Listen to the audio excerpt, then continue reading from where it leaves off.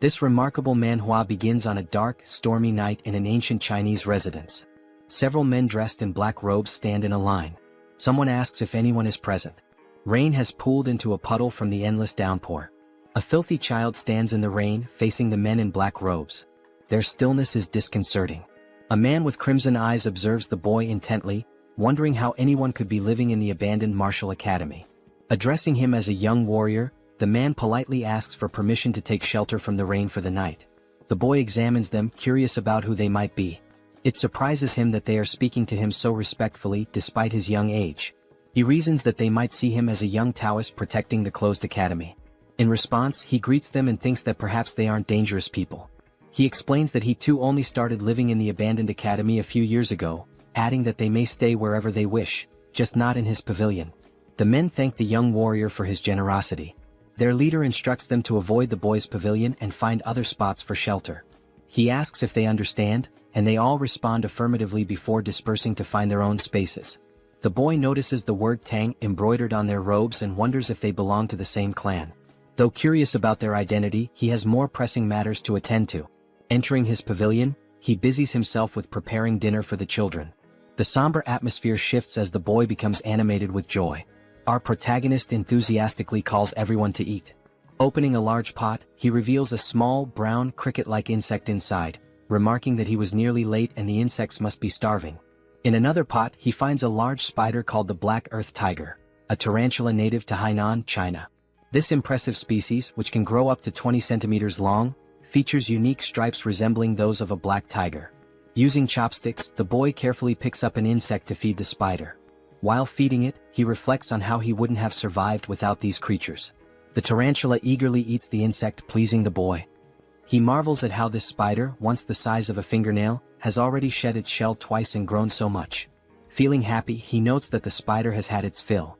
Next, the boy opens a drawer to reveal an orange lizard with white stripes, a bewangling cave gecko. This species is native to the region and recognized by its striped body and tail. The boy recalls how difficult it was to acquire such creatures in his previous life when he lacked money. Now he can find them everywhere. His life is filled with joy as he watches over them. While feeding the gecko, it bites his finger. Yelling loudly, he waves his hand to shake it off, but the gecko clings stubbornly. This incident reminds him of his past. Before inhabiting this body, the boy was a streamer named Spicy Fabry, a professional biologist with over 1 million subscribers. His content focused on venomous creatures, and his final live broadcast became his undoing. In a quest to showcase the 10 most dangerous vipers, he embarked on a journey to find the black mamba, known for its aggressive nature. During the live stream, he lamented that he couldn't find the snake and decided to take a break. Viewers joked about the possibility of it being in his house, but to his shock, the black mamba was indeed there, curled up on his refrigerator. Before he could react, it bit him and he died instantly during the broadcast. Returning to the present, the boy pouts, reflecting on the irony of his death after such an exhaustive search. Meanwhile, an elderly man in a black robe knocks on the pavilion door. Thanking the boy for his kindness, he invites him to share their meal, a freshly caught deer. Excited at the prospect of eating proper meat rather than snakes or lizards, the boy eagerly accepts the invitation. The group gathers around a bonfire as the deer cooks. Noticing the boy's intense gaze at the food, the elder reassures him that it will take time to cook. To pass the time, he begins asking the boy questions about his age and living situation. Embarrassed but obliging, the boy answers his inquiries. The boy felt embarrassed when he realized he'd been staring at the deer for too long. Allowing the elder to ask his questions, he listened attentively. The elder wanted to know if the boy lived alone and how old he was. Unsure if he was 14 or 15, the boy decided to fabricate a story, claiming that a childhood head injury had left him with poor memories. When asked if he was staying there by himself, the boy confirmed, explaining that he lacked any real talent and survived by catching snakes and selling their skins. The elder expressed disbelief that the boy engaged in such dangerous work, but the boy simply shrugged, saying he was used to it. Just then, someone brought over some cooked meat for them to eat. An old man commented on how hungry the young warrior must have been.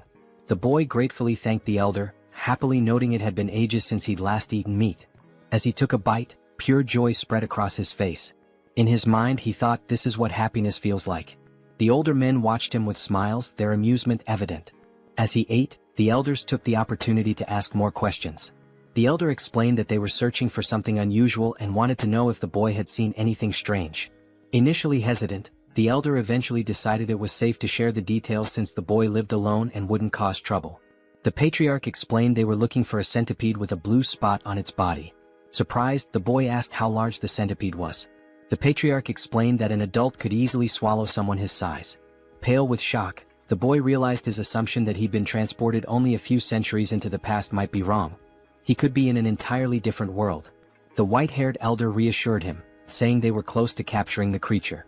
Curious, the boy asked if they intended to keep it as a pet. The question amused the elders, and the white-haired man burst into laughter. The patriarch chuckled, commenting on how funny the young warrior was.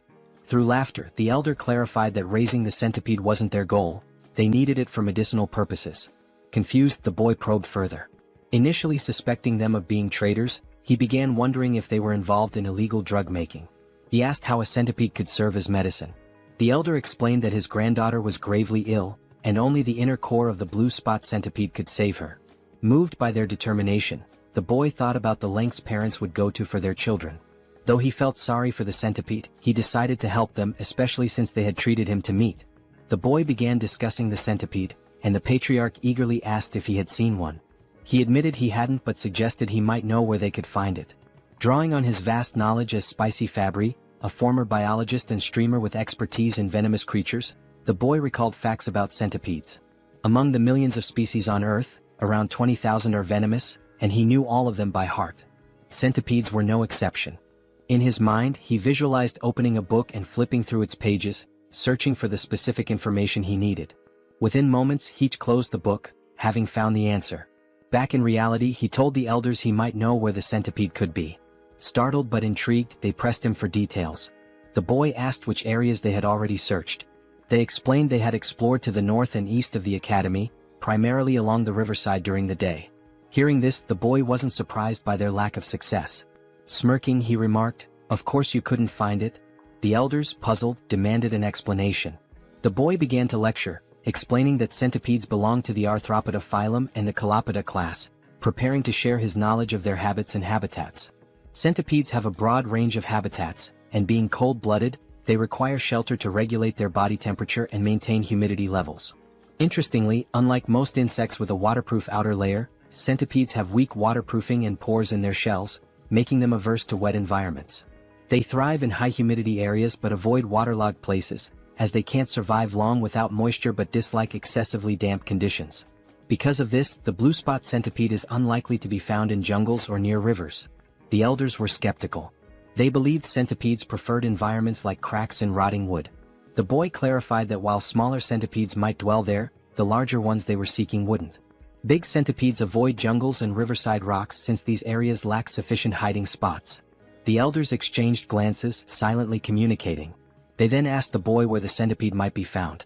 Promising a significant reward if he helped, the boy smiled and pointed westward, suggesting they search the Rocky Mountains in that direction. He explained that large centipedes rest under warm rocks during the day and come out at night. A few hours later, the search party scoured the Rocky Mountains. The patriarch climbed a tall, narrow rock, observing the surroundings. One of the men suggested that the young warrior might have been mistaken. The patriarch decided to end the search for the day, signaling the team with an arrow. As the men gathered around a bonfire, they were visibly exhausted but still clung to hope, trusting the boy's intelligence. The patriarch, deep in thought, eventually spoke, his voice heavy with emotion. He lamented that his daughter, Huayun, was the greatest talent in the Tang family's history and questioned why the heavens seemed to abandon her. Suddenly, a voice announced the Grand Patriarch's return. The patriarch welcomed him and they gathered around the fire. The Grand Patriarch confirmed that he too had failed to find the centipede. With Huayun's condition worsening and only a few months left, he doubted they could locate the creature in 10 days. A heavy silence fell. The patriarch suggested exploring the southern region the next day. The Grand Patriarch agreed but added that they hadn't found any traces so far. Hearing this, the patriarch suddenly burst into laughter, realizing something he had overlooked. He exclaimed that they were indeed in the right place. The Grand Patriarch was puzzled and asked if he had seen anything. The patriarch replied no, but the Grand Patriarch elaborated. He explained that the complete absence of traces, no animals, droppings or markings, was a sign that the centipede might have cleared the area. The realization struck the patriarch. Territorial animals might have fled or fallen prey to the centipede. Confident, the Grand Patriarch assured him that the blue spot centipede was definitely nearby. Their hope to save Huayan reignited. Suddenly, the ground beneath them began to shake. Cracks appeared and the bonfire area started to crumble. To their horror, a massive limb emerged from the earth, followed by another. The men froze in terror as the enormous blue spot centipede revealed itself. Even the Grand Patriarch looked unsettled. Back at the academy, the boy grumbled about the chaos. He wondered how massive the centipede must be to cause such a commotion. Being a venomous animal enthusiast, he was both annoyed and curious, wishing he could see the creature himself. At the Rocky Mountains, the battle against the centipede raged on. The men eventually triumphed, though not without sustaining injuries. They successfully retrieved the centipede's core, a shimmering blue gem safely stored in a wooden box. Overcome with emotion, they wept, knowing they could finally save Huayan. The Patriarch instructed the Grand Patriarch to lead the injured warriors to Sichuan for treatment. When asked why he wasn't coming, the Patriarch explained, "Grudges are carved in blood, but favors are carved in stone. That's the way we live." In summary, they still had matters to resolve. The Grand Patriarch finally understood and admitted how he had nearly made a grave mistake by focusing solely on Huayan. He agreed it would be appropriate to welcome the young warrior as a guest and grant his requests. The Patriarch instructed the injured warrior to receive treatment in the village while he went to visit the young warrior. He considered that the young warrior might also be curious about the recent events. Meanwhile, the young warrior was casually enjoying the company of 3 small yellow Pokemon-like creatures. The young warrior found himself in a peculiar situation. He had unexpectedly become the father to 3 blue spot centipedes. These tiny creatures, resembling caterpillars, were undeniably cute, especially as they affectionately rubbed against his face. Looking at the pot, a memory flashed in his mind. When he had brought the eggs home, he cleaned them and placed them on his nightstand. By the time he woke up, they had all hatched. 1 centipede happily rested on his head. Although the young warrior had anticipated the eggs might hatch, he hadn't expected it to happen so quickly. He tried to remove the centipedes clinging to his shoulders, but they refused to let go, treating him as their parent. A flashback revealed what had transpired the previous night. Driven by curiosity about the massive blue spot centipede, the young warrior had ventured into its lair, despite knowing the risks. During his search, he accidentally kicked an insect in frustration, causing him to lose his balance and drop his torch. Thankfully, the 3 eggs he had collected remained safe. Relieved that the rain had stopped, he realized how lucky he had been to retrieve the eggs without losing them. Determined to protect the eggs, he hurried back home, promising them a proper bath once he arrived. Back in the present, the young warrior felt satisfied that even though he couldn't see the live adult centipede, he had managed to save its offspring. He reminded himself that they wouldn't need food until after their second molting, but it was a challenge dealing with them constantly clinging to his body. Thinking of a solution, he smirked and decided to take a shower, hoping the water would make them leave him alone. Elsewhere, the elder patriarch arrived at the academy and approached the pavilion. Knocking on the door, he called out to the young warrior but received no response. After a brief hesitation, he turned the knob and entered the room. Inside, he noticed herbs, jars, and medicines, which made him wonder if the young warrior was a healer. Feeling it was intrusive to enter uninvited, he decided to leave, but the rustling sound from a pot caught his attention. Curious, he opened the pot and found a spider inside. His gaze shifted to the drawers where he discovered a gecko. Checking another pot, he saw beetles, alongside eggs and dried snakes scattered around. The elder was astounded. He couldn't comprehend how the young warrior managed to raise such venomous creatures and their offspring. Even the Tang clan, well-versed in handling poisons, had only been able to extract venom, not cultivate eggs like this. The elder realized his encounter with the young warrior was the true stroke of luck, far beyond the centipede's discovery. As the young warrior appeared and greeted him, the elder noticed the boy's concern about his bandaged arm. Dismissing it as a minor injury, the elder began to share something important but was interrupted by a sudden ominous energy. An explosion rocked the entrance behind them, and a shadowy figure began to emerge. As its form became clear, it resembled an ogre with a single eye and burned scars on one side of its face.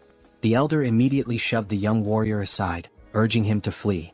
The young warrior was caught off guard and confused. The monster let out a deafening roar and moved with alarming speed, attacking with its hand. The elder blocked the strike with his uninjured arm, enduring immense pain. The monster retaliated, throwing the elder back and sending him crashing into the ground. The area filled with dust as the elder struggled to catch his breath, coughing up blood. He realized the monster's strength rivaled that of his own father. He desperately told the young warrior to escape, but when the dust cleared, the scene revealed the young warrior being held in the air, choking as the monster gripped him tightly. The young warrior gasped for air as the monster roared with laughter. The creature mocked him, claiming he had heard that members of the Tang clan had arrived in Hainan. It sneered, saying no one could have imagined that the son of the myriad poison's divine sovereign would end up wounded and alone. The elder calmly retorted that he had no idea who the monster was and demanded to know why both he and the young warrior were being targeted. The creature scoffed, asking if its disfigured face and powerful fists didn't make it obvious. It then introduced itself as Taken Yang, the blood hand Rakasa, and blamed the elder's father for its mutilated appearance. The elder recognized the name. He recalled hearing that Taken Yang had been struck by a poison palm and fallen off a cliff, presumed dead. Yet here he was, alive and seething with vengeance. The elder tried reasoning with him, pleading for the release of the young warrior and offering his own life in exchange. But Taken Yang refused, vowing to annihilate anyone associated with the Tang clan.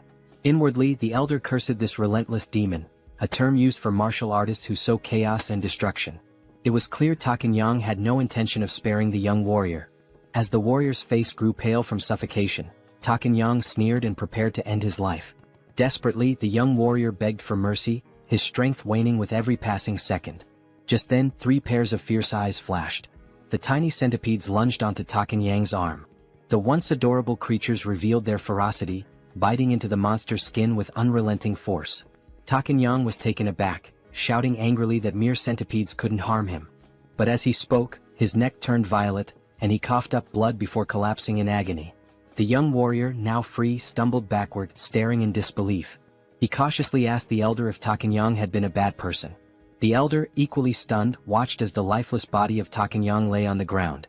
Slowly, his shock turned into a wide grin as he realized the young warrior was far more extraordinary than a mere guest. The elder thought to himself that this boy must join the Tang clan. A few days later, the elder was recovering, and the young warrior diligently cared for him, placing a damp cloth on his forehead. The elder expressed his gratitude, but the young warrior suggested instead that he tell him the whereabouts of his companions so he could check on them. Realizing he couldn't leave the elder alone and that calling for a doctor wasn't an option, the warrior stayed. The elder reassured him, saying he would recover with rest, but the warrior remained skeptical, bewildered at how calm the elder could be after such severe injuries. When the elder explained that martial artists had extraordinary resilience, the young warrior was incredulous. He asked if martial artists could fly and shoot fireballs. The elder chuckled and admitted that while not everyone could, it wasn't entirely far-fetched. The young warrior marveled at the strangeness of this world, acknowledging that things like giant centipedes only made sense here. The elder formally introduced himself as Tang Kailson of the Sichuan Tang clan, and the young warrior introduced himself as Wei Soryang. Kailson noted the meaning of Soryang's name, small dragon, and remarked that it was fitting. Curious, Kailson asked if the centipedes on Soryang's body were venomous. Soryang casually rubbed one of the centipedes' bellies and confirmed that they were blue spot centipedes. The revelation made Kailson leap from the bed in shock. He asked if Soryang had tamed them and how he had managed such a feat. Soryang smiled and replied that it was a long story. When Kailson insisted he didn't mind, Soryang began recounting how he had raised the centipedes from eggs. When the story concluded, Kailson could hardly believe it and asked for confirmation. Soryang proudly affirmed that he had indeed raised them from eggs, predicting their hatching with precision. Still reeling, Kailson watched as Soryang opened a drawer and pulled out 2 lizards. The young warrior eagerly displayed them, pointing out the differences. One had a brown body with yellow and white stripes, while the other, a product of selective breeding, had a plain brown body and a white tail. Kailson asked if Soryang had intentionally bred the lizards for their coloration. Blushing slightly, Soryang happily admitted that he had, simply because he found it beautiful. Kailson gathered his composure and asked if the young warrior could breed the most venomous creatures to produce even deadlier ones. Soryang responded with a surprised, "Huh?" In his mind he considered the possibility, it was theoretically feasible. He then explained to Kailson that if they could determine which creatures had the most potent venom, it might be possible. Before he could finish, Kailson exclaimed with excitement, "Really? That's possible?" His enthusiasm startled Soryang. Without hesitation, Kailson declared that Soryang should join his family immediately. This left Soryang completely bewildered. Kailson sweetened the offer, promising that by joining the family, Soryang would gain access to their martial arts techniques, rare elixirs, herbs, and any poisons he desired.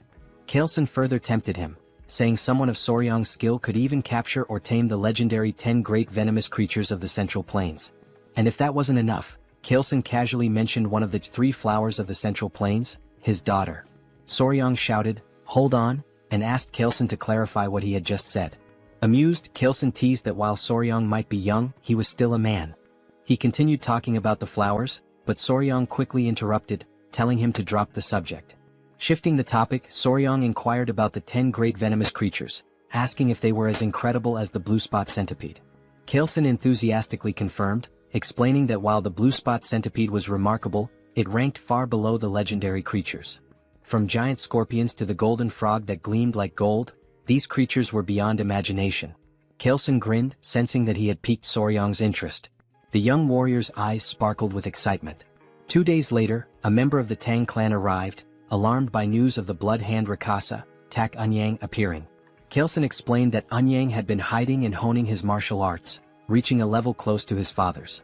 The Tang clan members speculated that if the patriarch had sent Anyang to his demise, it might mean he had reached the realm of 10,000 poisons.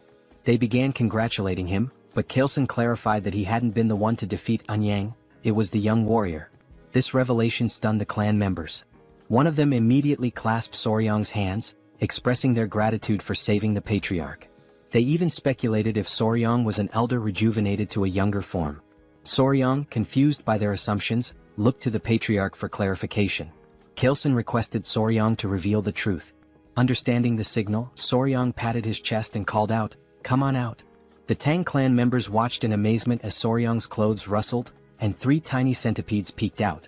Gasps of astonishment filled the room as the little creatures crawled forward. The clan members recognized them as blue spot centipedes, creatures known for their venom. Kailson explained that these centipedes had been the ones to defeat Anyang. The clan marveled at the feat, as taming such creatures was unheard of. Kailson then declared his decision to formally accept Soryong into the Tang clan, but Soryong hesitated, saying he needed more time to think. A clan member encouraged Soryong, emphasizing the great opportunity, while Kailson urged him to prepare quickly, hinting at something important they couldn't delay. Kailson then explained the sinister nature of Anyang's martial art, the blood hand poison claw, a dark technique requiring human blood and bone marrow to reach mastery. Soryong found it grotesque. Kailson continued, stressing that if Anyang had left behind secret scrolls or disciples, they needed to eliminate them to prevent the resurgence of such dangerous martial arts. He also mentioned the possibility of rescuing any captives. The patriarch then asked if Soryong would assist, considering his familiarity with Hainan Island. Soryong appeared pensive, realizing that joining the Tang clan would be a lifelong commitment. He thought to himself that before committing, it was essential to observe the clan's dynamics, just like assessing a workplace during an internship. Soryong agreed to help once the patriarch recovered. They praised his decision, but Soryong privately resolved to use the opportunity to evaluate the Tang clan thoroughly. After 3 days, Kailson was well enough to travel. Together, they journeyed to a village near an abandoned martial academy, suspected to be Anyang's base. There, they began investigating reports of missing villagers. An elderly man mentioned that 1 or 2 people typically go missing in the jungle each year, but there haven't been any patterns of regular disappearances. Chilson fell silent, lost in thought. They thanked the village chief for sharing the information. The chief replied humbly, expressing his honor in assisting the renowned patriarch of the Sichuan Tang clan. They then took their leave, though they hadn't uncovered any significant leads. As they made their way through the forest, Soryong remarked to Chilson that there didn't seem to be anything unusual about the village. Chilson explained that when Anyang had revealed himself, it had been in that area, but the exact location was difficult to pinpoint. Soryong found it equally strange that there were no traces left behind. Remembering Anyang's words, he suddenly had an idea. Soryong asked if Chilson recalled what Anyang had said when he appeared. Chilson admitted that he didn't, as he'd been knocked away by Anyang's attack at the time. Soryong reminded him that Anyang had claimed to have heard that the Tang clan had come to Hainan, implying someone had informed him of their presence. Soryong proposed they retrace their steps through the places the Tang clan had visited in Hainan and ask around with Anyang's portrait. The Tang clan members were taken aback by Soryong's quick thinking. It made sense that someone who had seen them would have tipped off Anyang. Energized by the idea, they set out immediately. Their journey brought them to a gloomy village. One Tang clan member reported hearing rumors at the Hainan port that this was the village they were looking for. Chilson confirmed it was a place where the Halai people lived, and he assumed they wouldn't be hostile. However, the village had an eerie, lifeless atmosphere. When the Tang clan called out, asking if anyone was around, a villager noticed them. The villagers appeared weak and sickly. An elderly man, possibly the village chief, approached while holding the hand of a frail little girl. 2 guards accompanied them, also looking unwell. Kailson introduced himself politely, while Soryong observed the interaction. He noticed how weak the child looked and how lifeless the villagers seemed. Soryong began suspecting something unusual, Many villagers appeared to have taken some kind of medicine. The chief denied that anything was wrong, insisting there were no missing villagers or unusual events. He abruptly told them to leave. When Chilson tried to point out the disproportion between the number of houses and the few people present, the chief cut him off, repeating that there was nothing of interest and urging them to leave again. Both Kailson and Soryong were puzzled. Kailson whispered to Soryong, wondering why the Halai people who should have been welcoming were acting this way. Soryong had no answer. Just then the little girl collapsed. Everyone was startled. The chief quickly cradled her in his arms, tears brimming in his eyes. He called out to her, saying she was his only remaining family and begging her not to leave him. The scene moved Kailson, who stepped forward and offered his help, explaining that he had some knowledge of medical arts. The chief hesitated and then asked if it was Central Plains medical knowledge. Kailson confirmed that, while he wasn't a physician, he had some expertise in medicine. The chief finally allowed him to examine the child. Before they entered, the chief explained that a plague had been spreading in the village, killing children and weakening healthy adults. He begged Kailson to try to save his granddaughter. Kailson promised to do his best. As they were ushered inside, Soryong asked a Tang clan member if the elder truly knew medical arts. The member explained that the Tang clan's deep knowledge of poisons also made them skilled in medicine. He added that martial arts training often begins with an understanding of one's own body, which includes medical knowledge. Soryong thought to himself that if he joined the Tang clan, learning medical arts would be far preferable to mastering their terrifying poison techniques. However, his thoughts were interrupted when the man casually mentioned that they sometimes tested poisons on captured criminals to study the effects. Soryong's expression turned comical as he realized this meant human experimentation, making him increasingly uneasy. Meanwhile, the streets of the village were eerily quiet. Inside one of the homes, Kailson sighed and explained that he had transferred some of his ki to the girl, stabilizing her breathing. The chief was overwhelmed with gratitude and begged them to save his only granddaughter. Kailson brought up an important point, noting that something seemed strange about the child's pulse. He asked if she had been born with a weak heart. The village chief explained that her illness began about 6 months ago. Not only his granddaughter but others in the village also started falling ill around the same time. They referred to it as a mysterious disease. That was why he initially told them to leave when they arrived at the village's entrance. Kailson reassured the chief, saying he would provide good medicine for the heart. He asked the chief to gather the villagers so they could distribute the remedy. Overcome with emotion, the chief burst into tears, expressing his heartfelt gratitude. Soryong quietly observed Kailson's actions with admiration. Later that night, as Kailson walked with Gu Pai, a member of the Tang clan, Pai acknowledged the effort Kailson had put into treating the villagers. Kailson thanked him before Pai inquired about the symptoms. Kailson explained they were unusual: lethargy, swollen eyes, mild fever, irregular pulses, but the most severe cases all involved heart issues. Curious, Kailson asked about Soryong's whereabouts. Pai replied that Soryong, likely exhausted from helping despite having no martial arts training, had gone to bed. Kailson agreed that it was understandable and decided to check on him. Pai offered to lead the way. When they entered Soryong's room, they found him sleeping soundly on the bed, with 3 centipedes resting in a basket nearby. Kailson observed from the doorway before suddenly stepping inside. Without hesitation, he raised his hand and slapped Soryong. Soryong jolted awake, clutching his stinging cheek, confused and in pain. He demanded to know why Kailson had hit him. Kailson, with a serious expression, apologized and explained there had been a bug on Soryong's face, and he had only wanted to get rid of it. Soryong looked at him skeptically but allowed Kailson to explain further. Kailson said he had come to check on him before going to bed but noticed the bug. In this region, venomous insects were common, so he had acted quickly to prevent any danger. He showed Soryong the bug, a large, unsettling creature. Soryong was startled by the sight and then seemed to piece something together. He asked Kailson if all the patients with different symptoms shared one common condition: arrhythmia. Kailson confirmed this. Soryong suddenly realized the source of the village's mysterious illness and pointed at the bug, declaring it the culprit. He identified the insect as a kissing bug, a member of the Reduviidae family. These bugs feed on blood, often biting near the eyes or lips, and are so discreet they can draw blood more quietly than a mosquito.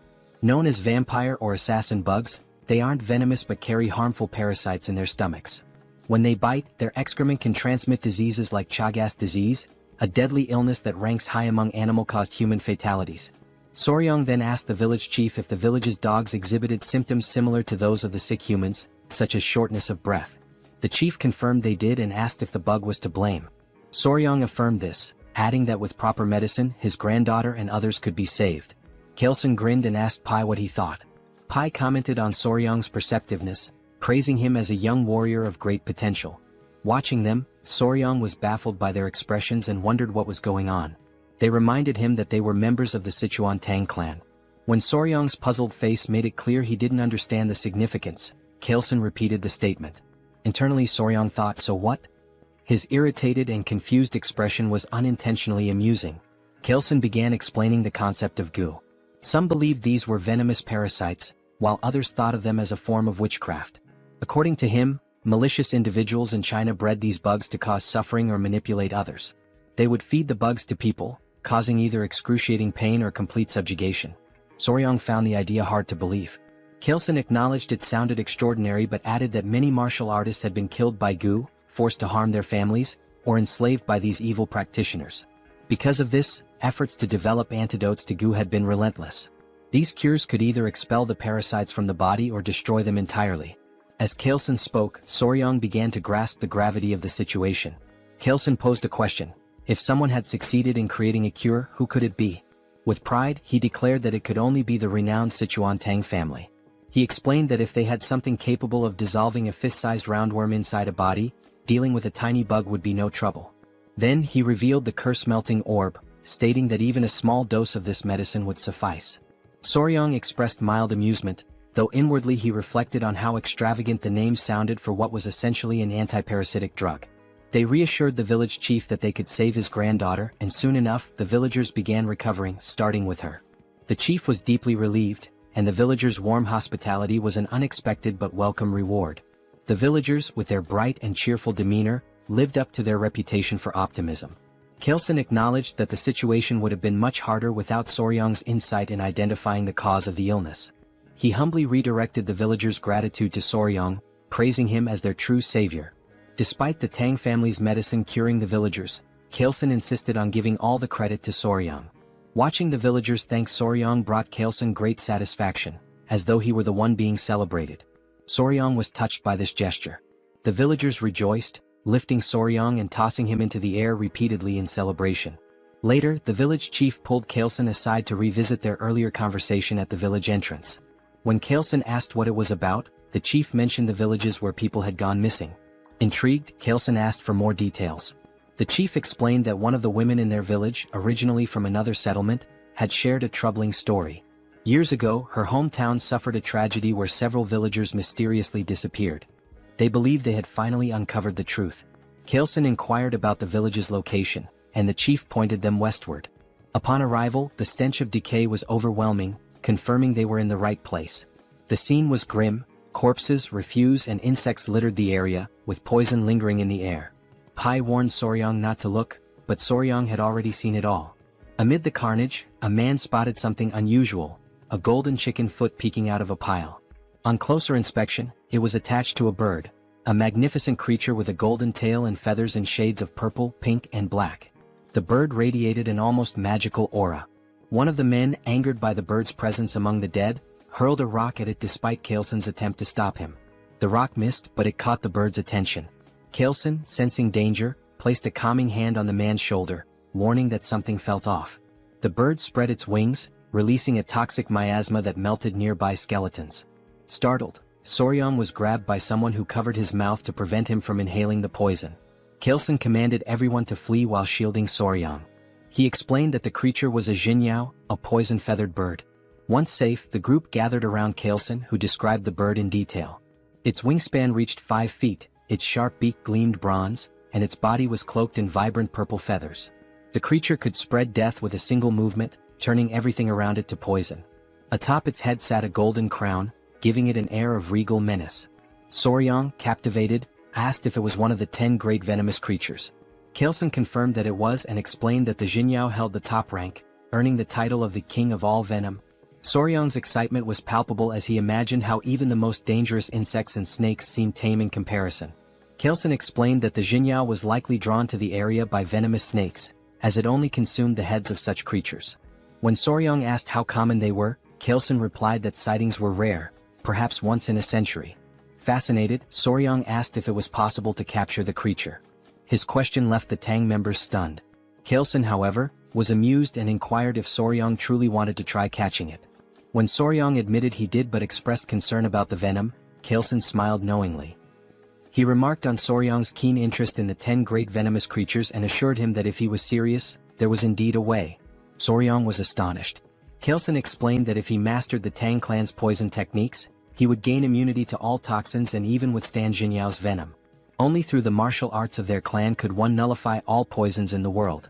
Kailsun, ever cunning, casually mentioned that their techniques are never taught to outsiders. Even if he wished to help as the patriarch, he couldn't break the clan's rules. Eagerly, Soryong asked if joining the family would grant him the right to learn.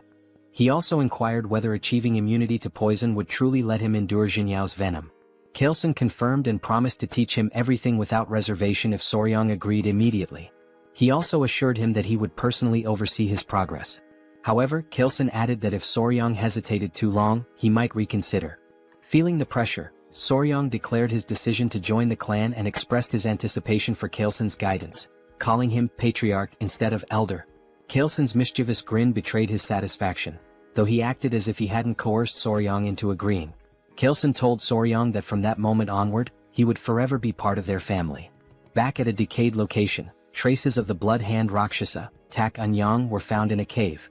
Footsteps led to a notebook discovered inside, which was brought to Kailsun. After scanning its contents, he confirmed it held the secret techniques of the blood hand poison claw. Soryong was unnerved, noting it was written in blood. Kailsun decided it was time to return. When Soryong asked if they were heading to Sichuan, Kailsun replied that it was the best course of action now that they had secured the blue spot centipede's core and the manual. Soryong requested a stop at the academy to release his friends and gather his belongings, which Kailsun approved. As they departed, Soryong glanced behind and noticed something unusual. Pointing it out, they discovered a shining purple feather from the Jinyao. They all stared at it thoughtfully. Kailsun picked it up and told Soryong it would serve as a keepsake to commemorate his joining the family. Soryong expressed interest and thanked him, but Kailsun corrected him, suggesting he change how he addressed him after the upcoming ceremony. Soryong wondered if it would be some kind of initiation ritual. Meanwhile, at the Tang clan, the Grand Patriarch Tang Musong had finally returned.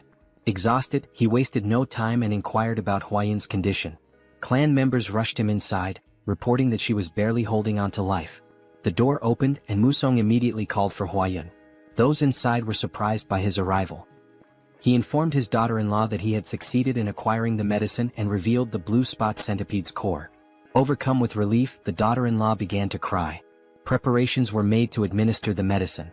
Musong was deeply moved by Huayan's pained expression, thankful he had hurried back in time. At his daughter-in-law's urging, Musong gave the medicine to his granddaughter. A radiant blue light enveloped her as he placed a finger on her wrist to check her pulse. Everyone anxiously hoped for her to open her eyes, watching and waiting. Meanwhile, Soryong felt groggy, marveling at the vastness of the Central Plains, which far exceeded his expectations. The journey had taken over a month and a half, beginning with a boat ride from Hainan to Hangzhou and continuing through Nanjing before finally arriving in Sichuan. At the residence of the Sichuan Tang clan, Pai excitedly announced their destination to Soryong. Standing at the grand entrance, Soryong gaped as he learned the entire mountain belonged to the Tang clan, aptly named Tang Clan Mountain. He swallowed nervously, overwhelmed by the sight. Immediately, members of the Tang clan emerged to greet the patriarch. Soryong was astonished by their sheer numbers, wondering if all of them belonged to the Sichuan Tang clan. Among the crowd, a girl in a red dress ran toward them, her face lit with tears of joy as she called out for her father. It was Huayan. She embraced her father tightly, crying tears of relief. Soryong meanwhile was spellbound. Her radiant beauty left him speechless, surpassing even the celebrity he had once been involved with in his past life. Chilsun, pleased to see his daughter alive, introduced Huayan to Soryong. Dazed, Soryong struggled to piece together Chilsun's earlier comments, muttering something about weeds or grass before Chilsun corrected him. It was all about the flower. Huayan's cheeks flushed red. Chilsun told Soryong that the girl beside him was the flower he had previously dismissed. Soryong was left dumbfounded. He recalled their earlier conversation about the flower and felt a wave of embarrassment. In that moment he knew he had made a grave mistake. He never imagined he had overlooked the chance of being with such a beautiful woman, the only daughter of the Sichuan Tang clan, famously known as the venomous flower Tang Huayan. Since childhood, Huayan carried a hidden emotional weight. She once overheard elders discussing her. While they were uncertain of her talent, they agreed her beauty was exceptional, enough to rank her among the 3 flowers of the Muram. The conversation shifted to finding her a suitable husband. One elder mentioned suggesting the patriarch take a second wife, but the patriarch had declined, leaving him baffled. Hearing this, Huayan resolved to prove herself to the clan by excelling in their martial arts. She wanted to show that even as a woman she could contribute greatly to the family.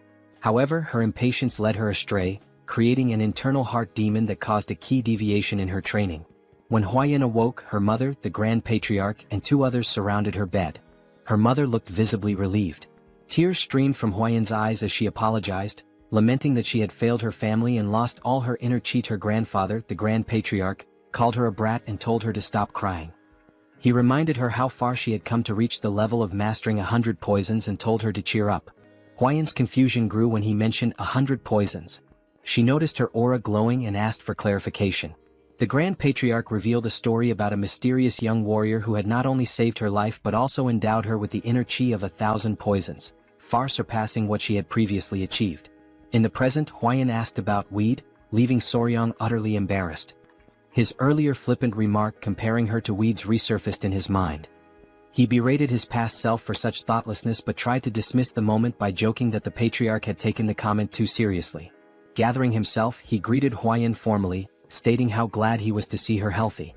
Huayan introduced herself as Tang Huayan, also known as the Venomous Flower. She expressed her gratitude, promising never to forget the life-saving favor he had done for her. Soryang, entranced by her beauty, struggled to form coherent thoughts. Kaleson interrupted, asking Soryang what he thought of his daughter. To Soryang's shock, he heard a voice in his head, realizing it was some form of sound transmission. Kaleson teased, asking if Soryang agreed that Huayan was stunning and hinted at the possibility of them growing closer. Later, Soryang rested in a large bath, feeling utterly drained. Nearby, the centipedes he had cared for were sleeping peacefully in a basket. He noticed one waking up and, surprisingly, smiling at him. Despite their intimidating appearance, they seemed to understand his words when he warned them about the hot water, willingly staying in the bucket as he suggested. Amused by their behavior, Soryang recalled Pai's mention that centipedes were spiritual creatures. He made a mental note to learn more about them later. However, Kaleson's earlier remarks about Huayan lingered in his mind, leaving him restless.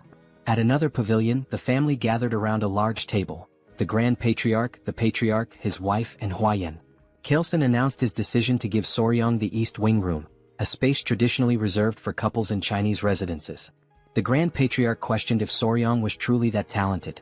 Kaleson confirmed, explaining that Soryang's remarkable abilities went far beyond mere chance encounters. He elaborated that Soryang not only possessed unparalleled knowledge of venomous creatures but also defeated Ouyang, encountered legendary spiritual creatures, and even hatched the blue spot centipede eggs himself. The Grand Patriarch commented on the Patriarch's luck in finding such a treasure. The conversation then turned to Huayan. Kaleson told his daughter that he wished to make Soryang his son-in-law, asking for her opinion. As Huayan processed her father's words, realization dawned on her. She grew quiet. Huayan wanted to prove that she could bring greater value to the clan now that she possessed the 1,000 poisons constitution, surpassing the mere 100 poisons constitution. She responded that as a member of the Tang clan, she understood her father's intentions. However, she declared that it was her responsibility to determine if the young warrior was truly deserving of her. Without waiting for a reply, she dashed out of the room, leaving behind an awkward atmosphere. In Kaleson's mind, he thought the young warrior ought to be cautious. Though his rose was stunningly beautiful, her thorns were equally sharp. Huayan ran swiftly, her emotions in turmoil. Now that she had achieved the 1,000 poisons constitution, she was determined not to stop there. She knew that unless she pushed further, the elders would never fully recognize her. She resolved to evaluate the young warrior thoroughly, from his abilities to his character. Meanwhile, Soryang was lost in thought, contemplating how to navigate the situation. He suspected Huayan might harbor resentment toward him. Half-jokingly, he asked his centipedes, his kids, for advice. Suddenly, Huayan appeared before him, stunning him completely. She was breathtaking. Side note: the art style here is so vivid it feels like a scene straight out of a classic manhwa. Back to the moment, Huayan quickly excused herself, saying she was in a hurry, and asked for his hand. Soryang extended his hand hesitantly, blushing as he did so, feeling like a loyal pet offering a paw. Trying to lighten the tension, he suggested that they should only do such things after getting closer, as there's a proper order to such matters. Huayan froze for a moment before understanding his misunderstanding. Her face turned beet red as she corrected him, insisting that wasn't her intention at all. Realizing his mistake, Soryang felt a wave of embarrassment. Huayan sighed and clarified again, explaining that she had only wanted to check his pulse. She apologized for startling him by suddenly asking for his hand. Sitting beside him, she admitted that her approach had been abrupt and assured him that she only wanted to explain some things. Soryong listened attentively. Hwayan began recounting her struggles, sharing how, as the Tang clan's sole direct descendant, she constantly faced schemes from the branch families. To secure the family's future, the elders had decided to seek a capable son-in-law. They even considered how Soryong's role within the family might change should he join. She apologized in advance for needing to confirm something but assured him that no matter the outcome, she would treat him with respect as her benefactor, potentially even as a sworn sibling. Soryong reassured her, offering his hand again and saying she was free to confirm whatever she needed. Hwayan placed her hand on his wrist, emitting a faint blue aura as she assessed his pulse. She explained that the Tang clan's martial arts were unique. They required practitioners to adapt to toxins gradually as their internal energy grew. The poisons were ranked: 5 poisons, 10 poisons, 100 poisons, 1,000 poisons, and finally 10,000 poisons. To her surprise, Soryong's body could adapt to 10 poisons, a rare feat for someone not born into the Tang clan. However, it was only 10 poisons, which meant his aptitude would place him at the level of a first-rate martial artist but no higher. She explained that this was the pinnacle someone without innate talent could reach. She then took her leave, leaving Soryong deep in thought. Alone, Soryong mulled over the revelation. A 10-poison body? His face paled at the implications. It might mean he couldn't capture the Jinyao, a crucial goal for him. Hours later, Hwayan stepped out of her bath. Despite washing multiple times a day, she noticed her body emitted a strange scent ever since she had absorbed the blue spot centipede's inner core. Dressing herself, she wondered if it was some sort of punishment for her ungrateful words toward her savior. Meanwhile, Soryong was fast asleep, dreaming of a conversation with someone who thanked him for his kindness. It was Hwayan, or so it seemed. When he asked if it was a dream, the figure explained that while it felt dreamlike, it was not. The entity revealed herself as the blue spot centipede, borrowing Hwayan's appearance to avoid startling him. She introduced herself as the mother of all the creatures Soryong had encountered. Just then, 3 small girls appeared, and Soryong deduced that they were the centipede's offspring. He asked her how she managed to appear in his dreams. She explained that after being mercilessly killed, leaving her children behind, her lingering grudge reached the heavens, and her spirit became trapped in her inner core.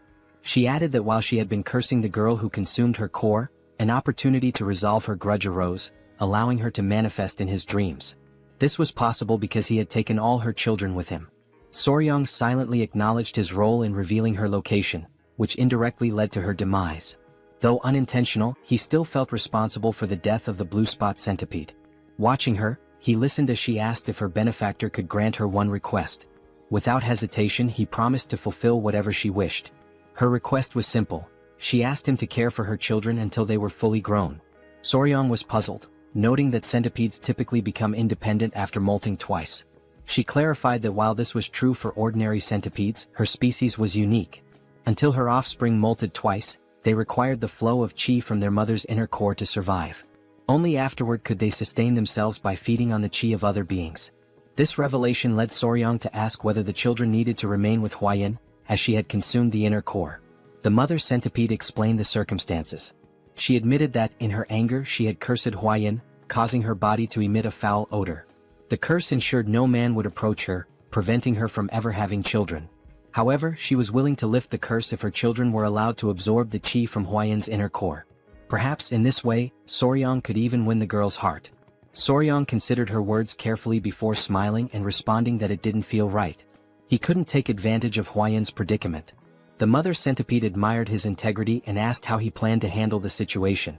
She reminded him that Hwayan sought strength in a man, and she couldn't magically procure the inner cores of the 10 great venomous creatures to aid him. This sparked an idea in Soryong. He asked her to trust him, assuring her that everything would work out. The next day, Soryong and Hwayan sat side by side. Hwayan now understood that the strange smell emanating from her body was due to the blue spot centipede's inner core. Soryong explained that by attaching the centipedes to her body every few days and letting them absorb the qi, the odor would naturally fade away. Hwayan hesitated before asking if he was truly okay with helping her without asking for anything in return. She knew he could easily demand compensation for his assistance. Soryong smiled and told her he couldn't bring himself to exploit a woman's difficult situation, refusing to act shamelessly. Hwayan was surprised by his response and felt guilty. She told him she couldn't continue accepting his kindness without offering something in return. Her father's words began to weigh more heavily on her. Seeing Soryang's selflessness made her realize that qualities beyond talent or martial prowess were important. Soryang then shared his own thoughts. Referring to her earlier remark about his 10-poison body, he revealed an ambitious plan. Since he could only absorb 10 types of toxins, he resolved to fill those slots with the toxins of the 10 most venomous creatures in the Central Plains. Hwayan was shocked, interpreting his words as a bold declaration to become the strongest under the heavens, all for her sake. The thought made her cheeks flush. For Tang Hwayan, one of the 3 flowers of Murim and the venomous flower of the Tang clan, this was the first time a man had made such an audacious confession to her. Blushing, she asked if he realized what he had just said. Soryang, confused, replied that he didn't. Hwayan told him the path he spoke of would be incredibly difficult and demanding, potentially requiring 10, 20, or even a lifetime of effort. Soryang's face fell as he worried aloud about how long it might take, amusing Hwayan as she continued to blush. Then, with growing embarrassment, Hwayan brought up that Soryang was only 15 years old. She told him that in 3 years, when he came of age and was ready for marriage, if he succeeded in defeating even one of the 10 great venomous creatures by then, she would consider it. Blushing deeply, she admitted that if he succeeded, there might even be a possibility of a wedding. She cheered loudly, saying she would be rooting for him, then bolted away. Soryang was confused and called out to her. She stopped, turned around, and asked if there was anything else he wanted to say. He suggested that she get some rest and stay for a couple of hours. Embarrassed, she hesitated but eventually returned. He reassured her there was no need to worry since the little centipedes wouldn't bite. Gathering his kids, he told them to go to their mom instead of their dad. Hearing this made Hwayan's face flush as red as a tomato. She asked him what he meant by calling them mom and dad, but Soryang quickly clarified that it wasn't what she thought. Meanwhile, Chilson, his wife, and Muziang were seated at the table discussing the young warrior's exceptional talent and how it seemed to have failed to win their daughter's heart. Muziang asked if anyone had seen them earlier that morning. He remarked that it seemed like something was developing between the two. Hwayan's mother speculated that her daughter might have rejected the young warrior. The men pondered deeply. Muziang commented that forcing a marriage wouldn't be right and suggested allowing their feelings to grow naturally. Hwayan's mother proposed having Hwayan oversee the young warrior's martial arts training to spend more time together, believing it could help them bond. Chilson agreed it was a solid plan. Muziang added that they could consult the elder healer sage to see if he could bestow the purifying elixir of marrow and essence to enhance the young warrior's aptitude. Chilson was surprised, noting that such an opportunity hadn't even been extended to Hwayan, so they shouldn't get their hopes up. Muziang acknowledged the point. At that moment, Hwayan appeared outside the door, announcing herself. Chilson invited her in and asked what brought her there at that hour. She blushed, surprised to see the 3 of them together. She said she had something to share, blushed again, and then, all at once, declared she would do as her father had suggested. Chilson was taken aback and asked what she meant. Her mother invited her to sit and asked if she was implying that the young warrior had caught her interest. Embarrassed, Hwayan couldn't respond. Chilson pressed her further, curious about the sudden change since she had previously shown little interest in him. Gathering her courage, Hwayan explained that Soryang had told her he would become the greatest in the world for her. He had promised. Chilson, astonished, asked her to elaborate. She added that although Soryang's innate talent was limited to a 10-poison body, he vowed to make up for it by defeating the 10 great venomous creatures for her sake. Muziang laughed heartily, calling the young man bold. Chilson was stunned, while Hwayan's mother was impressed, remarking that it was rare to find such a determined suitor. Hwayan admitted that although her heart was inclined, she had told Soryang she would only agree to marriage if he could capture one of the 10 great venomous creatures before coming of age. Her father joked that she should have raised the bar to 3 creatures, while her mother commented that men often miss subtle hints. Hwayan asked if she should go explain it to him. Her mother advised against it, reasoning that if Soryang didn't realize their tacit approval, he would only work harder. Muziang suggested treating him as a prospective son-in-law while pretending they were undecided, confident that his efforts would naturally lead him to become part of the family. Meanwhile, the mother centipede praised Soryang, telling him he had completely won Hwayan's heart. Soryang replied that success came down to determination and persistence. She smiled warmly at him, calling him her benefactor. She then informed him that her lingering resentment had been resolved and her soul would soon ascend to the afterlife. Before departing, she offered to grant him one last request, within her ability to fulfill. Soryang paused to think and then asked if he could examine her body. The request made her feel shy, though she believed it was to be expected from a man. She assumed he was succumbing to human desires and reluctantly began revealing her shoulder, preparing to undress. Startled, Soryang quickly asked if she really needed to take her clothes off. Blushing deeply, she hesitated and asked if she shouldn't. Soryang hastily clarified that it wasn't what he had meant, further deepening her embarrassment. It was amusing to see the children covering their eyes. Soryong clarified that he only wanted to see the true appearance of a blue spot centipede. Realizing his intention, the centipede's mother hesitated, feeling a mix of dread and anticipation. Smoke enveloped the area, and she revealed her true form. Soryong gasped, overwhelmed by her magnificent and enormous appearance. His excitement was palpable. Without waiting for permission, he reached out to touch her, marveling at her size and asking endless questions. Was her body waterproof? How strong was her venom? Could he touch her legs, her antennae, even her fangs? The sheer enthusiasm in his voice was undeniable. The children continued covering their eyes, which only added to the charm of the moment. The centipede mother was slightly embarrassed by his passionate curiosity, particularly when he insisted on touching her fangs despite her warnings of their danger. She began to wonder if her daughters would truly be safe with a man like Soryong, whose touch carried an unusual energy. She couldn't help but laugh, finding it odd yet endearing how he drooled slightly while running his hands over her. Later, Chelson invited Soryong for tea. Chelson revealed that he'd learned everything from Wyan and declared that Soryong would be accepted as their son-in-law. Surprised, Soryong tried to clarify that he thought the arrangement was conditional and would require 3 years to finalize. Chelson dismissed his concerns, stating the marriage would naturally happen when he came of age. Wyan's mother warmly welcomed Soryong into the family, referring to him as her son-in-law. Mu Seong expressed his satisfaction, noting that Wyan had found an exceptional partner and that their clan would thrive even more. Soryong glanced at Wyan, perplexed by how quickly things had progressed. Despite his confusion, he decided to play along and replied politely that he looked forward to their guidance. When Mu Seong suggested getting started immediately, Soryong grew curious. Chelson explained that before Soryong could learn the Tang clan's poison arts, he must first experience the Hall of 10,000 Poisons. With a sly grin, Chelson assured him it was something he would undoubtedly appreciate. The family led Soryong to the hall, a place of great significance to the Tang clan. Soryong, excited by the prospect, assumed it was a treasure trove of poisons. However, as they walked, his attention drifted to Wyan's side profile. He couldn't help but admire her beauty, likening the moment to a living portrait. His obvious admiration didn't go unnoticed by his in-laws, who exchanged amused glances. Chelson teased him, joking that if Soryong kept staring at his daughter like that, he might wear out her face. He reminded him that Wyan was his woman now, yet Soryong gazed at her as though she were still untouchable. Wyan's mother chimed in, noting that Soryong seemed utterly captivated by her. Both Wyan and Soryong turned crimson with embarrassment. As they approached the hall, 3 men stood before a massive iron door.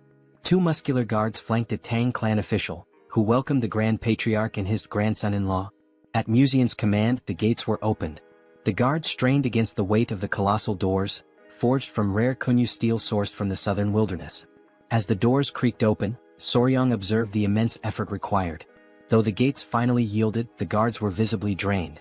Amused by their struggle, Soryong couldn't help but think how over-the-top the security was for something reminiscent of the Middle Ages. Chelson, noticing Soryong's concern, explained that the Kunyu steel was renowned for its unmatched durability. The Hall of 10,000 Poisons lay before them, and Soryong braced himself for what awaited inside. Even opening the gate was considered a privilege. Once inside, they arrived at the treasure vault where the Tang clan of Sichuan safeguarded its vast collection of poisons. This remarkable repository, known as the Hall of 10,000 Poisons, housed an incredible variety of toxins. Museon cautioned Soryong to be careful and avoid touching anything recklessly. Soryong nodded, affirming his understanding, but he couldn't help confirming whether the hall truly contained 10,000 poisons. Chelson chuckled, explaining that the poisons were meticulously classified into categories like paralysis poisons, sleep poisons and countless others. The elders, always playful, decided to tease the young pair. Chelson suggested that Wyan explain the poisons to Soryong, knowing he would enjoy learning from her. The suggestion made both Wyan and Soryong blush with embarrassment. Despite her awkwardness, Wyan accepted the task. Taking Soryong by the hand, she guided him to see the Tang clan's most potent poison. Wyan's discomfort was evident, while the elders watched the two with amused expressions. She began her explanation by pointing out the chi-dissipating poison, which rendered a martial artist's energy unusable with just a single inhalation. She advised Soryong to handle it with extreme care. She then introduced other deadly poisons: the alimentary canal necrotizing poison, the spirit-destroying poison, the bloody pulp poison, and even the infamous 7-step soul-snatching poison. Each was immensely powerful, but Wyan emphasized that the strongest poison of the Tang clan was something far beyond these. She handed Soryang a tiny seed. Confused, he noted to himself that it resembled a tiger bean.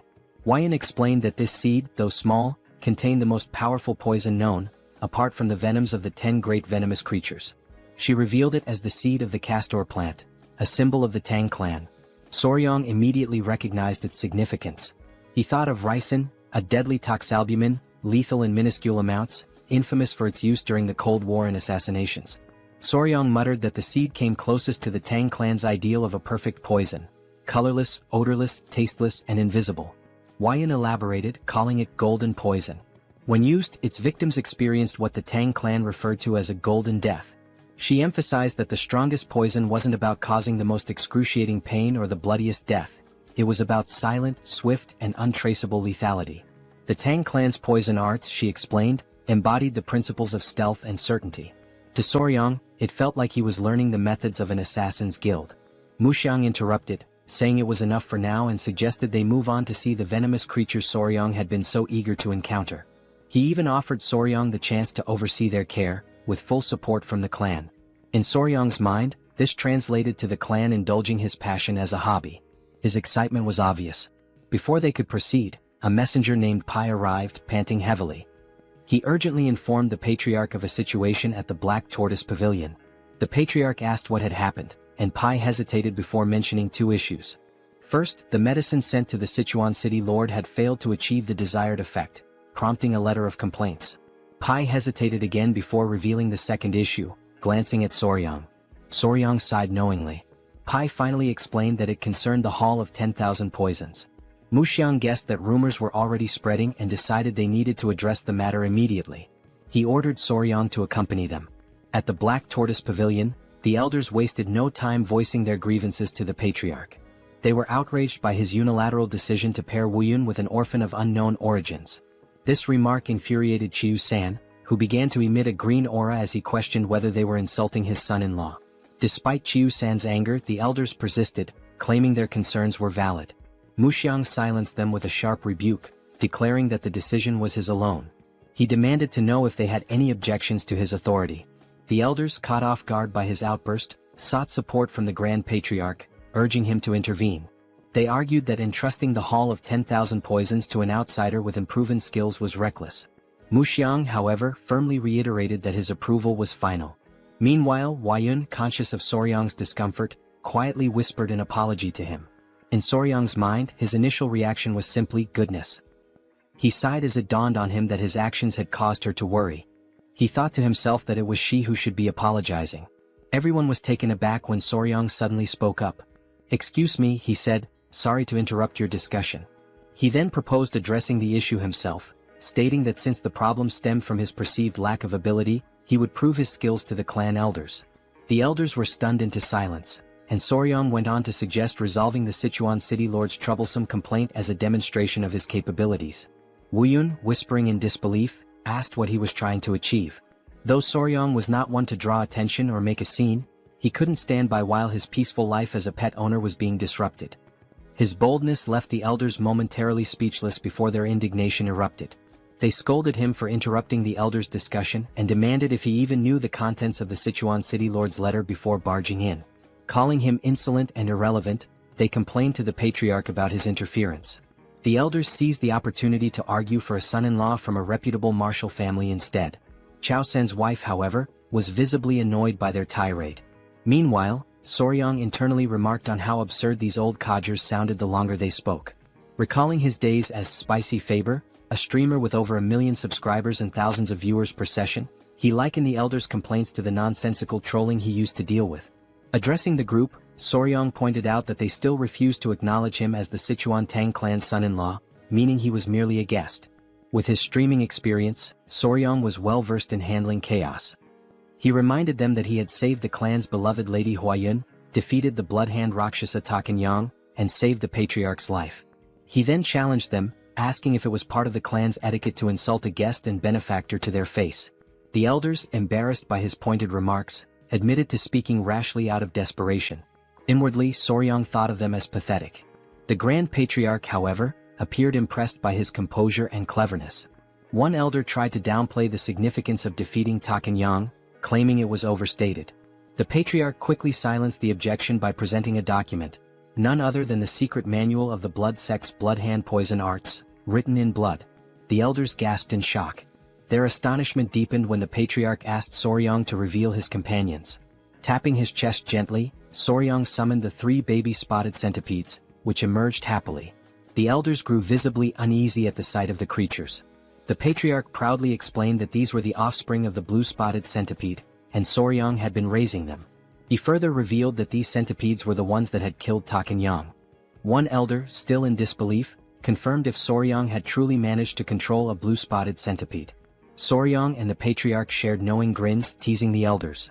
Chao San added that addressing Soryang as a young warrior instead of recognizing him as the clan's son-in-law was telling.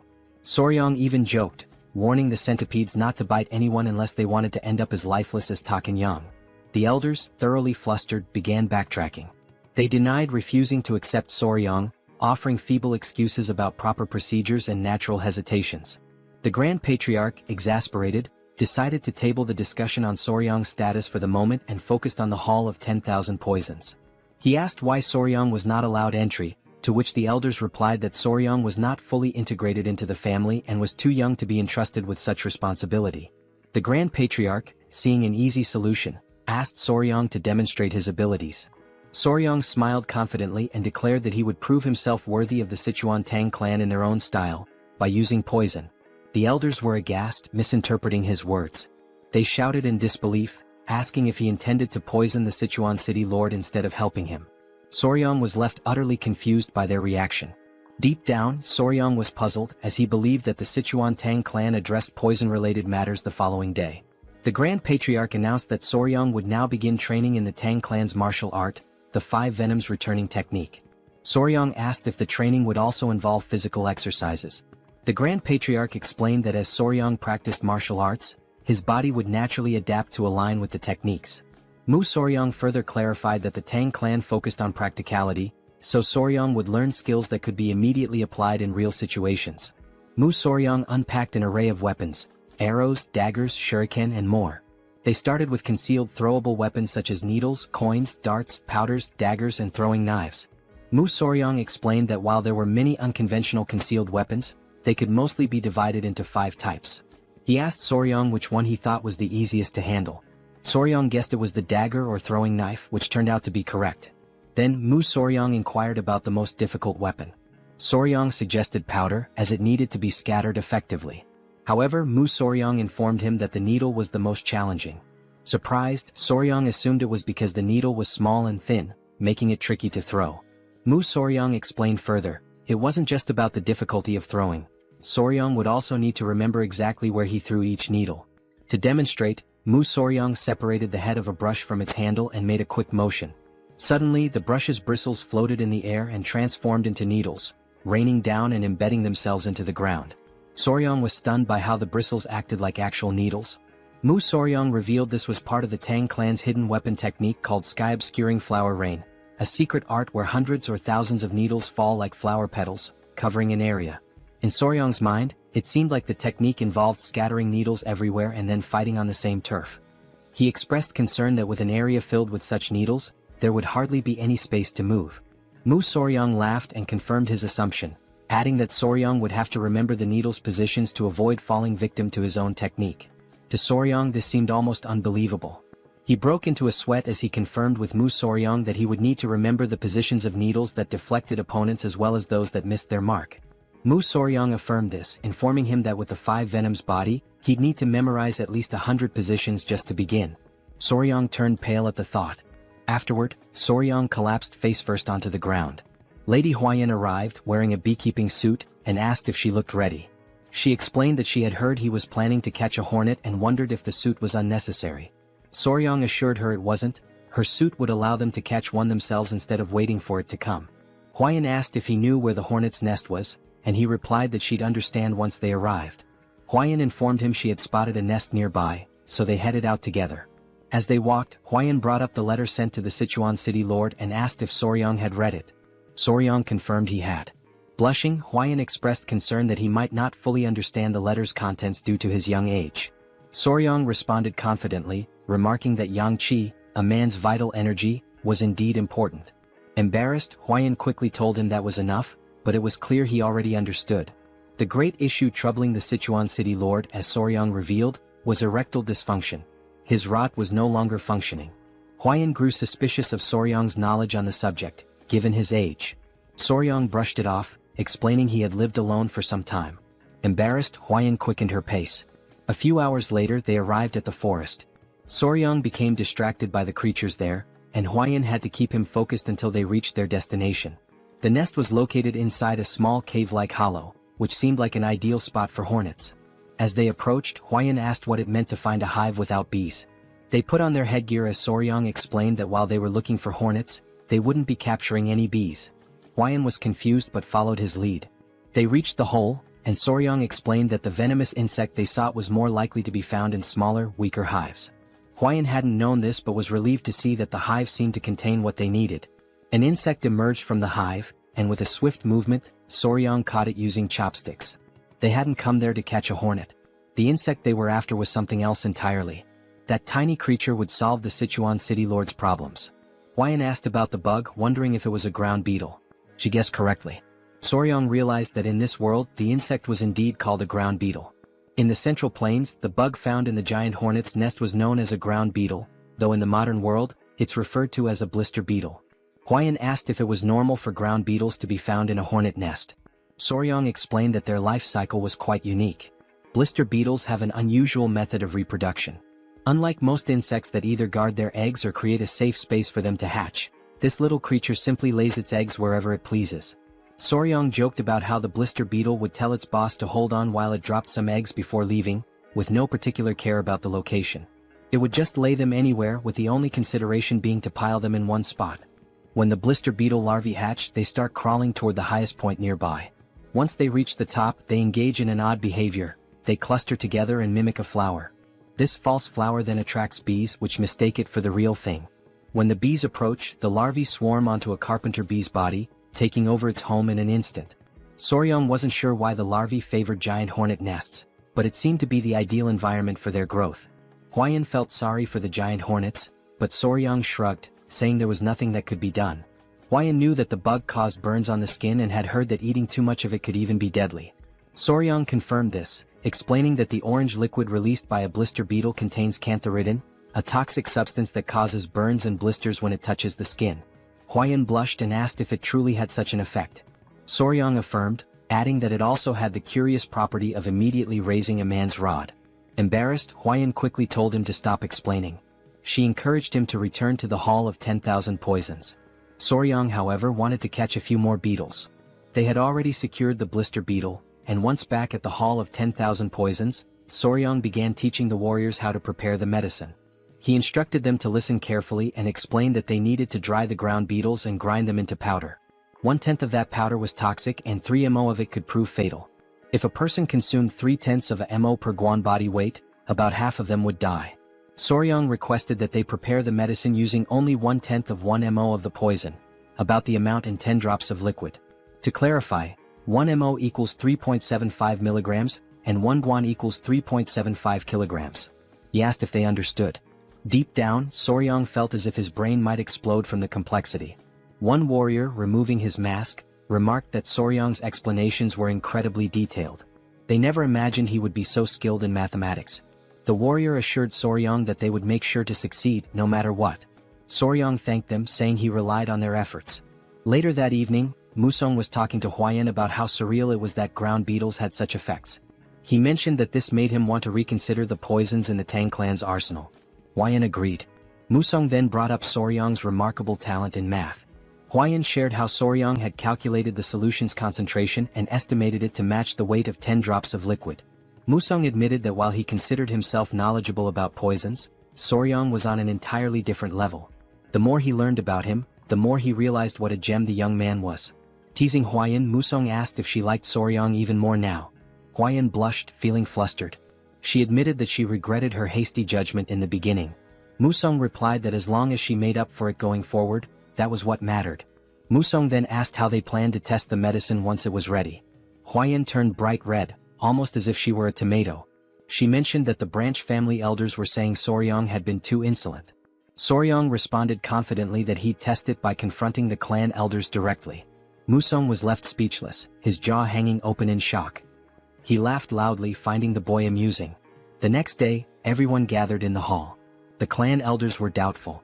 A warrior handed Soryong a wooden box and explained that he had mixed licorice powder and honey to make the medicine sweeter and easier to consume. Soryong was impressed by how much attention the man had paid to the smallest details. He asked the warrior if he had followed the instructions exactly. The warrior confirmed that he had done so carefully. Other clan members scoffed, saying they were making too big a deal out of it. They even questioned how amazing it could truly be. The patriarch silenced them and then asked Soryong how he planned to prove the medicine's effectiveness. Soryong feigned surprise at the question. The clan elders shouted that it was only natural they needed confirmation. One elder yelled that they would never dare send unverified poison to the city lord of Sichuan. Another elder agreed, adding that if something went wrong it could lead to disaster. Soryong calmly responded that they had no other choice. The warrior understood, but the elders were confused. They grew irritated, feeling as though Soryong was implying they should test it themselves. A loud elder snapped at Soryong, asking if he even understood what that substance was. Another elder commented that Soryong had been out in the world for so long that it seemed like even his insides had turned black. Soryong grinned and called for his grandfather. Museong appeared, asking what he needed. Soryong brought up Museong's earlier statement that those who mastered the Tang clan's martial arts were never afraid of poison.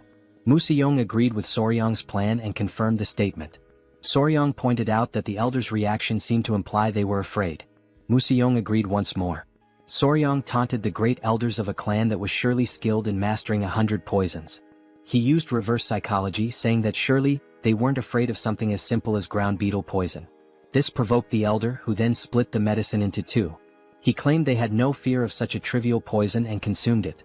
The elder warned Soryong that if the medicine didn't work, there would be consequences.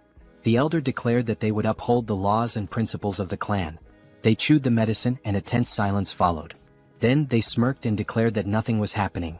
However, one elder felt his manhood stir. The long slumber of the snake was over. Embarrassed, the elders quickly tried to hide their reactions, and from that day on, the clan's laws and principles were firmly set, with a hint of humor. The medicine was sent to the city lord of Sichuan, and its effects were proven to be excellent. A little later, the elders walked through the hall, holding their pants to hide the evidence. Soryong told Museong it had worked just as he had said. By provoking the elders with something related to poison, they had fallen for it immediately. Museong knew that the elders' actions were driven by their pride, but also by their concern for the clan. He advised Soryong not to resent them too much. Museong reminded him that, in the end, they were all family. Soryong nodded, understanding. Huayun hurried in, saying something terrible had happened. They asked what it was, and she explained that their children were acting strange. Soryong turned red and was taken aback. Museong, now serious, called for his grandson-in-law and grabbed him by the collar. He demanded to know what was going on and asked why they had children. Soryong was drenched in cold sweat. Still holding on, he said they hadn't even had a wedding ceremony yet. Huayun, her face flushing, shouted that they weren't human children. It was the centipede Soryong was raising. Soryong looked surprised and worried, quickly asking what had actually happened to the centipedes. He explained that he had been doing a lot of physical training lately and had asked Miss Huayun to look after them in the meantime. However, due to her recent efforts, she had completely forgotten about them. Suddenly concerned, he asked to see where his daughters were, but Huayun told him they weren't with her. The old man, witnessing this scene, was left in utter shock. Sometime later, the three small centipedes were shown looking sickly. Not understanding the situation, Soryong asked Huayun if it had happened suddenly. She confirmed, saying they had seemed fine earlier, and asked if he thought they were ill. Their colors looked pale and their shells appeared strange. Soryong quickly realized what was happening and reassured Huayun not to worry. He explained that the process was called molting, during which creatures like centipedes shed their hard shells. He added that it was likely the time for it to happen. Huayun, still uncertain, asked if it was truly okay, and Soryong reassured her it was natural and would happen soon. The first centipede started moving within its shell, and moments later, it broke out, revealing something unexpectedly adorable. Everyone was amazed at what they had just witnessed, and Huayun noticed the other two centipedes were also starting to crack their shells. Seconds later they emerged as well. Now gathered together, all three appeared twice as large and even more charming, leaving everyone captivated by their beauty.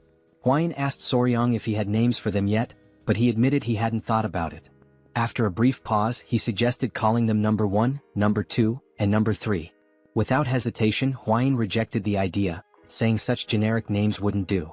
She explained that centipedes of this species could transform into dragons after living for 1,000 years and deserved names worthy of such grandeur.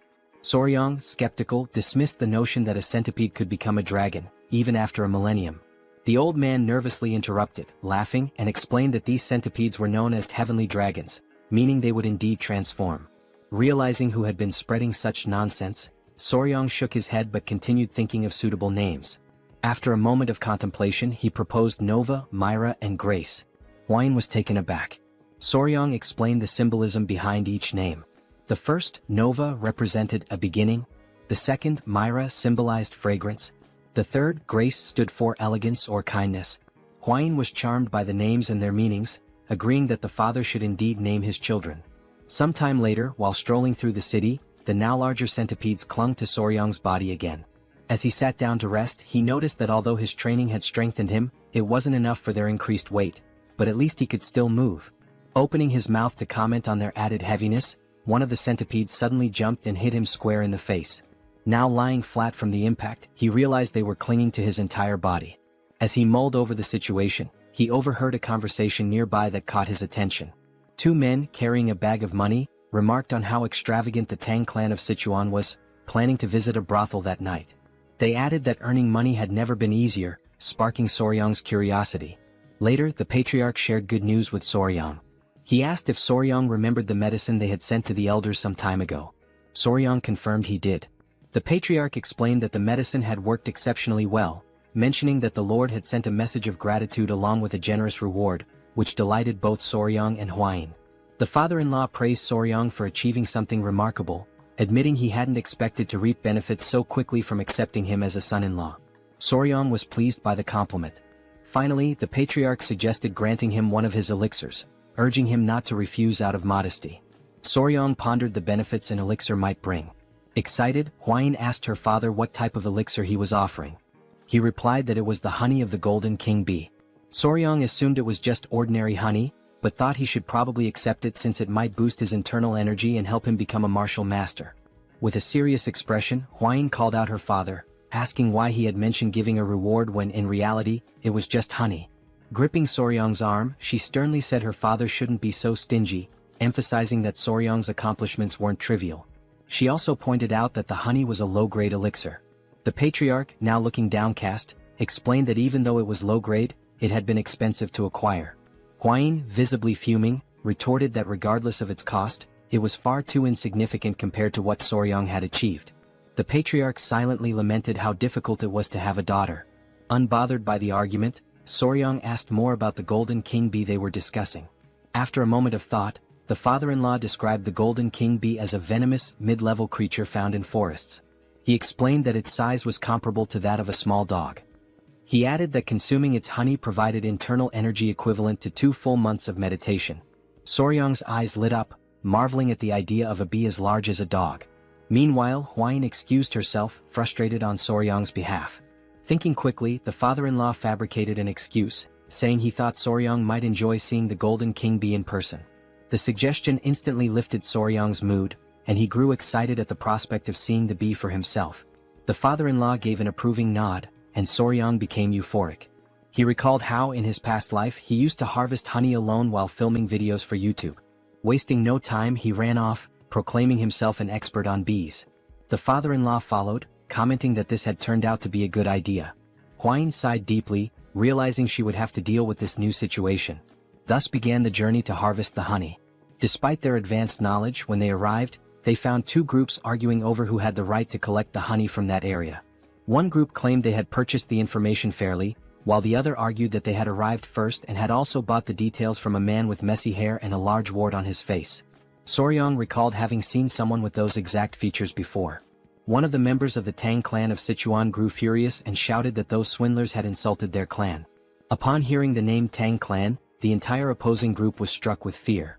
Moments earlier, the patriarch had gathered with the couple, warning Soryong to be cautious on his first journey outside. He reminded him not to forget that he was now a member of the Tang clan family. Soryong nodded, saying he understood. Hwine, already aware of the topic, remained silent, while Soryong, surprised, glanced to the side and noticed a group of Tang clan members awaiting leadership. The The patriarch explained that Soryang now needed to learn how to manage others. Soryang protested that Hwain would be with him, but the patriarch called him foolish, stating that now that she was his wife, it made him the highest authority.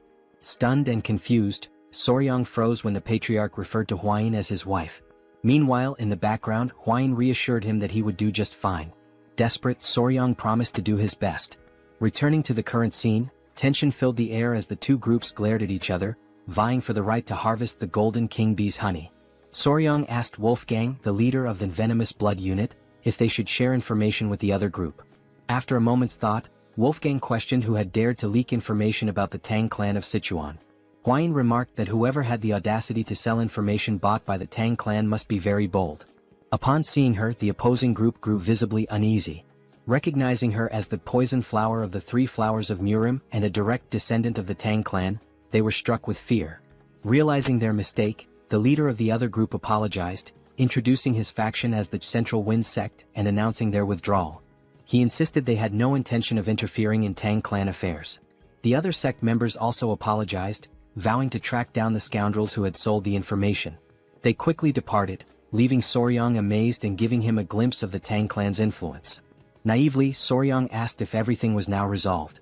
However, Wolfgang, with his seasoned experience, responded that it wasn't over yet, explaining that groups with their reputations wouldn't back down so easily. Wolfgang then instructed his men to set up camp nearby and organize shifts for keeping watch, suspecting that the sect members were hiding and waiting for the right moment to strike. He ordered one of his subordinates to gather intelligence on the enemy. Hwain, noticing Soryang's uneasy expression, reassured him with her experience, but Soryang could only think about the honey. The scene shifted to the group observing the Golden King bees from a hidden vantage point. The bees were indeed larger, about the size of small dogs. Soryang was captivated by their appearance, and Hwain admitted it was also her first time seeing such bees. The two noted how adorable the bees looked, with their golden fur making them appear even cuter. This was likely the reason they were called Golden King bees. Soryang observed that their colony seemed quite small but reasoned that, considering their size, it made perfect sense. He explained that a small hive would usually house around 5,000 to 7,000 bees. This information caught Hwain off guard, prompting her to ask how he knew this without even entering the hive. Soryang replied that, based on his experience, he could deduce it simply by observing the number of bees entering and exiting the hive. Suddenly, someone approached them from behind. They turned to find it was the man sent to gather intelligence. He reported that he had located the sect, who had established themselves on the opposite side and appeared calm, likely waiting for the right moment to act. Wolfgang speculated that they were waiting for nightfall to use the Tang clan's technique to harvest the honey. Curious, Soryang asked about the technique. Wolfgang explained that it involved burning artemisia leaves, whose smoke would calm the bees, providing enough time to collect the honey. Soryang found the method ingenious. The scout then made an observation that left everyone tense. The wind was blowing in their direction. In the silence that followed, Soryang had an idea, pointing out that if the wind was blowing toward them, it would also mask their scent. Hwain agreed. Excited, Soryang leapt up, announcing he would make a quick visit to the hive. Hwain, alarmed, grabbed him to prevent him from approaching the venomous mid-level creatures. Holding onto his clothes, Hwain scolded him, while Soryang insisted he would only do it once.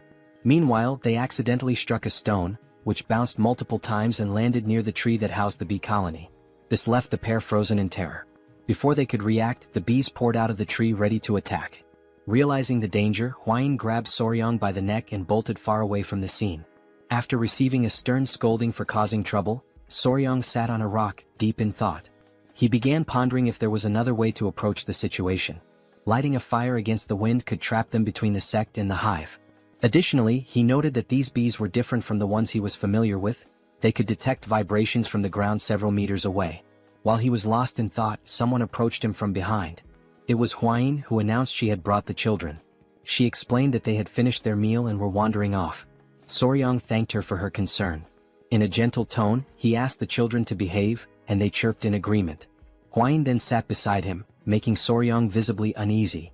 She asked if there had been any progress, to which he replied that he needed more time to think and observe. She apologized, admitting she might be pressuring him too much. Clearly overwhelmed, Soryang insisted it was all in her head and assured her he wasn't feeling pressured. At that moment, Hwain noticed two monkeys near the tree, seemingly in a squabble, making quite a racket near the bees. She pointed out that one of the monkeys looked particularly aggressive. Soryang suddenly caught a strange scent and quickly asked Hwain if she could smell it too. She confirmed, noting it was a sweet aroma. Horrified, Soryang explained that the scent was pheromones released by the bees, signaling an imminent swarm. Without hesitation, Hwain grabbed him and leapt away to safety. From a secure distance, she looked back, astonished. A massive swarm of golden king bees had emerged, attacking the noisy monkeys near the hive. The bees bit relentlessly, leaving the monkeys covered in painful welts. The poor creatures had no chance. Now hidden, Hwain asked Soryang how he knew the bees were going to attack, even before hearing their buzzing. He explained it was the sweet scent the bees had emitted.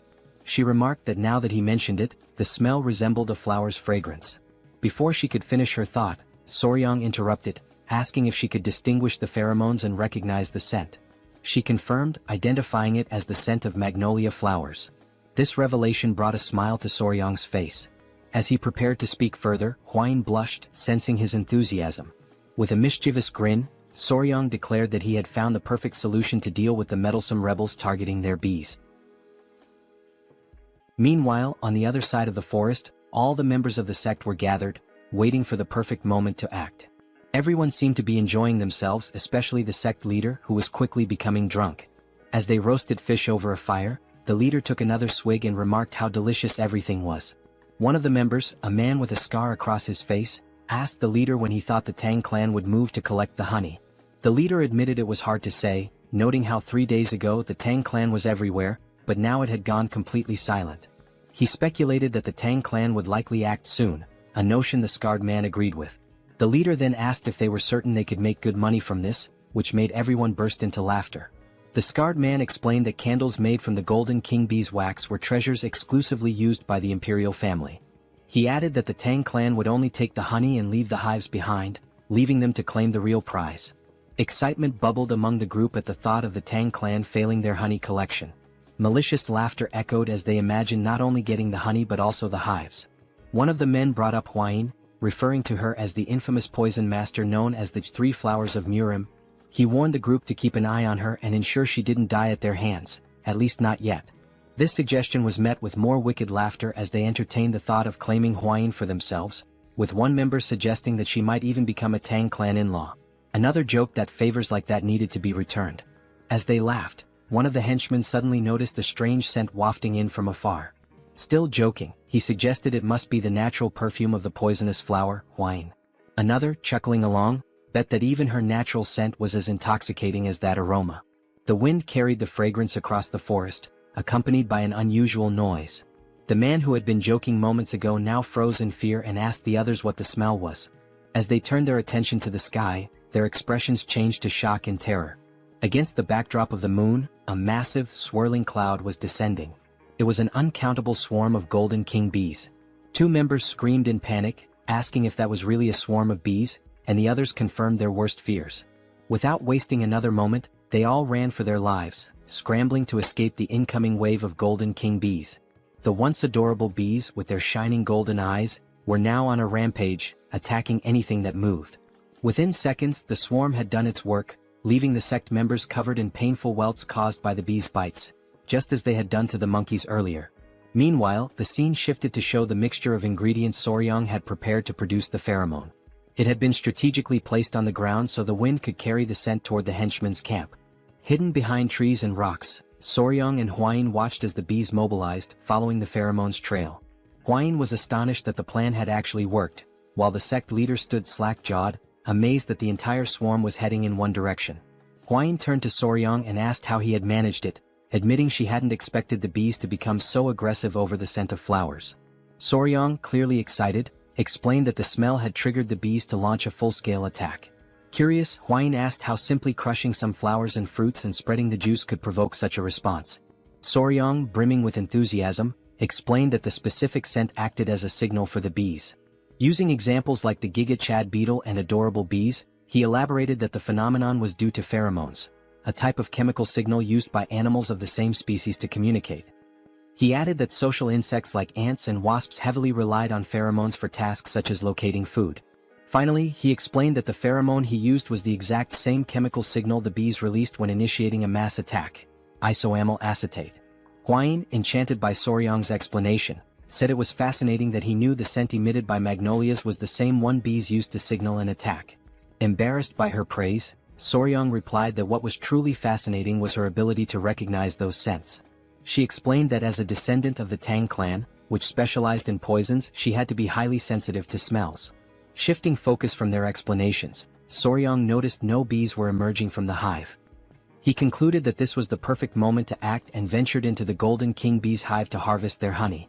Holding smoldering mugwort leaves whose smoke soothed the bees, the trio moved cautiously, observing their surroundings.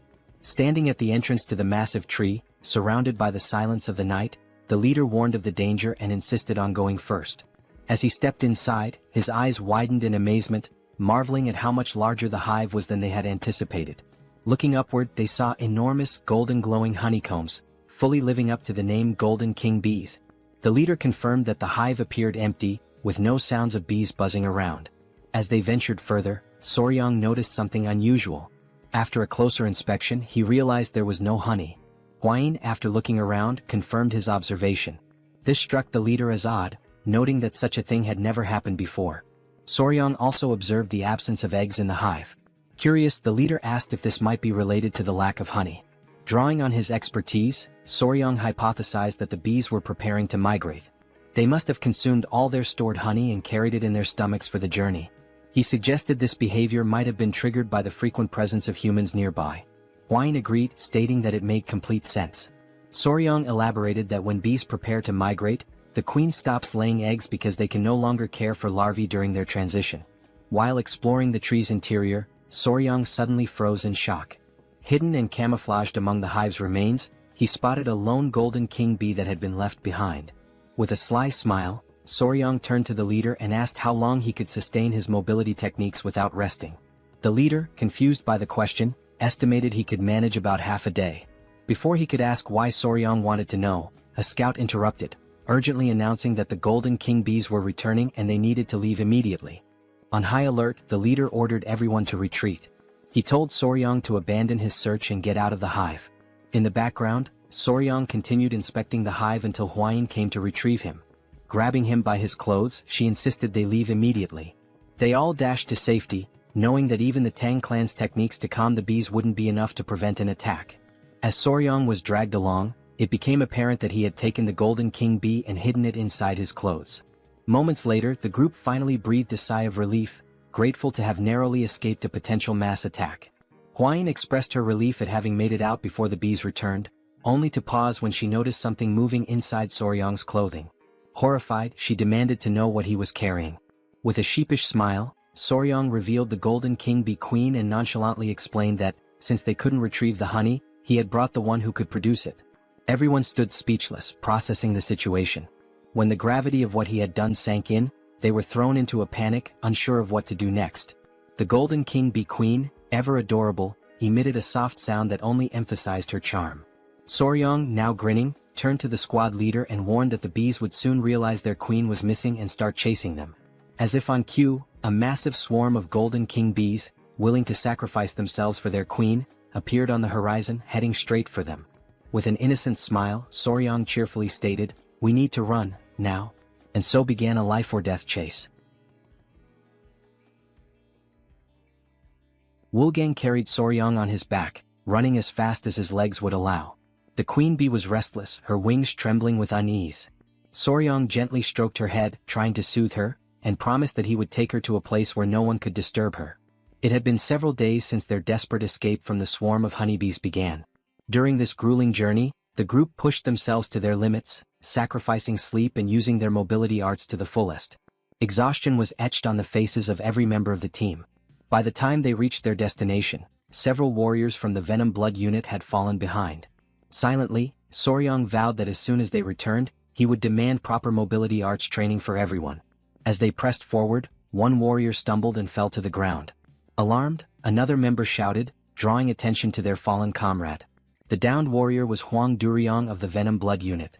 His condition was critical, half-conscious, with dark circles under his eyes, and both drool and snot dripping from his slack mouth.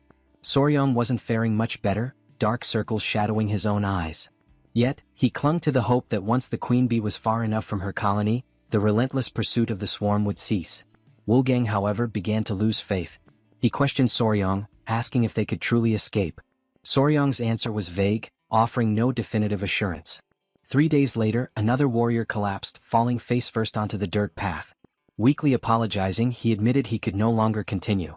Soryang grew increasingly worried about Wolgang's condition. Before he could act, Hwain stepped forward, insisting she would carry Soryang in Wolgang's place. Soryang protested, suggesting he could run on his own. Despite her disheveled and exhausted appearance, Hwain declared with unshakable resolve that a member of the Tang clan never gives up. When they finally reached the gates of the Tang clan estate, 2 guards were stationed there. They quickly noticed the approaching figures and immediately recognized Hwain, their young lady. Leaning on Soryang for support, Hwain staggered forward. The guards were stunned by their battered state and wasted no time calling for assistance. The commotion drew the attention of the clan elder and Chai Olsen, who hurried out to see what was happening. Both men froze in shock at the sight of Hwain's weakened condition. Chai Olsen gently placed her head on his lap, using his healing arts to tend to her injuries. Furious, he demanded an explanation from Soryang. Soryang pleaded for calm, explaining that Hwain was merely exhausted from 10 consecutive days of using mobility arts without rest. However, he didn't dwell on explanations and urged them to move immediately to the training grounds, insisting there was no time to waste. The elder, confused, asked for clarification. In response, Soryang reached into his clothing and revealed the golden-haired queen bee.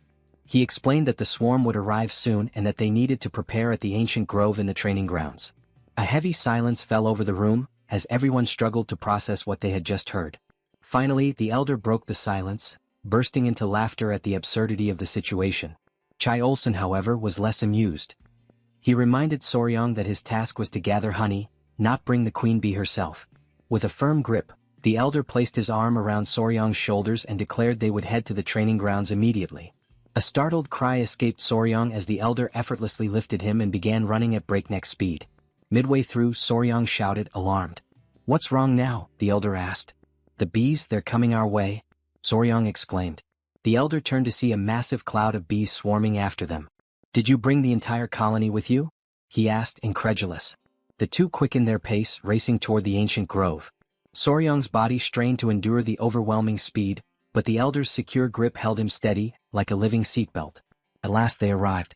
Soryang approached the tree and gently addressed the golden-haired queen bee, explaining that this was the safe haven he had promised her, a new home where she would be undisturbed. With care, Soryang released the queen bee, asking, "Not bad, right?" The queen bee emitted a soft, melodic sound as if acknowledging his words. She inspected the tree and turned back to Soryang, her excitement evident. Soryang chuckled, asking aloud if she truly liked her new home. The elder, standing nearby, reminded everyone that they needed to leave quickly, as the swarm was still approaching. The members of the Tang clan watched in awe as the golden-haired bee colony arrived, flying in perfect harmony above the tree. The queen bee let out a series of sounds as if calling to her followers. Obediently, the bees settled into the tree. The elder watched in awe, admitting that he had never witnessed anything like it in his entire life. The mission was a resounding success. The golden-haired queen bee had been relocated safely, marking an extraordinary achievement for the Tang clan. Soon after, the adorable bees, each the size of small dogs, could be seen drinking a sugary mixture. Sugar water had been offered to the exhausted golden bees, who had followed the group tirelessly. As the saying goes, bonds are often forged over shared meals, and goodwill begins with a moment of kindness. Fortunately, in this world, a refined sugar substitute existed, working perfectly for the task. Soryang hoped this small feast would help ease the bees' distrust of them. Deep down, he wished for more, for the bees to eventually see him as their master. Suddenly, Soryang shouted, his expression changing as he remembered something. Both Chul-san and the elder turned to him with suspicion, asking what was wrong. Nervously, Soryang asked about Hwain. Irritated, Chul-san retorted that Soryang was only thinking of her now, after everything that had happened. He explained that he had instructed other members to escort Hwain back to her mother so she could rest. Chul-san then asked, clearly annoyed, whether they had really used mobility arts to travel from the forest all the way back to the estate while being followed by the bees. Soryang hesitated, then confirmed with an awkward nod. He apologized, explaining that they had managed only 4 hours of sleep per day, spending the rest of their time running. The elder suddenly seemed to realize something. Turning sharply to Soryang, he asked where the members of the Venom Blood unit were. Sweat beaded on Soryang's forehead as he stammered out a hesitant answer. They had collapsed somewhere along the roadside. Quickly he added that he would go back to retrieve them. Eventually, the members of the Venom Blood Unit returned safely to their families. In Hwayin's room, she had recovered enough to sit up and look cheerful. Soryong sat beside her. Excitedly, Hwayin remarked that the golden bees had regained their strength. Soryong explained that the bees were now busy gathering nectar from the poisonous flowers on the Tang clan's mountain. Hwayin laughed, commenting on how adorable it was. At that moment, someone burst into the room, calling Soryong's name urgently. It was Pei, insisting that Soryong come quickly. Something seemed wrong with the golden bees. They appeared to be searching for something. Soryong and Hwayin rushed outside to find the bees scattered everywhere. As soon as the bees spotted Soryong, they swarmed toward him, clinging to his clothes and tugging at his shirt. Confused, Soryong couldn't make sense of their behavior. The bees tugged harder, lifting him off the ground. Hwayin watched in astonishment as Soryong floated in midair, arms outstretched and legs stiff, forming a T-shape. After a moment, the bees set him back down. Still dazed, Soryong asked what was going on and why they were acting so strangely. The bees began nudging him toward the hive and he finally understood. They wanted him to go inside. Looking around, Soryong noticed that the bees had already begun constructing part of their hive and were diligently collecting honey. That's when he saw the queen bee approaching him. Extending his palms, he asked if she needed help climbing up. Before he could react, the other bees grabbed him again, pinning him in place. One even pinched his cheek. Soryong glanced at the queen bee, noting her elegant and surprisingly charming appearance. And then, to his utter shock, the queen bee closed her eyes and leaned toward him. Panic surged through Soryong, but he didn't have time to protest. The queen bee pressed her lips to his. He felt something placed in his mouth and instinctively swallowed. Immediately, the other bees released him and the queen bee stepped back. Face blazing red, Soryong shouted at her, utterly mortified. "That was my first kiss. What were you thinking?" But before he could say more, an intense wave of pain shot through his body. He collapsed to the ground, writhing in agony. "What did you give me?" Soryong wondered in his mind. From his perspective, the queen bee watched him with an enigmatic expression, leaving him completely bewildered. Meanwhile, Soryong was lying on the ground, writhing in pain, while the queen bee observed him passively. As he agonized on the ground, he noticed that beneath the strange discomfort, like an intense itch, his entire body was engulfed in overwhelming heat, and his heart was racing uncontrollably. He turned toward the queen bee beside him, still struggling, and demanded to know what she had made him eat. She simply stared at him adorably, offering no response as his senses began to fade and his eyelids grew heavy. A few minutes later, still unconscious, Soryong heard someone calling his name over and over.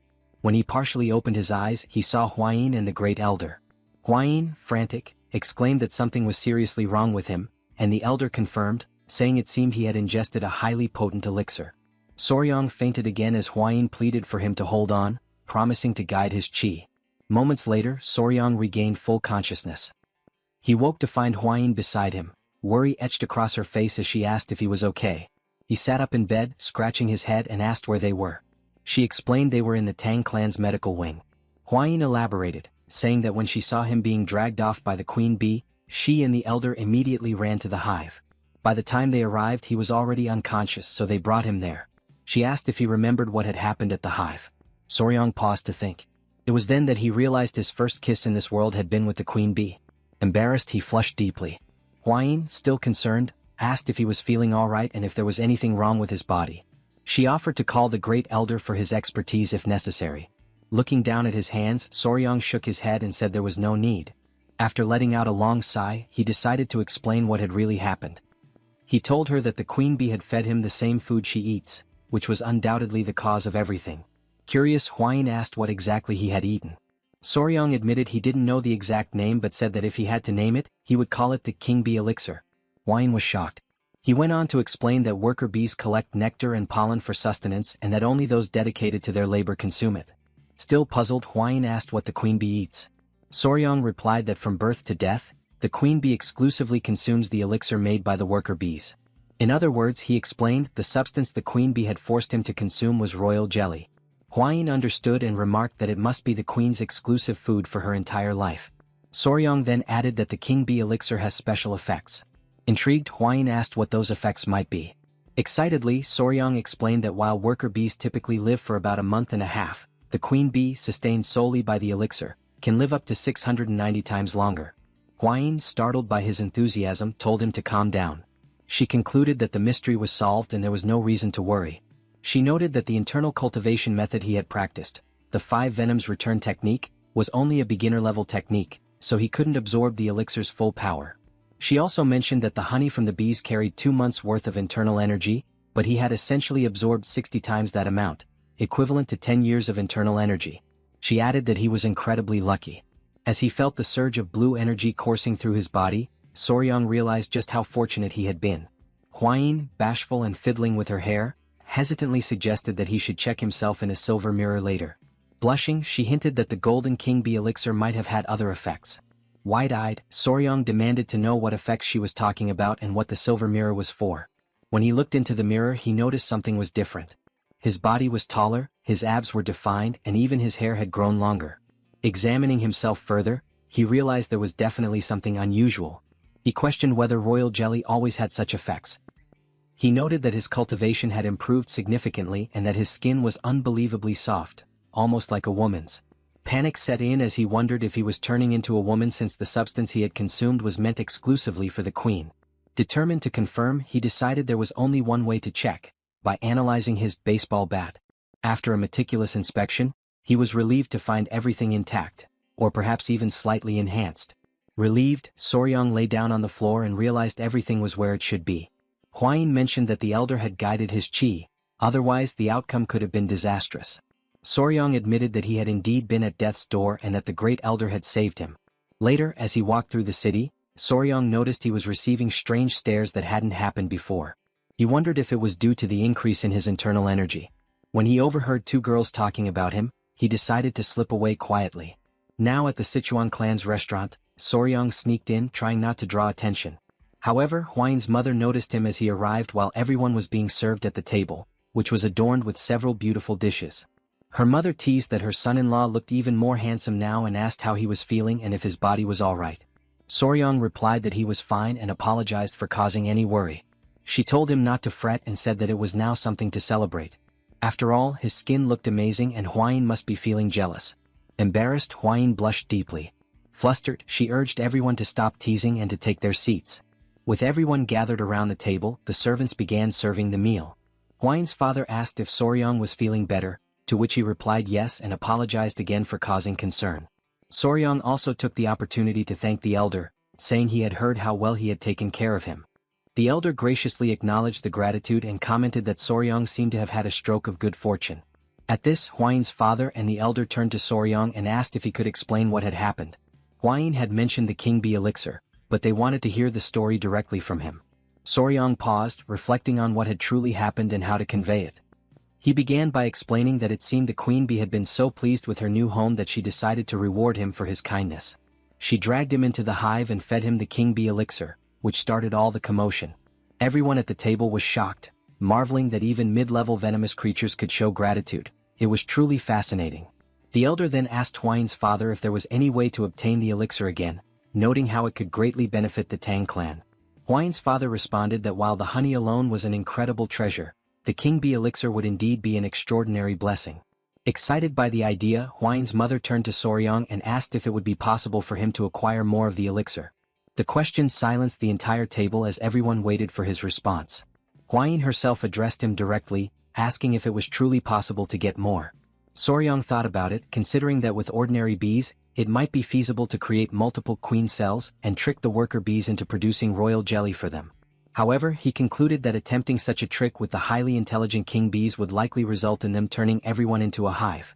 He explained that royal jelly was essentially baby food produced by worker bees, but what he had consumed came directly from the queen herself, raising the possibility that it wasn't even the same substance. Debating whether to be fully honest and risk dashing their hopes, Soryang finally said he didn't think it was possible. The elder and Hwayin's mother immediately asked why not. Soryang replied that even if someone could eat it, he wasn't sure they would want to. Confused, Hwayin's father asked if the issue was with the taste or the smell. Soryang clarified that it wasn't about either. The king bee elixir came directly from the queen bee's mouth, and the only way to receive it was through direct contact with her. He went on to explain that the process involved forming a bond by joining lips, with the queen's tongue entering the recipient's mouth to transfer the elixir. The entire table froze in shock at the revelation that Soryang had kissed the queen bee, especially with his wife sitting right beside him. Still stunned, Hwayin's father concluded that it was best to assume acquiring more was impossible since the queen bee had only favored Soryang, making it unattainable for anyone else. At that moment, the sound of chopsticks dropping broke the silence. It was Hwain, her face serious, who asked Soryong about this so-called kiss. With a look of disbelief, she demanded to know if he had really kissed the queen bee. It seems our young warrior might be in serious trouble now. Meanwhile, night had fallen, and the full moon illuminated an otherwise calm and serene place. In a secluded room, someone appeared visibly irritated. His hand, scarred and veined, rested heavily on the table. This hand belonged to none other than Ju Young-hak, the leader of the Murim Martial Alliance and known as the Emperor of the Fist. Suddenly, from outside the room, a voice announced the arrival of tea. Young-hak allowed the person to enter, and a young woman with brown hair stepped in, carrying a tray with a tea set. She mentioned that she had prepared Seosan Bikro tea, which startled Young-hak, as it was the tea of his homeland. He commented on the coincidence, and she smiled, explaining that she was aware of its origins because the tea was famous. Grateful, Young-hak thanked her and promised to savor it. As she poured the tea, he prepared to take a sip, the woman watching him intently. Just as the tea neared his lips, another voice interrupted, identifying itself as General Jigul Hu. Young-hak asked what brought him there at such an hour and invited him to enter. Jigul, full of respect, apologized for disturbing the leader's rest and explained that he had received an urgent message from the Sichuan Tang clan that he believed required immediate attention. Young-hak assured him it was fine and urged Jigul to share the news, assuming its urgency meant it was important. Jigul stepped forward, placed a scroll on the table, and began explaining the situation. He revealed that the message concerned Rakshasa blood hand, Tak Anyang. Jigul detailed how the Tang clan had recovered not only Tak Anyang's head but also the secret manual of the blood hand poison art, which had been in his possession. Upon hearing this, Young-hak's rage boiled over, and he slammed his fist onto the table, shattering the teacup the woman had just served. Still trembling with anger over the blood hand poison art, he demanded to know where and how the manual had been retrieved. Jigul explained that years ago, Tak Anyang had disappeared after being struck by the myriad poisons palm of the divine elder. Subsequently, he had fled to the Hainan Islands where he lived in seclusion. With a slight smirk, Jigul added an even more fascinating piece of news, that the infamous demon Tak Anyang had been defeated by a young poison master. This piqued Young-hak's curiosity, and he asked for confirmation, wondering aloud if there truly was a young poison master. Sitting directly across from the leader, Jigul said the story surrounding this event was quite intriguing and suggested that Young-hak would find it fascinating. Smiling slyly, Jigul asked permission to recount the tale in full detail.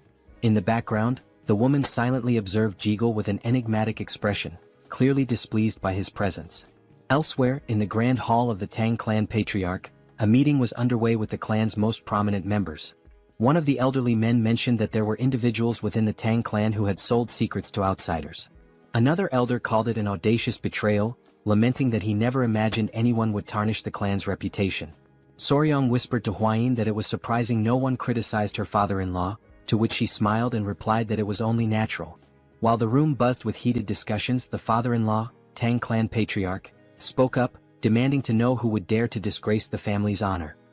He added that even the elders of collateral branches were furious, emphasizing that, at the end of the day, they were all one family.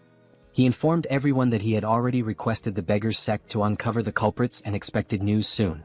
Moreover, he announced his intent to personally visit the Yingchuan commandery. One elder asked how he planned to handle the situation.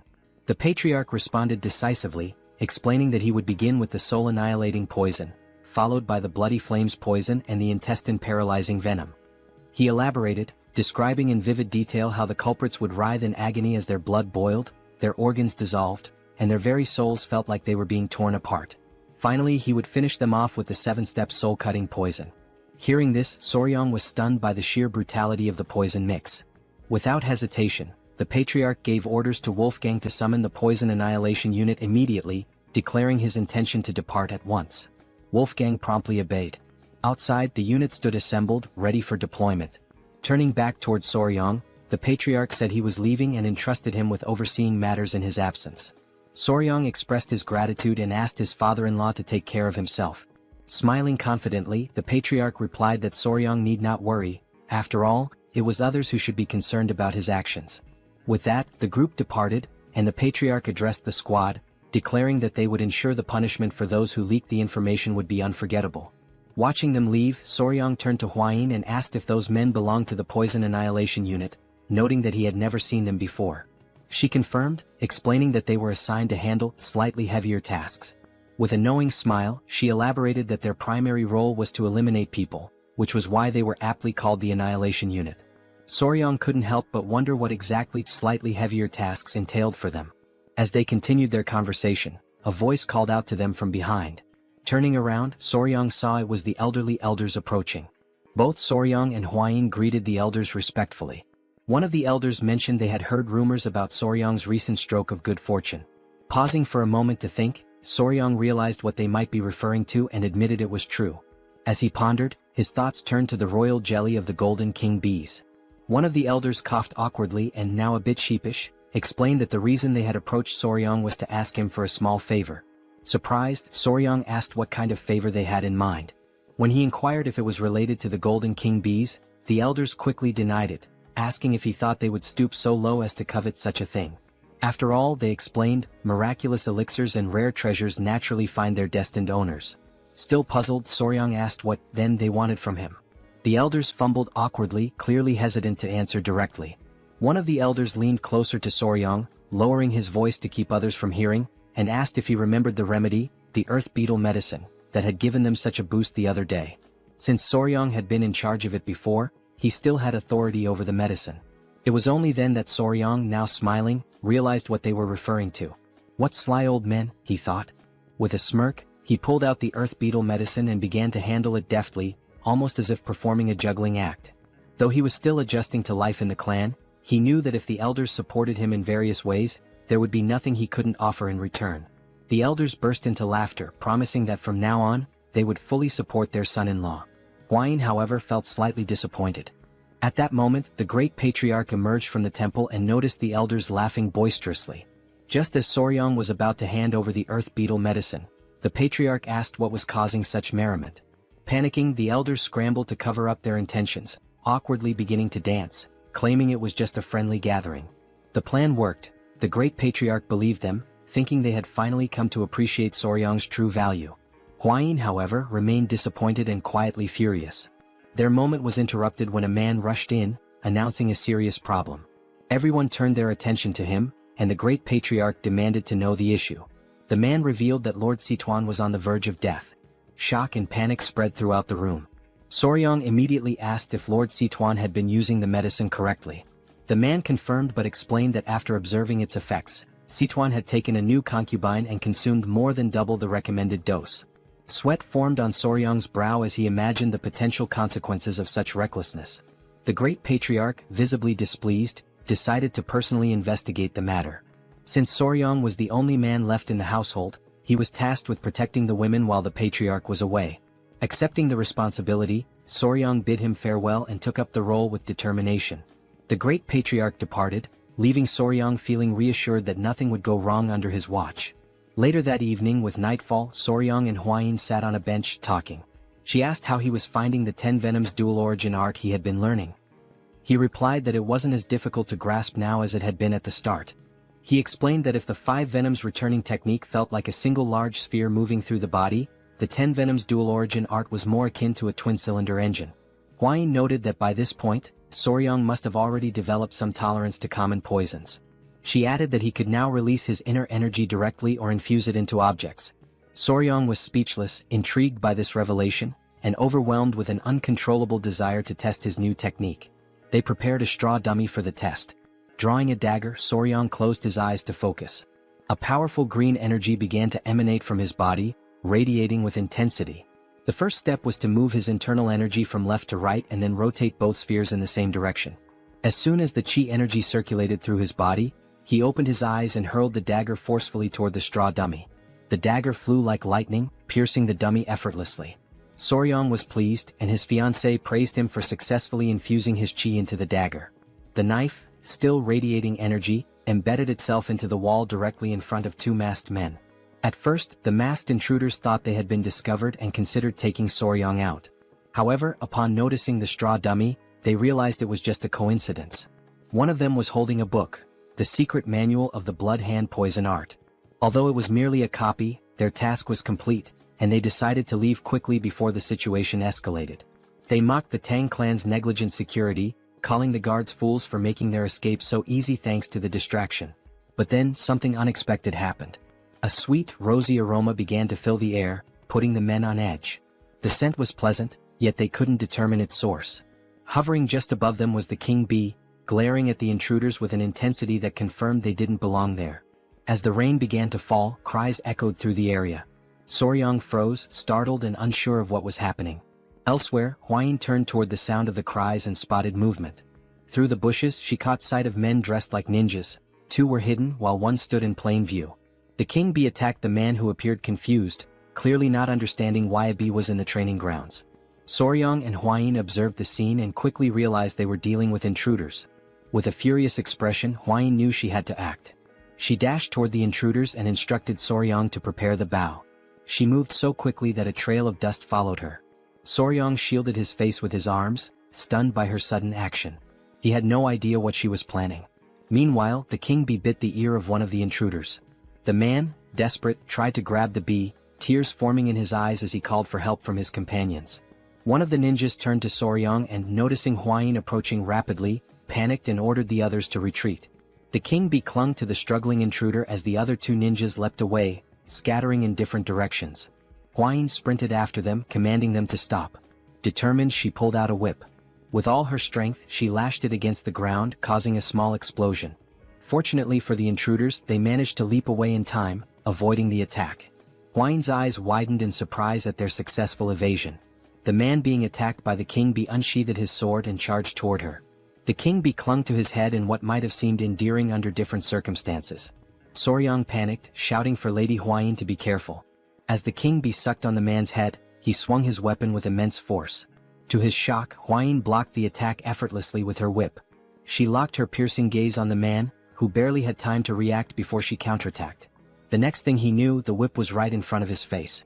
The strike caused a small explosion on the man's body, sending the king bee flying away. After neutralizing her opponent, Hwayin moved gracefully, appearing behind him. The man lost consciousness and collapsed to the ground. Soryang stood there, mouth agape, deeply worried about her. Hwayin, her expression calm, turned to reassure him, telling him not to worry as she was fine. The man's body began to emit a sinister energy, causing him immense pain. The king bee landed on Soryang's shoulder as he stared at the body, unsure who the man was or whether he was dead. Hwayin stowed her whip as she observed the strange energy emanating from the man's body. Within seconds he perished. Hwayin explained that he had bitten into poison to end his own life, undoubtedly to conceal something crucial. Not far away, someone noticed the intruder's presence and shouted to alert the guards. Hwayin turned and decided to organize a pursuit team to hunt down the fleeing enemies. Soryang began to sweat, overwhelmed by her determination. Hwayin ordered him to follow her along with Gu Pei, the leader of the blood poison unit. The night was dark, but the forest was lit by the flickering glow of torches. Soryang, Pei, and several other members of the clan chased the intruders through the dense forest. Leading the group, Pei was confident that the masked men couldn't have gotten far. With a determined expression, he declared that they must capture them at any cost. While the others seemed tireless, Soryang was already showing signs of exhaustion. Sweating and short of breath, he focused on activating his dual-cylinder engine technique. As he did, he stomped the ground with great force, causing it to shatter beneath him. The earth gave way under his feet, and Soryang let out a loud yell as his body sank into the ground. From his clothing, small centipedes began to crawl out. Pei turned around with a confused expression and asked if Soryang was all right. Soryang had created a large hole in the ground. Pei and the others halted their pursuit, rushing to the edge of the hole to help him. With their assistance, Soryang managed to climb out, thanking them profusely as he genuinely thought he wouldn't survive. But as he turned his head back, something caught his attention. Beneath him was a cluster of green snakes staring up at him intently. Soryang couldn't stop himself from sweating even more as fear gripped him upon realizing he was standing in the middle of a snake nest. Pei studied the serpents carefully and explained that they usually gathered in areas with strong Inkai energy, particularly during this time of year. He added that these snakes were unusually aggressive and warned Soryang to stay vigilant. Soryang, overwhelmed by fear, continued sweating profusely. One of the snakes opened its mouth, preparing to strike. This behavior was odd to him since striped tiger water snakes were typically not this hostile. Dark clouds loomed over the sky, signaling the arrival of a storm. Soryang admitted that it was his fault they were delayed. Knowing that rain was imminent, he suggested they move quickly. Pei and the others agreed, resuming their chase, They couldn't afford to lose sight of the intruders. Not far ahead, a faint light became visible. Pei turned to Soryong, announcing that they had found the intruders. The masked men, visibly furious, found themselves cornered at a dead end. Behind them was a towering rocky mountain, cutting off any escape route. As thunder rumbled across the sky, Pei and his group arrived, encircling the intruders. Pei and his team reached into their robes, declaring that this was the end for the masked men. Soryong remained silent, while on the other side, one of the masked men glared at his companions and commanded them to tighten their formation. The blood poison unit members drew their kunai, prompting the masked men to unsheath their weapons in response. The blood poison unit advanced, ready for combat. One of the masked men wielded a sword and charged forward. Two members of the unit threw kunai at him, but the ninja skillfully deflected the projectiles with his dagger. He counterattacked fiercely, his sword clashing violently with the ninja's daggers. The ninjas were shocked by the man's strength, their expressions hardening in frustration. One of them moved swiftly and delivered a powerful kick to the man's face, forcing him to drop his weapon. They ordered him to step aside. Witnessing this, a member of the blood poison unit panicked. While the ninjas were distracted, something began approaching them rapidly. It was Pei who attempted a surprise attack. But the ninja ducked quickly, evading the strike with ease. Pei stood still, observing silently. The ninja retreated with small leaps, but Pei activated his skill, Triple Mirage Kill, and hurled kunai at the enemy.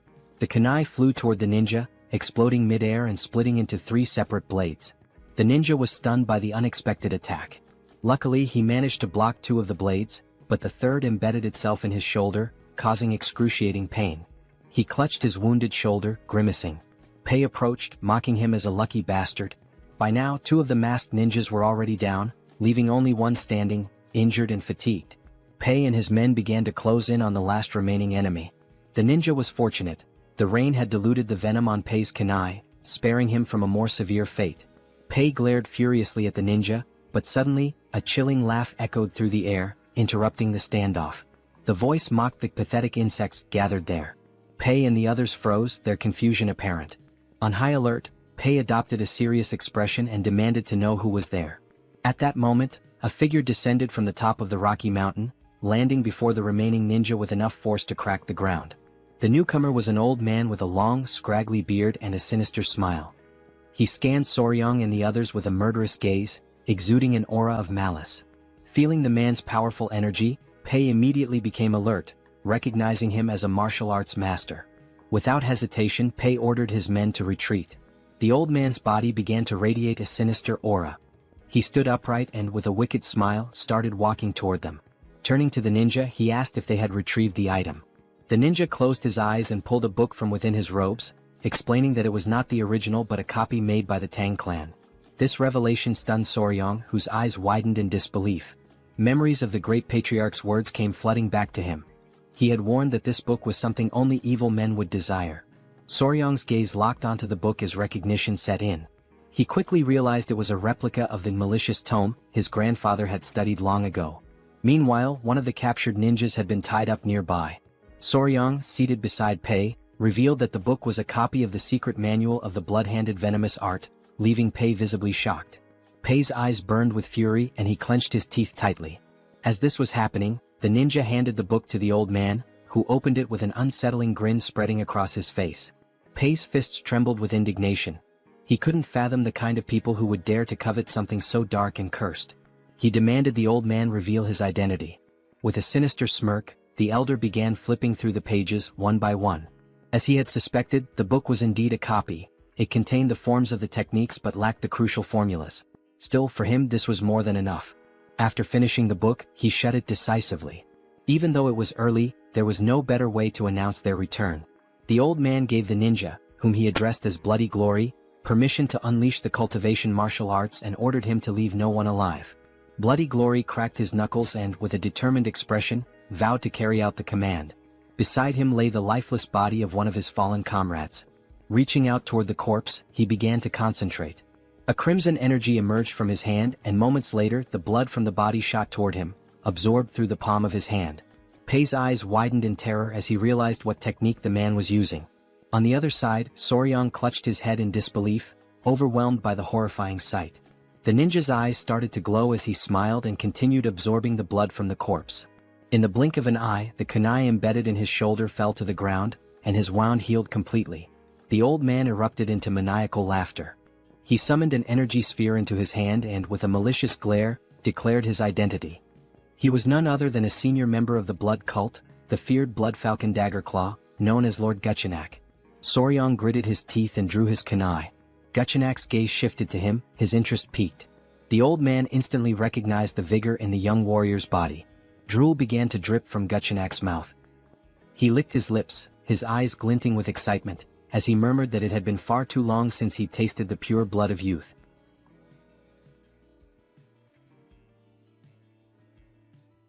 Lord Guchenak commanded Ninja to capture their target, believing that nothing aids recovery better than the pure blood of a young boy. Without hesitation they pursued their prey.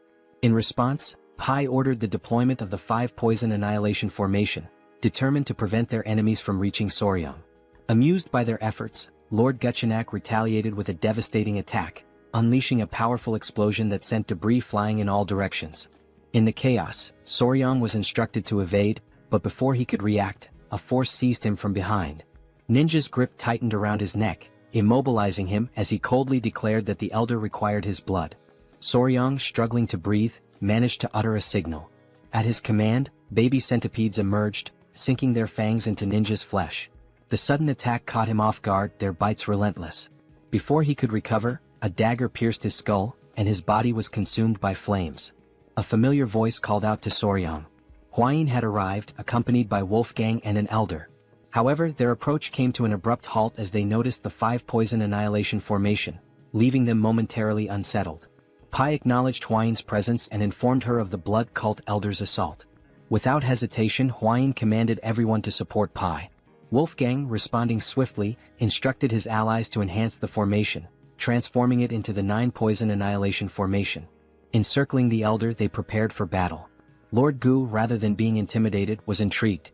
He quickly identified Soryong as the one responsible for defeating Taken Yang's Blood Hand Poison Claw. Dismissing the title as mere exaggeration, he mocked the irony of such a fearsome technique falling victim to centipedes. Wolfgang, unfazed, warned him to stay silent, threatening to bury him alongside the others.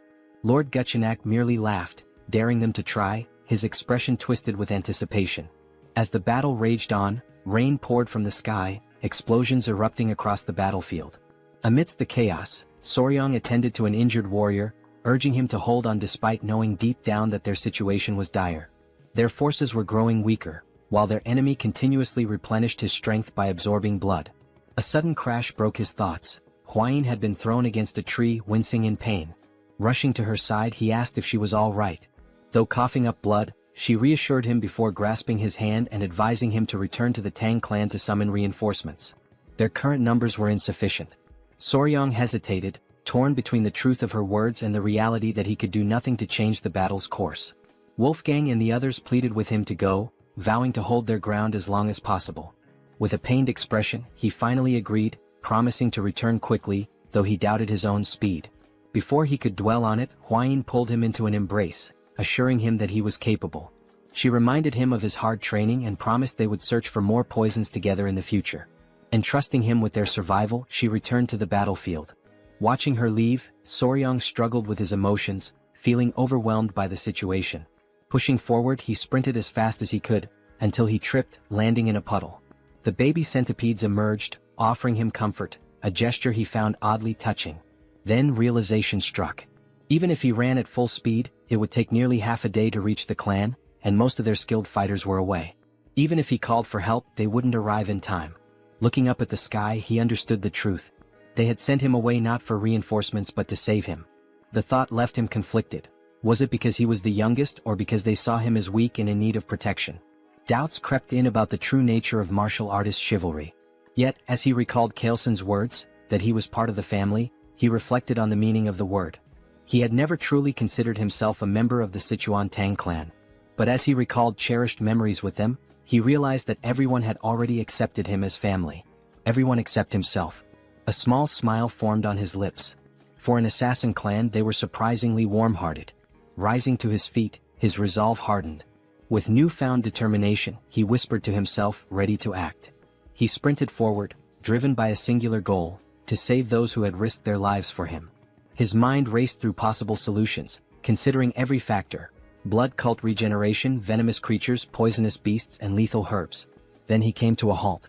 Before him lay a snake den, its eerie inhabitants slithering within. He turned to the baby centipedes, instructing them to wait before carefully setting them down. Without hesitation, he ran toward the den, leaving them puzzled by his actions. With unwavering resolve, he leaped into the pit of serpents, ready to embrace whatever lay ahead. The blood-stained snakes, known as flower snakes, appeared harmless at first glance, but they were highly venomous vipers. Unlike other venomous snakes with hooked fangs at the front of their mouths, these had smaller venomous fangs located in the molar area, making it more difficult to inject their toxin. However, their venom was among the most potent of any terrestrial snake in East Asia. As Soryang descended into the snake's nest, dozens of them immediately coiled around his body, biting his hands and legs. He remained composed, enduring the pain and even urging them to bite him harder. Though their venom exceeded that of a black mamba in strength, the Tang clan's internal energy techniques allowed him to resist its effects, ensuring his survival for the time being. The small centipedes, watching from a distance, became worried and called out to him. He reassured them, telling them to remain calm as he would be leaving soon. However, as he examined his arm, now covered in snake bites, he decided that he had acquired enough venom for his purposes. Just as he prepared to leave, he suddenly found himself unable to move. Looking down, he saw that the snakes had wrapped tightly around his legs. The unexpected situation unsettled him, and panic flickered across his expression. Before he could react further, the small centipedes leaped into the nest, landing on his head and shoulders. Their presence caught him by surprise, and their actions, though unexpected, struck him as oddly endearing. One of the centipedes, enraged by the snake's aggression, let out a tiny but fierce roar. Soryang watched with growing confusion as the confrontation escalated. A snake locked eyes with the centipede and began to hiss, provoking the small creature further. Its patience quickly ran out. With sudden intensity, the centipede lunged at the snake, biting it before slamming its body against the ground with surprising force. Soryang could only watch in disbelief. The tiny creature then turned its attention to another snake, continuing to fight with unexpected ferocity. Within moments, it had defeated its opponent, its eyes gleaming with triumph as it flashed a satisfied smile. With most of the snakes now deterred, Soryang crouched down, realizing that the centipedes had intervened out of concern for him. He gently patted the head of the victorious centipede, his expression softening. The small creature climbed onto his head and, seemingly exhausted, fell asleep. With a quiet smile, Soryang prepared to leave, knowing he still had something important to do. Meanwhile, back on the battlefield, Hwayin was exhausted, but her determination remained unwavering. Many members of the clan had already fallen, and those who remained surrounded Guchenak, who showed no signs of slowing down. He grabbed another warrior by the neck, draining his blood to restore his energy. Foam formed at the victim's mouth as his life was drained away. Guchenak's eyes gleamed with twisted delight as he mocked his opponents, claiming their struggle was meaningless. Though weary, Hwayin refused to retreat. She drew her whip, prepared to fight to the very end, all while hoping that Soryang had managed to escape safely. She instructed the remaining warriors to keep Guchenak in their sights while maintaining as much distance as possible. Noting that the rain was about to stop, she ordered a signal to be sent to any nearby reinforcements. A warrior nodded in response, though Guchenak merely smirked. An elder stepped forward, urging Hwayin to leave with Soryang. His words took her by surprise, but she rejected the suggestion without hesitation. The clan members quickly voiced their disagreement, adamant that a direct descendant of the Tang clan could not abandon them. If they failed to protect her, they would be unable to face the patriarch. Guchenak remained silent at first, watching their exchange with growing impatience. Eventually, he crossed his arms and interrupted. He stated that their discussion had gone on long enough. His gaze flickered between Hwayin and the elder before he coldly declared that if his entertainment fled, he would be left bored. A sinister smile spread across his face as he placed a hand on his chin. Then, with a chilling certainty, he revealed his intentions. If Hwayin attempted to escape, he would turn the Tang clan into a spectacle of suffering, a declaration of the blood cult's return. The elder clenched his teeth, recognizing that Guchenak had no intention of letting anyone escape. Hwayin, resolute, prepared to fight, vowing to take at least one of his arms, even at the cost of their lives. The determination of the clan members was evident as they fixed their gaze on Guchenak, who responded with a knowing smile. However, just as the tension reached its peak, an unexpected voice interrupted, reinforcing the belief that a member of the Tang clan never abandoned their own. The revelation left everyone in shock. Hwayin's eyes widened in disbelief as Soryang emerged, approaching with a confident stride. The elder was at a loss for words, while Huayin, though relieved to see him, could not shake off her concern. Without hesitation, Soryang carefully removed the small centipedes from his body and instructed them to stay behind. Declaring his unwavering loyalty to the Tang clan, he removed his shirt, his eyes burning with determination. With no intention of retreating, he prepared for battle, drawing his weapons before charging directly at Gechenak. Seeing Soryang's reckless advance, Huayin's worry deepened, but Gechenak simply welcomed the confrontation with amusement. He had previously spared Soryang's life, and now the young warrior had willingly returned. To him this was sheer foolishness. Without much effort, Gechenak seized Soryang by the neck, his eyes gleaming with cruel delight. With his grip tightening, he placed a hand on Soryang's abdomen, eager to taste his blood. Despite the pain, Soryang reacted swiftly, blocking the attack with his arm. However, Gechenak, reveling in his control, began to absorb Soryang's blood through his arm instead, causing an agonizing sensation to overtake him. Panic spread through Huayin and Pai as they witnessed the scene. Without hesitation, Huayin commanded the others to assist Soryang, but before anyone could reach him, Gechenak exerted his power. With a forceful stomp, he unleashed the blood-filled wave technique, shattering the ground beneath him and repelling all who approached. Pai and the others were thrown back, crashing violently onto the ground. Fortunately, Huayin managed to react in time, catching Soryang as he lost consciousness. Meanwhile, Gechenak, now feeling invigorated, smirked in satisfaction. The hidden weapons thrown at him had been bothersome, but thanks to Soryang, he had dealt with them all at once. Huayin, filled with desperation, held Soryang close, attempting to wake him. Observing the situation, Gechenak decided to grant Soryang a swift and painless death. However, as Huayin refused to accept this fate, Soryang suddenly coughed, slowly regaining consciousness. His awakening startled Gechenak, whose expression twisted into one of confusion and horror. Drool dripped from Gechenak's mouth as he demanded an explanation. His hair began to fall like scattered leaves, his youthful vigor fading as his body rapidly aged. A growing fear overtook him as he realized the cause, a potent energy-dissipating poison. Strength drained from him, and his limbs trembled as the truth set in. This should have been impossible. The cult's internal energy techniques were designed to resist such poisons. Panic consumed him. He clutched his face, unable to comprehend how this had happened. The reality of his weakening body was undeniable, and he demanded to know Soryang's true identity. But Soryang, now recovering, merely smiled. With deliberate calm, he pointed at Gechenak and declared himself his natural enemy. Huayin, witnessing Soryang's resilience, finally felt a wave of relief wash over her. As the poison continued to take effect, Gechenak trembled with fear, unable to accept his defeat at the hands of a mere child. Soryang, drained of energy, used the last of his strength to direct a weary gaze toward Huayin, revealing something that left her in shock. Gechenak's eyes burned with rage as he fixed his gaze on Soryang. His body tensed with frustration, sweat forming on his brow as he realized that the blood he had absorbed from Soryang no longer obeyed his will.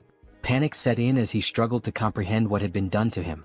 Determined to seize control, Gechenak took a step forward, convinced that his domination through the blood cult was imminent. Overcome with madness, he lunged toward Soryang, refusing to fall at such a crucial moment. In a fit of rage, he charged ahead with the intent to kill. Sensing the danger, Huayin tightened her grip on her whip, immediately preparing for battle. As Gechenak neared his target, she struck, wrapping the whip around his neck, causing him immense pain. Stunned that her attack had landed, she watched as Gechenak, a formidable dark martial artist, struggled against the weapon's hold. His fury intensified as he fought to break free, his body convulsing with rage. His mind raced, unable to comprehend how his blood arts had failed him. Enraged beyond reason, he launched himself forward once more, determined to destroy them all, declaring the return of the blood cult. Huayin, alarmed by his relentless pursuit, clenched the whip tighter. With a fierce determination, she acted swiftly, severing Gechenak's head in a single decisive motion. His lifeless body collapsed as his severed head landed nearby. The sight filled P with confusion at first, but as realization dawned, a victorious smile spread across his face.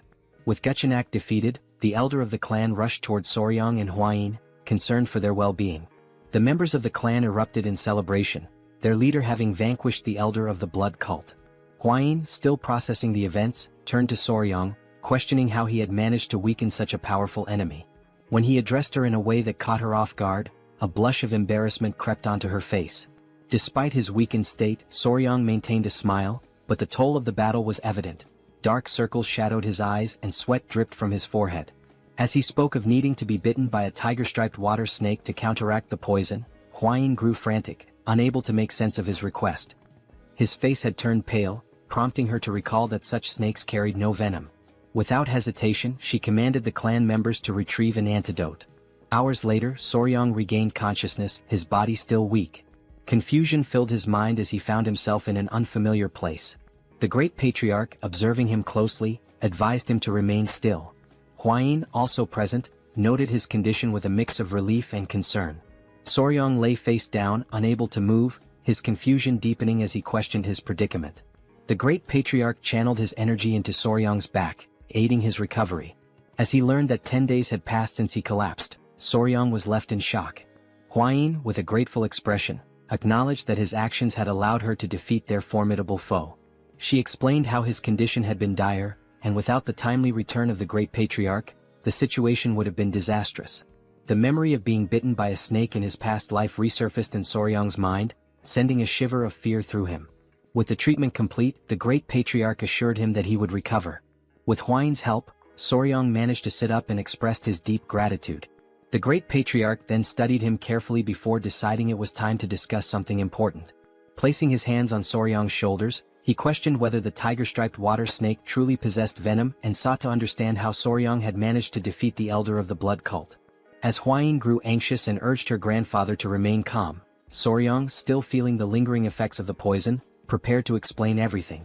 With a calm expression, Soryong raised 2 fingers and explained that the tiger-striped water snake possessed 2 types of venom, one located in its mouth and the other produced by venom glands at the back of its neck. Huayin and the great patriarch, seated near his bed, listened with growing curiosity, as this was information previously unknown to them. Soryong continued, stating that these snakes were naturally shy and typically avoided humans, and their fangs were too small to be easily noticed.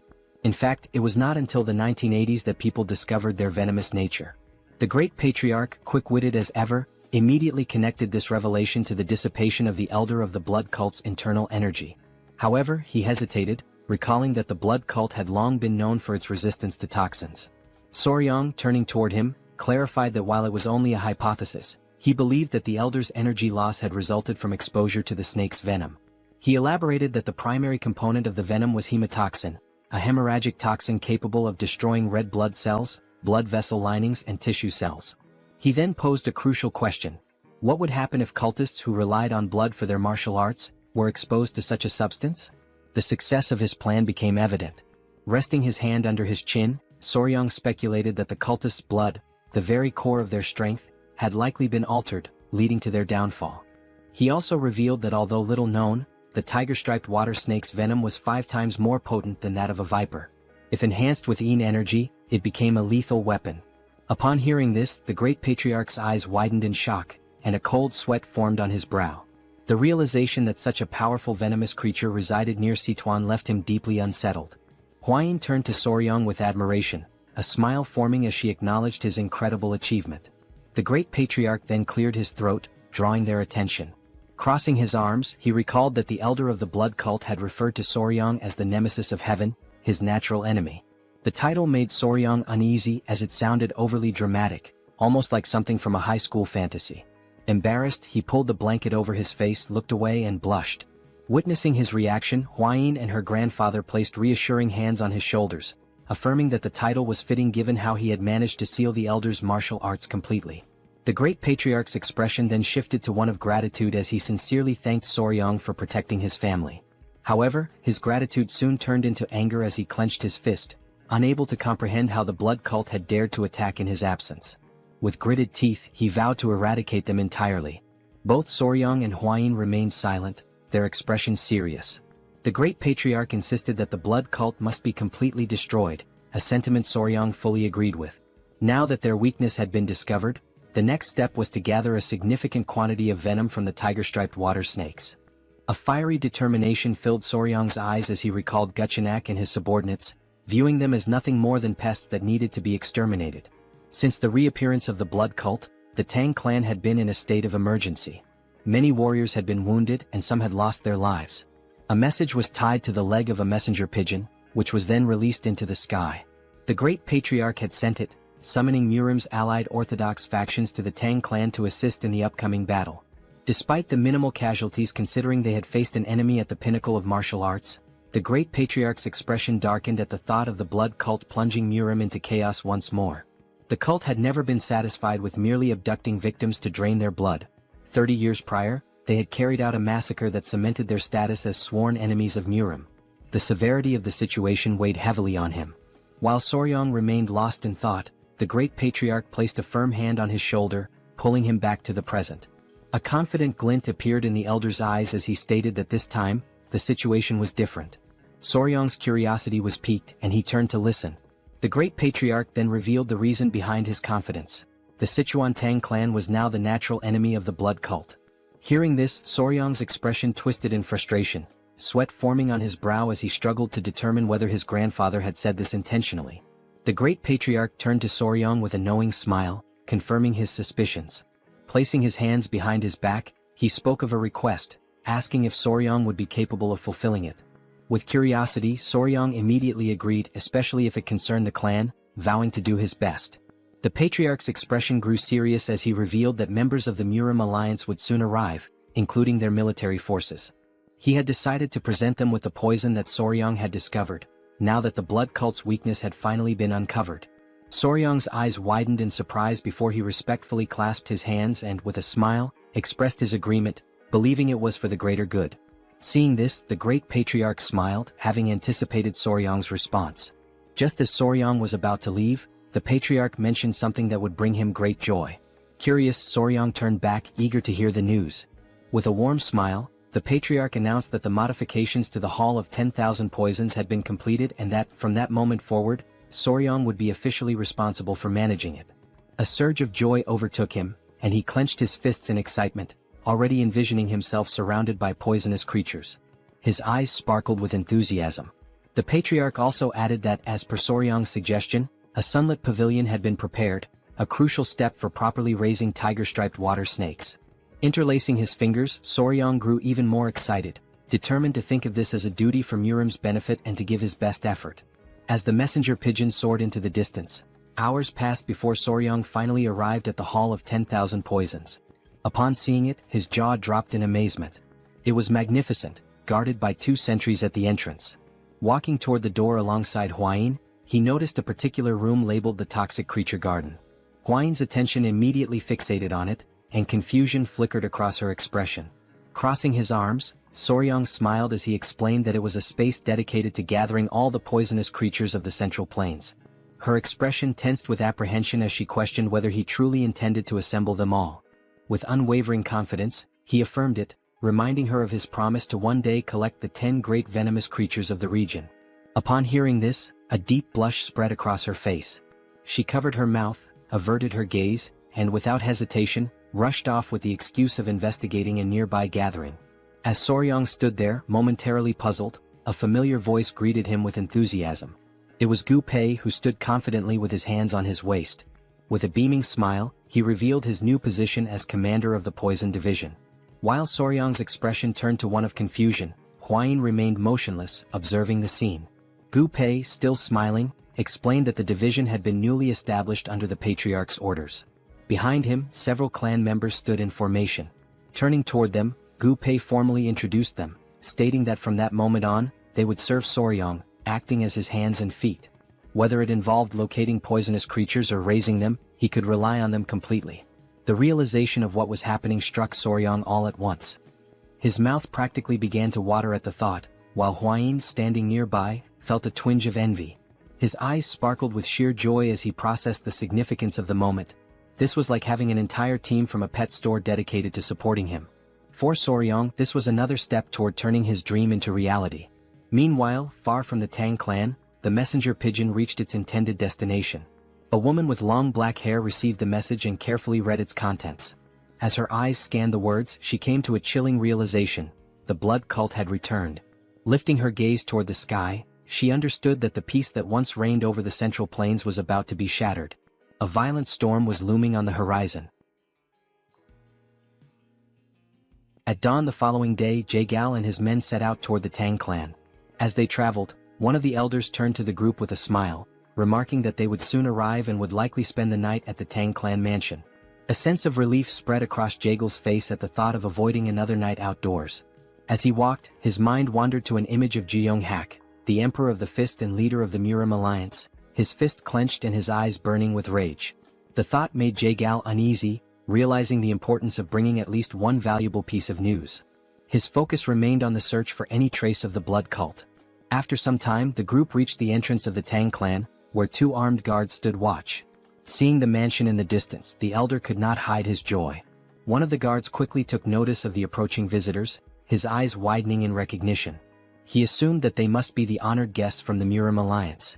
With a composed expression, Jaegal stepped forward, closed his fan, and formally introduced himself as the military advisor of the alliance. In response, one of the guards opened the gates, while the other greeted them respectfully and expressed gratitude for their visit, requesting that they wait a moment. However, there was a hint of nervousness in the guard's eyes. Glancing to the side, the guard hesitated before explaining that there were certain matters the visitors needed to be aware of before entering the mansion. Jaegal's eyes narrowed with curiosity, while the elder, more direct in his concerns, asked whether they were required to surrender their weapons before proceeding. The guard, appearing slightly embarrassed, brought a hand to his chin before revealing that, no matter how small or insignificant a creature might seem, it was strictly forbidden to take a life within the Tang clan. At this, Jaegal's expression shifted to one of surprise, and his mind conjured the image of a golden Buddha statue. The possibility of the entire Tang clan converting to Buddhism crossed his mind. Sensing the misunderstanding, the guard quickly reassured them that they would understand once inside but emphasized the importance of abiding by this rule. Upon hearing this, Jaegal and the elder became solemn. Before they could discuss the matter further, a familiar presence approached. The newcomer was visibly pleased by the arrival of the military advisor. Jaegal's eyes widened slightly in recognition before a smile formed on his face. The ones greeting him were Hwayin and Soryang. They both bowed their heads respectfully, and Jaegal returned the gesture, acknowledging that it had been some time since he last saw Hwayin. She placed her hands over her abdomen and, with a measured tone, noted that exactly 1 year had passed since their last meeting. With a light-hearted smile, Jaegal inquired about the whereabouts of the myriad poison's divine sovereign. In response, Hwayin closed her eyes briefly before explaining that her grandfather had left to search for traces of the blood cult, offering her apologies for any inconvenience. Jaegal regarded her with a calm expression, dismissing any notion that it was an inconvenience. Instead, his attention soon shifted toward Soryang, his curiosity piqued. Studying the young warrior, he asked about his identity. With a polite smile, Soryang introduced himself, expressing his honor in meeting the military advisor. At this, Jaegal and the elder exchanged glances, a hint of confusion in their eyes as they observed that the young man was not from the Tang clan. Before either could voice their thoughts, Hwayin placed a hand over her chest, averted her gaze and hesitated before revealing that Soryang was her fiancé. A stunned silence followed. Jaegal and the elder stood frozen in shock, while the men accompanying them reacted with disbelief. Whispers of jealousy spread among the group as realization dawned upon them. One of Murim's 3 flowers had a lover. Their hearts filled with despair as they clenched their fists, their eyes shimmering with unshed tears. To them, the world had never seemed more unfair. None could understand how or where Soryang had come from, and envy seeped into Jaegal's expression as well. With a composed demeanor, he slowly unfolded his fan and lowered his gaze. He requested that they be guided inside, knowing that if the mood continued, the entire group might challenge Soryang to a sparring match. Just as tension simmered, an unfamiliar sound echoed through the air. Jaegal and the elder instinctively tensed, their expressions shifting from confusion to intrigue, as they searched for the source of the strange noise. The men were left in shock, their jaws dropping as they lifted their gaze to the sky. Their expressions of astonishment quickly drew the attention of everyone around them, revealing that something unusual had appeared above. The source of the strange sound was soon identified, the golden-haired king bees which were flying in the area. The sight of such highly venomous creatures within the Tang clan left the group in disbelief. Instinctively, several men moved in front of Hwayin, drawing their swords and instructing the others to remain cautious. Their stance made it clear that they were prepared to protect her at all costs. Observing their reaction, Soryang became increasingly alarmed. A sense of urgency flashed in his eyes as he urged them to put away their weapons. Fear crept into his expression as he stepped forward, placing a hand on one of the men's shoulders in an attempt to explain the new regulations of the Tang clan. However, the warrior, overwhelmed by anger, shoved Soryang's hand aside and, with a furious glare, demanded that he step away. He made it clear that the golden-haired king bees were incredibly dangerous creatures, capable of killing an ordinary person with ease. Despite Soryang's efforts to calm the situation, the men continued pressing in on him, gradually suffocating him beneath their collective weight. Unable to suppress his frustration any longer, he forcefully pushed them back. His eyes burned with intensity as he declared that he had been raising the golden-haired king bees himself, urging everyone to remain calm. The revelation left the group in shock. One of the bees landed gently on Soryang's head, an affectionate gesture that only deepened their disbelief. Jaegal and the others, overwhelmed by fear, instinctively stepped back. Unfazed, Soryang smiled as he played with the bees, fully aware that they had missed him after their time apart. Seeing this, Hwain's expression softened, and a joyful smile appeared on her face. Meanwhile, the bees turned their attention toward Jaegal and his men, who were still struggling to process what they had just witnessed. Soryang, maintaining his calm demeanor, stroked one of the bees and gently reassured them not to sting the guests. One of the warriors, watching in stunned silence, broke into a nervous sweat upon realizing that Soryang was treating these lethal creatures as if they were harmless pets. Gradually, the tension in the group dissipated, and the young warriors regained their composure. With the situation now under control, Jaegal and the elder accompanied Soryang and Hwain inside. As they walked, Jaegal's thoughts remained fixated on Soryang. It was difficult to believe that this young warrior from Hanan Island had become the fiancé of the renowned poisonous flower. The realization that an outsider had managed to secure such a position within the Tang clan left him in a state of disbelief. As they strolled further, something caught Jaegal's attention. Nearby, two men were sitting and engaged in a heated argument. The black-haired man, his expression fierce, held up a small vase and insisted that a venomous scorpion would be a more fitting companion for the Tang clan. In response, the orange-haired man, equally enraged, produced a small chameleon and vehemently argued its superiority, directing everyone's attention to the creature's radiant crest. Jaegal's pulse quickened as unease settled over him. Placing a hand on Soryang's shoulder, he hesitated before asking why so many warriors within the Tang clan were preoccupied with insects and animals. Pulled from his thoughts, Soryang turned his attention back to the scene, his curiosity piqued. As the men continued their dispute, he casually explained that they were enduring the venomous creature companionship punishment. The response sent a chill through Jaegal, who instinctively began to sweat. The thought of such a punishment unsettled him, and he quickly inquired about what they had done to deserve it. Soryang placed a hand under his chin, deep in thought, before recalling the events from a few nights prior. That evening, Soryang and Hwain had gone to the training hall. As Soryang trained, Hwain became increasingly anxious and advised him to focus on expelling his internal energy. However, despite his best efforts, Soryang's movements resembled a dance rather than proper training. Just as they continued, an unexpected presence disrupted them. Commander Gu and his men arrived, their faces tense. As they stood before them, they closed their eyes momentarily, visibly nervous. With a sorrowful expression, Gu Pei offered his apologies, explaining that a significant problem had arisen. More than half of the captured rat pups intended to feed the tiger-striped water snakes had perished. Hearing this, Soryang turned toward him, his gaze filled with sadness. Hwain, on the other hand, appeared confused, uncertain about the situation. Soryang crossed his arms, closed his eyes and sighed. There was little that could be done, as rats were highly sensitive creatures. If the environment became too noisy, it was not uncommon for the mother to kill them. However, Gu Pei soon revealed the true cause of the problem. The warriors had not merely failed to preserve the rat pups, they had eaten them. A flicker of disbelief crossed Soryang's face as confusion settled in. Gu Pei continued, explaining that the men had consumed the young rats as snacks while drinking alcohol. The weight of this revelation left Soryang speechless. His eyes widened in shock, struggling to comprehend that the warriors had treated the rats as nothing more than side dishes to accompany their drinks.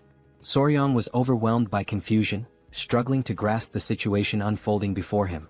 Hwain, arms crossed, turned her gaze toward Gu Pei and clarified the meaning of 3 screeches, a dish in which live baby rats were dipped in sauce and eaten. Embarrassment washed over Gu Pei as he lowered his head once more and apologized. Soryang, paralyzed by disbelief, attempted to make sense of what he had just heard. Hwain stepped forward and scolded them, prompting Gu Pei to clutch his ears as he explained the reasoning behind their actions. Some of the poison handlers were from Henan, and reminiscing about home had led to an unexpected turn of events, resulting in the warriors consuming the baby rats that had originally been captured to feed the tiger-striped water snakes. Soryang's expression darkened with contempt as the full realization set in. Anger surged within him, and he understood that measures needed to be taken to ensure they learned the true value of the creatures they raised. It was through this incident that the Tang clan of Sichuan established the venomous creature companionship punishment and implemented a new set of rules. Back in the present, Soryang stood with his arms crossed, his gaze unwavering as he explained that each warrior was now responsible for raising a venomous creature. The warriors began to argue among themselves, their reactions varying, while Jae-gal, unable to contain his unease, broke into a nervous sweat. The reason behind each warrior's association with a venomous creature had finally become clear to him. His curiosity intensified, and he focused his attention on Soryang, finding him increasingly fascinating. As Soryang observed the warriors with thinly veiled disdain, Jae-gal came to a sudden realization. This young man was far from ordinary. When night fell, the great patriarch arrived, and the three of them sat together at a table for discussion. With a serious demeanor, the great patriarch recounted the series of events that had transpired. Jae-gal, closing his eyes momentarily, smiled and remarked that Soryang must be the enigmatic young warrior whom the patriarch of the Tang clan had encountered on Henan Island. The great patriarch studied him for a moment before smiling and inquiring about his thoughts on the Tang clan's most treasured possession. Jae-gal expressed his admiration for Soryang, remarking that the term enigmatic hardly did him justice. He acknowledged the astonishing nature of the golden-haired king bees, further reinforcing his intrigue. Soryang, however, could not suppress a sense of nervousness at being the subject of such praise. Jae-gal's expression shifted to one of grave seriousness. His mind lingered on a troubling matter, the complete lack of any clues regarding the blood cult. The great patriarch, his composure steady, turned toward Soryang with a knowing smile. He declared that they could not afford to remain passive while the influence of the blood cult continued to spread unchecked. Soryang's curiosity was piqued, and he directed his full attention to the patriarch. Without hesitation, the elder instructed him to retrieve something. Jae-gal, taken aback, felt his confusion deepen as his curiosity reached its peak. The great patriarch raised a finger and, summoning his power, formed a protective barrier around them. His eyes closed briefly as he explained that no sound could be allowed to escape, and for that reason he had invoked a Kai barrier. As Soryang reached into his clothing, Jae-gal turned his attention to the shimmering barrier, his jaw tightening in astonishment. With unwavering confidence, Soryang produced a small jar and placed it on the table. Jae-gal immediately seized it, scrutinizing the object while his mind raced with questions. The mere presence of the Kai barrier suggested the jar contained something of great importance. Unable to hold back his curiosity, he questioned what kind of item required such extreme secrecy. The great patriarch, maintaining his steady gaze, revealed that the jar contained a poison capable of dissipating internal energy. Jae-gal, unimpressed at first, argued that such poisons were fairly common and did not seem to warrant the use of a Kai barrier. However, as Soryang and the patriarch exchanged knowing glances and nodded with subtle smiles, the revelation came. This particular poison had a unique property: it exclusively affected members of the blood cult. Jae-gal's expression shifted instantly. His focus locked onto the jar and his eyes widened in shock.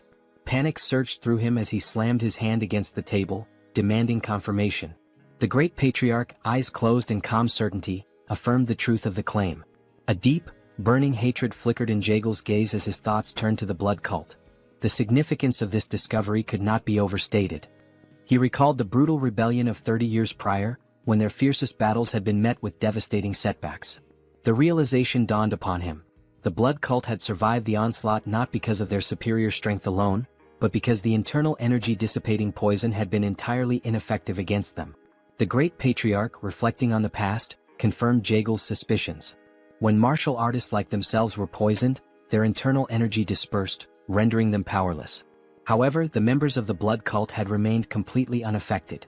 Jae-gal, maintaining a serious gaze, inquired about the potency of this particular version of the poison.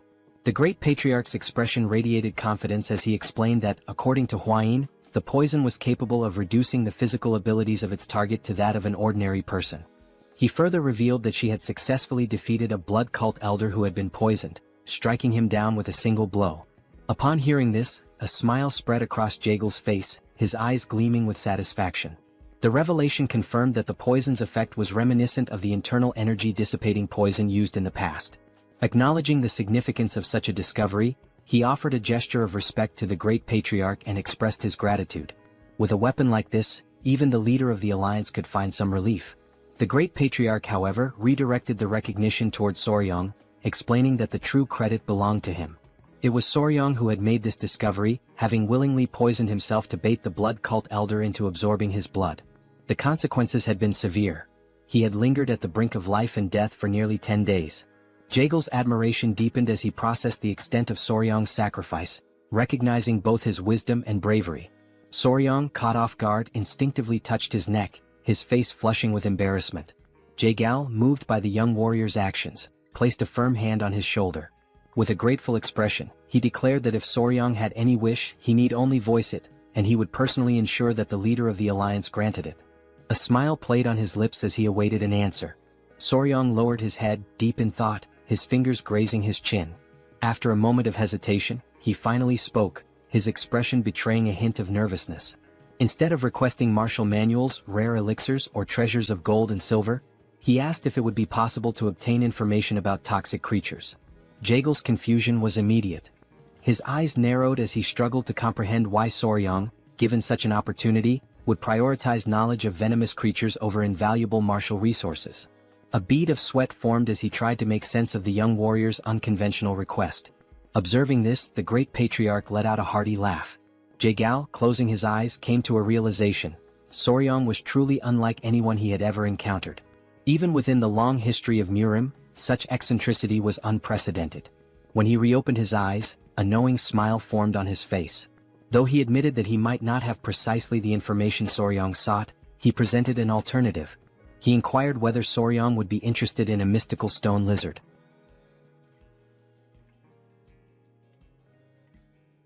Jaegal begins to recount how, during the day, they had arrived at a remote location on the island, where a majestic waterfall cascaded down the cliffs. Among them was Jaegal's nephew, and he was the one who announced that they had finally arrived. They had reached Mount Gonga in Sichuan. His nephew, Cheon, remarked that it was exactly as their ancestors had described, the waterfall, the turtle-shaped rock, everything was identical. Furthermore, from that vantage point, they could also see the peak of Mount Gonga in the distance.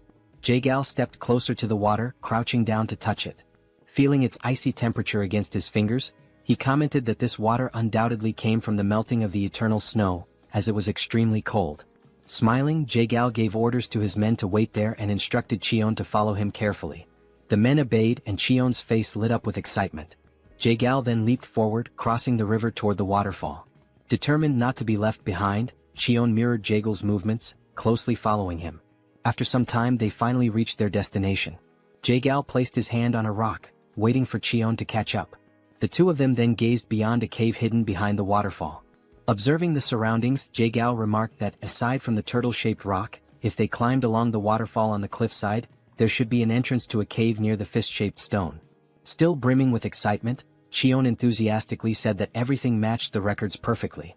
Fixing his gaze on the cave entrance, Jaegal declared that he would go in first and instructed Cheon to follow closely behind him. Cheon nodded in understanding. As they stepped inside, they found the cave walls covered with various herbs. Jaegal and Cheon proceeded cautiously, mindful of any potential surprises lurking in the darkness. Upon reaching the heart of the cave, Jaegal suddenly halted, his eyes widening. He murmured that this was truly incredible. A hole in the ceiling allowed sunlight to pour in, illuminating the entire chamber. Standing still with his hands behind his back, Jaegal observed the breathtaking sight before him. Cheon, equally mesmerized, expressed his amazement, stating that such a mystical view was the last thing one would expect inside a cave. Still smiling, Jaegal commented that this was the perfect environment for spiritual herbs to thrive. Then his eyes fell upon exactly what he had been searching for, a rare spiritual herb that had absorbed the extreme yin energy over time, the 100-year snow ginseng. Cheon took a step closer and remarked that now all they had to do was exchange the snow ginseng for the dark wool flower from the Namgung clan. Jaegal nodded in agreement, adding that with this, the severed meridians of the Namgung clan's daughter should improve. Furthermore, they would obtain a 200-year-old dark wool flower in return. Stepping even closer, Jaegal reached out toward the snow ginseng, his hand emanating a faint blue aura as he prepared to collect it. However, in that very moment he sensed a strange presence.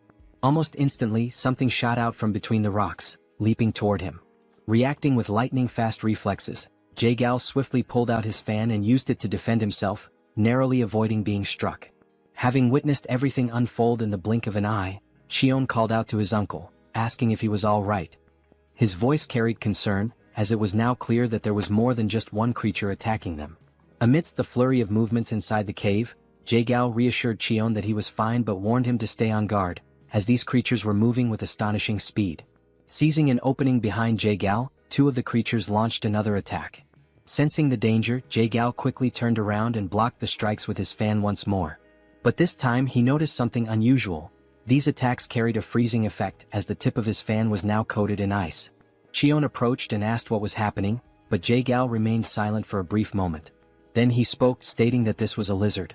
Cheon, puzzled, hesitated before asking if he had heard correctly. Jae-gal confirmed, explaining that yes, it was indeed a lizard, an incredibly fast blue-scaled lizard with piercing yellow eyes and dark skin.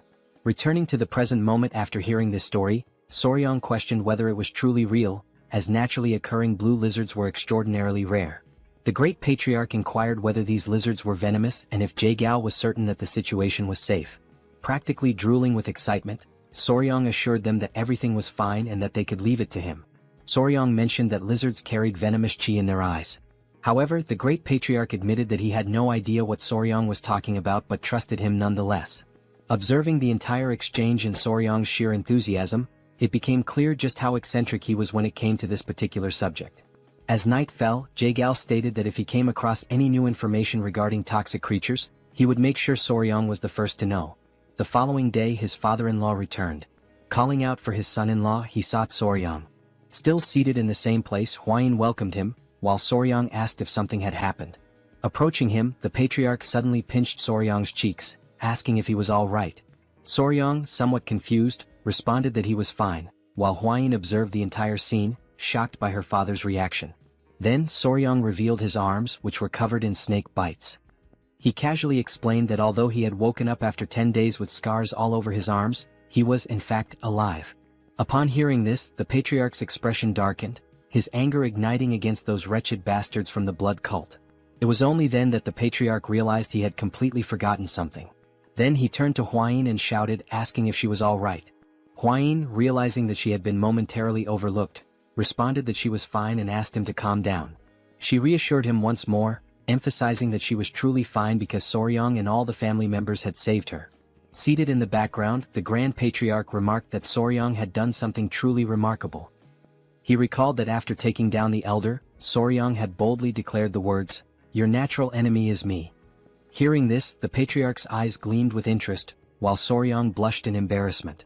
Hwain, however, corrected the statement, saying that the actual phrase had been, "I am your natural enemy." Soryong, fidgeting with his fingers in a timid manner, admitted that it happened that way because his plan had worked so well. Thanks to that, they had been able to uncover the weakness of the blood cult. Interrupting the family moment, Jae-gal called out to Cheolsun, the patriarch, stating that he was also present. The patriarch turned to him and asked how he had been. Clasping his hands in a formal greeting, the patriarch remarked that ever since Jae-gal had risen in rank, they had not communicated much and were now finally meeting under these circumstances. Jae-gal acknowledged this as true and expressed his regret over it. Soryong, not entirely understanding the situation, had a confused look on his face. Meanwhile, Hwain, smiling as she adjusted her hair, explained that they had been childhood friends. Jae-gal then invited the patriarch to take a seat, mentioning that there was much to discuss, starting with the blood cult. Turning his gaze toward the couple, Jae-gal also requested that they sit down as there were more details to go over. Sometime later, the patriarch asked Jae-gal how the search for the secret agent was progressing. Hearing this, Soryong thought to himself that they might be talking about a spy or something similar. So, he asked what kind of secret agent they were referring to. The patriarch stroked his chin and gave a faint smile. He then asked if Soryong remembered how the bastards from the blood cult had invaded to steal the secret manual of the venomous claw of the bloody hand.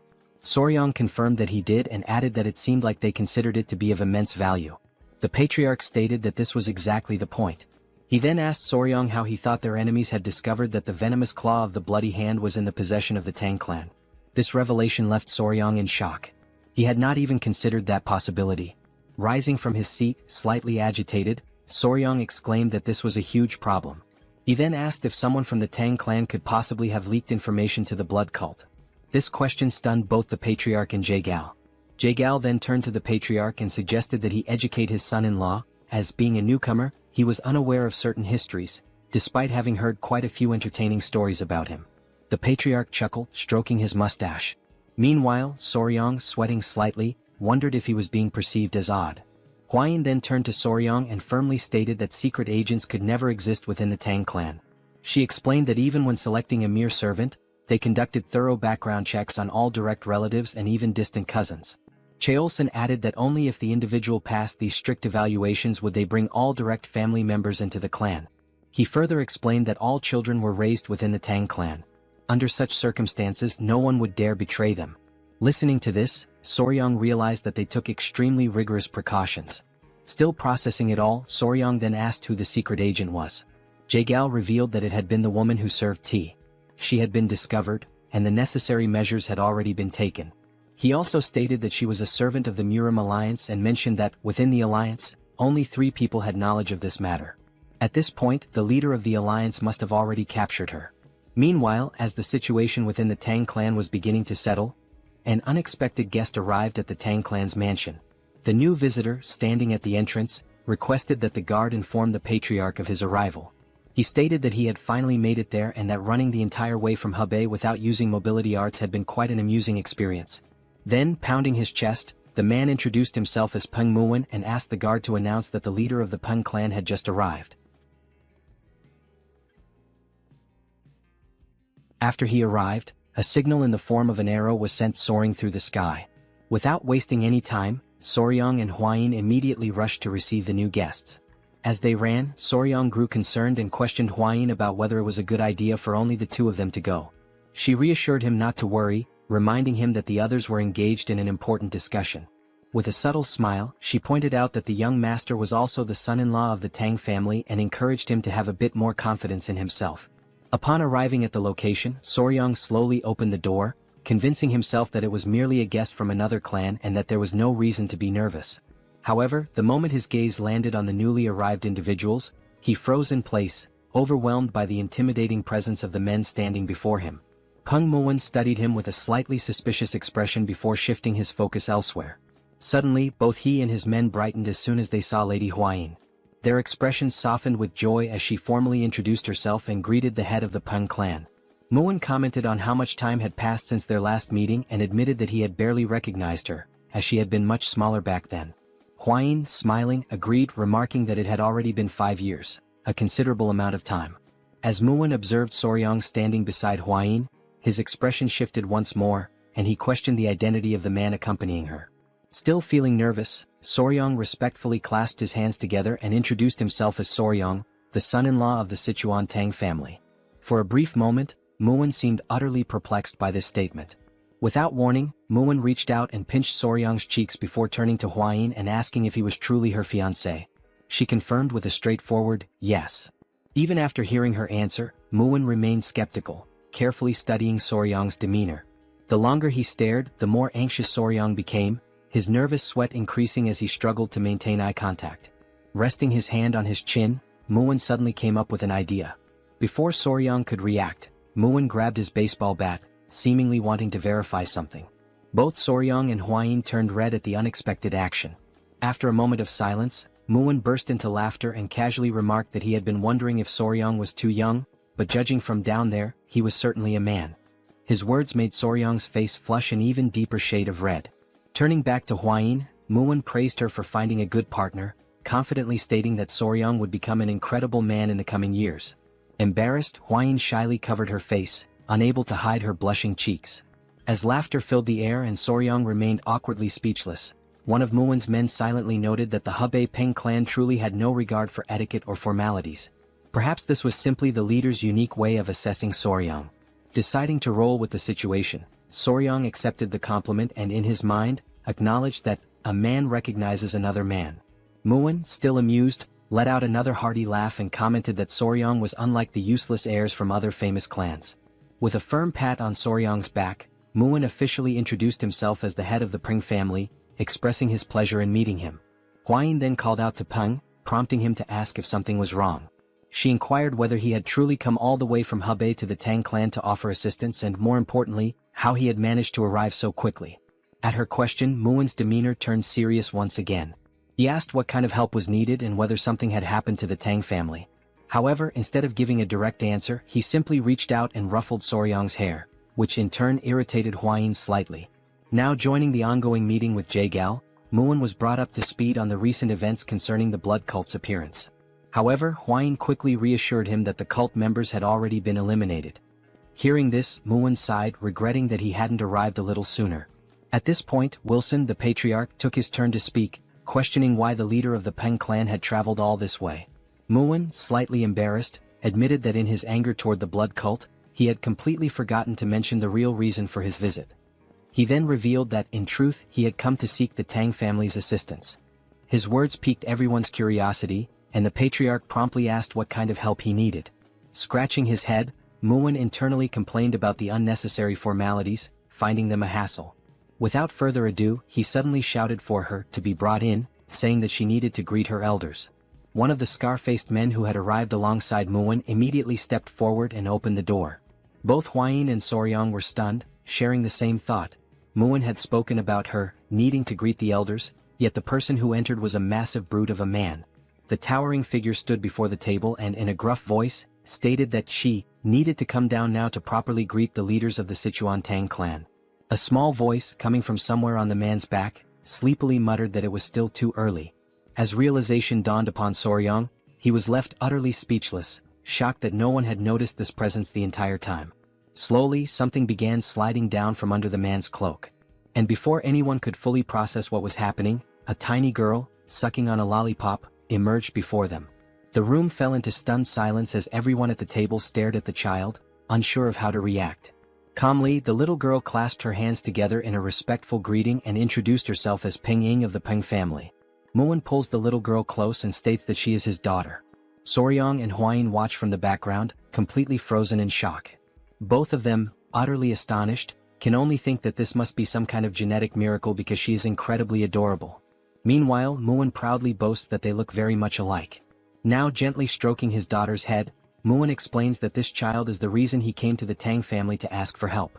While she calmly nibbles on a biscuit, he continues, stating that she has been feeling somewhat unwell and asks if the Tang clan could take a look at her. Upon hearing this, both the patriarch and Soryong exchange uncertain glances, questioning what kind of illness it could be. Something then catches Soryong's attention. When he looks at her closely, he notices a faint aura surrounding the little girl as she continues to eat biscuit after biscuit with a calm expression. Time passes and now night has fallen. Soryong lies in bed, surrounded by his centipedes, deep in thought. After hearing about and analyzing Ying's symptoms, they were still unable to determine the exact cause. As he absent-mindedly pinches the cheek of one of his tiny centipedes, he recalls Muon's explanation regarding his daughter's condition. Muon had described how, at times, she suddenly becomes short of breath, and large red blotches appear all over her body. In severe cases, she even loses consciousness. However, after some time, she regains consciousness as if nothing had happened, and no one has been able to figure out why. Muon also explained that he had already tried everything to uncover the cause. He had even sought out disciples of Yaxian, but all of them insisted that the child was perfectly healthy. There was even one occasion when a disciple suggested it might be poisoning. Muon had nearly beaten him up on the spot. Shaking his head, Muon had firmly stated that such a thing was impossible, as there was no one in his family capable of doing such a thing. The patriarch then pointed out that if it truly were poisoning, there could be an internal issue within the Peng family. However, Muon confidently reassured him that no member of the Peng family would ever commit such an act. Scratching his head, Muon sighed and said it was better not to dwell on it too much, as he didn't want to start suspecting his own family. Jagal then intervened, saying that jumping to conclusions would not help since poisoning is not always caused by another person. Looking at the little girl, the patriarch decided that they would provide an empty courtyard house where she could stay for some time, allowing them to observe her condition closely. After all, it was essential to confirm whether this was truly poisoning or something entirely different. Muon, feeling relieved, expressed his gratitude to the patriarch, acknowledging that from now on, they would be under the Tang clan's care for a while. Lying in bed, Soryong could only think that what was affecting the little girl might be juvenile diabetes since sugar seemed to be accumulating rapidly within her body. Sitting up, he tried to recall whether red blotches were a symptom of childhood diabetes, but he concluded that the best way to know was if more prominent symptoms appeared. At that very moment, someone knocked on Soryong's door. A voice called out, addressing him as young master, and informing him that a serious problem had arisen. Without hesitation, Soryong quickly opened the door and demanded to know what had happened this time. The woman before him wasted no time in explaining. The young lady of the Peng clan had just collapsed. In the dead of night, Soryong sprinted toward the scene as everyone rushed to verify what had happened. Upon arriving, he saw Muon crouched down, holding the unconscious girl in his arms, his expression filled with worry. He overheard Muon explaining that she had been sitting in the pavilion when she suddenly started coughing and then collapsed without warning. The patriarch, analyzing the situation, commented that since she had collapsed here as well, it meant there were no spies within the Peng family. As soon as he said this, he noticed Muwen's face twist with anger and asked him what was wrong. Without a moment's hesitation, Muwen delivered a brutal punch to his own face with all his strength. The impact was so powerful that one of his teeth went flying far into the distance. Now grinning, toothless, Muwen apologized, admitting that despite what he had previously said, he had not been able to forgive himself for even briefly suspecting his own family. His men, overwhelmed with admiration, began to weep proudly. Muwen, still holding his daughter, continued, saying that if Ying had collapsed here as well, then the cause must be something else entirely. The other men of the Peng family, moved by their leader's actions, followed suit, delivering fierce punches to their own faces and shouting apologies. They lamented their failure, insisting that despite being by her side, they had not been able to prevent the young lady from collapsing, branding it as their own disgrace. The patriarch, watching this bizarre display, simply sighed and urged them all to calm down. As yet another tooth soared through the air, Huayin placed a hand on Soryong's shoulder and quietly asked him what they should do now. Soryong responded with determination, stating that there was only one way. In the background, Soryong suddenly raised his voice, calling for everyone's attention and urging them to remain calm above all else. He then confidently announced that there was a method to uncover the cause of her symptoms and at the same time, prove everyone's innocence. Both the patriarch and Muwen immediately turned to him, asking what this method was. With deliberate steps, Soryong slowly approached Muwen and the unconscious young lady, lowering himself to her level. The entire room fell into an uneasy silence, every person anxiously waiting for his next words. With a serious expression, Soryong finally declared that the first step was to remove all of the young lady's clothing. The room was instantly filled with shock. Huayin and the patriarch were left completely speechless, their faces frozen in sheer disbelief at the audacity of his statement. Meanwhile, Muwen's expression twisted into pure rage as he struggled to comprehend Soryong's intentions in attempting to undress his daughter. Holding his daughter in his arms, Peng asked Soryong to repeat what he had just said, while the patriarch observed the situation in silence, showing no reaction. At that moment, countless doubts raced through the young warrior's mind. And just as he was about to repeat his request to change the young lady's clothes, he was suddenly grabbed by his collar at a speed even he hadn't anticipated. Muwen, his heart burning with fury, demanded to know if he had truly just heard Soryong suggest removing his daughter's clothing, just like that, out of absolutely nowhere. With no other choice and in utter desperation, Soryong pleaded with him to wait. Sensing the imminent danger, a baby centipede emerged from within Soryong's clothing, crawling out to assess the situation, but he quickly ordered it to go back inside. Observing the tense atmosphere, the patriarch stepped in, urging Muwen to calm down, as his son-in-law must have had something in mind. Huayin, noticing that Soryong was struggling to endure the pressure, also intervened, asking Muwen to at least listen to him first. Reluctantly, Muwen released Soryong's collar, but his anger had not yet subsided. His voice remained sharp, his words laced with irritation as he pointed out that Soryong had dared to suggest removing his daughter's clothing, who had not even reached adulthood yet. He demanded a proper explanation for such an outrageous statement. Now that the tempers had cooled slightly, Soryong took a deep breath and asked Lord Peng to remain calm and listen to him until the end. He then clarified that what he truly meant was that her clothes should be removed and replaced with different ones, as there was a strong possibility that something within her garments or personal belongings had caused her to faint. It was only then that Muwen finally grasped the boy's true intentions. Realizing his mistake and deeply irritated with himself, he clenched his fists, fully expecting to lose yet another tooth, as he begrudgingly admitted that he had doubted the young warrior's words. Soryong urged him to stay calm, pointing out that his daughter's sudden collapse must have left him shaken. Muwen, now grinning despite his missing tooth, expressed his sincere gratitude for Soryong's patience and understanding toward another person's mistake. Taking on a more serious tone, Soryong then firmly declared that, from this moment onward, the young lady would remain under the care of the Tang clan. Until further notice, all contact with the Peng clan would be strictly restricted. Muwen, visibly unsettled by this decision, immediately asked if that meant even he would be prohibited from seeing her. Soryong confirmed it without hesitation, stating that not even Muwen himself would be allowed. He then explained that if she exhibited the same symptoms while under his care, it would prove that the cause had nothing to do with the Peng clan. He elaborated further, explaining that this technique was known as controlled environmental adjustment, a method commonly used by breeders of insects, reptiles, and amphibians. Since animals cannot verbally express what is wrong, humans cannot immediately determine the exact cause of their ailments.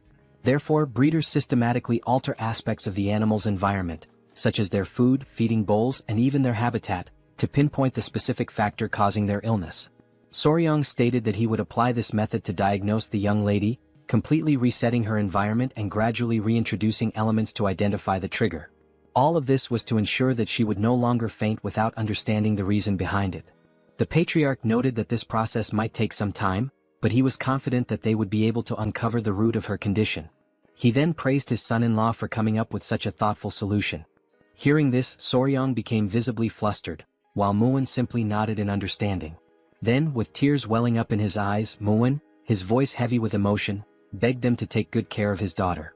Soryong smiled, pounded his chest confidently, and assured him that he could leave it to him. In his mind, he thought that after raising countless creatures, taking care of a little girl should be nothing in comparison. However, Soryong had not anticipated what happened next. Unlike the creatures he had raised, the child, being entirely different from them, began to cry. Minutes passed, yet the little girl still hadn't stopped crying, and he had absolutely no idea what to do. From the moment she had regained consciousness, she had burst into tears and had not stopped since. Meanwhile, Hwayin and her mother were busy gathering essential supplies to care for the child, leaving Soryong completely alone with her, just the two of them. At a loss, he hesitantly asked her if she was hungry or sleepy, unsure of what else to do. Seeing that her sobbing did not subside, he tried another approach and asked if she was crying because Lord Peng was not there. Hoping to soothe her, he assured her that Moon had gone to fetch medicine for her and would return soon. However, to his surprise, the little girl pouted and firmly stated that this wasn't the reason for her tears. She was crying because she wanted sweets. Soryong could only sigh internally, realizing that she preferred sweets over her own father. Now reflecting on this, he suddenly remembered that while they were changing her clothes, she had several sweets hidden away. Trying to calm her down, he gently asked her to relax, explaining that since she had just woken up, she couldn't eat sweets right away. Instead, he suggested that she eat some rice porridge first and later he would personally make some treats for her. He then moved closer, lowering his voice slightly as he told her that if she ate her porridge properly and behaved well, he would prepare candied fruit skewers for her. At that moment, her eyes lit up with excitement, the prospect of sweets instantly lifting her spirits. However, for this to happen she would have to promise to behave. Without hesitation, she quickly agreed, nodding eagerly as she vowed to eat well and be on her best behavior. And the little girl confidently states that everyone in the Peng clan always keeps their promises. She then adds, with complete seriousness, that if she ever breaks hers, he has permission to punch her in the face. Hearing this, Soryong is utterly taken aback, his mind reeling as he wonders what on earth the Peng clan teaches its children. Later that day, Moon finds himself hidden behind a cluster of bushes, burdened with worry. He has no choice but to watch his daughter from afar, restricted by the new rule that forbids him from approaching her. However, his covert surveillance does not go unnoticed. Soryong, catching him in the act, immediately questions what he is doing hiding there. Before responding, Moon swiftly grabs Soryong by the collar and yanks him into the bushes as well, determined to maintain his cover. Lowering his voice, Moon anxiously asks how his daughter is doing. Soryong reassures him, stating that she is fine, she has been eating well and behaving properly. Moon, still skeptical, presses him further, demanding to know if she is truly eating on her own. He is bewildered as he asks how in the world Soryong managed to make that happen. Soryong simply shrugs, explaining that she is eating by herself naturally. He then turns the question back to Moon, wondering why he finds that so surprising. But before their conversation can continue, someone suddenly arrives, interrupting their hidden exchange. It is Hwayin who greets the lord of the Peng clan with a polite nod. In response, Moon acknowledges her presence and thanks her for taking care of his precious daughter. Hwayin then mentions as if casually, that Missing had been asking about where her elder brother Soryong had gone. At those words, Moon's temper flares once more. He clenches his fists in frustration, feeling slighted that he has barely been able to hold a proper conversation with his own daughter, and yet in such a short time she and Soryong have already grown so close. Recognizing the dangerous shift in atmosphere, Soryong quickly realizes that now would be an excellent time to make his escape. As he turns to leave, Moon, still fuming, demands to know when exactly his daughter started calling Soryong by that title. Ignoring him, Hwayin instead asks if Soryong is heading to the training grounds again today. Soryong nods, explaining that when he spends time playing with the bees, she behaves much better. As he hurries toward the training grounds, he muses to himself that, oddly enough, the bees seem to have taken a liking to the little girl as well. Upon his arrival, he sees Ying happily holding one of the golden royal bees in her small hands. The moment she spots him, her face lights up with a genuine radiant smile, and she excitedly urges him to come over quickly. After watching her interact with the bees for a while, Soryong gradually realizes something. Thanks to these bees, he was able to form a bond with Inying in record time. The adorable golden royal bees were absolutely enamored with her. Most likely because while eating sweets she had managed to spill syrup all over herself and the surrounding area. At that moment, Inying points ahead, calling out to Soryong with excitement, saying that the queen bee is over there. Still seated at a distance, Soryong reminds her that the queen bee is busy and asks her not to disturb it for now. As he observes her, he thinks to himself that if he had a younger sister she would probably be just like this. Maybe, just maybe, taking care of children isn't as bad as he originally thought. However, Inying refuses to give up. She continues to call out to him, insisting that there are other bees there as well. Just as Soryong is about to explain that bees can sting if they feel threatened, his words barely leaving his lips, the inevitable happens. Inying is stung. In an instant, Soryong rushes to her side, his concern evident in his expression. Reaching her, he carefully inspects the sting mark on her arm and gently tells her that she needs to be more careful. Although it doesn't seem too serious, he decides to take her to the medicine hall just to be safe. After all, bee venom can sometimes cause people to become very ill. But then Soryong notices something strange.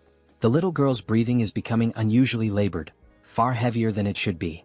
With panic rising in her voice, she weakly calls out to him, pleading for elder brother Soryong to help her.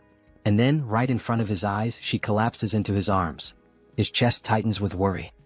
He recalls Moon mentioning that sometimes Inying would develop red blotches on her body and lose consciousness. And in that instant, everything clicks into place. Soryong finally realizes exactly what this reaction is. The reason Inying has been fainting all this time is anaphylactic shock. Anaphylaxis. Anaphylaxis is a severe allergic reaction caused by an overactive immune response. Normally, when harmful substances or toxins enter the body, the immune system immediately launches an attack to eliminate the threat. This immune response is known as inflammation. During this process, the body releases histamine, which dilates blood vessels, allowing white blood cells and antibodies to enter and neutralize the invader. However, problems arise when the body overreacts to certain harmless substances. When histamine is released in excessive amounts, the immune response malfunctions due to its hyperactivity. Blood vessels dilate too rapidly, leading to a dangerous drop in blood pressure. As the vessels expand, symptoms such as difficulty breathing and severe itching begin to appear. In extreme cases, anaphylaxis can be fatal. Realizing the severity of the situation, Soryong quickly lifts the little girl onto his back and starts running at full speed, aware that time is slipping away. As he sprints forward, he pleads with Miss Inying to hold on just a little longer. Reaching the palace entrance, he stops abruptly, his voice ringing out as he yells for help, urgently announcing that Miss Peng has lost consciousness. Hearing this, both the patriarch and Moon rush outside in a panic, their expressions filled with worry as they demand to know what has happened this time. Moon wastes no time. He takes his daughter into his arms, immediately sensing her struggle to breathe. Without hesitation, he pours his internal energy into her body, trying to help stabilize her condition. At that moment, a faint murmur escapes her lips. Soryong feels a wave of relief wash over him and silently thanks the heavens, realizing once again how truly remarkable internal energy is. Meanwhile, his mind quickly shifts to what he knows about anaphylaxis treatment. The primary goal is to stabilize blood pressure and keep the airway open. In modern medicine, various methods are used to achieve this, but in this world, qi-based techniques serve the same purpose. The patriarch, assessing the situation, notes that her symptoms appear to be the same as before and asks if Soryong saw what triggered it this time. Moon, equally curious, turns to him for an answer. Soryong states that young Inying collapsed after being stung by a bee. Both the patriarch and Moon react with immediate disbelief, asking if that is truly the case. The patriarch acknowledges that some people do faint from bee stings but argues that this does not explain the previous instances where she lost consciousness. Moon nods in agreement, pointing out that she had never been stung before. Already certain of his conclusion, Soryong takes a step forward, drawing their attention as he confidently states that he has already identified the true cause. His words leave his father-in-law visibly stunned, to the point where he asks if Soryong is being serious. Soryong affirms that the bee sting played a crucial role in helping him discover the real underlying issue. Moon, growing more anxious, urges him to explain further. Taking a deep breath, Soryong prepares to share his findings, though he already anticipates the reaction his next words will cause. Before continuing, he states that the first thing they need to do is remove the young lady's clothing. A short time later, Hwayin appears and confirms that everything is exactly as Soryong had described. At first, the rashes covering her body had made it difficult to notice, but beneath them there were older marks, along with new ones that had recently appeared. Huayin raises her hand, signaling for everyone to remain silent since Yingying has yet to regain consciousness. Without hesitation, everyone obeys her command. Lowering his voice, Muwen speaks again, acknowledging that, just as mentioned, there were indeed other marks besides the skin rash. His voice tightens as he demands to know why his daughter has been fainting all this time. Soryong calmly explains that this time, the cause was bee venom poisoning. Muwen furrows his brows, unable to comprehend. The previous episodes were not caused by bee stings. After all, a bee sting is not something that would go unnoticed. With his confusion deepening, he questions Soryong, asking how he can be so certain that the culprit is bee venom. The young warrior, fully aware of Muwen's concerns, acknowledges his reasoning before firmly stating that there is no doubt. The symptoms Yingying displayed are a textbook case of anaphylaxis triggered by bee venom. At that moment he realizes what must be done next. He must search the records and identify another creature, one with venom similar to that of a bee. Something that contains melittin or peptides capable of inducing swelling and respiratory distress. Recalling that Hebei, China has a temperate continental climate, the venomous creatures in such a region would likely include certain snakes, scorpions and ants. Still lost in thought, Soryong quickly rules out snakes and scorpions. Instead, he tries to determine where she could have been repeatedly stung by a particular creature. Somewhere she frequents and something she does often. And then it hits him. Eating sweets. Soryong remembers that Huayin had shown him that Yingying had hidden pockets to store candies. Now, with a confident smile, he states that he has finally found the answer. He declares with certainty that the cause is bee venom, assuring everyone that they can trust his conclusion. Huayin, however, remains doubtful. After all, Muwen had already stated that his daughter had never been stung by a bee before. Soryong then explains that the people of the Tang clan surely understand that venom does not affect everyone the same way. For some, even the prick of a needle could be fatal, while others could withstand 10 times that amount without any issue. The patriarch nods, turning to Muwen and acknowledging that, in a way, his son-in-law is correct. The same venom can have different effects on different individuals. Soryong continues, emphasizing that Yingying is particularly sensitive to bee venom. One thing is clear, she is vulnerable to it. However, if there were no bees in her home, that leaves only one possibility. Hearing this, Muwen grows even more intrigued and asks what that possibility could be. Soryong answers confidently, stating that it is indeed a bee, but a very special kind. Sometime later, as night falls, everyone is gathered near a particular area, their expressions tense. Huayin holds up a lantern, casting light over the scene. Still skeptical, Muwen questions whether Soryong is truly certain. Without hesitation, Soryong confirms that he is. He then asks Huayin to illuminate the area more clearly, and she immediately complies. As the light reveals the ground, they see several ants feasting on one of Yingying's sweets. While they eat, one of the ants suddenly bites another. With 2 wooden sticks, Soryong carefully lifts the aggressive ant by its head, holding it up for everyone to see. He confidently announces that this little creature is the culprit. However, confusion spreads among the group. They hesitate, unsure if what they are looking at is truly an ant, or perhaps something else entirely. Bringing the creature closer for inspection, Soryong points out that, at first glance, it resembles an ant. But upon closer analysis, it is actually a collateral relative of bees. To prove his point, he directs their attention to the creature's large, menacing stinger at the end of its body. At that moment, they finally understand what he meant by collateral relative. It is an ant, but one with a prominent, formidable stinger. Soryong then reveals the true identity of the creature. This little thing is a king stinger ant, he declares. And with that, the real culprit behind Yingying's condition is finally exposed. Demonstrating his deep knowledge on the subject, Soryong elaborates further, stating that this species belongs to the order Hymenoptera, within the Formicidae family. It is commonly referred to by its nickname, the Asian needle ant.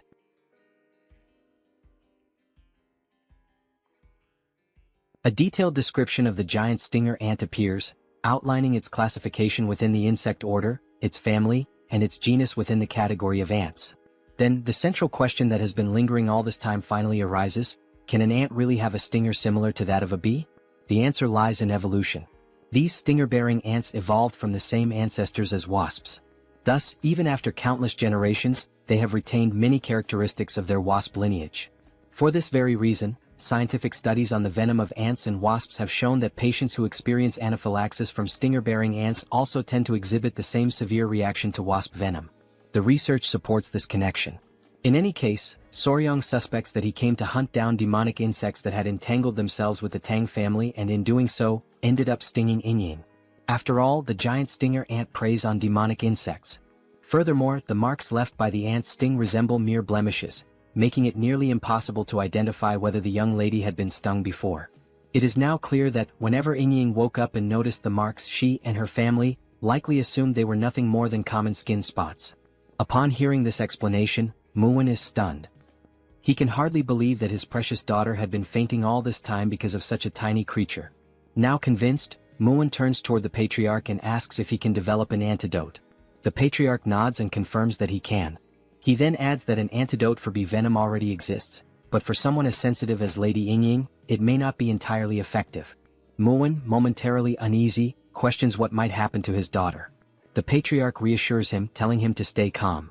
Now that the cause has been identified, they can exercise greater caution to prevent future episodes before she faints again. Though still apprehensive, Muwen takes a deep breath and agrees. Now, turning his attention to Soryong, he acknowledges that he has not yet properly thanked him. He expresses his deep gratitude to the young warrior for everything he has done. Soryong offers a modest smile and returns the gratitude. Then, in an attempt to reassure Muwen, he tells him not to worry. Though the process will be slow, there is indeed a way to treat Ying's condition. Muwen, once again surprised, asks if there is truly a way to resolve this. Soryong confidently explains that the method is known as desensitization. Hwayin, standing quietly in the background, watches him intently, thinking to herself just how brilliant her companion is. Then, Soryong begins to explain the process in highly technical terms, leaving everyone completely lost in confusion. Realizing their bewilderment, he simplifies his explanation.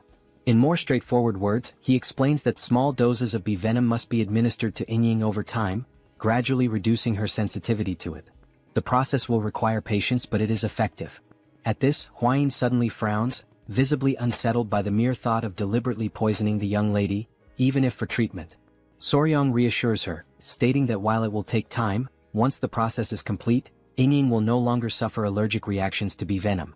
Hearing this, the patriarch nods in agreement, saying that the approach makes sense. Even within the Tang family, certain training methods involve injecting small doses of poison to build resistance. Now filled with newfound hope, Muwen eagerly asks again if this means that, once the treatment is complete, his daughter will no longer suffer from this condition. The patriarch, maintaining his composure, tells him that it will take time, but yes, it is very likely. At this, Muwen breaks into the most genuine toothy smile he has shown thus far. Still grinning, he slaps Soryong on the back in a gesture of deep appreciation for saving his daughter's life. With gratitude shining in his eyes, Muwen declares that he cannot possibly let such a massive favor go unrewarded. He then asks Soryong if there is anything he desires, saying that he can grant him whatever he wishes. As Muwen continues shaking him enthusiastically, Soryong can only wonder why the people of this world always throw around blank checks after receiving help. After composing himself, he clasps his hands together in a polite gesture of refusal. He tells Muwen that Lady Ying is like a younger sister to him now, and he cannot ask for any reward. Muwen, however, laughs heartily and increases the force of his backslaps, declaring that within the Ping family, there is no need for modesty. Soryong can ask for anything. Realizing that if he doesn't request something soon, he might end up being crushed to death, Soryong thinks quickly and comes up with an idea. Excitedly, with eyes practically sparkling, he asks if the Peng clan, having traveled from afar, would be willing to accompany him on a journey to visit some famous mountains. A few days later, they now stand before the Gunga Mountains of Sichuan, the very place that Jagal had mentioned before. Gazing at the majestic peaks, Muwen, smiling in admiration, comments that it is indeed a famous mountain range. Soryong, standing beside him, agrees. He remarks that he has heard of the beautiful rock formations that can be found here. Hwayin approaches, adding that, according to the second military officer, this seems to be the right place. Soryong also nods in agreement but then poses an important question. How will they reach the cave behind the waterfall? Upon hearing this, Muwen recalls something. He mentions that he has heard that Soryong recently learned the technique of light footwork. However, given that it is still new to him, he is likely unfamiliar with the technique known as flying swallow steps. However, Soryong questions what Muwen is talking about, leaving Muwen momentarily speechless. Instead of explaining, Muwen grabs the young warrior by his clothing, declaring that he is far too lazy to put it into words, so he will demonstrate instead. Already anticipating what is about to happen, Hwayin's jaw drops in shock. With little effort, Muwen hurls Soryong through the air as if he were making a perfect NBA three-pointer. Thanks to this unexpected maneuver, they reach the entrance of the cave much faster than expected. Muon bursts into laughter and, with a playful hint of irony, remarks that Soryang is quite fast. Hwain quickly approaches, concern in her voice as she asks if her companion is alright. She then shifts her attention to their surroundings and acknowledges that, in any case, this really does seem to be the entrance to the cave, the hidden passage behind the waterfall. Still grinning, Muon declares that it is time to go inside, as there is sure to be something interesting within. As they cautiously step deeper into the cave, a strange sensation washes over them, prompting them to halt momentarily. Before them, numerous ice crystals glisten, their presence reinforcing the idea that Jaegal could not have been lying about this place. The interior of the cave is nothing like what they had expected. Drawing closer to examine the area, they recall Jaegal's description. He had spoken of a light descending upon the center of the cave, illuminating a floor blooming with unfamiliar flowers. The way he had described it, it had seemed like something from another world, breathtaking and surreal. Yet, as they venture even deeper, they come to realize that the cave does not feel as otherworldly as Jaegal had made it sound. Though there is indeed a light in the center, there are far fewer flowers than anticipated. Taking in the sight, Muon wonders aloud whether the divine creature they are seeking is altering the surrounding environment. As he continues observing, he senses cold air flowing from a specific rock. Soryang immediately agrees, certain that this must be the case. He tightens his grip on his sword and warns the others to stay behind him and remain on guard. Muon, now holding the hilt of his own sword, realizes that whatever they are about to face is likely a powerful foe. At that very moment, a piercing cry echoes through the cave, sending a jolt of fear through Hwain and Muon. Realizing the source of the sound is up ahead, Muon stiffens and once again commands them to stay close to him. Then, from behind the large rock, a pair of glowing eyes emerges, slowly making their way into view. Once more, the creature lets out the same eerie cry, leaving Soryang visibly startled. And then, when the mysterious being finally reveals its full form, Soryang's eyes widen in recognition. That's a fat-tailed gecko. The creature stands at around 30 centimeters in length, with large, round, golden-yellow eyes and a slightly plump tail. The young warrior's eyes sparkle, and he practically drools with excitement. This creature is both unbelievably fierce and ridiculously adorable at the same time. Hwain, observing it closely, comments on how beautiful its shimmering blue scales are. Soryang, impressed, praises her for recognizing it instantly. Meanwhile, Muon is left in utter disbelief. How can the two of them be so calm when there is such a powerful enemy right in front of them? Still gripping his sword tightly, Muon urges them to stay on high alert, stating that there is another gecko deeper inside the cave. Given the circumstances, it is likely that this pair is a mated couple. Soryang, now more intrigued than ever, tries to get a better look further inside. Amazed, he remarks that this is incredible. If there are two of them here, they might be able to breed offspring. He then turns to Muon and pleads with him to capture them both alive, without harming them. As they remain fixated on the agitated blue gecko before them, a thought crosses their minds. Where is the other one? Peering deeper into the cave, they finally spot it. At that moment, Lady Hwain voices her concern, asking if something is wrong. Soryang, his expression growing serious, responds that the gecko inside looks weak, possibly sick. This does not bode well. In fact, the more he looks at it, the more he realizes that the creature inside does not even seem to be breathing. But before they can fully assess the situation, the blue gecko outside suddenly lunges at them. Driven purely by instinct, it attacks the group, determined to protect its home and its ailing mate. Upon observing the dangerous instinct displayed by the creature, Soryang quickly turns around and says that he'll leave this matter in the hands of Commander Gu Pei, asking him to notify him immediately if anything happens. As he watches the furious lizard in the background, Gu nods and replies that Soryang can count on him. If that little creature shows any unusual behavior, he will be informed right away. With that decision made, the group agrees to withdraw for the time being. Once outside, it finally dawns on them that, first and foremost, they don't actually know much about the creature's habits, and trying anything now would be reckless and could potentially harm the already injured creature. While Soryang stands atop a rock, lost in thought and clearly worried, Hwain sweetly calls out to him, inviting him to come eat as she tends to a few tiny centipedes in her hands. Watching her carefully handling the small insects, Soryang finds the scene incredibly gentle. It almost looks like she's caring for little children in her own home. They all gather as they wait for a stew to finish cooking. Muon then asks if there was any progress today, and Soryang replies that once again the injured creature didn't move at all. Muon adds that when he went to check on it earlier, it still didn't move, and wonders aloud whether a living being shouldn't at least eat or drink something. Soryang immediately agrees, but explains that geckos or lizards in general sometimes go without eating for days when they're under stress. In particular, fat-tailed geckos store energy in their thick tails, and if one isn't eating at all, it's likely surviving entirely off the stored energy. And given the current situation, they're reaching a point where a decision must be made, because they can no longer remain uncertain. The reason why the creature isn't moving needs to be investigated. Muin, somewhat energized by this, asks whether they'll be able to capture the geckos afterward, but Soryong clarifies that this isn't about capturing them for now, it's about figuring out where the injured one is hurt. He adds that it would be great if Muin could distract the standing gecko, allowing Soryong and Hwain to approach the weakened one. This makes Muin slightly uneasy, but then the eyes of both Muin and the other Peng family men begin to gleam, and Muin suggests that it might be easier to just knock down the healthy one as well. That way they'd have both, the strong and the weak. But all Soryong can think is that if these men hit those little creatures with their muscles, they would surely die instantly. To lighten the mood, Soryong jokes that if Lord Peng hits them, even the rock dividing them from Jaegao would probably just drop dead on the spot. Muin bursts into laughter at the comment. As he gives a few overly strong pats on Soryong's back, Muin remarks that it's surprising Jaegao was pressured enough by such tiny creatures to retreat. He then agrees with Soryong, one hit from him would absolutely kill the geckos. Muin's expression grows serious once again, and he confirms whether they'll go with Soryong's gentle approach.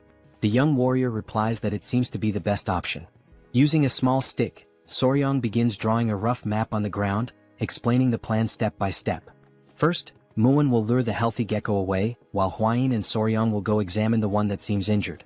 Hwain shifts a few small stones, explaining how the division of the venomous mist could help block the gecko's path, preventing it from getting to Soryong. Muin nods in agreement, saying this truly does sound like the most effective plan. Already clear on what needs to be done, Muin asks if there's anything else he should be cautious about, and Soryong simply tells him to be careful and keep the gecko far enough away so it doesn't get close to them. With a warrior's confidence, Muin pounds his chest and says they can leave it to him. He urges everyone to get moving, stating that his body is burning with anticipation and eager for action.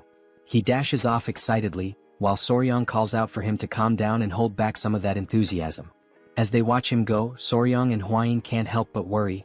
If the gecko inside truly is sick, it may not have much time left.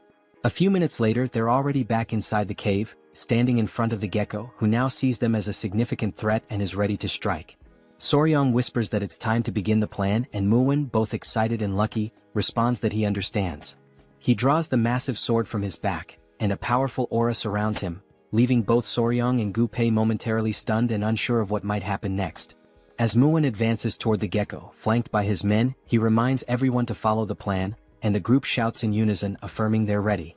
Sensing the danger closing in, the small gecko lets out a furious roar, its eyes glowing as it bares its fangs. Then the tiny creature leaps toward the group, leaving a trail of ice in its path. Muin deflects the attack with his sword, and exclaims that he hadn't expected so much power. As the creature begins swinging its tail repeatedly in fierce strikes, Muin admits that its attacks are indeed powerful, strong enough to qualify it as a first-class warrior of the Peng family. The small creature takes a few steps back and instinctively leaps forward once again to launch another attack. Recognizing this as a perfect opportunity, Muin smiles, seeing a clear opening. And just as the gecko strikes his sword, Muin redirects the creature slightly off course, creating the exact gap they needed. He shouts that this is the best chance they'll get. While the men stay surrounding the creature, the little gecko senses that something is wrong. Realizing the humans are trying to execute a plan, it lets out another roar, while the men desperately try to keep it from reaching Soryong and Hwain, who are focused on acting quickly while they still can. They approach the spot where the injured gecko lies, and immediately notice that everything around it is frozen solid.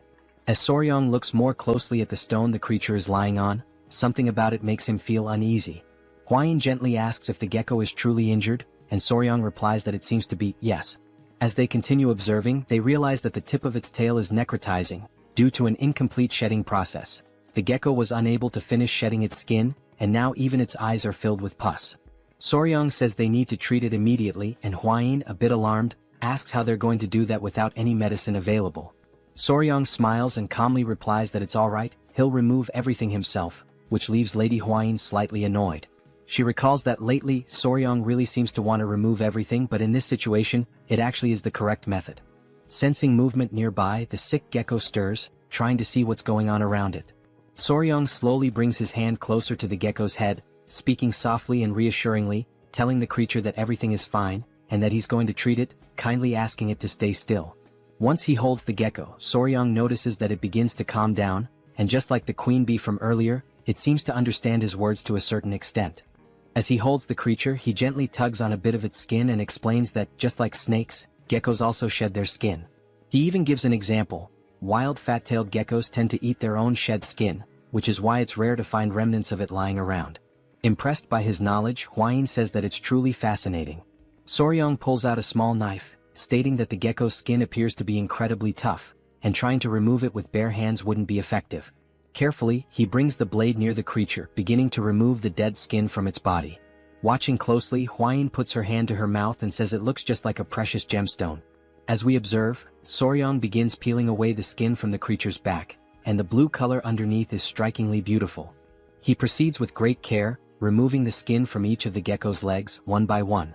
Seeing the exposed skin on the legs, Hwain exclaims that they look like adorable little gloves. She's reminded of the time when she was a YouTuber, and even back then videos of peeling or removal like this were trending and popular. Looking at the creature again, Soryong says that the most important part is still left, the head and the tail. Once more, he gently holds the gecko and says he needs to be especially careful with the eyes. Just as he had predicted, pus had built up inside the creature's eyes, and because it hadn't been properly removed, the inflammation caused the eyes to swell badly. With deliberate, slow movements, he begins removing all of the dead skin, working patiently until he successfully peels the skin off the gecko's entire face. Once everything has been taken off, Soryong gently asks the creature how it feels now, wondering if there's any improvement. At that very moment, Hwain gets visibly excited, because it's the first time she's seen the gecko open its eyes, and it no longer looks sick. Still holding the small creature, Soryong appears serious, and Hwain asks if something is wrong. He answers that yes, there is. He points to the tail, saying that he's trying to figure out what to do about it. It's clearly necrotizing. He adds that perhaps the only way to stop the necrosis is to cut the tail off entirely, but in the gecko's current weakened state, amputating the tail could very well kill it. At that moment, as they silently consider their options, they suddenly hear the voices of the men nearby, shouting for them to be careful. The men yell that they've lost sight of the other gecko, and as the couple turns around, there it is, ready to attack. Seeing that the creature is even more furious than before, Soryong is startled and begs it to calm down. He shouts in desperation, explaining that he's trying to help and treat its injured friend, even going so far as to point the knife toward the oncoming gecko. But in that exact moment, Soryong realizes that pointing the knife may have been a critical mistake. The gecko is bound to interpret it as a threat. And that's exactly what happens. With a chilling roar, the blue fury of the lizard echoes through the cave. The small gecko let out such a powerful roar that bolts of lightning surged all around it, fueled by its overwhelming fury. The pressure in the air was so intense that it even caused Soryong to be pushed slightly backward. Only then did our young warrior realize that he was in serious trouble, because he was still holding the other gecko in his arms. The enraged gecko lunged in the couple's direction, and Hwain quickly stepped forward, trying to shield her companion, urging him to be careful. At the very last second, to prevent them from being struck, she shoved him slightly to the side in an attempt to save him. The furious gecko then slammed into the ground with immense force, shattering a nearby rock on impact. Soryong was thrown to one side, while Hwain was tossed in the opposite direction. After hitting the ground from the push, Soryong did his best to shield the weakened gecko in his arms from the impact, but the other gecko, still enraged, refocused its attention on them. Soryong tried to gather himself and asked the furious gecko to wait just a moment, but it began to roar once more, sending more lightning crackling through the air.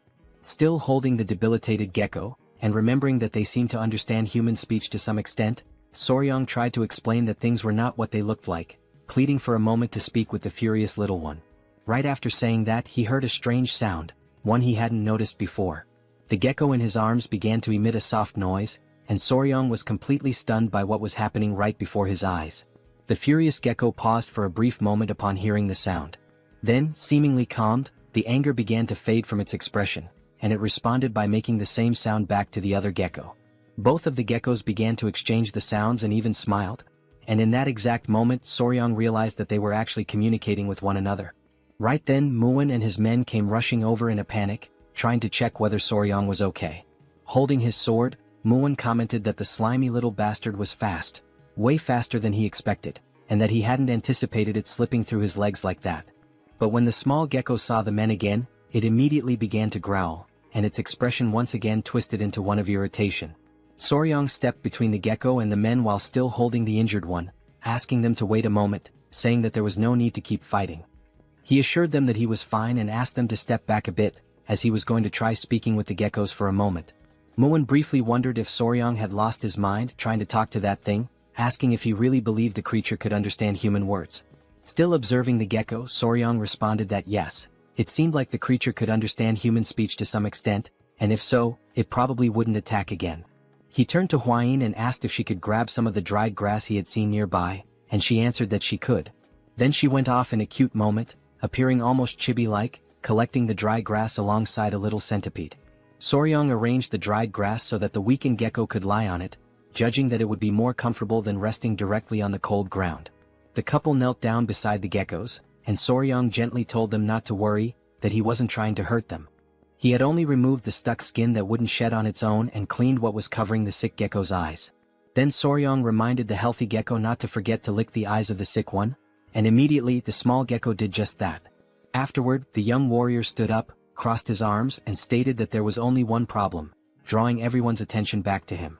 He explained that the sick gecko's eyes would likely heal just fine, but her tail was already necrotized, so licking wouldn't help at all in that situation. The sick gecko seemed to finally realize that her tail was indeed useless. She couldn't feel anything from it anymore. So Soryong continued, saying that, in other words, the only way to improve the situation would be, and while making a cutting gesture with his hands, he implied that they might have to remove the tail entirely. At that moment, one of the geckos imagined his partner's tail being cut off, and the vision of her crying out in pain filled his mind. He began to roar once again, and Soryong, growing nervous, made a scissor shape with his fingers to try to explain. The fury returned to the little gecko, who suddenly leapt toward the young warrior, taking him by surprise with a sudden mood swing. Realizing he wasn't fast or strong enough to stop this charge, the only thing Soryong could do in that moment was scream in desperation. Several minutes later, the couple sat on a rock with Moon beside them, while the men prepared a campfire. Hwayin was tending to some kind of wound on her companion's face, and he kept complaining that it hurt every time she touched it with her fingers. Soryong becomes a little irritated with the ungrateful gecko, since he was only trying to help. Hwayin tells him to stay still as she's in the middle of applying a healing balm, and if he keeps moving it might leave a scar. Hearing this, Moon crosses his arms and starts laughing, saying that now Soryong is finally beginning to act like a real man. After all, he earned a glorious battle scar. Realizing that this was not the right moment for jokes, Hwayin turns to Moon with a terrifying glare. Along with Hwayin, the little centipedes also fix their gaze on him, trying to intimidate him, and without saying a single word, Moon understands the message loud and clear. Touching the wound on his face, Soryong can only think about how the misunderstanding had somehow been resolved, and as he looks at Hwayin and the baby centipedes, he also considers how the centipedes aren't reacting to any killing intent, and maybe the small gecko never actually had the intention to kill. At that moment, Gu interrupts and calls out to Soryong to talk to him about something. He says it looks like the little creature wants to say something to Soryong, since it keeps trying to get over to him. Soryong gives an awkward smile and asks if the gecko is finally ready. The gecko responds by making the same sound as before and nodding its head. Tilting his own head slightly, Soryong says he'll do his best. But first, there's something he needs to ask, which makes the little gecko curious. So he asks what geckos usually eat, explaining that if they really do need to cut off her tail, she'll need to eat something nutritious to recover properly. Before Soryong can even finish speaking, the small gecko quickly leaps away to show what they usually feed on. Soryong follows him, asking him to wait up since he's way too fast. The gecko stops in front of a small plant and begins making some sounds. Soryong realizes that with these sounds, the little one is definitely trying to communicate something. The gecko then picks the plant up with its mouth and lifts it, clearly wanting Soryong to see it.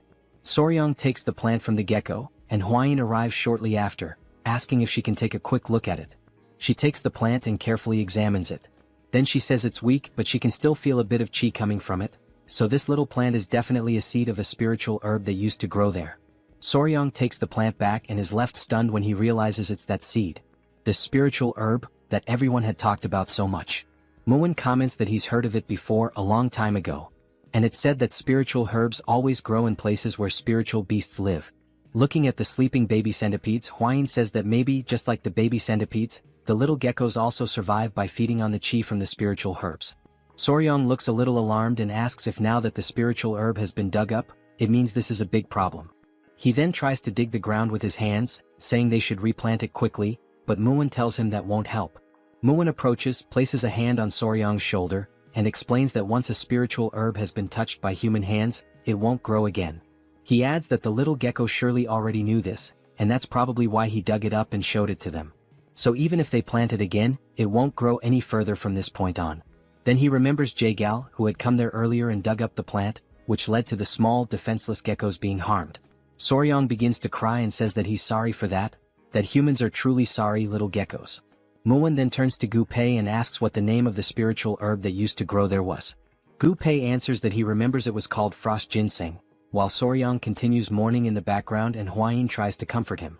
Muwon then says that what they need to do is find something that emits the same type of chi as frost ginseng. Hearing that instantly lifts Soryong's spirits, and he asks if such a thing really exists.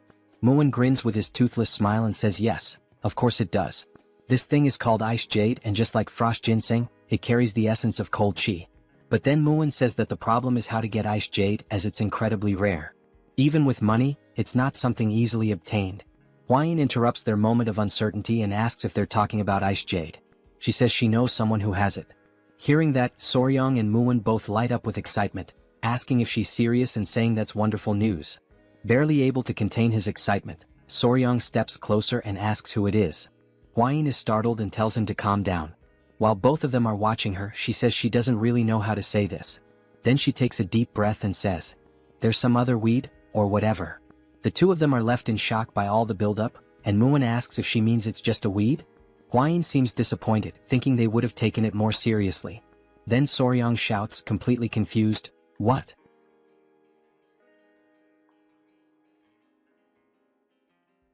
Both Soryong and Muwon continue staring at her, completely shocked by this recent revelation, unable to process what they just heard. Muwon asks if what she just said about the herb is really true.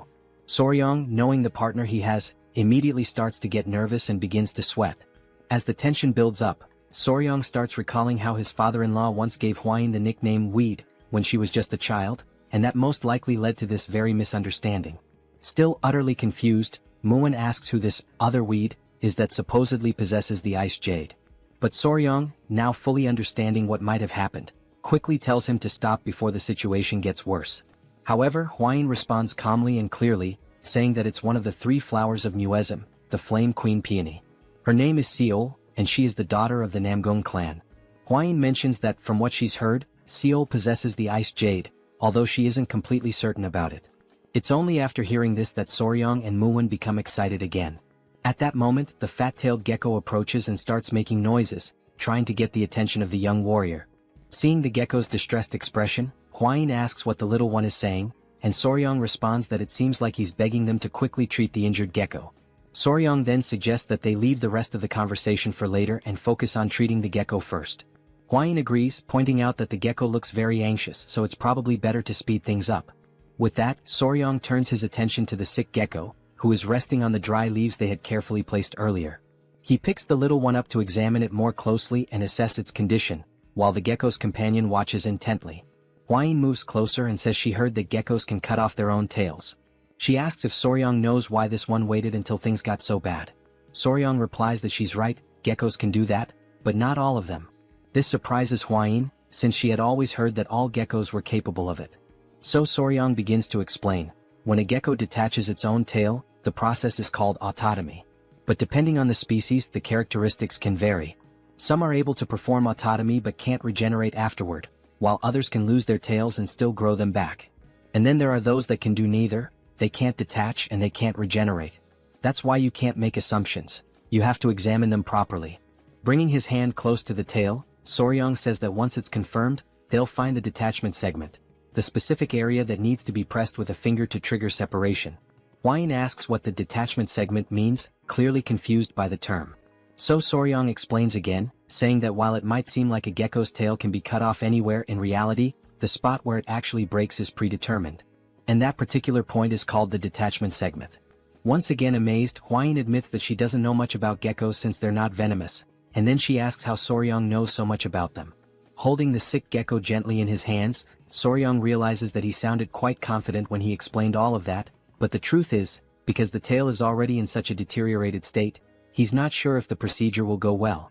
But regardless of the uncertainty, he knows he has to try. With determination in his voice, Soryong says that he will succeed, otherwise he doesn't deserve to be called Spicy Fabre, his former YouTuber name. Sometime later, Moon is left alone with the little gecko while the couple is working in the background, focused on the procedure. The small gecko starts making some sounds, and Moon realizes that it wants to say something, so he turns around. Watching the cheerful couple in action, Moon asks what happened to the injured gecko. Soryong replies that fortunately, everything went well. Now, as long as they take good care of her, she'll be just fine. Hearing that makes the other gecko extremely happy, so much so that he starts crying tears of joy. Soryong crouches down, still holding the injured gecko in his hands, and asks the other one if he's happy now. Moon observes it all quietly, not saying a word, but thinking to himself that the more he looks at that boy, the more incredible he seems. And so, after finishing the surgery, the group decides to stay close by and monitor the gecko's condition for a few days. A few days later, the couple approaches with excitement as they run toward the stone where the geckos usually stay. Soryong calls out to them, and right away the geckos respond to him with the familiar sounds they make. Soryong's eyes sparkle with joy, thinking to himself that they're not even cats, they're baby geckos. But if this had happened in his past life, it definitely would have gone viral on YouTube. Looking at the injured gecko, Soryong sees that she has regained some of her strength thanks to proper rest. He leans down a bit and says that it looks like everything's okay now, adding, "We'll get going for now." This makes the gecko a little sad, and it tries to communicate even more before they leave. So, Soryong takes a moment to explain that they're not leaving forever, they're just going to gather some food for the geckos and then come right back to that place. Upon hearing this, both geckos become visibly happy, making cheerful little sounds. Soryong can't help but think to himself just how incredibly adorable these little geckos are. The young warrior then turns to Hwain and says that for now that's all they needed to do here, so it's time for them to return to the Tang clan. With determination, he clenches his fist and, full of energy, declares that they are going to recover the ice jade. Sometime later, they arrive back at the Tang clan, having left the little lizards behind in good care. As the couple reunites with the patriarch, they notice that many updates have come in while they were away. The father-in-law begins speaking and says that among all the news, by far the most significant incident is undoubtedly the one involving the blood cult. He starts explaining that after the identity of a spy embedded within the Murim alliance was exposed, their warriors decided to follow an owl that had been created by one of their assistants. However, as they were tracking the owl through the skies, they received a piece of information that turned out to be extremely valuable. No one would have believed it at first, but following that owl actually led the group directly to the hidden base of the blood cult. Coincidentally, a squad had just returned to the Murim alliance, and they brought with them a batch of poison extracted from the striped tiger water leavings. The patriarch adds that he heard the poison played a crucial role during the raid on the cult's hideout. Then he presents something to Soryong, a handwritten letter of gratitude from the leader of the alliance.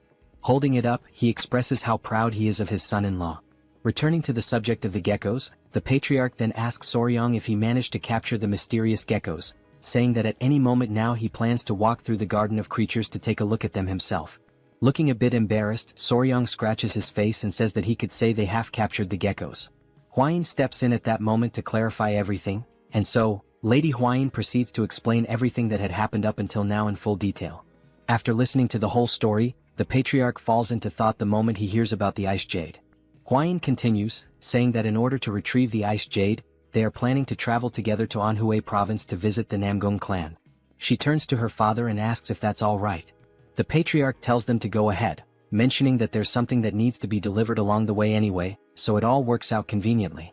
He adds that the current times are unstable due to the ongoing threat of the blood cult, but since Soryong will be with her, he feels reassured and can allow it without worry.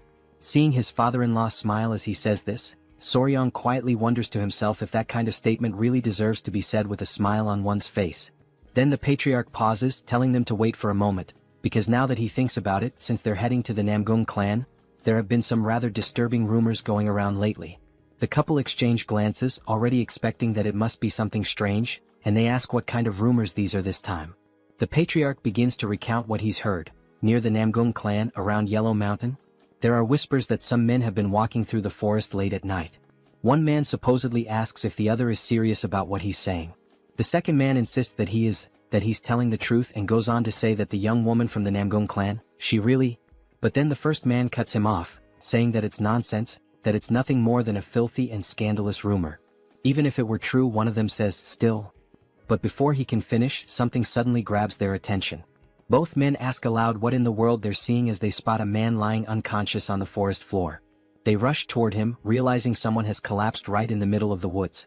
As they get closer to the fallen man, they call out to ask if he's okay. When he doesn't respond, they even wonder if he might be dead.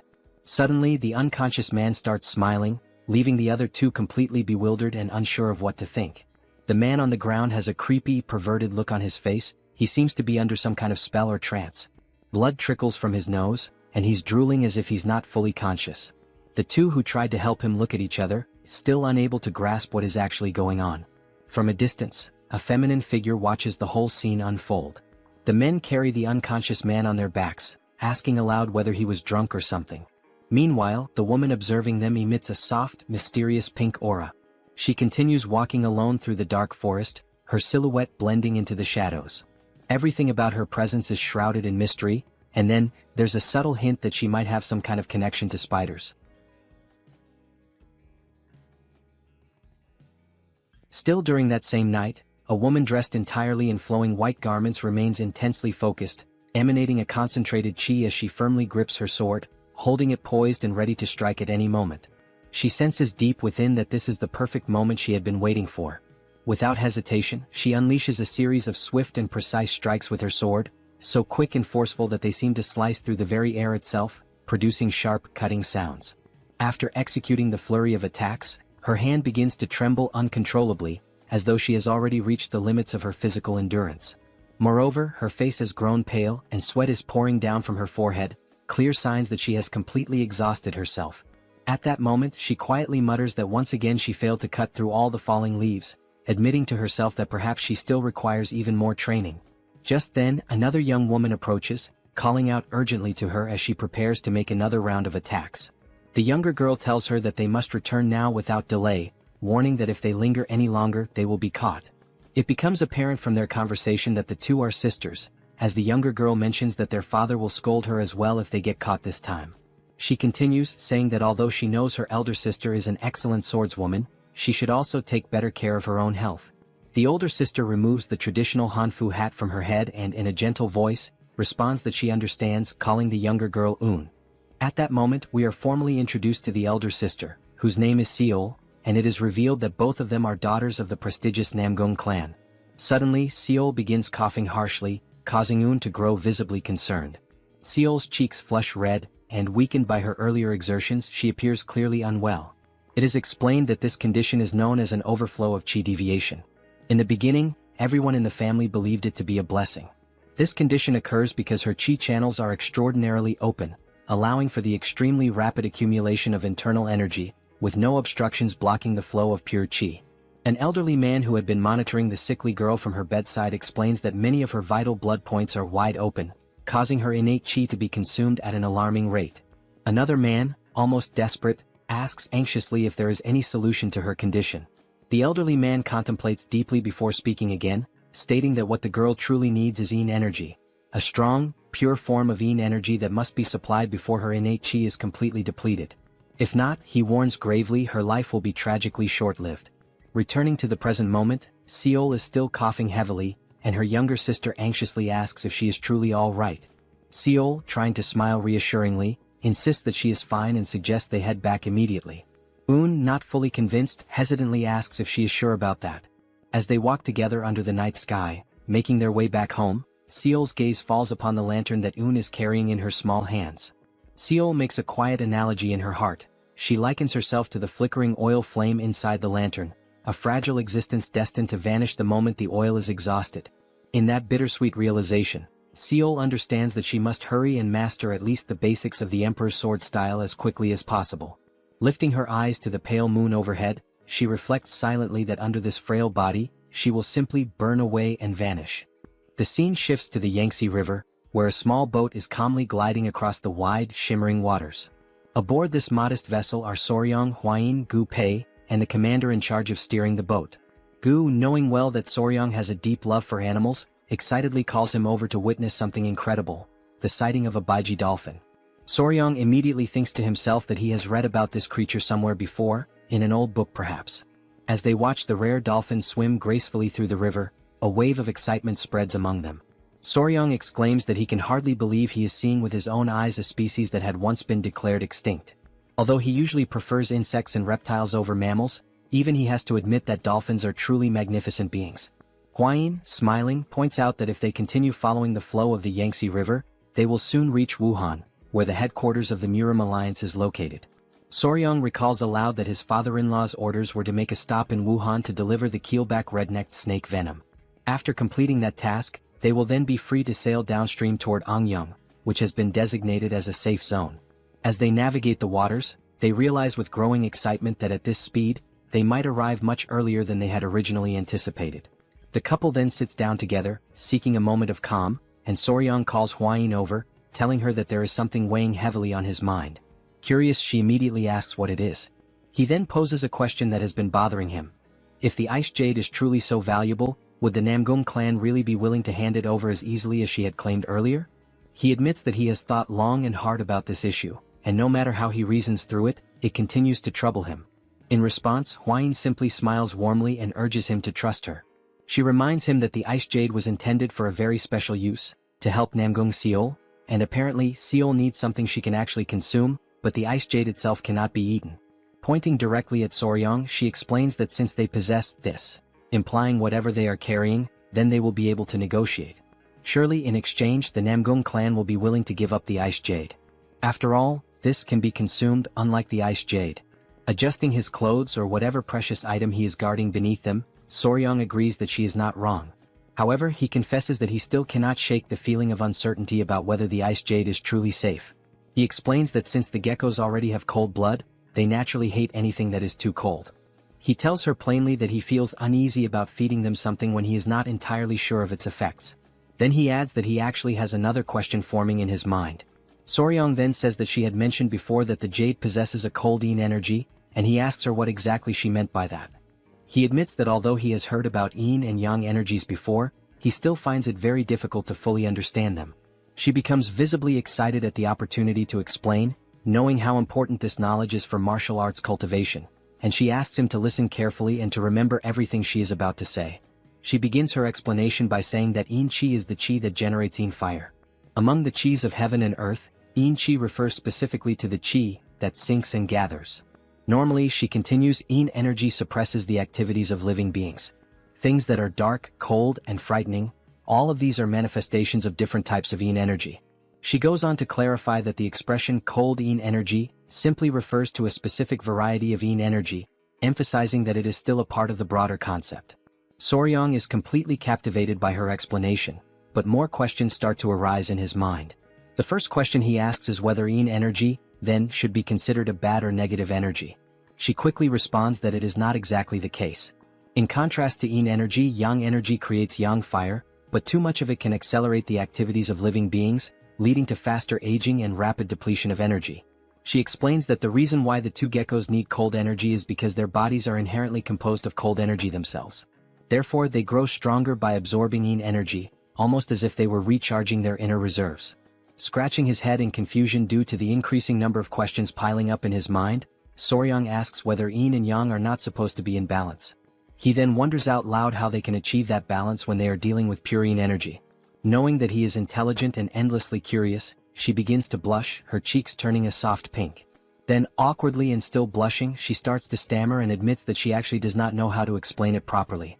A little flustered but gathering her courage, she raises her voice slightly and says that they will figure it out together later, how to find that balance between yin and yang. Soryong also blushes slightly upon seeing her so shy, but deep down he knows that he himself has absolutely no idea how they are supposed to discover that balance either. He tries to comfort her, but just at that moment, Gu suddenly shouts loudly that they have arrived and that everyone should prepare to disembark. They have just reached Wuhan. The boat is anchored there at the bustling port. As the couple steps off the boat, Hwain immediately introduces herself as Hwain of the Tang clan from Sichuan, and she announces that she has brought what was requested. The man who came to greet them informs them that the general is already waiting for them. As they follow the man through the streets, Soryong carefully observes everything around him, taking in the atmosphere. This is the famous Murim Alliance, and it is even larger and more imposing than he had imagined.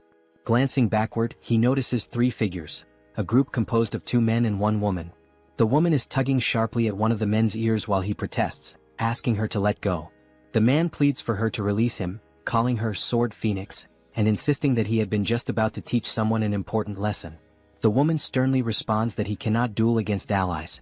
The other man watching the scene, comments that indeed, their companion acted too rashly without verifying the facts first. The man whose ear is being pulled argues that he was simply trying to defend the honor of the young lady. At that moment he suddenly notices something, or someone, that captures his full attention. He immediately calls out to Huayin, using her well-known nickname, the poisonous flower. Huayin instantly recognizes the three individuals. The first is the slaying dragon, the woman is the sword phoenix, and the third is the spear dragon. Huayin remarks that it has been a long time since they last met, not since the dragon phoenix gathering, and she asks how they have been doing. The man, visibly excited, responds enthusiastically that it is a great occasion to see her again, the poisonous flower herself. Watching them interact, Soryong realizes that only those with truly exceptional skills are allowed into the Murim Alliance, and that many of them earn prestigious titles like Dragon or Phoenix. All those gathered here are elite martial artists. The woman then says that there is something she would like to ask Huayin and mentions that a strange rumor has been circulating about her lately.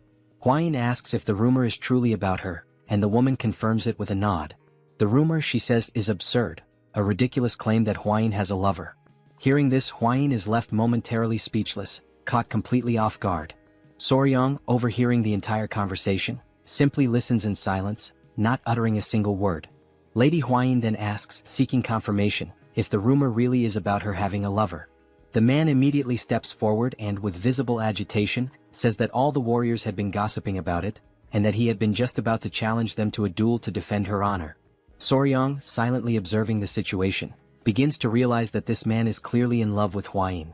Huayin withdraws slightly, and with a somewhat shy and embarrassed expression, she softly says that indeed, the rumor is incorrect.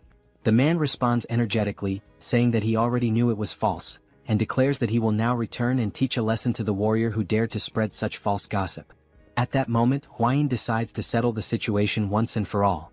She suddenly grabs Soryong firmly by the arm and pulls him close to her, taking everyone around by surprise with the suddenness of her action. She then corrects the rumor with clear and determined words, announcing that she does not have a mere lover, what she has now is a fiancé. She officially introduces Soryong as her fiancé.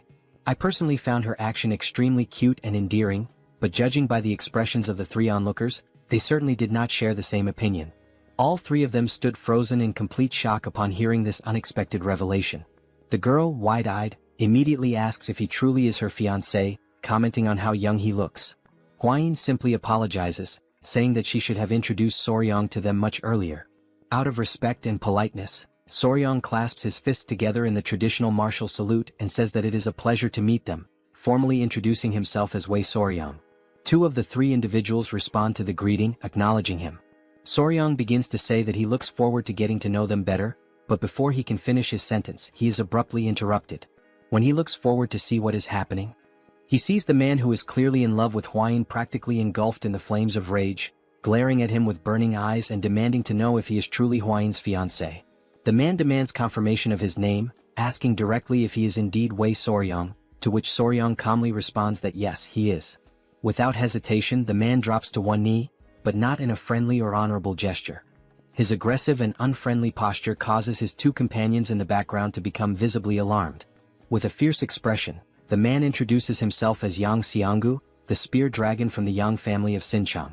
Still burning with fury, he calls out to the young Soryong and challenges him directly to a duel.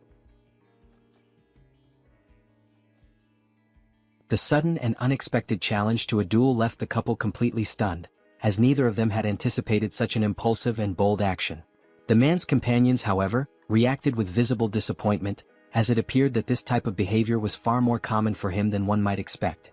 Soryong, now sweating coldly with nervousness, asks for confirmation, questioning if the man truly intends to challenge him to a duel. The man, unwavering and intense, replies with a firm yes, he wants a one-on-one duel.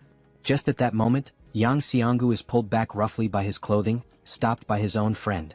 Huayin grows visibly irritated at the very idea of a duel, and the other young woman also seems upset. Both of them demand that he calm down and take a moment to reconsider his actions.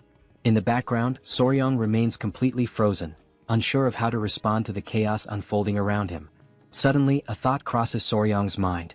He remembers Muwen and the men of the Peng family. He recalls how someone had challenged him to a duel the very moment they met, and now, once again, he finds himself wondering why he keeps encountering such strange and unpredictable people. At that very moment, another figure arrives on the scene, interrupting the growing commotion and asking what all the fuss is about between those gathered there. The newcomer is none other than General Jagal, always holding his elegant fan, though this time his expression is more serious and commanding than usual. Soryang, maintaining etiquette, clasps his fists respectfully and introduces himself to General Jae-gao. The man with the spear also greets the general, though his greeting is noticeably more casual and lacking in proper decorum. Perhaps in response to this lack of formality, General Jae-gao uses his fan in an unusual way. He strikes the man's face with it in a sharp and pointed gesture. Jae-gao then demands to know what on earth the spear-wielding man thinks he is doing, especially with the honored guests. The man offers nothing but a quick apology in response. Opening his fan once again with a calm but knowing smile, Jae-gao remarks that he had been growing old while waiting for Soryang's arrival. He then formally invites Soryang to accompany him to the Celestial Martial Pavilion, where the leader of the Murim Alliance is currently waiting for them. With that, the group begins to move, the couple following General Jae-gao and leaving Yang Xianggu behind, his conflict unresolved. This unfinished business only serves to stoke the fire of Xianggu's rage even further. Meanwhile, his friends watching quietly seem unsurprised, as if they knew something like this would happen all along. Sometime later at the Celestial Martial Pavilion, Hwayin informs Soryang that she will be waiting for him for a short while in the guest hall, and Soryang acknowledges her with a simple nod and a few words. A young girl who had been standing there ready to receive them, begins giving them instructions, including the directive that the first person they must greet is the leader of the alliance. Soryang, silently and inwardly, thinks that she must be some clueless novice.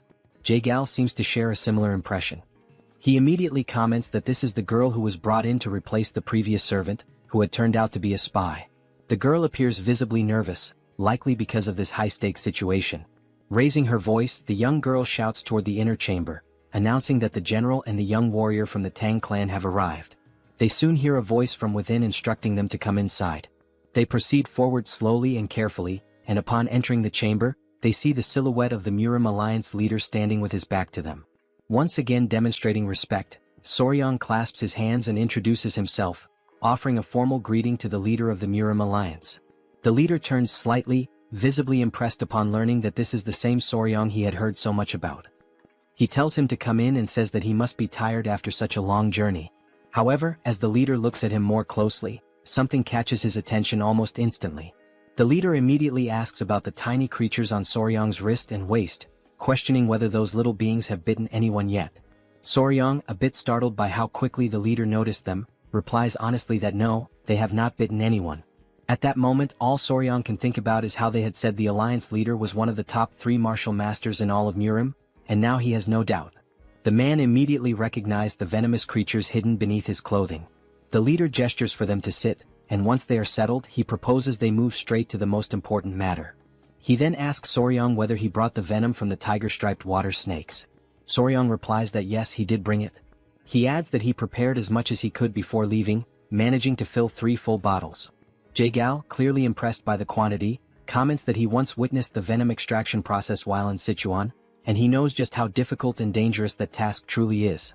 He expresses his gratitude for receiving so much.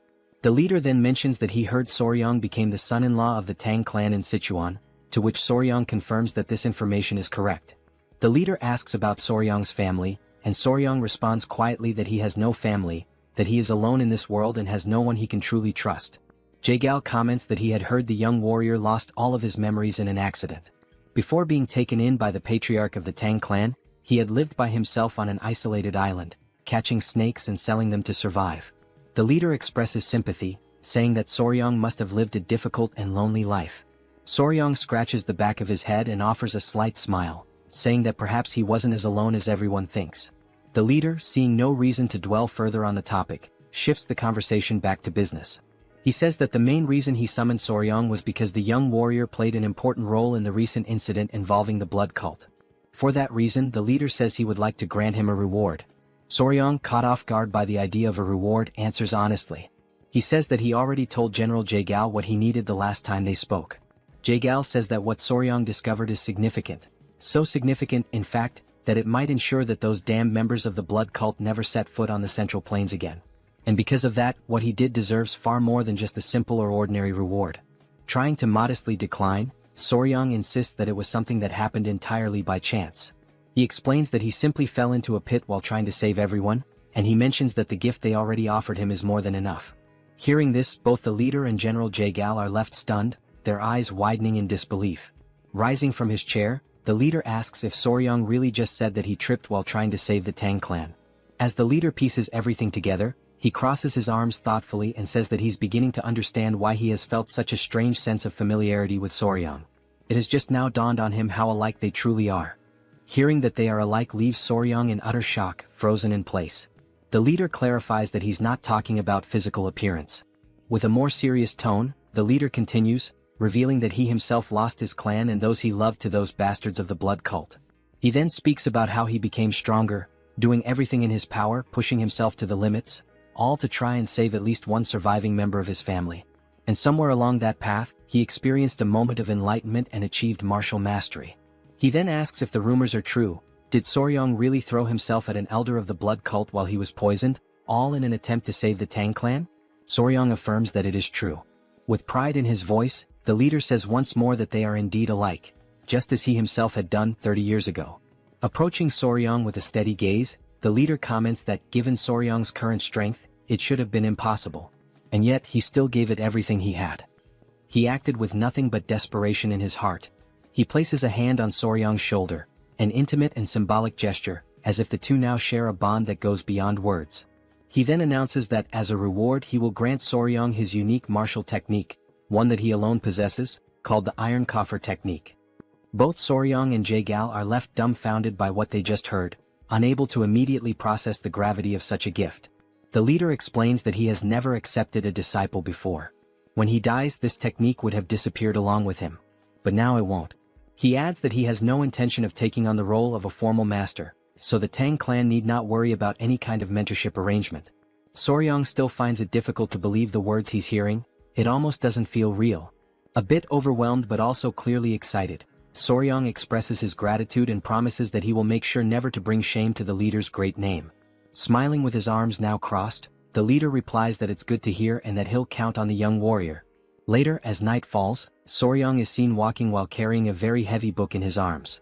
He can only think about how unbelievable it is that the leader of the alliance actually granted him his personal martial technique.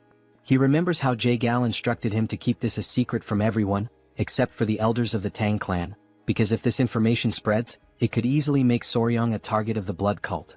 While walking and thinking about returning to the guest hall, because if he tells Hwayin what he received, she'll likely be overjoyed, someone suddenly calls out to him from behind. As Soryong turns around, he sees the spear-wielding man from earlier, still burning with the fury left over from the events of that afternoon. The man declares that they have met again due to fate, which only makes Soryong feel even more unsettled and anxious. He explains that he heard Soryong had left the Celestial Martial Pavilion, so he came looking for him. He says he still hasn't received an answer to his earlier challenge for a duel. Soryong can only think about how incredibly persistent this man is. Clutching his spear, the man says that he needs to know whether Soryong is truly a man worthy of Lady Tang Hwayin, the poison flower. He insists that Soryong must prove himself. Soryong replies that it's too dangerous and that they really shouldn't.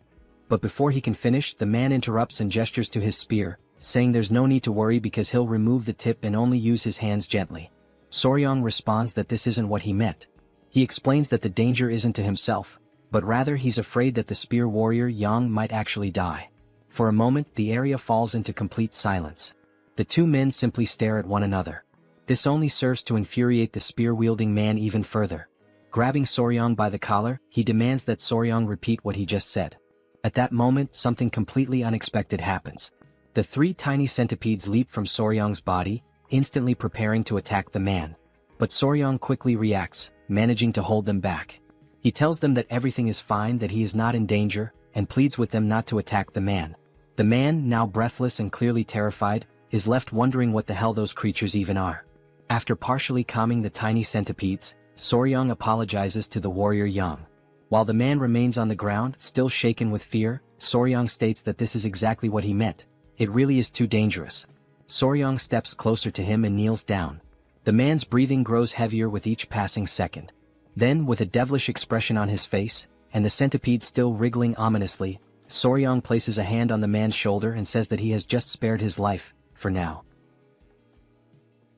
After that bold declaration, the man is left completely speechless, unable to process what just happened. Only then does he truly realize that this is no joke. If Soryong had not intervened in time, he would genuinely be dead. It finally dawns on him that Soryong is, in fact, a terrifying man. In his mind, Soryong appears more like a monstrous figure than a mere human. As Soryong checks if the man is okay, someone else arrives at that very moment. It is Hwain calling out to both of them, her voice carrying an intimidating aura that sends shivers down Soryong's spine. With a murderous intent evident in her tone, Hwain demands to know if the dragon spear wasn't once again trying to cause trouble for Soryong. Realizing the dangerous path this could take, Soryong quickly makes up a story, saying it was just a misunderstanding. He lies, claiming that he got lost and that the dragon spear showed up to guide him back. Hwain, still suspicious, asks if that's really the truth, and then questions why the tiny centipede seems so lively and animated. Trying to reinforce his story, Soryong places one of the centipedes on the dragon spear's head and explains that they were simply talking about the centipedes. He goes on to say that he jokingly asked the dragon spear to release a bit of killing intent as part of their playful conversation, and things ended up like this. Continuing his improvisation, Soryong insists that it was just a harmless prank, but it seems like the dragon spear genuinely got scared. The man, still visibly shaken, gets up and awkwardly agrees with Soryong's fabricated version of events. Although Hwain doesn't seem entirely convinced, she remains silent, merely observing them. Then she thanks the dragon spear for guiding Soryong and calls the young warrior to return to the guest hall. Soryong quickly dashes to follow Hwain, leaving the man behind, still in shock and disbelief. With a long, deep sigh, the man can only think about how that situation almost escalated into a far greater disaster. While running, Soryong calls out to the dragon spear and reminds him that he has saved his life twice now. This comment leaves the spear-wielding man even more bewildered, struggling to process the events. The next morning arrives. The couple, along with Gu Pei, are already prepared to set out on their journey. Hwain bids farewell to the group, saying that she has matters to attend to and they must leave now. She adds that it was a pleasure to see them again. The young woman also expresses her gratitude and tells them to be careful on their travels. As the couple turns to leave, the girl calls out to Soryong, asking him to wait for a moment. She then pushes the dragon spear forward, clearly forcing him to say a proper goodbye, as if trying to make him apologize sincerely. The girl explains that she heard everything from that idiot the night before and thanks Soryong for his generosity as a young warrior. The dragon spear, feeling awkward and slightly embarrassed, mutters an apology and also expresses his gratitude for what Soryong did the previous day. He then adds that after talking with the Sword Phoenix, he finally realized just how foolish he had been. Clenching his fists and almost on the verge of tears, he admits that, judging by Soryong's actions, he truly seems to be a suitable match to be the fiancé of the poison flower. The man then bows respectfully, thanking Soryong earnestly and asking him to please take good care of Hwain from now on. The young warrior nods, saying he understands and tells them to take care as well. Soryong also mentions that he has heard they will likely meet again soon at some upcoming ceremony, so there's no reason for any animosity between them. They board the boat, bid farewell to their new friends, and set off toward their next destination. Late at night, they find themselves staying at an inn located in a small lower village on the slopes of Huangshan Mountain. Soryong recalls Gu mentioning that they would rest there for the night since the mountain is treacherous, and it would take at least half a day to reach the Namgung clan's estate. That was the reason they decided to spend the night at this inn. After Soryong shares the details of his encounter with the leader, Hwain is left utterly shocked. She has just learned that Soryong received the secret manual of the Iron Coffer technique, the unique martial art of the first emperor himself. Soryong casually remarks that the emperor said they seemed alike. However, he also mentions that he heard the training required to master this technique is painful. Yet, once fully mastered, it can even block blades and withstand chi-based attacks. Hwain explains that the emperor's exclusive technique rivals the legendary indestructible diamond technique of the Shaolin. Since it is an external martial art, it does not require internal cultivation, which means Soryong shouldn't have much difficulty learning it. Realizing this, Soryong understands that, essentially, mastering it would be like gaining bulletproof protection. He truly inherited an incredible technique. Then Hwain offers to help him train in the new technique. She mentions having heard that the emperor used to whip his own body every morning as part of his rigorous practice, and she enthusiastically volunteers to assist him with that. Soryong is left utterly speechless, his jaw dropping as he processes what Hwain just said. He then asks in disbelief if it's really true that the emperor used whips as part of his training. Hwain, still excited, firmly confirms it, explaining that hardening one's skin through repeated whipping is an essential part of mastering the technique. Soryong, who has a vivid imagination, suddenly envisions Hwain wielding a whip while wearing a more daring outfit. This mental image makes him hesitate for a moment, but then he rationalizes that if it's for the sake of cultivation and becoming stronger, he would be willing to accept it. Just then, an elderly man who works at the inn interrupts their conversation. Apologizing for the intrusion, he asks if they are planning to climb Mount Huangshan. Huayin responds affirmatively and inquires why he's asking such a question. The old man explains that he is the owner of the inn, and judging by their appearance and equipment, it seems that they are heading towards the Namgung clan. Rising from his seat, Soryong cautiously asks if there is any problem they should know about. Before the old man can respond, Huayin recalls that her father had mentioned some unsettling rumors circulating lately. Curious, she asks if those rumors are related to what he's about to say. The elderly man then reveals that, in truth, over the past few months, people who have ventured up the mountain have mysteriously disappeared. Fortunately, those who went missing were later found safe, but something disturbing had happened to them. They had their yang energy completely drained. Both Soryong and Huayin feel a slight chill at this revelation. Huayin, clearly puzzled, remarks that it sounds rather strange and questions what this has to do with the Namgung clan. Blushing slightly and appearing somewhat embarrassed, the old man hesitates before confessing that all those who regained consciousness after the incident said the same thing. The person they spent the night with was none other than Lady Namgung Seol. This shocking statement leaves both Soryong and Huayin completely stunned. Huayin immediately questions whether this could possibly be true. Outraged, she continues, asserting that this is clearly a malicious trap, a vile and baseless accusation. Seeing that she is becoming increasingly agitated, Soryong gently urges her to calm down. The old man, equally taken aback, reassures them that, naturally, everyone reacted the same way at first. However, before he can finish his sentence, the scene transitions to the Namgung clan. Inside the clan's estate, Lady Seol is meticulously practicing her manual skills when she hears approaching footsteps. A young girl pushes the door open and calls for Lady Seol's attention. The girl informs her that the patriarch has summoned her to the hall immediately. Curious and slightly apprehensive, Lady Seol asks what her father wants. As she hurries toward the hall, she wonders what could be so urgent and also worries whether her father has discovered that she has been secretly practicing sword techniques at night. Arriving at the hall, Lady Seol is met with an unpleasant surprise. Her father is there, surrounded by several men kneeling on the ground, while another man holds a spiked mace. The patriarch gestures for her to come closer, and Lady Seol hesitantly steps forward, questioning the meaning of this gathering. The patriarch commands the kneeling men to lift their heads and look at her, instructing them to say whether the woman they saw was indeed his daughter. The trembling men, filled with fear, profusely apologize to the elder, some even breaking into tears. Annoyed by their hesitation, the patriarch firmly demands that they speak the truth at once. Turning his attention to Lady Seol, the patriarch pointedly asks if she has been sneaking out to the mountain at night. Stunned, she remains silent, unsure of how to respond. He presses on, stating that these men claim she drained their yang energy. Lady Seol, completely taken aback, repeats the accusation, trying to comprehend how such a rumor even started. Frustrated by her silence, the elder insists that she speak up and give a clear answer immediately. Finally gathering her thoughts, Lady Seol admits that it is true she has been training with the sword on the mountain recently, but she swears that aside from her training sessions, she has done nothing else.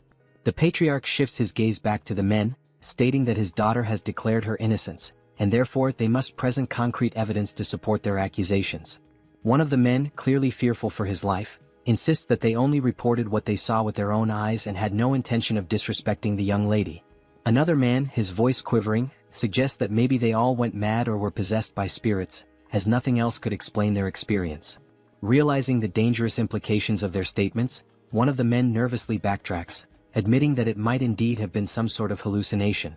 Then, one of the men hesitantly mentions something peculiar, a distinguishing mark. The patriarch, curious, demands more details, asking what kind of mark he is referring to. With great reluctance, the man explains that the woman they saw had a mole on her chest, pointing to the approximate location. The patriarch, increasingly skeptical, calls the claim absurd and immediately questions Lady Seol to see if there's any truth to it. This unexpected accusation leaves Lady Seol in utter shock, her mind racing with confusion and disbelief. For a few moments she is completely paralyzed by the implication. Her father, growing increasingly irritated, raises his voice, demanding to know whether she truly dared to do something so reckless and dishonorable. In her mind, Lady Seol desperately searches for an explanation, bewildered by how such a situation could have come to pass. The next morning the couple is walking together, and Huayin seems to be in a somewhat gloomy mood. It's quite evident from her expression that something has deeply bothered her. Soryong, noticing her demeanor, moves closer and gently asks if she is still upset about the story the innkeeper told them. She quickly denies it, but Soryong knows she is not good at lying, and her reaction only confirms his suspicions. Suddenly, Huayin stops walking, her frustration finally breaking through. She vents her anger, firmly stating that the idea of Lady Namgung draining the yang qi from men in the middle of the night is an absolutely absurd and ridiculous rumor. Soryong can clearly see that she is deeply irritated and tries to think of a way to calm her down. Realizing that her anger is getting the better of her, Huayin takes a deep breath, visibly trying to regain her composure. After a moment of silence, she seems more relaxed and even apologizes to Soryong, admitting that she didn't want to get so angry. However, she can't help but express how incredibly unbelievable the rumor is, and she feels the need to explain herself. Huayin then elaborates, revealing that Lady Namgung Seol is actually unable to come into contact with men. Soryong, taken aback by this unexpected revelation, listens attentively as Huayin continues. She explains that Seol suffers from a condition where, without sufficient yin energy, her life would be significantly shortened. Consequently, yang energy acts almost like a poison to her, making it unimaginable that Seol would be involved in any nightly escapades with men. Being so careful around men, the thought of her doing such things night after night is simply inconceivable. Soryong, after hearing this, can't help but associate the whole story with tales of fantasy heroines. The entire situation seems too bizarre to be true. As they finish discussing, they finally arrive at the Namgung family palace after climbing the mountain together with Gu. One of the guards stationed at the entrance stops them, asking why they have come to the Namgung family estate. Huayin subtly leans towards Soryong and whispers that the atmosphere within the Namgung family seems tense. She warns that if they mention they are there to see Lady Seol, they might be turned away. Understanding the delicate situation, Soryong quickly thinks of something plausible to say. Raising a finger for emphasis, he confidently states that they are there on business and have come to make a deal. The guard, somewhat puzzled, doesn't quite grasp what Soryong means. Huayin, equally confused, asks Soryong what he is talking about. Just then, someone from inside the estate opens the gate and demands to know what all the noise and confusion are about. The couple realizes that they might be in a bit of trouble. Looking carefully, they notice that the person who opened the gate is none other than Lady Namgung Eun, Seol's sister, who immediately recognizes Huayin. Now inside, Huayin and Eun share a joyful moment, clearly delighted to see each other after so long. Eun remarks that it truly has been a while, and Huayin asks if she has been doing well, noting that it has been 2 years since the meeting of the 7 clans. Before answering, Eun curiously inquires what kind of deal they have come to make. Huayin responds that something happened at the Tang clan, and they desperately need the Ice Jade. She mentions that she heard Lady Seol possesses the Ice Jade, and that they came specifically for this reason. Huayin then asks if there's any way they can obtain it. Eun, still cheerful and happy to see Huayin, suggests that they go to the Patriarch's hall to discuss the matter. She explains that it would be better to speak with her father, as he would surely be pleased to see Huayin again. As they head that way, Huayin nudges Soryong and mentions that they also brought something to offer in exchange for the Ice Jade. Curious, Eun asks what exactly they intend to trade. Sometime later, now in the Patriarch's hall, the atmosphere turns more serious. After explaining their purpose, the Patriarch raises his voice in disbelief, asking if it is true that they brought an elixir containing cold qi. The couple nods in agreement, and Huayin prompts Soryong to take out the elixir from his clothes. Placing it on the table, the Patriarch examines it with growing astonishment. Holding the cold qi elixir close, he asks if he can inspect it more thoroughly. Soryong agrees, explaining that he kept it carefully protected inside his clothing during the journey, hoping it would be deemed valuable enough to secure the exchange. After a careful examination, the Patriarch marvels at the elixir's purity, remarking that it is remarkably high quality and that, with it, Seol could live at least 10 more years. Eun, equally intrigued, asks if it truly is that amazing. Feeling a sense of relief, the couple is overjoyed when the Patriarch agrees to trade the Ice Jade, recognizing the elixir's immense value. However, the Patriarch then notices something peculiar within the crystal of the elixir and questions what it might be. Soryong, caught off guard, apologizes and firmly states that he cannot disclose what it is. Understanding the need for secrecy, the Patriarch nods, acknowledging that revealing the nature of the object might inadvertently give away its origin. Soryong expresses his gratitude for the Patriarch's understanding. At that moment, Soryong recalls that, in reality, the reason for his secrecy isn't just about the origin. It takes him back to a time when he was walking with the Great Patriarch. Soryong was walking, and every now and then he would complain about how cold it was. The Great Patriarch, noticing his discomfort, asked him what was wrong.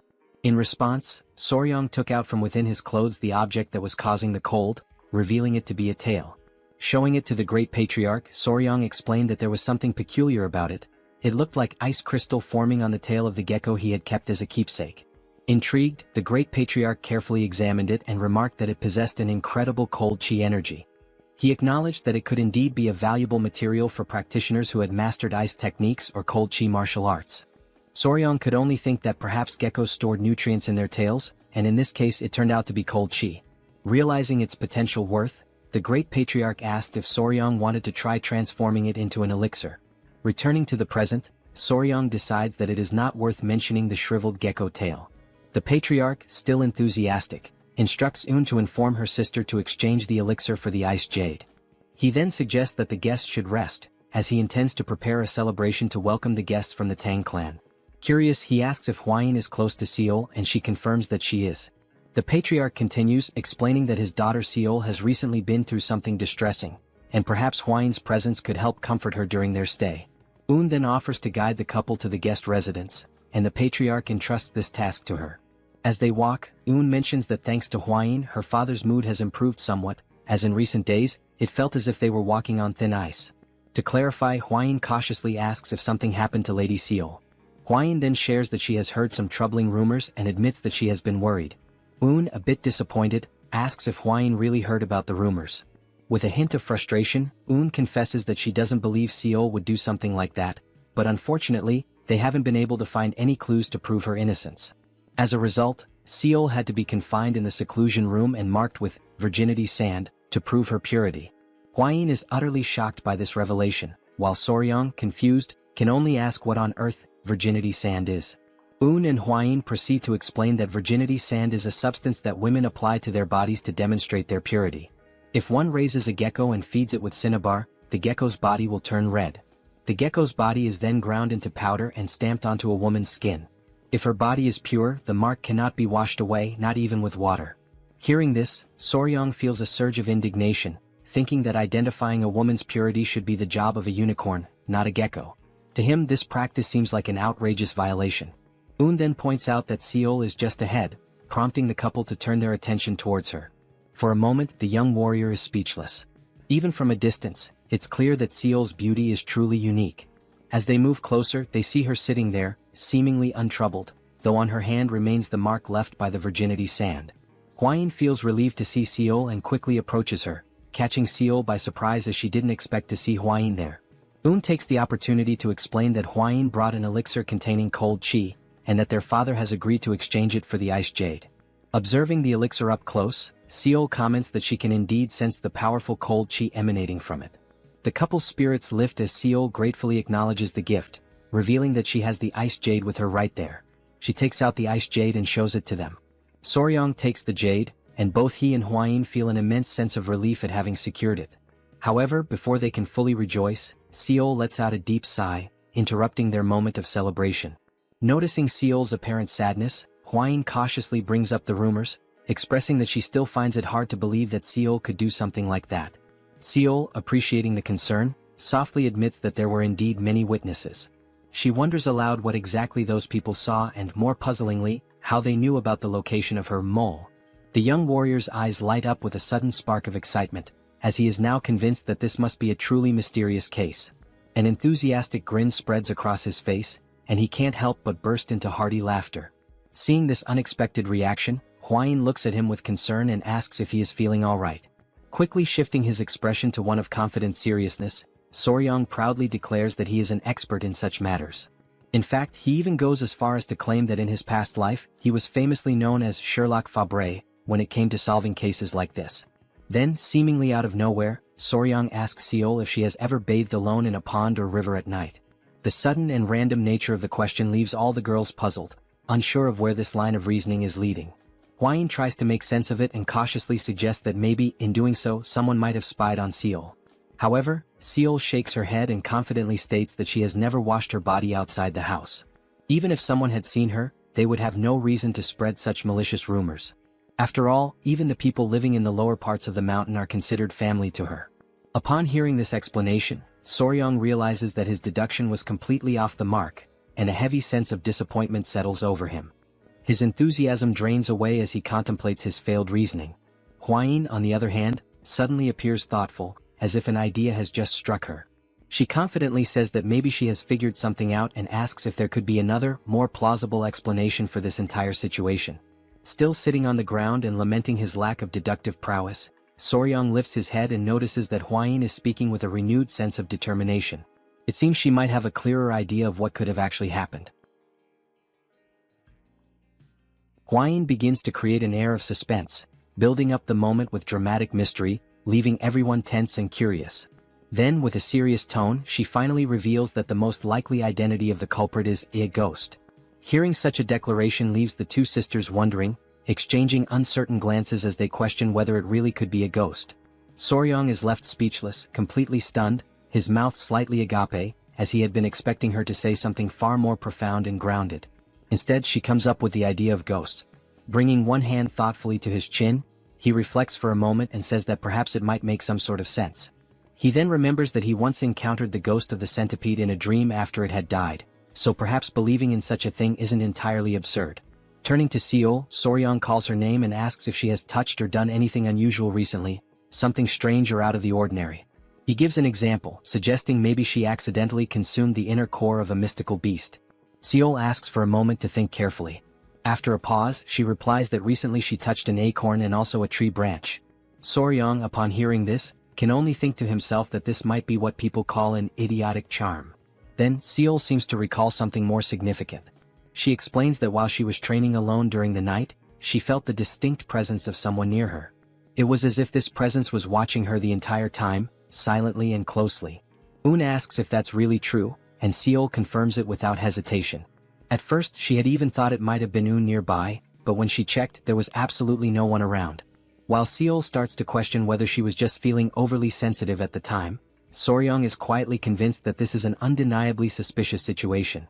At that exact moment, a young girl rushes toward them in a panic, breathless and shouting for Lady Seol. The little girl is clearly out of breath and struggling to speak. She tries to catch her breath as Seol asks her to calm down and explain why she is running around in such a panic. The girl finally manages to say that another villager has disappeared, and the clan's warriors have already left the estate to begin the search. Upon hearing this news, Seol lowers her head slightly, as if she were hiding something deep within herself. Soryang notices this change and asks her what is going on. Seol lifts her head once more, but this time there is a new clarity and conviction in her expression. She declares that no matter what, she must personally capture this ghost and avenge the humiliation of her lost chastity. Un quickly steps in, warning Seol that if she goes off alone and gets caught again, the consequences this time will be far more severe. Seol responds with a smile, gently reassuring her sister that everything will be alright, because this time she won't be going alone. Confused, Un asks what exactly Seol means by that. In response, Seol takes Hwain's hand and asks both her and Soryang if they would be willing to help her. The couple is left momentarily speechless, caught off guard by the unexpected request to venture out into the mountains in the middle of the night. But in the end, they cannot bring themselves to refuse her, and they agree to go. Nightfall arrives and they find themselves walking through the mountains under the dark, quiet sky. Un, not hiding her concern, mutters that if she gets caught this time, she will certainly be locked away in the cultivation chamber for half a year as punishment. She turns toward Soryang and says that he could at least try to stop Hwain. Then she asks how he even managed to fall in love with her in the first place. Soryang simply replies with a sarcastic smirk, saying nothing more. A little earlier that same evening, Seol had shown them a small golden ornament and explained that it was a naragi made of knots, a traditional charm where the ice jade could be safely stored. She had gone on to say that she wasn't entirely sure why they wanted the ice jade, but if they were planning to take it with them, this naragi would certainly help. Hwain had been mesmerized by the delicate beauty of the item. She had opened the small golden charm down the middle and remarked that it could serve as a symbolic gift between the couple. She added that if they helped her, she would give it to them as a reward. Enchanted by the elegance and meaning of the artifact, the couple had found themselves unable to say no. Back in the present moment, Soryang states that it's not even because of the artifact that he agreed to come, it's because he wants to defend Seol's honor. Un scoffs and calls him a liar. Seol interjects, addressing Un and telling her to be less impulsive in front of their guests. They arrive at a certain spot in the forest, and Seol suddenly stops walking. She looks around and says that this is the exact place where she had felt that strange presence. It had come from that direction, and she believes there might be some kind of trace or clue left behind, so it would be wise to examine the area carefully. The girls begin to whisper among themselves, wondering if it really could be a ghost after all. Seol firmly declares that her sword is infused with the energy to destroy evil and reveal justice. Meanwhile, Soryang silently reflects that the situation has just become far more intense than he had anticipated. Then, at that very moment, a thick fog begins to appear out of nowhere. It rolls in suddenly and unnaturally, completely engulfing the area and leaving everyone in a state of panic and confusion. The dense mist blinds their vision entirely, as if it had been conjured without warning or explanation. Soryong stands still, frozen for a second, trying to comprehend what exactly is happening.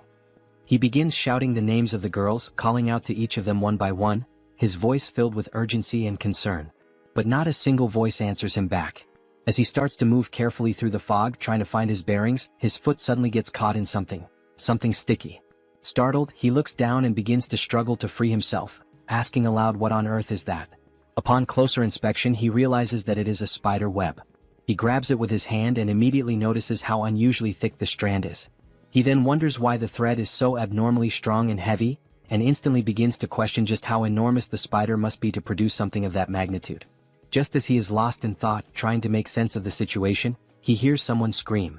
His ears instantly recognize the voice. It is Lady Yoon. Uncertain of what to do next but desperate to act, Soryong quickly summons 2 baby centipedes. He crouches and asks them if they can locate their mother, Hwain. The tiny centipedes jump up with energy, and Soryong instructs them to find and protect Hwain without delay. With that, Soryong starts to run in the direction from which he heard Yoon's voice, calling out to her, urging her to respond. As he keeps moving forward, he gradually realizes that he is getting deeper and deeper into the forest, farther away from where they began. Soryong, being someone knowledgeable in these matters, reflects on a basic principle about spiders. He knows there are generally 2 types, the sedentary ones and the wandering ones. The sedentary spiders like to stay in their nests or homes, while the wandering ones tend to roam and explore. However, in either case, no spider spins flat webs laid out along the ground like this. That means, whatever kind of spider this is, it is definitely not a normal one. He soon notices that the fog is beginning to lift slightly, the visibility improving just a bit. He says to himself that he needs to hurry up and find the girls before something worse happens. But then he suddenly stops running. In front of him, every single tree is covered in spider webs, woven thickly between branches and trunks, forming a ghostly maze of silken traps. Now walking slowly and cautiously, he looks around and asks himself what in the world all of this could possibly be. He lifts his gaze upward, and what he sees there, high above him, is something he never expected. It is Lady Yoon, suspended and entangled in spider webs, stuck to the side of a tree. She appears to be unconscious, her body limp and unresponsive. Just then, a strange and eerie sound catches his attention, something moving nearby. Emerging from the mist, he sees a woman sitting atop a gigantic spider, a creature so massive and unnatural that it radiates a terrifying aura. The woman lets out a chilling, almost gleeful laugh that echoes across the webbed forest. As he focuses his eyes more clearly, Soryong sees the woman's face, and he is taken aback. She looks strikingly similar to Seal. She is sitting proudly and ominously on the back of a ground spider, her entire presence sending a shiver down his spine. Soryong stands completely paralyzed, overtaken by sheer shock, unable to tear his eyes away from the bizarre and unsettling scene unfolding right in front of him. The woman sitting atop the massive spider grins with twisted delight, her smile dark and malicious. She calls him a bastard, making it clear that she recognizes exactly who he is. His eyes widen with unease, and sweat begins to drip down his face as tension rises within him. Despite the insult, he remains strangely unfazed, his attention drawn instead to something peculiar. He suddenly notices that the spider she is riding on is a type of terrestrial creature he has never encountered before in his life. As they continue to stare each other down, locked in this eerie confrontation, Soryong carefully observes that the spider is weaving its web on the ground rather than suspending it in the air, an unusual trait that confirms beyond any doubt that this is indeed a new species, unfamiliar and possibly undiscovered. Then, at last, with a steady and determined look crossing his face, he begins to put the puzzle pieces together. In a rare moment of mental clarity, everything starts to make sense. He realizes, almost with a jolt, that the being before him, though it has the physical appearance and mannerisms of Seol, is not Seol at all. What he's seeing is actually a pedipalp, an arachnid creature, disguised as a spider. The scene briefly transitions to a more detailed explanation, offering insight into what a pedipalp really is. Normally, the term refers to the anterior legs of a spider, limbs that function as sensory tools, assist in mating or help subdue prey. Despite being labeled as legs, pedipalps are far more than simple limbs. They are sophisticated appendages connected directly to the creature's head, serving unique and specialized purposes. For instance, even the sharp pincers of a scorpion are actually modified pedipalps, highlighting how diverse and functionally advanced these structures can be. Back in the present moment, Soryong becomes increasingly aware that this pedipalp disguised as a spider is attempting to seduce him. It subtly exposes its shoulders in a suggestive manner, likely a calculated move to attract male prey. Blushing slightly, with his cheeks now tinged red, Soryong declares aloud that such efforts are unnecessary, because he is already completely captivated. Suddenly, in that very instant, Lady Eun regains consciousness. Her eyes blink open in disbelief, and as she sees Soryong approaching the terrestrial spider, her expression quickly shifts to rage. She clenches her teeth furiously, consumed by frustration at the sight. Soryong moves closer, much closer, to the pedipalp now disguised as Seol. With his hands gently interlocked and a flushed face, he begins to sing praises of how astonishingly beautiful she is. Then, catching the pedipalp off guard, Soryong suddenly grabs her tightly by the waist, pretending to be completely bewitched by her charm. The pedipalp, feeling triumphant and confident that it has successfully lured its prey, raises its arms in preparation to strike. The moment it prepares to launch its attack, Soryong sharply lifts his head and issues a clear and commanding order for his centipede to attack. Without a second of hesitation, the centipede leaps forward at full speed, catching the pedipalp completely off guard and leaving it paralyzed in shock. With ferocious precision and unwavering speed, the centipede sinks its fangs into the creature's body. The pedipalp lets out a gut-wrenching scream of pain, its voice echoing across the forest. While it writhes in agony, Soryong calls his loyal centipede back, and it immediately jumps into his arms, returning to him without delay. Screaming in pain, the pedipalp feels its strength slipping away rapidly, its breath becoming shallow and erratic. It places one hand instinctively over the site of the injury, trying in vain to contain the damage. Soryong, eyes wide open and lips slightly parted, watches from a safe distance as the creature's body slowly collapses to the ground in defeat. Realizing that the pedipalp is now unconscious, he tells the centipede that he will move closer to inspect it. Cautiously, with a stick in hand, Soryong approaches and gently pokes the massive spider. Based on its lack of reaction, he deduces that the centipede's venom is keeping the creature immobilized for now, its toxins apparently effective on arthropods. However, considering the spider's colossal size, he believes it won't remain unconscious for long and will likely recover soon. With a calm and almost tender gesture, he runs his hand softly along the spider's thick, bristled body, whispering a quiet plea for it not to be angry. He assures her that what he has done was necessary to protect her from being killed by the frightened villagers. Then, with genuine affection, he carefully lays the creature's body down, almost as if tucking her in, and begins to wonder aloud if he'll even be able to lift her due to her tremendous size. Feeling a sense of excitement bubbling inside him, he stands up with pride, marveling at her 4 large spots and her thick, soft fur, traits that make her look exactly like a true scarlet spider. Driven by curiosity, Soryong prepares to take a closer look. With trembling anticipation, he reaches out, eager to uncover what the pedipalp's true face really looks like beneath the disguise. Without hesitation, he lifts the garment covering the creature's face, but his exploration is cut short in the most brutal and unexpected way. Hwayin appears out of nowhere and delivers a violent strike directly to his face. The force of the blow is devastating, knocking Soryong to the ground with intense impact.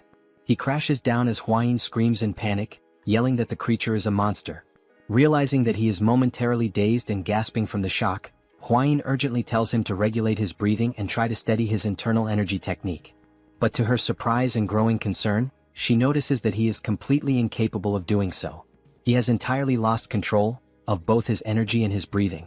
He is left utterly disoriented, mentally adrift and physically overwhelmed. After what feels like a long moment, he finally manages to recover his senses and slowly rise to his feet. Hwayin, looking deeply worried, asks if he's all right. But Soryong seems confused, unsure of what exactly she means. Stunned by his response, Hwayin suddenly realizes the grim truth. The thick fog that had enveloped them earlier was not natural, it was created by the spider. A fog deliberately meant to heighten and distort desires in a surreal, overwhelming way.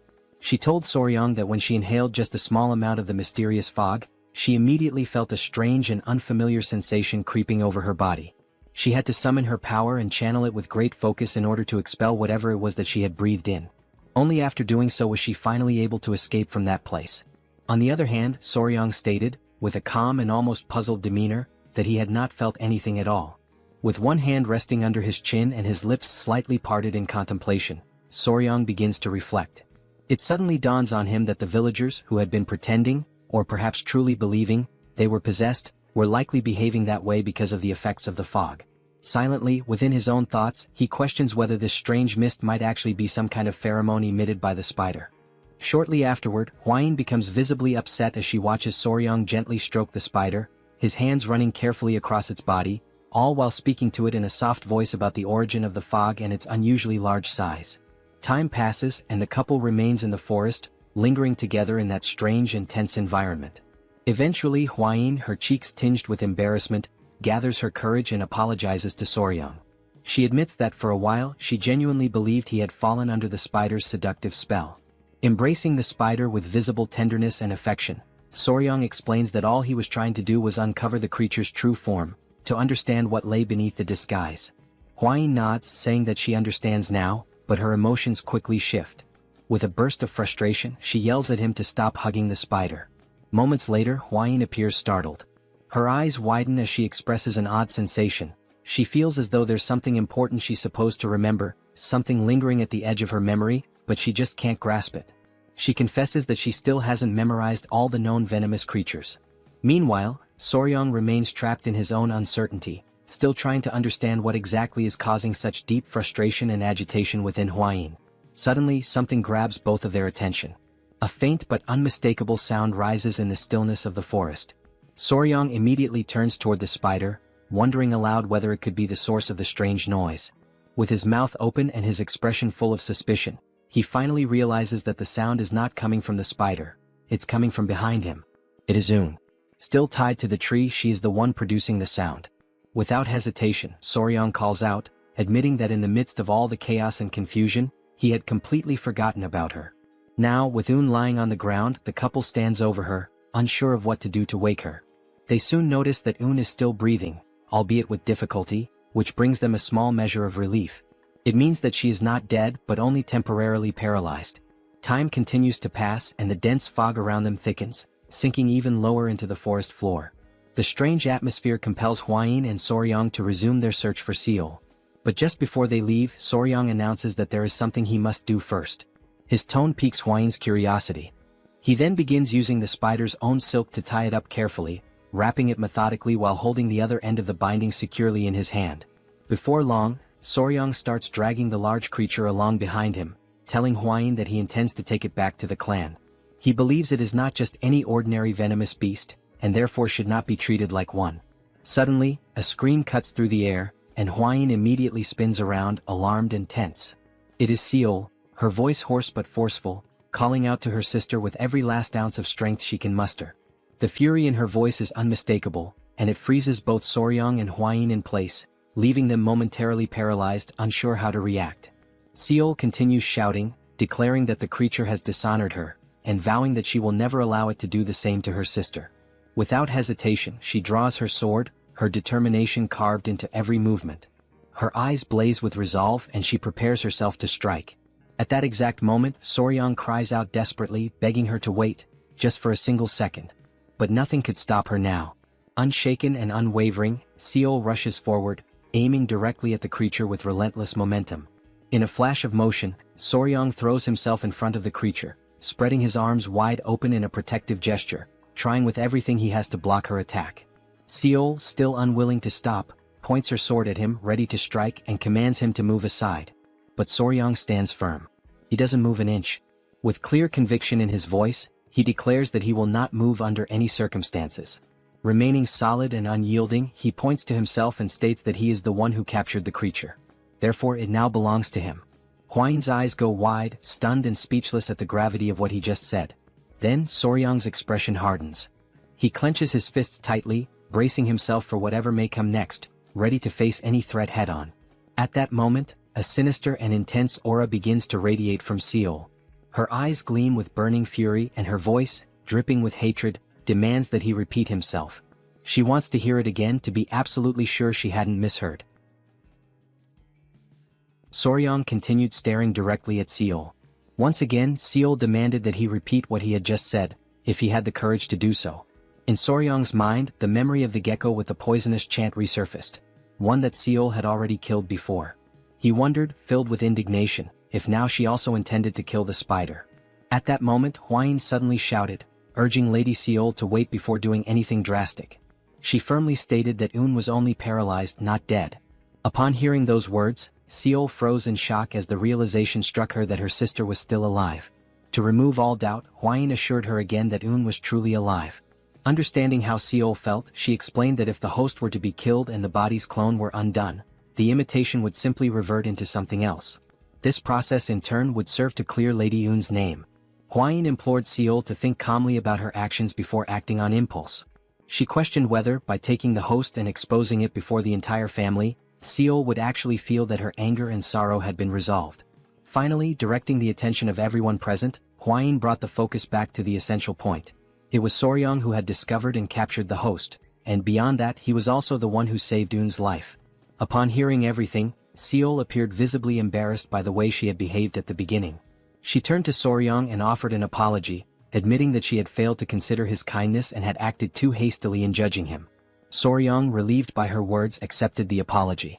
Wasting no time, he turned to Hwain and sincerely thanked her for clarifying the entire situation so smoothly and effectively. Seol then turned her gaze back to Soryong and asked what he planned to do with the creature. Excited, he declared that, before anything else, he intended to take it to the Tang clan. Swept up in his enthusiasm, he commented to Seol that he actually thought the creature was cute. Seol, now entirely frustrated, asked in disbelief whether he seriously found that thing cute. As she mulled over the deeper meaning of the word cute, Seol began to panic and, driven by impulse, asked if Soryong didn't already have Lady Hwain. Hwain let out a sigh upon hearing the question and replied that Seol was completely misinterpreting Soryong's words. Annoyed, Soryong clarified that he had referred to the spider as being cute, not in the sense of it being charming like a person, but because it was red, covered in soft fur, and had unique abilities. Seol tried to understand, though she still appeared somewhat skeptical. At that moment, Soryong looked at both of them with curiosity and asked what exactly they had been discussing. Flustered, both women quickly replied that it was nothing important. With the break of dawn, the spider and Lady Eun were safely escorted back to the Namgung family. As soon as the Namgung patriarch laid eyes on the creature, he immediately drew his sword, consumed by fury at the thought that the creature had stolen his daughter's appearance and dishonored her in the process. Soryong, realizing the danger, pleaded with him to remain calm. He assured the patriarch that all misunderstandings regarding his daughter would be thoroughly explained. The patriarch let out a deep sigh and muttered, "Like father, like daughter," leaving Soryong momentarily confused by the remark. Soon after, the patriarch turned to him and expressed his gratitude for saving both of his daughters. He emphasized that the Namgung clan would never forget what Soryong had done and that, as a gesture of their gratitude, they would grant him one wish. Without hesitation, Soryong pointed to the spider, declaring that he wished to take it with him. The patriarch, without the slightest objection, granted his request. Before ending the discussion, however, the patriarch brought up something that still bothered him. Curious, Soryong asked what it was. The patriarch referred to his daughter Seol's appearance. She still wore an expression of stiffness, completely unlike her usual demeanor. Concerned, he posed a new question. Just as the creature had stolen the image of his daughter, was it possible for it to do the same with anyone else? Soryong became thoughtful. Although he was now the spider's owner, he didn't exactly possess the image rights of the patriarch's daughter. He began to reflect deeply on what might be done regarding this particular issue. Suddenly, interrupting his train of thought, something drew Soryong's attention. It was a restless crowd of people, completely agitated. Concerned about the commotion, Soryong rushed over to Commander Gu Pei and asked what was happening. The commander replied that it was a group of angry citizens. Many among them were outraged that the creature had stolen the appearance of young Lady Seol. They shouted loudly, questioning why it hadn't simply been killed. These comments infuriated Gu Pei. He sternly declared that the spider was now the property of the clan and that they were being far too bold by insulting it.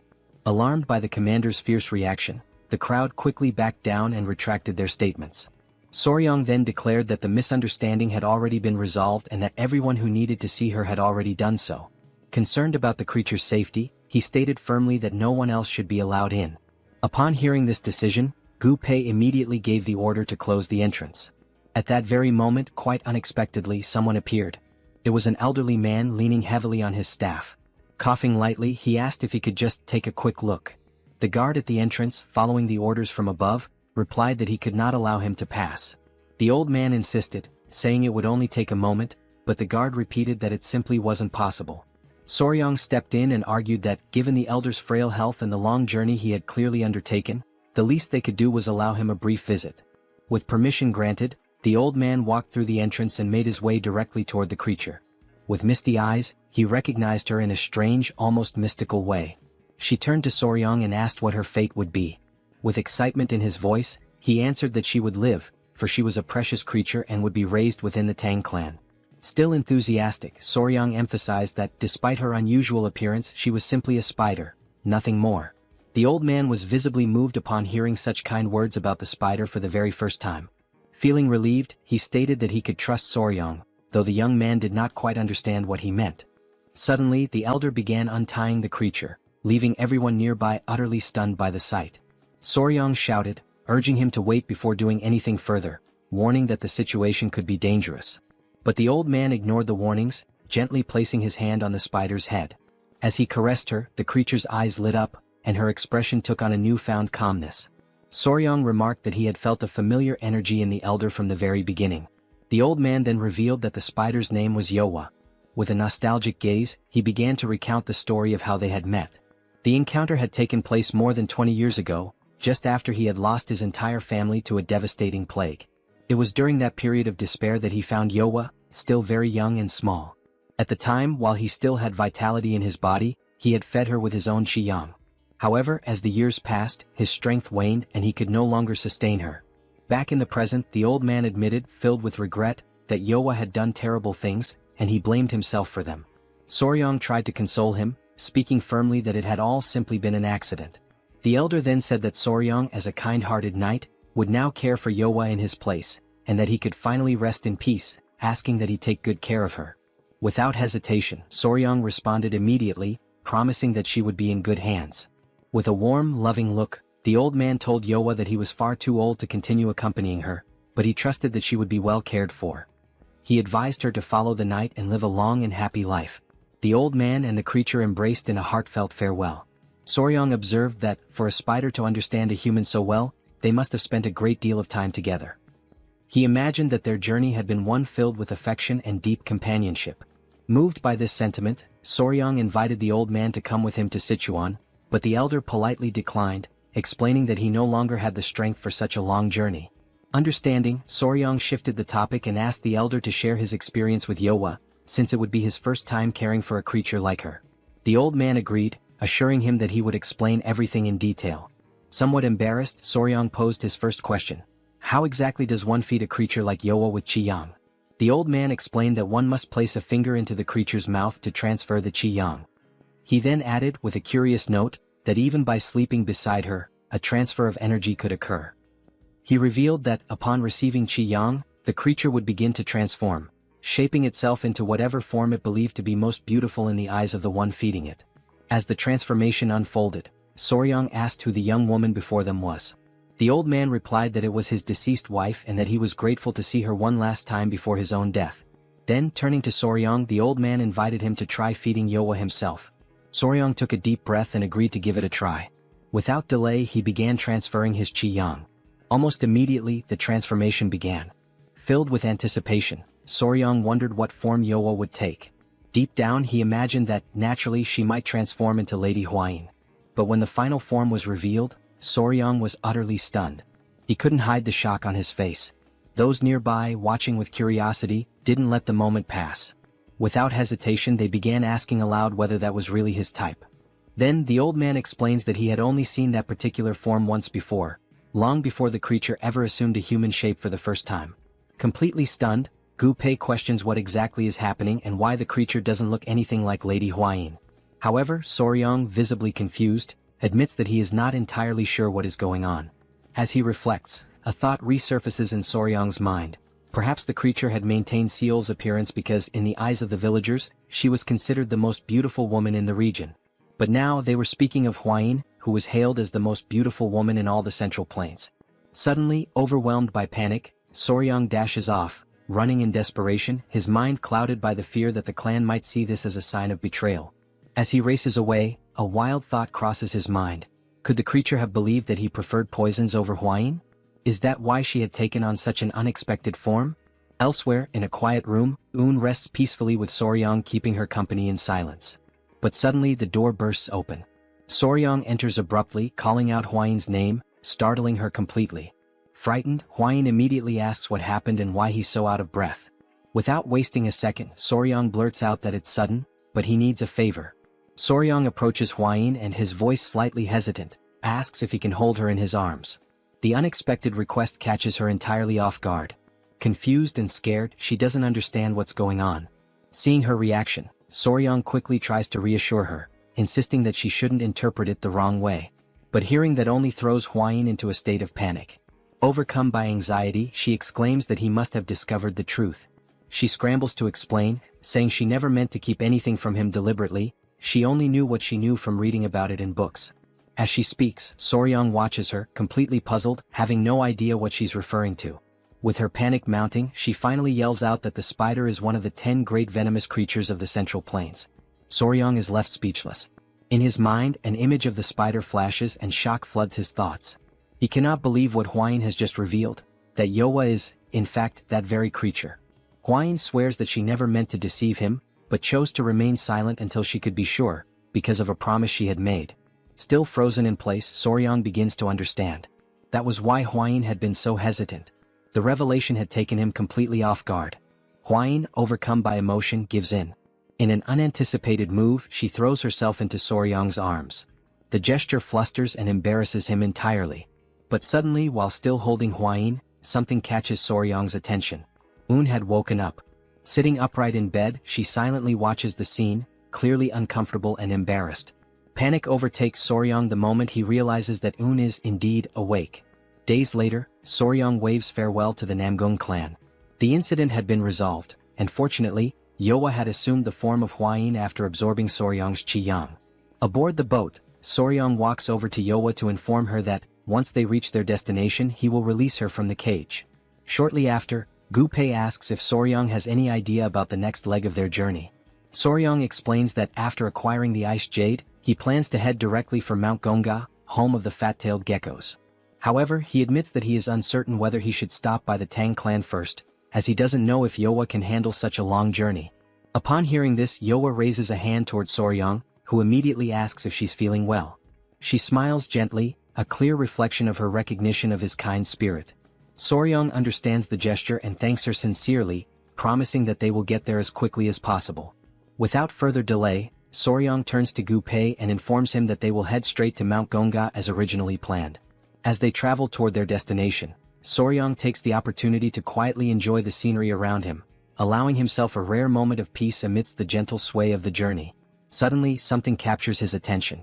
He overhears two young men talking nearby, their voices animated.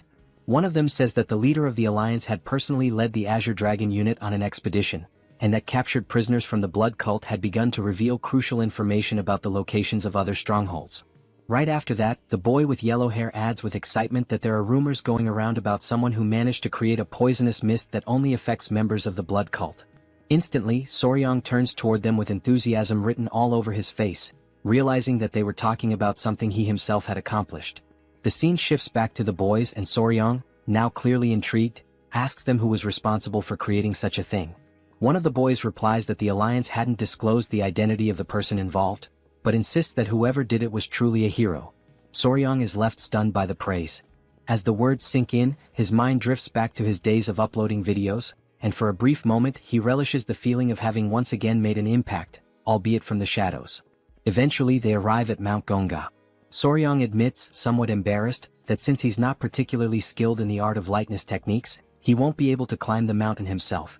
Because of that, he suggests that Hwain and Gu-pei go instead to retrieve the fat-tailed geckos. However, Gu-pei raises a valid concern. Would the geckos even respond without Soryong present? Hwain agrees with the reasoning, suggesting that it would be best if Soryong could go himself. Then, out of nowhere, something draws their attention. It is Yowa, gracefully ascending the mountain on her own, while Soryong shouts desperately for her to come back down. One of the rocks on the mountain breaks apart, causing Yowa to descend rapidly, but she lands calmly and smoothly on the ground below. Everyone stands in awe at the sight, completely stunned by her ability to fly. Soryong suddenly remembers a phenomenon known as ballooning. He begins to explain with an air of fascination, that although few people are aware of it, some spiders are capable of flying by releasing silk threads and surrendering themselves to the wind. He adds that sometimes, when walking through the street and brushing against a random web in the air, it's likely the trace of such a flight. Now fully excited, Soryong gives Yowa permission to carry him through the air. As she takes off with him, Gu Pei and Huayin follow close behind. Upon reaching the top, Soryang embraces Yoa warmly and praises her for being such an incredible and versatile creature. Huayin, visibly irritated by the scene, immediately reproaches him, saying that hugging her like that is strange, especially since the form Yoa currently wears is her own. Hearing that, Soryang quickly apologizes, understanding the awkwardness of the situation.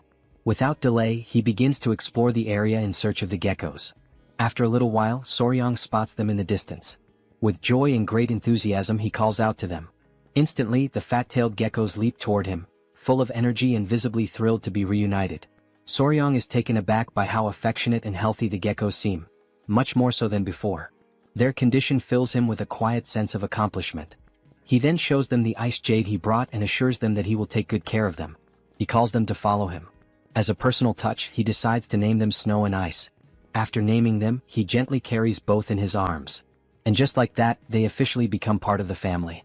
A while later, back at the Tang clan during the late hours of the night, the guards are taken aback by what they see in front of them. Their eyes widen with surprise as they question why two young ladies are suddenly standing before them at such an unexpected time. They take a closer look and quickly realize that one of the young women isn't actually human. It's a spider that has taken on the form of Miss Huayin. Feeling quite pleased with himself, Soryang proudly tells the guards to go and spread the news. The honored and confident official son-in-law of the Tang clan has returned with one of the 10 great venomous creatures. The guards are visibly stunned. None of them had imagined they would ever lay eyes on one of the 10 great venomous creatures in person, let alone see one that looked like this. Wasting no time, they send a signal high into the sky, accompanied by the urgent message that Soryang and Huayin have returned, and with them a shocking revelation. The elders immediately rush toward the courtyard, not wanting to miss the commotion and eager to understand what is truly going on. The Grand Patriarch arrives and, with both confusion and curiosity, asks how the young man managed to go out looking for food for the geckos and somehow returned with a spider that has a human face. He demands to know what exactly Soryang was doing during that trip. The in-laws are also left speechless when they see the spider bearing the exact same face as their daughter, Huayin. Soryang answers plainly, saying that he simply encountered the creature while he was staying at the Namgung clan. Everyone in the courtyard starts murmuring among themselves, saying that no one has ever heard of someone randomly finding one of the infamous 10 great venomous creatures. So they press him further, asking how in the world he managed to capture the notorious spider with a human face. The elders comment that Soryang never ceases to amaze and that at this point, they should expect nothing less from him. The in-laws beam with pride, stating that Soryang is now officially their son-in-law for having fulfilled his promise. Soryang, caught off guard, is surprised that his mother-in-law already knew about the arrangement, while Huayin stands beside him, flustered and unsure of how to react. The patriarch declares that what matters most now is that Soryang is, without question, an official member of the Tang clan. The Grand Patriarch then tells Soryang that the next day, he must go to the river and catch a live wild goose. Soryang, confused, asks why. The elder responds that it is the young man's responsibility to prepare the goose for the upcoming ceremony. He adds with a wise tone that while Soryang is still too young for marriage, it is time for him to hold an engagement ceremony. His father-in-law, with a teasing grin, jokes that after this ceremony, if Huayin still doesn't want to marry him, she won't have any more chances to run away. At that, everyone present bursts into warm laughter and smiles, the mood light and cheerful. Soryang then steps forward, takes the initiative, and calls for everyone's attention. He clasps his fists together in a respectful gesture and in the name of the Tang clan of Sichuan, and now as an official son-in-law, he expresses heartfelt gratitude for all the support and kindness he has received. After the formalities and celebrations, the very first thing he does upon arriving home is to decide where the children will live. Yoa, the spider, chooses a tree near a well as her new residence. As for the geckos, which behave much like loyal puppies, instead of placing them in the creature courtyard, Soryang decides for the time being, to let them stay in his own room. Once everything is set up and organized to a reasonable degree, Soryang gathers them all and asks if they're happy with their new home. He tells Yoa that if she ever feels hungry, she should go straight to her chosen tree. Yoa, pointing at something that resembles a spider sneaker, seems to want to communicate something important. No one quite understands, but what she is trying to say is that if bad people come to that place, she will personally teach them a lesson. Soryang and Huayin pretend to understand what she means. Then, to confirm, Soryang asks her if that's really what she's trying to say. Yoa lights up with joy, thrilled that he understood her message. The geckos also begin trying to express themselves, and Huayin smiles warmly, realizing that they too are attempting to say that they will help protect the place. The new little family begins to settle into their lives, bound by trust, loyalty, and a deepening sense of belonging. Soryong feels genuinely joyful and deeply moved, so without hesitation he runs forward to embrace his children with warmth and affection. With their new home now secured and their small family settled in, the engagement ceremony is held later on, attended by the elders of the Tang clan. It is a simple and modest affair where the couple exchanges heartfelt vows, and only the ceremonial offerings are presented as part of the tradition. However, before all that, a minor confusion arises during the preparation of the offerings. The young warrior is caught completely off guard when Hwain declares that she wants the geckos as her engagement offerings instead of traditional jewels. Soryong stands there stunned. Out of all the discussions surrounding engagement gifts, she wants the geckos? He reflects to himself that for quite some time now, he had noticed how her eyes lingered fondly on the geckos, but never did he imagine she would openly say something like that. He calls her young miss, and trying to remain composed, tells her that what she is asking will be difficult. Stepping closer, he grabs her gently by the arm and explains that traditionally, engagement offerings are meant to symbolize a promise of eternal love. He adds that while the geckos are indeed wonderful and dear, the offering should be something unchanging and enduring, like the ice jade. He continues, emphasizing that once the engagement ceremony concludes, everything he owns will naturally be considered hers as well. Moved by his words and taken aback by the way he held her arms so intimately, Hwain blushes deeply, her cheeks flushed. She softly responds that she understands and agrees to follow his guidance. But just as the moment calms, she calls out to him again and says that there is another matter she must address. She declares that from now on, he must stop referring to her as young miss. Since they are now officially engaged, such a title is no longer appropriate. This request also catches Soryong completely off guard, and now it's his turn to blush. As the geckos snuggle adorably in her arms, he manages to nod and replies with a simple affirmation that he understands.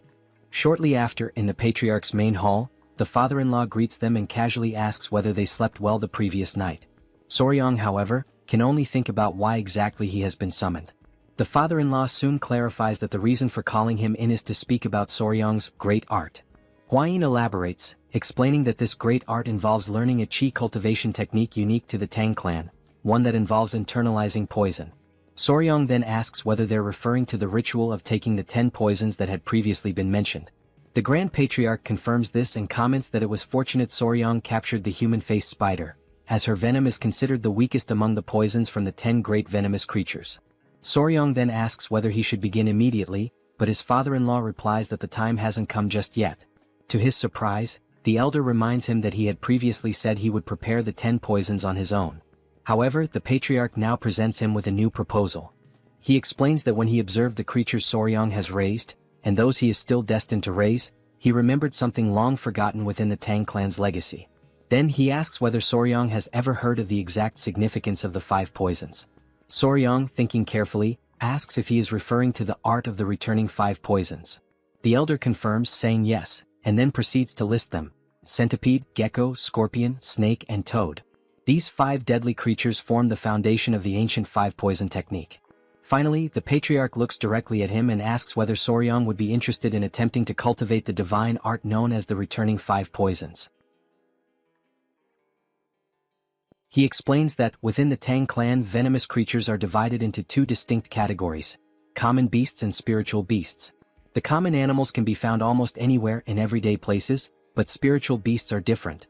They possess mystical powers, higher levels of intelligence, or even internal cores. Soryong, curious and eager to learn more, asks whether the bee, the gecko, the centipede, and the human-faced spider are considered spiritual beasts. His father-in-law affirms that they are indeed spiritual beasts, and precisely because of that, he is going to propose something different. The Grand Patriarch begins to elaborate, explaining that the traditional 5 poisons technique is limited, as it only allows for the absorption of venom from common creatures. However, its true and complete form, the returning 5 poisons divine art, goes far beyond that, granting the ability to absorb venom from spiritual beasts. With the fat-tailed geckos and the centipede already in his care, 2 spiritual beasts are secured. If they can obtain venom from a snake, a scorpion, and a toad, all at the spiritual level, then all the conditions will be met for Soryong to fully master the returning 5 poisons. The elder then looks at him intently and asks whether Soryong would like to begin training in this divine art. Upon hearing this, the first thing Soryong manages to ask is whether the gecko actually possesses venom. The Grand Patriarch calmly responds that he conducted some studies and discovered that the geckos have the ability to bring people to a state of extreme cold. That, in itself, is a form of venomous effect. Then, his father-in-law presents him with two paths to choose from. The first path involves absorbing the venom from the centipede and the gecko in order to master the returning 5 poisons divine art. The second path requires absorbing the venom from the human-faced spider, which would initiate the cultivation of the dual-core 10 venoms body. Soryong, still unsure, asks whether he could possibly use the 10 most venomous creatures instead to complete the 10 venoms body. But his father-in-law calmly explains that the gecko is not one of the 10 great venomous creatures. Internally, Soryong begins to realize that if he proceeds by absorbing the venom from lesser beings, such as the blue centipede and the gecko, he will no longer be able to walk the full path of the 10 venoms. Therefore, he now finds himself at a crucial crossroads. Either follow the spiritual path of the returning 5 poisons, or begin collecting all 10 of the great venomous creatures to forge the 10 venoms body. He likens this dilemma to choosing a skill tree in a game. Soryong remembers that, in his past life playing RPGs, the skill tree was everything. One wrong choice meant a weak character, the right choice led to god-tier strength. His father-in-law advises him to think carefully, stressing that the returning 5 poisons divine art is already an extraordinary achievement. Without great fortune, one might never find all 10 great venomous creatures, much less manage to tame them. Soryong remains deep in thought, his mind spinning as he contemplates the path ahead. He questions himself inwardly, should he take the simpler, more attainable route with the 5 poisons? Or dare to pursue the punishing path of the 10 venoms, which could ultimately elevate him to unimaginable heights? Still lost in indecision, he walks beside his companion. She calls out to him gently and says that if he's hesitating just because of the promise he made, then there's no need to feel trapped by the 10 venoms body. After all, the returning 5 poisons divine art is already an extraordinary cultivation technique. Hwayin offers him words of reassurance, telling him not to decide anything out of haste or pressure. No matter what path he chooses, she emphasizes, he will remain someone special in her eyes. Soryong responds that even the patriarch mentioned how the preparatory process would be exactly the same, and only the final venom to be absorbed would change. He says he'll take more time to reflect before making his final decision. Days pass and Soryong still hasn't reached a conclusion. Lying in bed, he turns toward the geckos and casually asks them what he should do. Suddenly, the door bursts open and Hwayin calls out his name, shouting. Startled, Soryong jumps up and asks what's going on. She explains that the centipedes are about to molt again. He springs out of bed in a hurry, stunned by the news. The two of them rush together to the area where the centipedes are kept. Soryong gazes at them, his heart filled with awe and emotion. Hwayin notes how quickly the centipedes are growing, and she's surprised. They weren't expecting a second molting to happen this soon. She wonders aloud whether their appearance will change again, and Soryong nods, confirming that this time, blue spots will start to appear on their bodies. He recalls their mother and, filled with excitement, wonders aloud whether they might begin to resemble her. Hwayin says she's excited too, and Soryong confidently declares that they'll definitely become even cuter. But suddenly in that very moment his expression freezes. Soryong realizes he shouldn't be celebrating just yet. If the centipedes don't properly dry their bodies before the grand technique is performed, it could lead to serious problems. Desperate, he reflects that even ordinary centipedes take an entire day to dry after molting, and considering the timing of the previous molt, this current one is bound to take even longer. Deep down, he knows that the gecko's venom is something truly special. It requires a careful preparation process before it can be safely extracted. His dilemma has been whether to use the centipede's venom or the spider's venom for the first dosage. But now, with the molting in progress, he isn't even sure if the centipede's venom will still be viable once the process is complete. Soryong realizes that forcing the extraction of venom at this stage could bring about serious complications. Yet, at the same time, he is fully aware that he cannot afford to wait until their bodies have fully recovered and strengthened after the molt. After all this reflection, he silently wonders why on earth he's been torturing himself so much over this decision in the past few days. Several days later, Soryong stands firm in his decision. Inside the Hall of Grand Techniques, the complex and meticulous preparation of the great technique has finally been completed. Though Soryong had considered delaying the ritual for the sake of the centipedes, the intricate nature of the process made postponement virtually impossible. Divided into multiple stages, the preparation begins with hundreds of cauldrons boiling various herbs, each selected to extract a specific medicinal essence. After this, the extracts are cooled down and stored in large ceremonial jars. Inside these containers, various potent venoms and the blood of venomous beasts are combined. Maintaining the right balance among all these volatile substances is no easy task. One delay or a minor error could render the entire mixture useless. That is why Soryong understands he cannot afford to simply sit and wait. So, he makes his decision. He will use the venom of Yowa, the human-faced spider, one of the 10 great venomous creatures. As he gazes into the ceremonial liquid, he notes how dark and ominous its color has become. At that moment, the Grand Patriarch enters and solemnly announces that the time has come to begin the ritual. He instructs Soryang to remove his garments and step into the jar. Without hesitation, Soryang complies and immerses himself. The moment he enters, a sensation washes over him, something almost nostalgic like being in a place that his body somehow remembers. The Grand Patriarch explains that a single drop of Yowa's venom will be added to the liquid, followed by the application of medicinal compounds. This combination will initiate the absorption process, causing Soryang's body to begin merging with the venom. He also mentions that, under normal circumstances, this would be an excruciatingly painful process. But given that the spider's venom is paralyzing by nature, Soryang should only feel a minimal amount of pain. The elder then says he will step out briefly to gather the remaining ingredients, asking Soryang to stay where he is and wait. Suddenly, the door bursts open and Hwain enters excitedly, bringing Yowa, the geckos, and the freshly molted centipedes with her. Soryang compliments how much more beautiful they look now, although he also notes with mild surprise that the changes were not as dramatic as he had anticipated. With a playful smile, he jokes with the centipedes, saying how odd it must be for them to see their father soaking in a giant jar. Soryang warns them that it's dangerous for them to be in the room at this moment, prompting Hwain to call the centipedes back toward her. Just then, something unexpected happens. The ceremonial liquid begins to bubble violently, and a small splash hits one of the centipedes, startling it. Panicked, Soryang shouts out that the centipede's antenna has come into contact with the potion, and it needs to be washed immediately with warm water. Hwain quickly grabs the centipede to move it away from the danger. But in that chaotic moment, a tiny amount of saliva escapes from the centipede's mouth and falls into the ceremonial jar. A reaction is triggered instantly. Upon seeing this, Hwain becomes frantic, screaming that venom has entered the potion. Suddenly, an intense wave of pain courses through Soryang's body. Every fiber of his being begins to absorb the venom, while the dark liquid surrounding him bubbles and churns with an almost violent intensity. The reaction is so intense that, while Soryang endures the unbearable pain, Hwain and the creatures around him struggle to cope with the violent aftermath. Hwain, overwhelmed and in a state of panic, shouts for Soryang to maintain control with every ounce of strength he has. Amid the agonizing sensations ripping through his body, Soryang says it feels as though his skin is being flayed and his insides are burning from within. In the midst of this chaos, he recalls the critical instruction, "Do not move during the great technique." But his instincts scream at him to flee to escape the torment. Clenching his teeth, he resists the overwhelming urge, anchoring himself in place, even as his mind insists that it is all too much to endure. Hwain, stunned by his condition, desperately wonders what she can possibly do to help him. Her heart pounds in helpless fear. Suddenly, his father-in-law and the Grand Patriarch return to the chamber. They both freeze, momentarily paralyzed by the scene before them. As they hurry closer, Hwain hurriedly explains that the centipede accidentally spilled a small amount of venom into the solution. Right then, Soryang collapses against the edge of the ceremonial jar, his strength failing. With a trembling voice, he pleads for someone to save him. The Grand Patriarch quickly urges Soryang to stay conscious.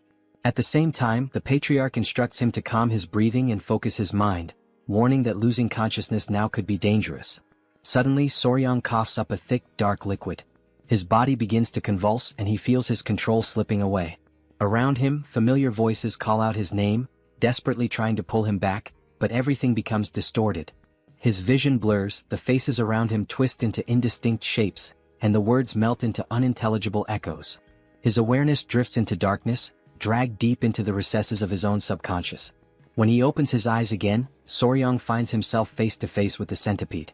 Unexpectedly, an intense, radiant light bursts forth from the centipede's body, leaving him in a stunned trance. Back in the real world, Hwain cries out in relief the moment she notices Soryang regaining consciousness. Slowly, Soryang's eyes flutter open. His vision stabilizes, and he sees the Grand Patriarch and Hwain standing before him, watching intently, visibly filled with anticipation and hope. Without delay, Hwain asks if he's all right. The Grand Patriarch explains that fortunately he was able to guide Soryang's chi flow in time, and that the great technique appears to have completed successfully. He notes that Soryang's body has now accepted the centipede's venom. Then, with a soft chuckle, he remarks that perhaps the centipede wanted its father to understand the essence of the 5 poisons. Soryang quickly asks if the centipede is okay, visibly concerned that it came into contact with the volatile substance. Hwain reassures him gently, saying she washed the affected area as quickly as she could. But her expression shifts to a somber one, and she admits she had no idea whether he would survive or not. she turns her head away, unable to look him in the eye. At that moment, Soryong recalls how, after returning from the wedding ceremony, the very first thing he did was rush to check on the centipedes, before even turning to see his bride. He raises a hand to his forehead and lets out a groan. Hwain immediately asks if the pain is coming back, her worry returning.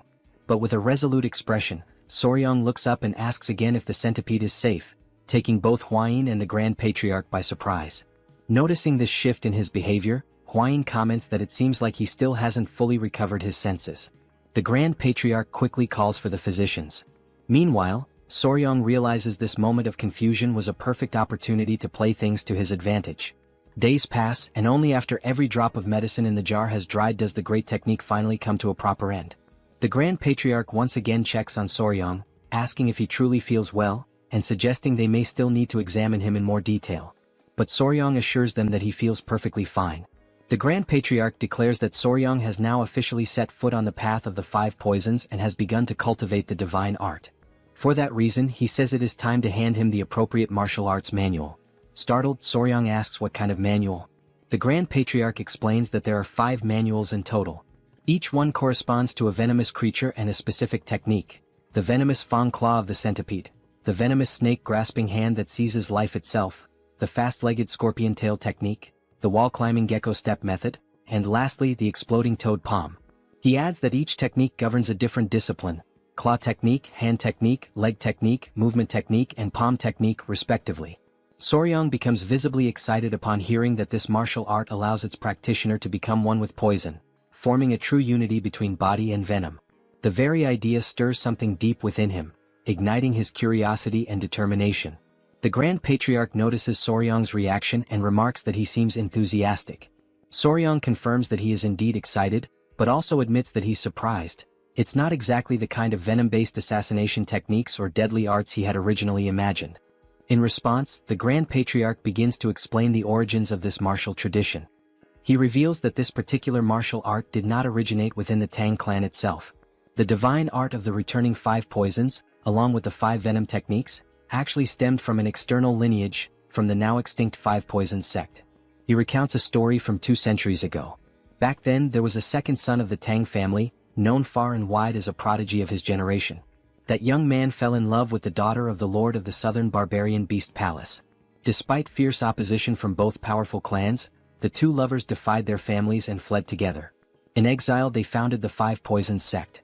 The couple went on to create an entirely new martial art, one that fused the venom arts of the Tang clan with the beastly fist techniques of the Beast Palace. This fusion led to the birth of a unique and powerful martial system. However, because they incorporated forbidden techniques into their new style, they attracted the wrath of the martial world. The sect became a target of persecution and was ultimately annihilated around 100 years ago in the depths of the jungle. The Grand Patriarch concludes by explaining that after the sect's fall, both the Tang clan and the Beast Palace reclaimed fragments of the lost arts. The 5 poisons and the 5 venom techniques were eventually restored. Although tensions still lingered between the clans, the Tang clan managed to retain most of the art. He adds that the masters of the 5 poisons sect held out against overwhelming force, proving the extraordinary strength of their style. The Grand Patriarch emphasizes that he has always believed this martial path would be a perfect fit for someone like Soryong, someone with a natural inclination and affinity for poisons. In that instant, Soryong realizes this was the Grand Patriarch's plan all along. He expresses his sincere gratitude and assures them that from this moment on, he will commit himself fully to training. The Grand Patriarch nods, stating that as long as he remains dedicated, greatness is destined to follow. And so, with resolve burning in his heart, Soryong takes his very first step onto the path of the divine art of the returning 5 poisons. Elsewhere, he strolls quietly, suddenly noticing how long it has been since he last felt sunlight on his face. Just then, much to his surprise, a centipede comes crawling rapidly in his direction. It's Nova, the same centipede that had spilled the venom into the ceremonial jar. Soryong wonders aloud if she had been waiting for him all this time. He looks at her gently and says he understands everything she went through, urging her not to blame herself. None of what happened was her fault. Moved by his words, the centipede suddenly leaps into his clothes. Startled, Soryong notes that her body is still rough and spiky from shedding her old skin, and he would really prefer if she stayed on top of his clothes rather than pressing directly against his bare skin. She looks at him for a moment and then climbs out of his clothes, leaving him full of assumptions and questions. Soryong grows anxious and wonders what is going on.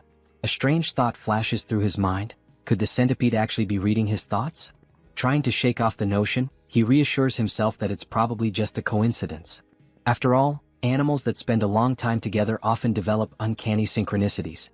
He holds her gently in his hand, telling himself that he's just an emotional fool without a solid sense of reason. There's no way an ordinary creature from the Venom clan could do something like that. But suddenly, the centipede looks at him with a piercing, serious gaze. Then she radiates a powerful red aura, shocking Soryang to his core. He mentally gives her a command, to go to his head. Instantly, she obeys without hesitation. He then mentally commands her again, to find him. And again she follows the instruction precisely. Soryang stands frozen, stunned. One time might be coincidence. Two could still be chance. But 3 times? That was beyond reason. Eyes wide, he stares at her, overwhelmed and confused, trying to make sense of the impossible. In that surreal moment, a mysterious light begins to form, connecting the two of them. Elsewhere, Hwayin was calling out desperately for Nova, her voice filled with urgency as she asked where the centipede had gone. Coming across a few other centipedes, she asked if they had any idea about Nova's whereabouts, knowing that after recently shedding her skin, it would be more difficult to track her down. At that moment, Soryang suddenly appeared, emerging unexpectedly as he ran toward Hwayin with Nova resting on his shoulders. Seeing how visibly exhausted he looked, Hwayin immediately asked if he was alright, while simultaneously scolding Nova for wandering off so far, a behavior she had explicitly forbidden. Catching his breath, Soryang lifted Nova gently and pointed out something far more important at that moment. Nova now understood human language. Hwayin, stunned and momentarily speechless, was taken aback by the statement. She then questioned what he meant, arguing that Nova had always been able to understand spoken words. Soryang explained in more detail, Nova was no longer limited to simply understanding spoken language. She now understood thoughts as well.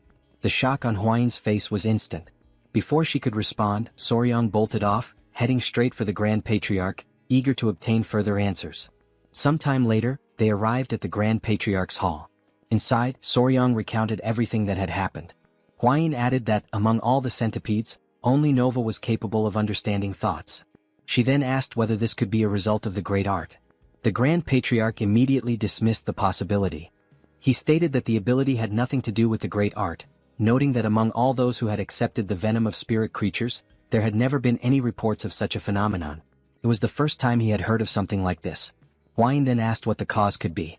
The Grand Patriarch firmly declared that it was undoubtedly the result of the divine art of the 5 poisons returning. He explained that the great art was designed for the absorption of venoms, and that only Soryang had successfully absorbed venom from a spirit creature.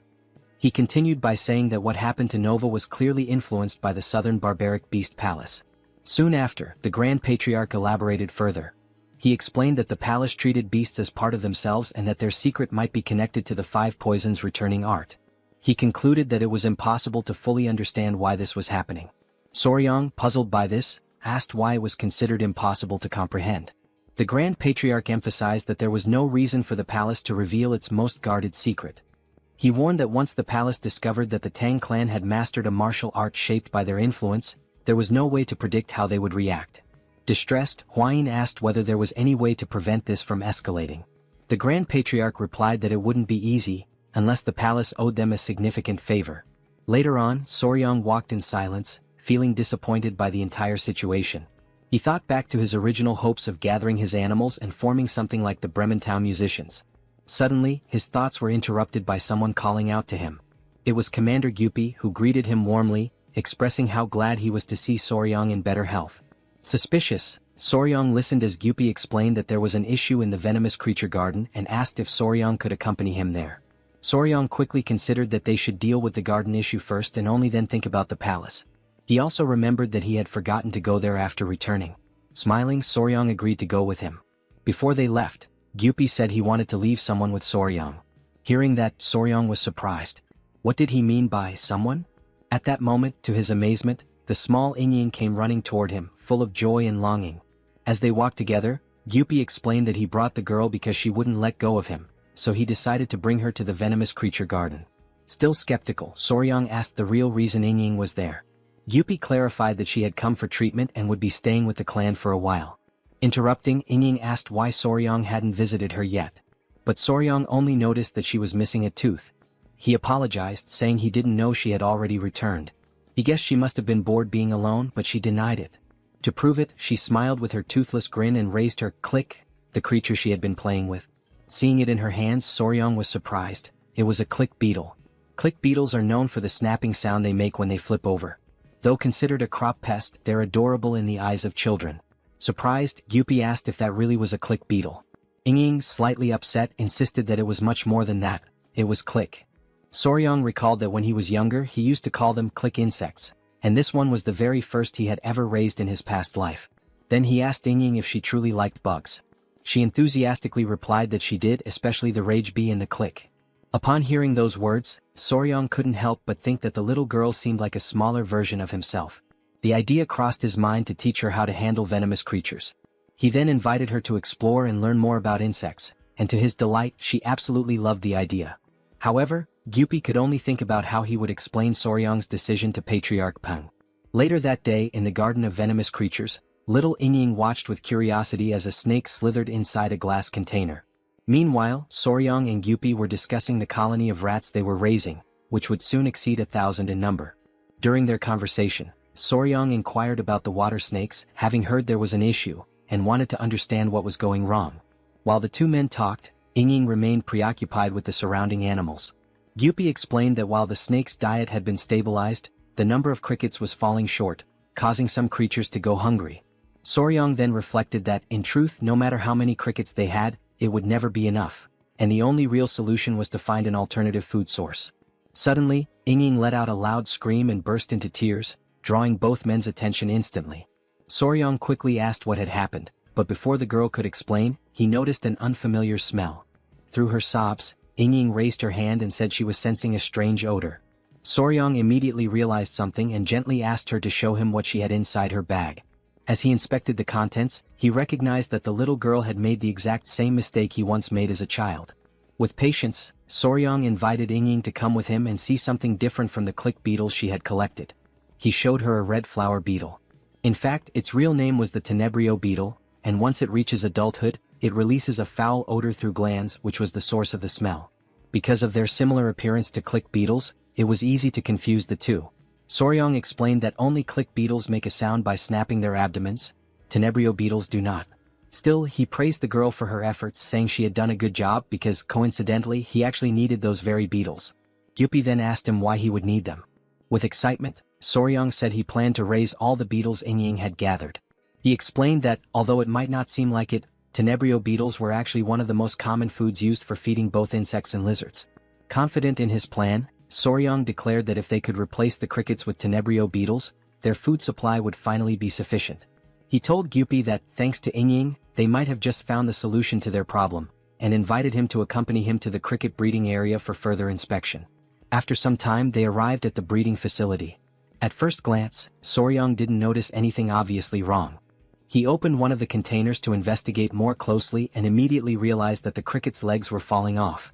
Startled, Soryong concluded that the crickets were turning to cannibalism, which explained why their population wasn't increasing. Hearing this, Gyupi assured him that they had been fed adequately, but Soryong reassured him, mentioning that he had experienced the same issue back on Hainan Island. He added that, sometimes even when food is available, cannibalism among crickets still happens. He admitted that he didn't know much about crickets, and that ignorance was frustrating, especially since the problem was so serious and so far they hadn't been able to identify its cause. Just then someone arrived, politely asking for permission to speak. Awkwardly, the man said that if the issue was about crickets, he knew the right person to consult. Gyupi introduced the man to Soryong, explaining that, aside from him, this man was the only other volunteer in the poison division. Wanting to be honest, the man then admitted that he occasionally visited cricket fight rings for entertainment. Not knowing what a cricket fight ring was, Soryong asked for clarification. The man explained that they were gambling events where crickets fought one another, and bets were placed on the outcomes. He further added that the strongest and largest crickets were sold at high prices, usually raised in the very homes of those who ran the rings. The man then mentioned that there was a woman who raised crickets and lived nearby. He had heard rumors that she knew absolutely everything about them. After some time had passed, during the evening, a crowd of people had begun to gather in a bustling and lively area. Among them were Soryong, Hwain, Gyupi, and Wangyan. They were heading to the betting house in order to meet the cricket breeder that the man had previously told them about. Soryong had assumed they would use their foot techniques to travel, since the place seemed to be far away. However, they were instructed to dress properly and ride in a carriage, given that the location was part of a gaming district. After a while on the road, Hwain informed him that they had arrived at the well-known betting house. Gyupi approached a man and informed him that Hwain, a direct descendant of the Tang clan, was present there with her fiancé. He then asked if the man could guide them to the gaming house. The man was startled upon hearing that members of the Tang clan were there. But he quickly composed himself, respectfully greeted them, and thanked them for visiting the establishment, of which he was the owner. Wangyan then asked if they could see the crickets. Excitedly, the owner confirmed and informed them that on that particular day, there would be a match between General Crickets. He promptly invited them to come inside. Once inside, Soryong was stunned by the sight. A group of men were gathered around a table, eagerly waiting for the match to begin. They shouted loudly, urging the crickets to fight, while one of them remarked that he had bet everything he had during the last match. On the table, the crickets were already getting into position for the duel. Very quickly they began clashing with each other. The men grew wild with excitement as they watched the intense battle, each one hoping that the cricket they had placed their bets on would emerge victorious. Watching the scene unfold, Soryong was left amazed to witness such a spectacle, while Wangyan, clearly thrilled, explained that the cricket that turned its back would be considered defeated. On the table, one of the crickets took a hit to the back and was defeated instantly. One of the men confirmed the end of the round. Wangyan went on to explain that the victorious General Cricket would now go to auction, and it was said that such crickets could be sold for as much as 30 taels of silver. Hearing this, Soryong briefly considered the idea of selling crickets himself. But before he could entertain the thought further, Hwain interrupted him, calling him over to meet the breeder. They then made their way toward the area where she was. The owner mentioned that sometimes guests wanted to meet her, but to him the brat wasn't anything special. Her only roles were feeding and cleaning. He pointed at the girl and said she was useless, which is why she was kept tending to the crickets. He then barked at her to stand up, informing her that important guests were present and she should greet them properly. The girl quickly got to her feet and apologized. Upon seeing her face clearly, Soryong was completely taken aback. She was in fact a woman. The group now stood facing her directly. Still stunned, Soryong introduced himself and explained that they were members of the Sichuan Tang family. He then said he had some questions about how to care for crickets and asked if she could assist them. In response, the breeder simply gave a faint nod of her head. Soryong then explained that he had been raising a large number of crickets in a certain place, but they continued to eat each other. With few words she replied that they were craving meat. She explained further, saying that they were probably only feeding the crickets grass, but crickets are omnivores. They need meat. Otherwise they'll devour each other. Soryong was stunned. Inwardly, he realized that he had completely overlooked the possibility that a lack of protein was causing the cannibalism. Right then, Soryong began to question if this was what a true cricket specialist looked like, and he concluded that he needed to keep a close eye on her. Then, without saying a word, he subtly turned toward Hwain, who immediately understood the signal. She, in turn, asked the owner if it would be possible to buy the breeder. He was confused at first, not understanding why someone would want to purchase her. But without hesitation he agreed, shoving the girl forward and saying they could take her right away. However, to everyone's surprise, the breeder refused. Her reaction irritated the owner, who yelled at her, demanding to know what she thought was so special about herself and if she even understood who she was refusing. Then he orders her to shut her mouth and go, but once again she refuses to obey. Soryong steps in at that moment, interrupting the tense situation, and firmly demands that they stop with that behavior immediately. Following his lead, Hwain walks over and gently says that the girl will be treated well and can even bring her family to live with the Tang family. But the woman responds firmly that she will not go. Once more the owner asks in frustration if he's going to have to fight with her again. Before he can do anything further, Soryong cuts him off, asking him to calm down. Soryong then asks if she is working there on behalf of someone else, but the man shakes his head and denies it. He recalls that 5 years ago she came forward offering to work for free, and so he took her in and gave her the task of feeding the crickets. Soryong, visibly disappointed, wonders why she refuses to leave that place. Meanwhile, Gyupi, deep in thought, asks Soryong for permission to speak. He says that she reminds him of himself, back before he was taken in by the Tang family shelter. Then he turns to the owner and asks if he can take her with them for just one day. The man replies indifferently that he can do whatever he wants with her. So Gyupi gently invites her to come out with them for some fresh air. She hesitates for a moment, clearly lost in her own thoughts, but soon nods her head in agreement. Soryong and Hwain are relieved and happy, even though it's only for a single day.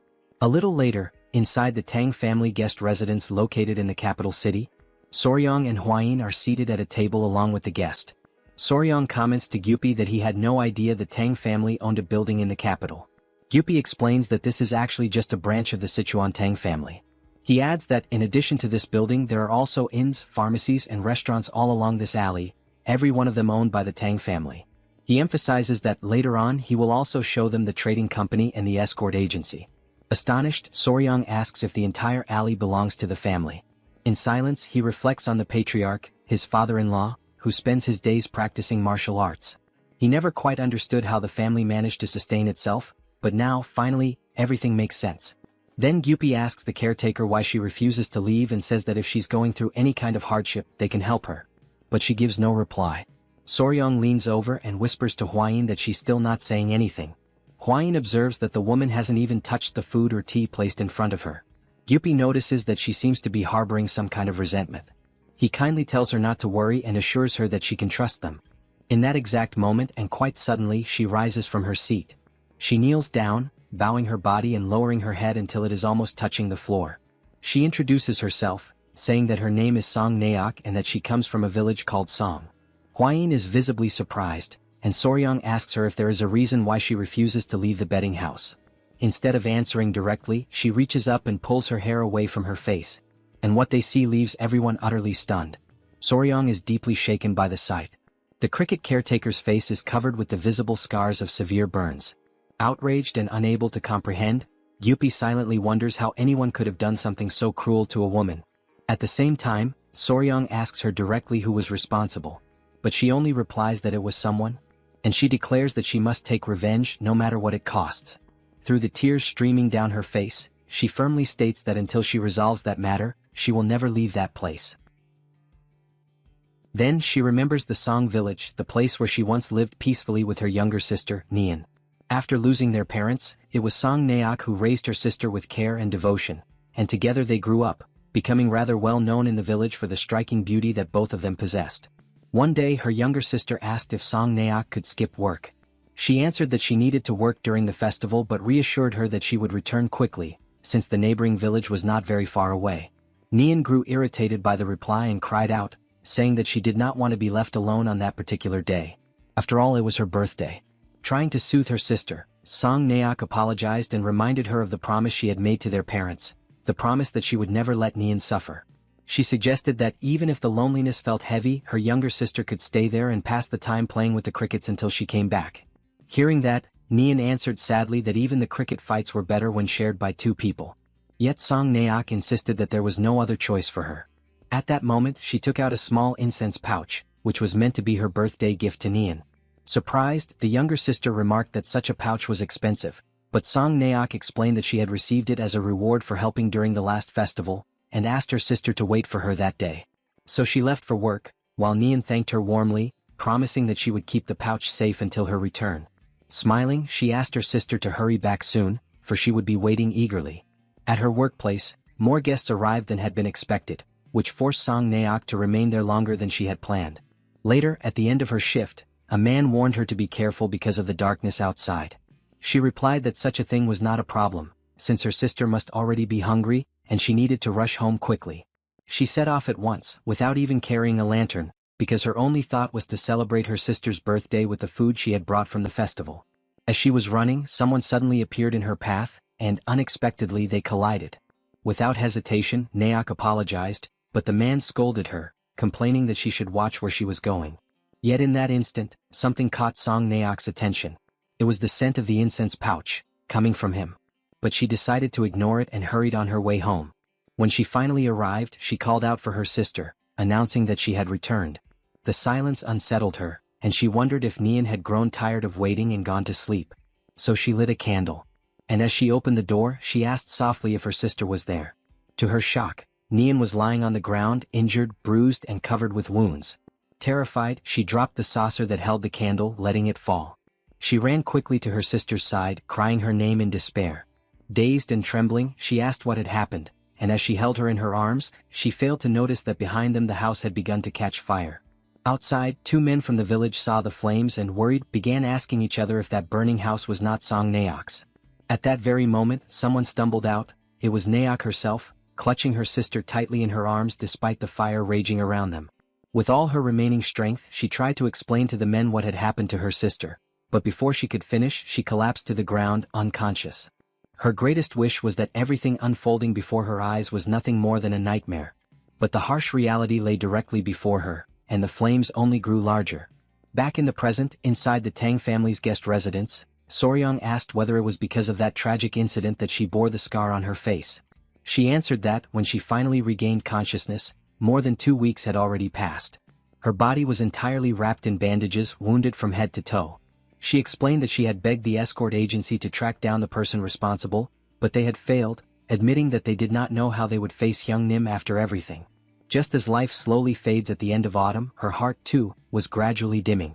The only form of communication she had with the world were the faint groans that escaped her lips whenever she touched the bandages in an attempt to treat her wounds.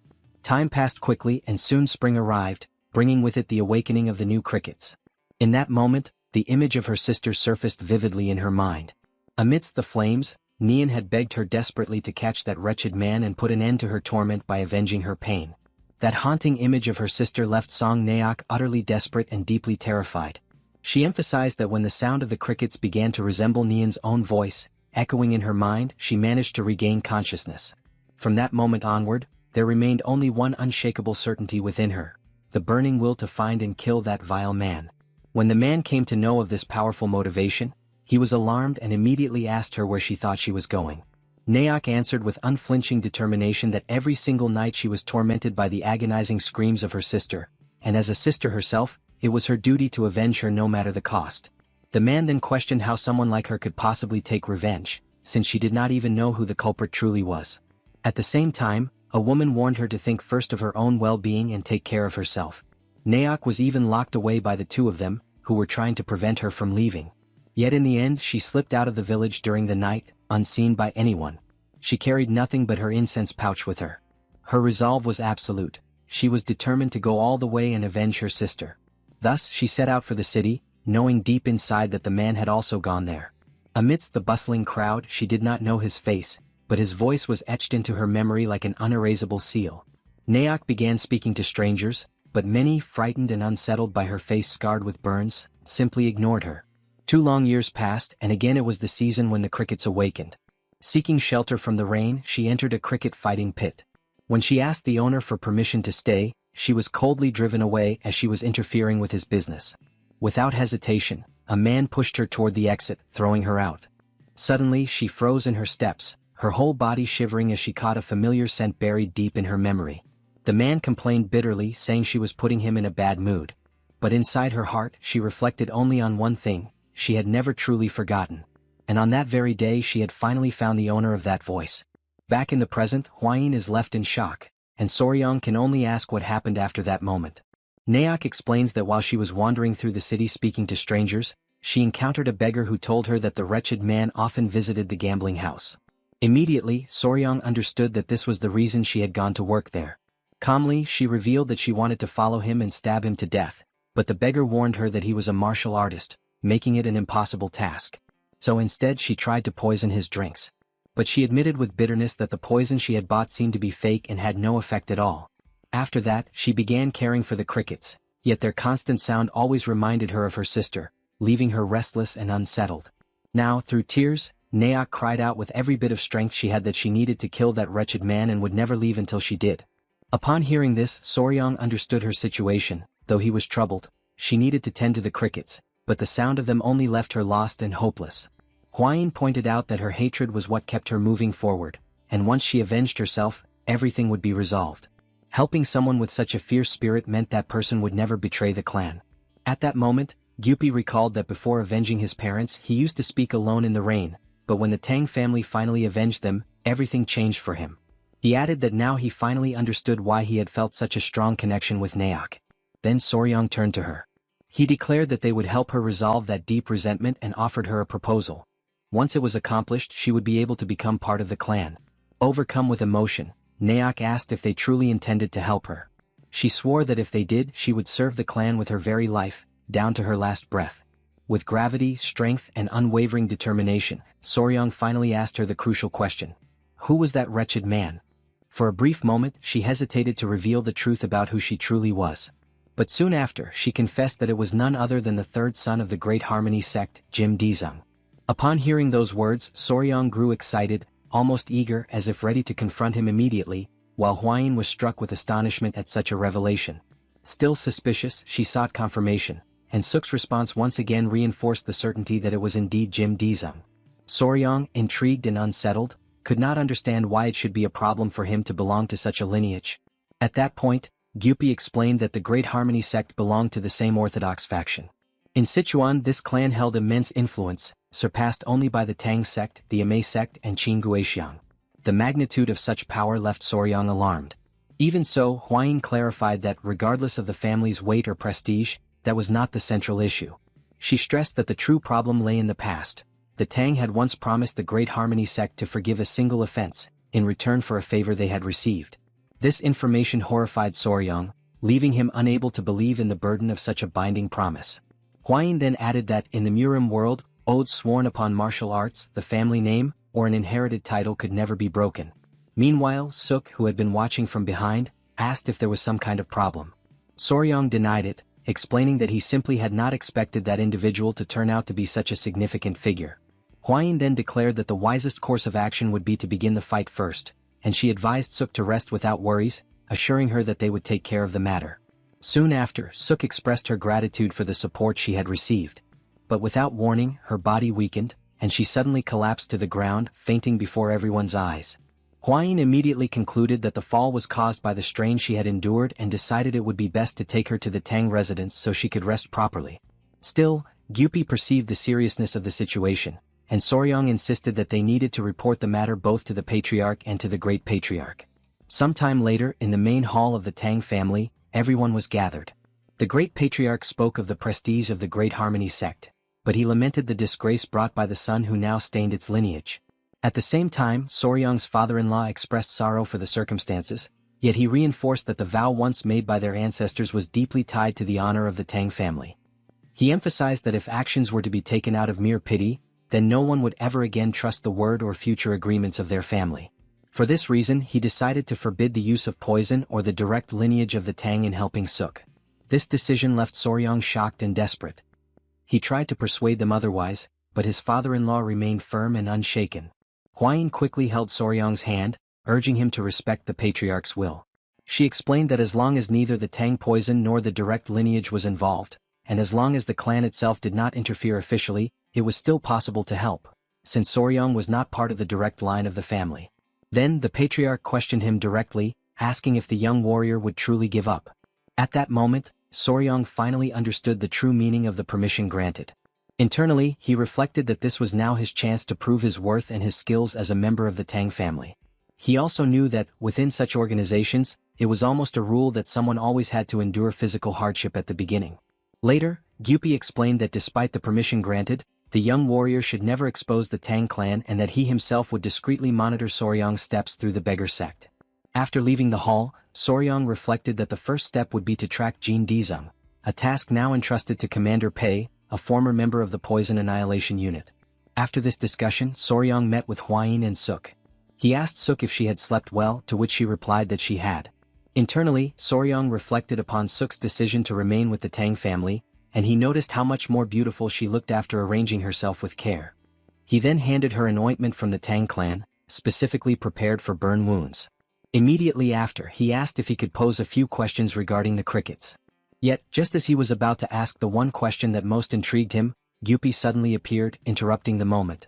He said that he had thought the young warrior was outside, gathering information. And right after that, he announced that he had brought a guest. An imposing figure suddenly appeared at his side, with a stern face and a rigid, unyielding posture. Yet, in the very next moment, in a lighter and almost casual tone, the figure remarked to Hwayin that she was like a poisonous flower and that it had been a long time since he had last seen her. That unexpected situation froze the pair in place, paralyzing them for an instant. But Hwayin quickly recovered her composure, bowed deeply, and paid her respects to the beggar emperor. Meanwhile, Soryang, visibly confused, struggled to understand who that man was. Hwayin then explained, that man was one of the three emperors and also the supreme leader of the Murim alliance. Soryang's eyes widened in astonishment, his entire demeanor reflecting pure surprise. In the presence of such an extraordinary figure, he presented himself with deep respect, still unable to hide his amazement. The leader, however, seemed thoughtful and intrigued, reflecting silently on what kind of person Soryang might be. Ever since the emperor had transferred his martial arts to him, it had always seemed like something unusual, something that set him apart. Suki, for his part, was taken aback when he finally recognized the emperor as the very same beggar from Sangdo. Not having realized his true distinction at the time, he felt embarrassed and apologized sincerely for his past rudeness. At that moment, Huayin asked what had brought him to the Tang family. She suspected it might have something to do with the problem involving the Harmony sect. He confirmed that it was precisely about that. Huayin grew uneasy, fearing that he might be there to interfere with the group's work. But he reassured her, stating clearly that he had no such intention. He added that he could not stop them anyway, since he fully understood their circumstances. Even though he could not act openly, he had come to offer whatever help he could. Soryang, still suspicious, questioned how someone could truly help without even taking a single step forward. In response, the beggar lightly pressed his index finger against his forehead and murmured a single word: information. He explained that what truly drove him was his curiosity.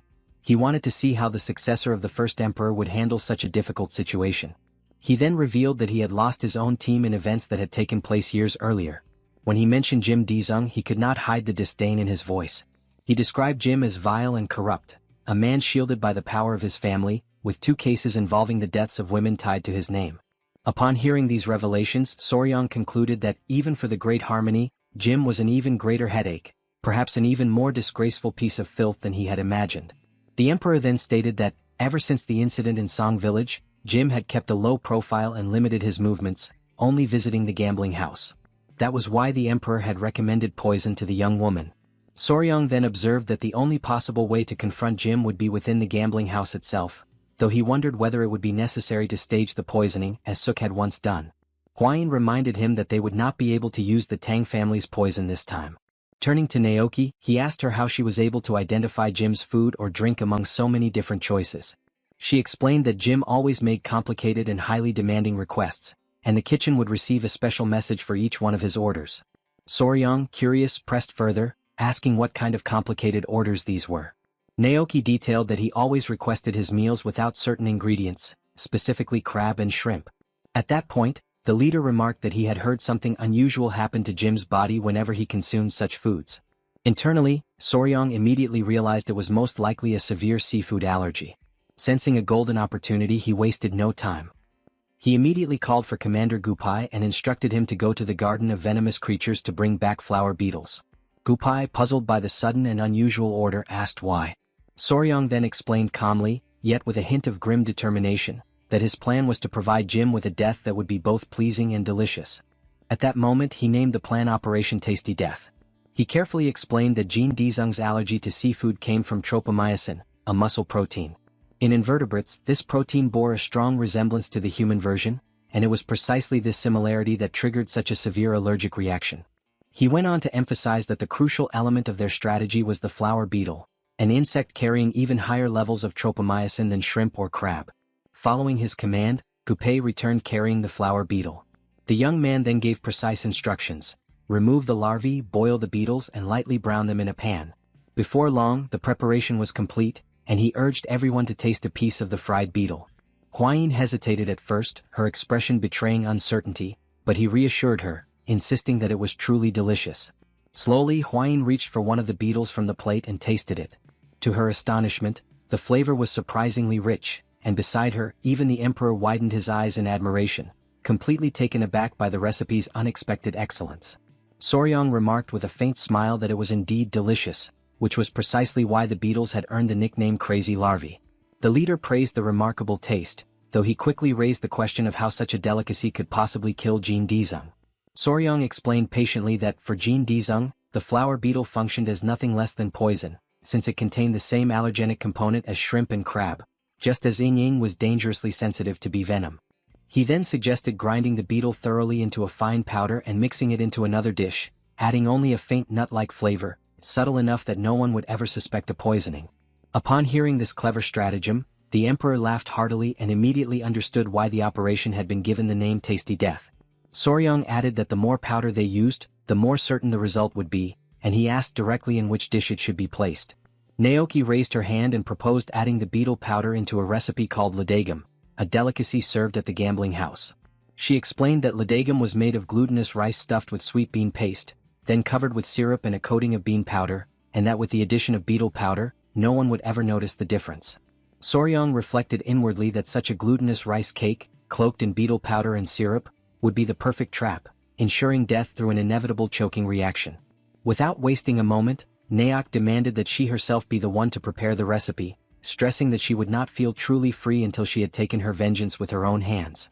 The leader accepted her determination, convinced that revenge could only hold true meaning when carried out by one's own blade. With the plan set in motion, Soryong arranged to negotiate with the owner of the gambling house. He would bring him a courtesan in exchange for a single day of access to the kitchen. To reinforce the plan, the allies would disperse among the gambling tables, blending in with the crowd and keeping the entire environment under control. In his mind, the scheme was flawless, nothing could possibly go wrong. Several days later, inside the bustling gambling hall, two men entered together. One of them was the very target of Naok's vengeance. The establishment's owner welcomed them with reverence, but the demand of the newly arrived guest was firm: wine, women, and his usual reserved seat. Not long after, the owner returned, visibly uneasy, explaining that the seat had already been taken by other special guests. The young master was utterly taken aback, surprised by what he considered an unforgivable affront. From across the hall, Naok's eyes immediately spotted Soryong and Hwayin seated at one of the tables. The unmistakable presence of the feared venomous flower drew Jin Dizung's attention at once. He approached with confident ease, his voice carrying the tone of someone impressed to find such a distinguished figure in that place. The young woman, however, looked at him with puzzlement, not recognizing right away who he was. He soon introduced himself as the third son of the Great Harmony sect, reminding her that he had visited her once before, though he doubted she would recall. Soryong, sharp-eyed, recognized the plan unfolding step by step, while Hwayin marveled at his composure and resourcefulness. Dizung then turned toward her companion, wondering aloud if the young man at her side was the rumored fiancé she had supposedly chosen. Looking at Soryong, he judged him weak and inexperienced, unworthy of supporting someone of Hwayin's stature. Inwardly, his mind compared the moment to past memories, recalling the girl from Song Village, Naok's sister. He reflected bitterly that, had she not fought with such ferocity, she would not have ended up dead. He regretted deeply that the elder sister, said to be even more beautiful, was not present. Lost in these dark musings, he leaned forward on the table, drawing the attention of the pair, and sat down with boldness. To him, it was an honor to meet the venomous flower face to face, and with daring arrogance, he issued a challenge to Soryong, one that Soryong accepted without hesitation. For him, that moment represented a golden opportunity to transform the confrontation into something truly memorable.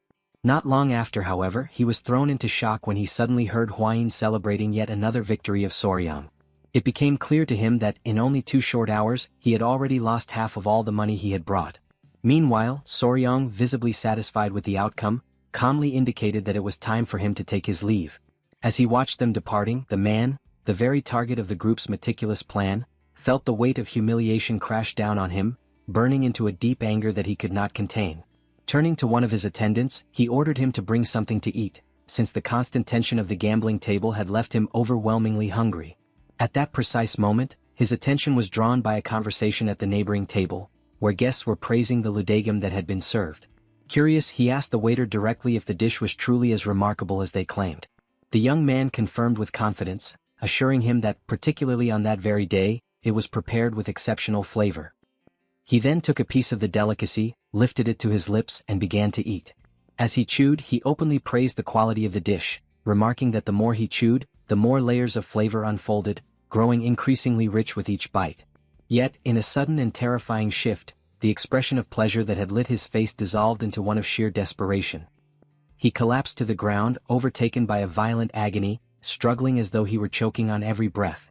Soryong reacted immediately, stepping forward with sharp authority and demanding that everyone stand back at once. He assumed full control of the moment while the man, in panic, clutched at his clothes, begging desperately for help.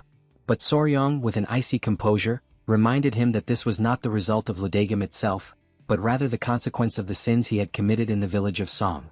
In his torment, the man gasped inwardly, wondering in disbelief how Soryong could possibly know the truth of what had taken place in that distant village. All around, the crowd stood stunned and silent, unable to comprehend what was unfolding, while Soryong commanded that they hold him down firmly. At once, hands pressed against his body, gripping him with force and refusing to release him. And in those final moments, the persistent taste of walnuts from the ladagam became the last lingering memory of his life. Elsewhere, the couple who had once cared for Naok during the time when her body was burned approached and pleaded that she continue to be treated with kindness. Soryong reassured them with calm certainty, promising that he himself would protect her, for from now on, she was considered part of the Tang family. Before returning to the Tang residence, they made a necessary stop in the village of Song. The matter of Jin Daesung was resolved swiftly. Since he was a chosen son of a prominent household, any investigation was deliberately avoided so that no scandal would spread beyond control. At her sister's grave, Naok wept with sorrow for all the precious time that had been lost in her pursuit of vengeance. Her trembling hands reflected the depth of her grief as she cried, lamenting that she had not returned home earlier on that fateful day. Watching the scene quietly, Soryong remarked to Hwain that even the crickets seemed to be weeping in unison with her. The young lady Naok, her voice fragile, said that the sound of the crickets reminded her of the voice of her younger sister. And for a fleeting instant, she wondered to herself what words her sister might be whispering to her at that very moment. Later, in the narrow alleys of the Sinshin capital, the leader of the Murim alliance walked with a relaxed demeanor, displaying a faint smile as he savored the lingering taste of the recipe prepared by Soryong. However, amidst this calm, his steps suddenly came to a halt. At once, he sensed a hidden presence and concluded that only a thief would move in such a way. He immediately questioned whether they would not reveal themselves.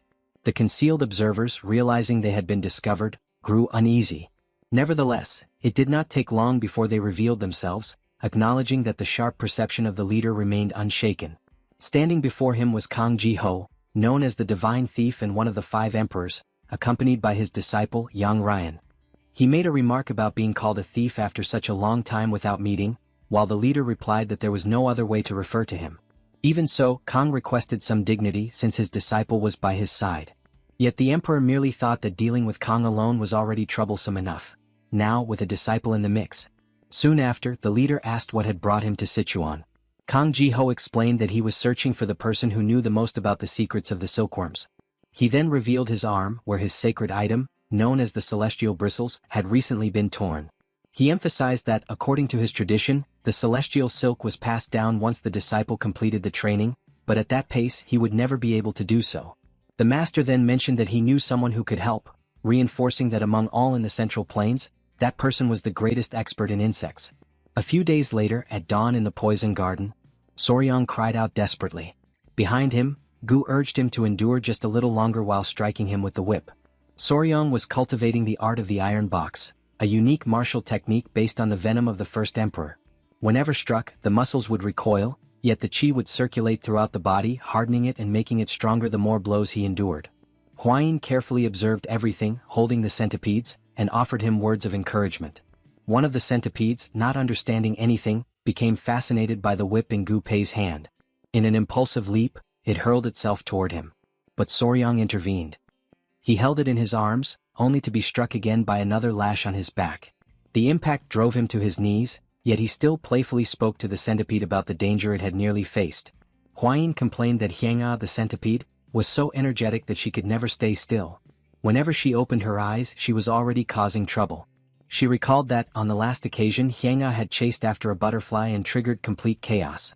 Soryong reflected that each animal possessed its own personality, and Hyanga was both curious and spoiled. Since the recent incident caused by Cho, she had maintained the informal title of the resident troublemaker. He also remarked on Cho, the eldest, who kept the younger ones in line and showed sternness whenever necessary. Bin-ah, on the other hand, was usually the quietest and the one who showed the most affection toward him, although she slept a great deal. Despite their similarities, each of the 3 centipedes had a personality of her own, and Soryong sincerely hoped that they would grow to be strong and beautiful, following the example of their mother, Hwain. At that moment, Gu Pei appeared, looking for Soryong, accompanied by Suk, who carried a jar. He acknowledged the dedication of the pair, admiring how they had been working together since early hours, and then asked Suk what life was like within the Tang clan. Dressed in the uniform of the poison unit, she explained that she was well treated and privileged under the guidance of Gu Pei, who had been teaching her martial arts. Soon after, she revealed that she had brought what Soryong had requested. For a brief moment he did not understand what she meant. Then she presented countless crickets inside the container, all in perfect condition. Gu Pei explained that the quantity was excessive, but this was due to Naoke's meticulous care in tending to the crickets. Upon hearing this, Soryong reflected on how excessive competence in one's work could sometimes become a problem. Yet he immediately announced that new offspring would soon arrive at the poison garden. Gu Pei then asked whether he would finally be going out to capture new venomous creatures. Soryong confirmed, stating that he was planning to bring new species to raise, emphasizing that the best way to feed them was with live animals. At that instant, Huayin called to him, suggesting that, before taking any action, it would be prudent to wait for news from the Martial Alliance. With the expedition requiring official permission and the ongoing situation with the blood cult, leaving would not be simple. She further pointed out that the leader of the alliance had attacked the border of Daewil, but no news had been heard since then. This left Soryong seething with anger. Suddenly, someone came running, shouting loudly as he called out to the pair. Huayin, intrigued by the messenger's urgency, questioned what had happened to make him arrive in such haste. The man informed them that the clan chief was summoning them to the hall, claiming that he had something important to reveal to both of them. This left the two of them suspicious and wondering what exactly this matter could be. Shortly afterward, in the hall, the patriarch and the pair sat down at the table together. Soryong noticed that, under normal circumstances, his father-in-law would be far too occupied at this hour, and this only heightened his curiosity, making him increasingly eager to discover the reason for such a summons. The patriarch announced that he was bringing news Soryong had long desired to hear. At once, Soryong grew alert, his attention fixed on what was to come. Finally, the patriarch revealed that he had received reports from the Martial Alliance. The expedition had been a resounding success. This caused both Soryong and Huayin to widen their eyes in pure joy. The father-in-law then went on to explain that the leader of the alliance had invaded a village at the border of Daewil, completely annihilating the base of the blood cult. Half of the cult's followers had been either slain or captured, while the rest had fled deeper into Daewil. Upon hearing this, the realization struck both Soryong and Huayin instantly. The patriarch confirmed that they could now proceed with the capture of venomous creatures, granting them permission to form the long-awaited expedition. The couple celebrated enthusiastically, though in the back of his mind Soryong reflected that, had he known what awaited them, he would have planned their course with greater foresight. The father-in-law, who had remained silent until then, mentioned that there was a place he wished to recommend. He explained that for the first expedition of the Tang clan's poison division, there was truly no location more appropriate. Throughout its territory, countless venomous creatures roamed freely, and even along its roads travelers often encountered fearsome beasts of the Golden Phoenix class. It was a land which, because of its abundance of such dangers, was renowned as a veritable paradise for venomous beasts. Its name was Yunnan. In the far southwest of the Central Plains, below Sichuan, the sound of wild beasts echoes even before the voice of humankind. There stretches the tropical jungle of Yunnan. Within the mountains of Ileo lies a valley known as the Ravine of Poison, where jagged rocks rise like dense forests and strange creatures lurk in every corner. Lying in bed, Oryang reflected on the words of his father-in-law, imagining that place as nothing less than a paradise on earth. His thoughts wandered as he wondered what kind of beings might dwell there, and anticipation surged within him, eager for the moment he would finally behold them. He held a centipede gently in his hand and silently promised that soon he would bring back many new companions. A few days later, a small unit was chosen from the Poison Division to form the expedition party. The management of the Poison Garden was entrusted to Lady Naki, now officially appointed as vice-captain of the Poison Division, so that everyone might receive her direct orders while the group was away. With all preparations completed, the Tang clan's departure approached swiftly. But at the moment of farewell, one centipede clung tightly to Soryong's leg. Not only the centipede but also the lizards and the great spider latched onto his body, desperate for him not to leave. He attempted to calm them, urging them to release their hold. He explained softly that he was only going to bring back more friends, and that during his absence the uncles of the Poison Division would take care of them, providing both nourishment and energy. Slowly, the spider relented, loosening its grip, yet the centipede refused, stubbornly climbing even onto his face in its resistance. Watching the scene, Huayin observed that it seemed as though they did not want to part from him at all. And Soryong added that it almost felt as if they wished to go with him. But then the old patriarch interrupted such an idea. He firmly declared that some might accompany them, but Yowa, the spider, could not. Her enormous body drew too much attention, and it would be impossible to explain her presence as they could with Huayin. Annoyed by what she heard, Huayin lifted her arm, and before everyone's eyes Yowa's arachnid form became transparent. Her body vanished completely from sight. The old patriarch was left in shock, unable to comprehend what he had just witnessed, and even Soryong recoiled in disbelief, astonished at the sight. Hurriedly, he rushed to touch the surface of Yowa's invisible form, pressing his hand carefully against where her body should be.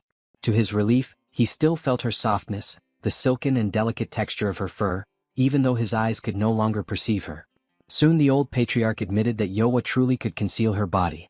Relieved and heartened, Soryang declared that in this way she would indeed be able to accompany them on the expedition. Hwayin agreed, remarking that under such circumstances Yowa could even take care of the others during the journey. Turning toward the centipedes, she addressed their stubbornness, making it clear that their defiance against their father would be better tempered if they learned obedience along the road. With this, Soryang planted his feet firmly on the ground, brimming with confidence. The group finalized their preparations, and thus the first great journey of the Poison Division began. After some time the group arrived near Mount Amei in the province of Sichuan. A long line stretched out before them, catching Soryang's attention, who asked Gu Pei why so many people were halted there. Gu Pei explained that this was a checkpoint. Since the rise of the blood cult, such inspections had become frequent, even taking place in the middle of busy streets, and many travelers often found themselves barred from continuing further. Soryang reflected that being stopped was not the greatest inconvenience. Rather, it was the wasting of precious time in such an endless line. At that very moment, a woman of the guard recognized the elder Mandong Sinchuan, the old patriarch. Approaching respectfully, she listened as he explained that the group was bound for Yunnan. Without hesitation, the woman granted them immediate passage. Astonished by such ease, Soryang realized just how immense the Tang clan's influence truly was. But then, all of a sudden, something drew the woman's attention. Her eyes fell upon Yowa, the spider, yet she could not perceive the creature's true form. With the body rendered invisible, to her it appeared only as though Hwayin, Soryang's wife, was floating gracefully in the air. Panic stirred in Soryang as he recognized the confusion. The guard, however, interpreted it differently. She believed she was witnessing a sacred technique, a divine leap into the void, mastered by Hwayin herself. Startled and awestruck, she admired the supposed ability, remarking that such prowess was only to be expected from one of the three flowers of the martial world. Cutting short the misunderstanding, Hwayin tugged Yowa forcefully back toward her side. And with composed courtesy, the group distanced themselves slightly, offering apologies to the guard before moving along on their way. Hwayin insisted that Soryang should clear up the misunderstanding, worried that people might confuse his wife with Yowa. Soryang, however, urged her to remain calm. He reminded her that, to avoid suspicion during their journey, she had been dressed in men's clothing and her face kept veiled. In the Central Plains, superstition painted twins as ignorant beings, akin to demons, and because of that, such precautions were necessary. Amidst small incidents such as these along the road, the group eventually reached their destination in Yunnan safely. Soryang was struck with awe at the sight of the Ileo mountain. The old patriarch remarked that if they advanced a little further, they would soon reach the barrier of poison. Suddenly, Soryang glanced back, his gaze sharp, and noticed something unusual. Gu Pei, curious, asked what he was thinking, and the young man explained that the place was abnormally silent. There was no sound from the cracks of the caverns, no chirping in the trees, no trace of life anywhere. The old patriarch observed that such a feeling was not new to him, recalling the past hunt for the sovereign of the blue venom. Intrigued, Soryang asked who this sovereign was. The grandfather remembered clearly that around the den of the sovereign of the blue venom, even insects had disappeared. They had either fled or been devoured as prey. He warned that he would personally explore the area and instructed the rest of the group to retreat to the meeting point of the Yun and Amuk rivers, where birds could still be seen flying. Soon after he departed. Hwayin confirmed that in the area they had crossed, there were still birds and insects present, while Gu Pei commented that it seemed as though something was dividing the territory along the river.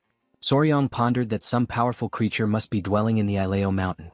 Hwayin approached, asking what felt so strange to him. Soryang explained that, for a beast to occupy such a vast expanse as its lair, it would have to be enormous, comparable to the sovereign of the blue venom. He reflected further, noting that the absence of all signs of life, save for the river, raised troubling questions. How could such a creature hunt in an environment seemingly incapable of sustaining enough prey?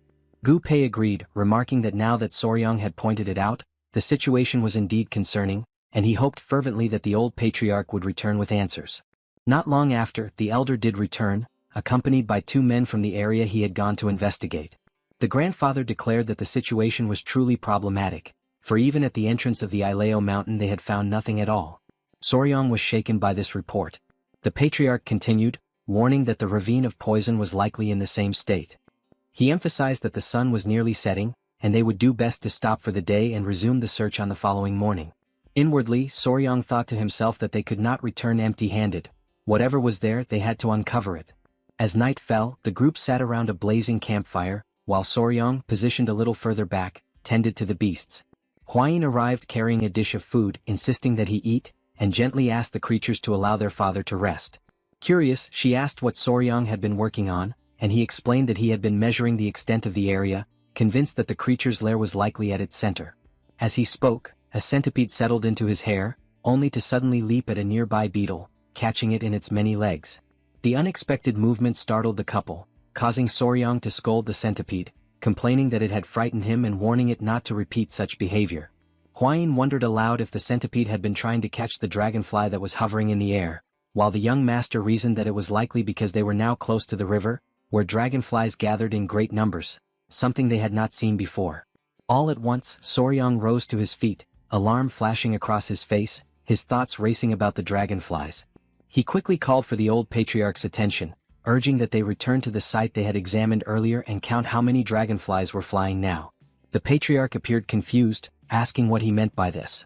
Soryang explained that creatures on the ground could easily hide, but dragonflies flew freely in the air. If something had threatened them, they would have fled for a time, but once the danger had passed, they would return. From this reasoning, he concluded that the reason they had not encountered any living creatures earlier was not because the territory was truly empty, but because something had already swept through the area before their arrival. The group realized the gravity of the situation and immediately broke into a run.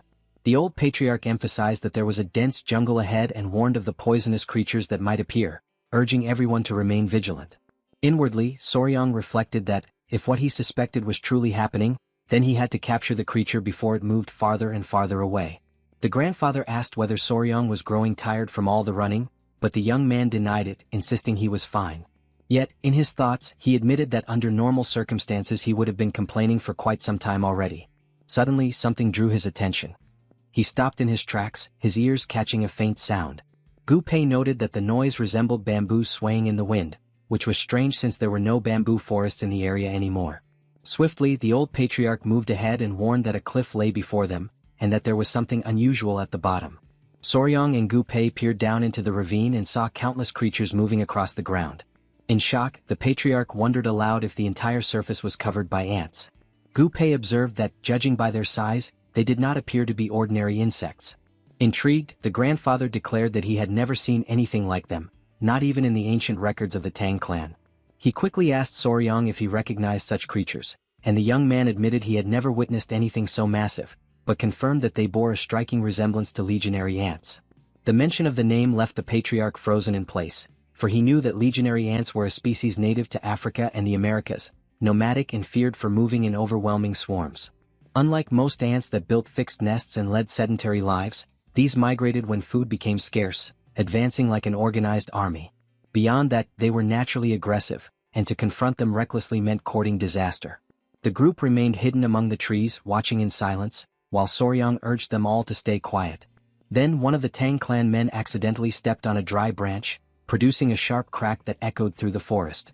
The group turned instantly, alarm flashing across their faces.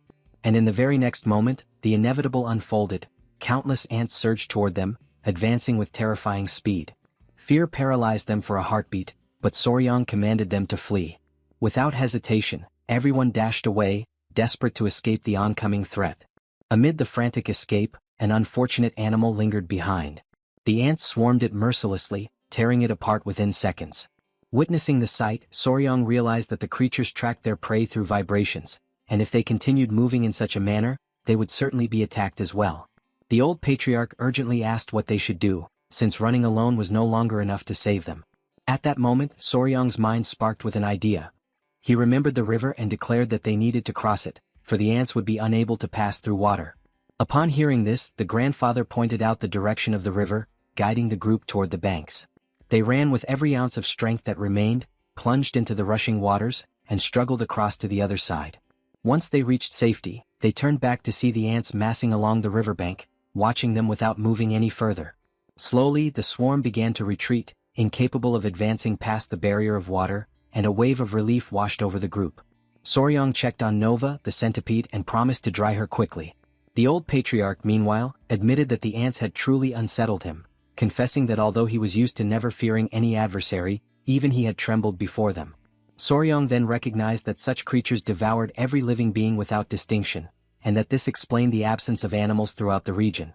The grandfather agreed, concluding that, in the face of such an immense population, everything they had experienced now began to make sense. Looking around, he declared that, for the time being, the area appeared safe and instructed the group to take advantage of the moment to rest. Excited, Soryang moved closer to Gu Pei and suggested that, once darkness fully cloaked the forest, the two of them should approach the ants in order to observe them more closely. Gu Pei was astonished and questioned whether Soryang truly wished to return so close to the creatures. Without the slightest hesitation, Soryang responded with certainty, affirming that of course he wanted to see them up close. The proposal left everyone utterly bewildered, for they were still carrying the weight and shock of having barely survived only moments earlier. Gu Pei, still shaken, reminded him that they had just managed to escape and asked whether Soryang intended to capture the ants in the same manner he had once done with the bees. With a calm and steady tone, Soryang denied such an intention, yet emphasized that he would like to take hold of only a few. Determining the course of the night with an air of quiet authority, he declared that all of them would accompany him. Thus, under the cloak of darkness, the group returned once more into the depths of the jungle. It marked the beginning of what they later called the Midnight Abduction, an audacious act that proved to be a success, for each one returned carrying a living ant. Gu Pei, exhausted and visibly stressed, declared that he would never have imagined doing something so reckless ever again. He went on to mutter in disbelief that he had expected the ants to be asleep during the night, not fully awake and active. As they cautiously tied the creatures with great care, the patriarch raised the question of whether it would truly be possible to raise them at all. Soryang, thoughtful and analytical, admitted that the task would be exceedingly difficult. The ants possessed only a very short memory, one that lasted merely a few days, which rendered any attempt at training them completely useless. Moreover, without the presence of a queen, controlling them would be absolutely impossible. This revelation left Gu Pei wide-eyed and astonished, and he immediately began to wonder if their entire effort had been nothing more than a complete waste of time. Yet Soryang countered with an animated spirit, declaring that for him there was no such thing as waste. To his eyes, the ants were unique and valuable, even if they could never be domesticated. Within his private thoughts, he reflected on the squad of venomous creatures that Gu Pei had carefully chosen for him. It was now his responsibility to endure and to lead them, no matter how heavy the burden became. Soon after, the old patriarch questioned what the next steps should be and suggested either seeking out other demonic beasts, or heading toward Hueli or even Zishuangbana. But Soryang, resolute and unwavering, responded that before anything else they needed to find Huayin.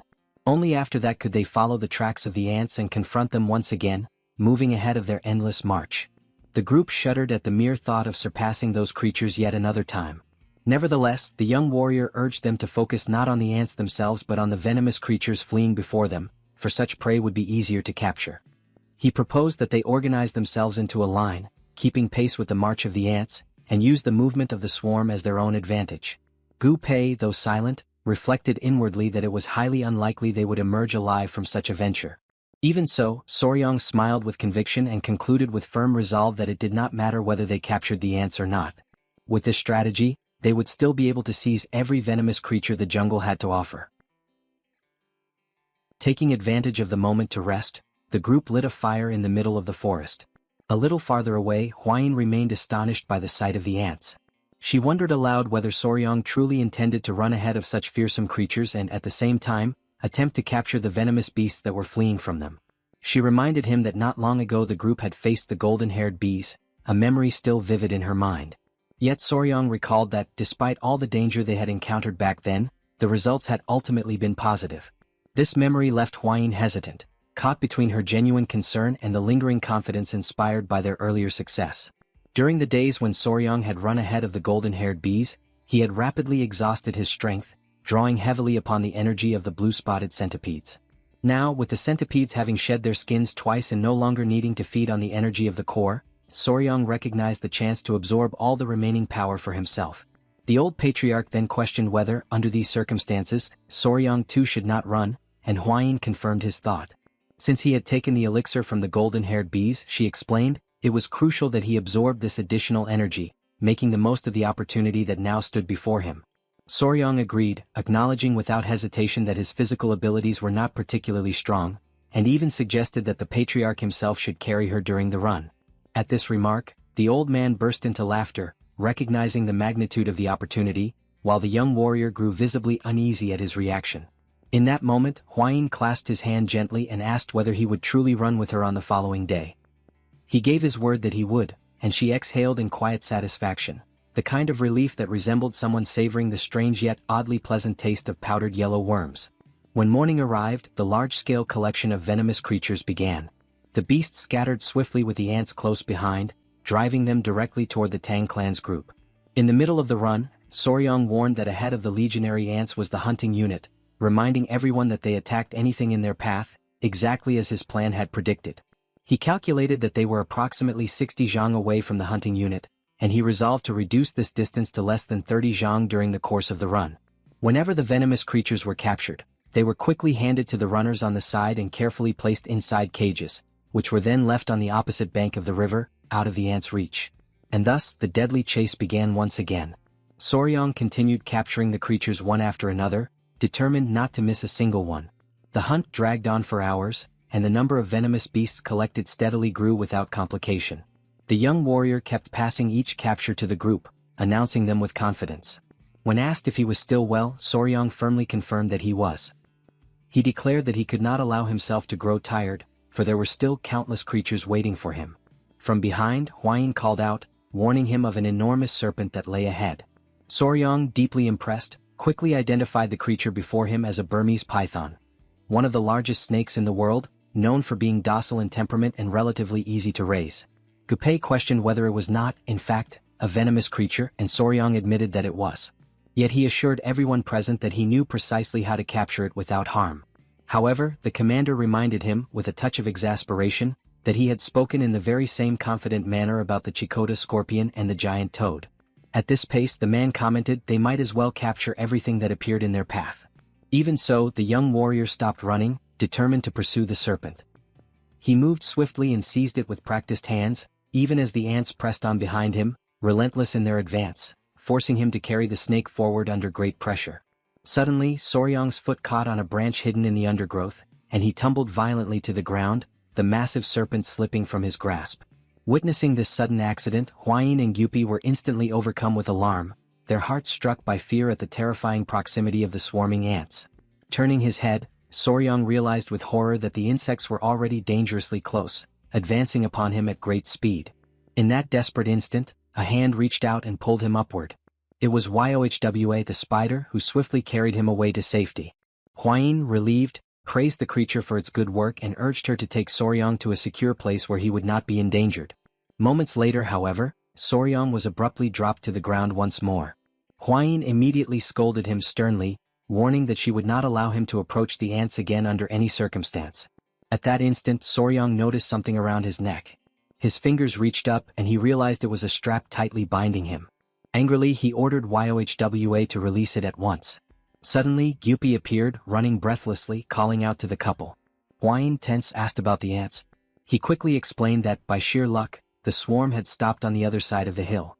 Soon, as the group observed the coming of night, Gyupi suggested that they take a brief pause. Hwayin agreed to the idea, stating firmly that she would wait there for the arrival of the main group. In that very moment, the spider sensed something unusual.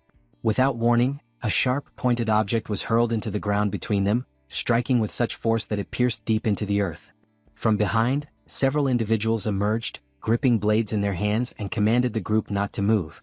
They declared in cold voices that the land they stood upon belonged to the Palace of Beasts and demanded that the intruders, Soryong and the Tang clan, reveal their identities at once. Both Gyupi and Hwayin were shaken by the sudden threat.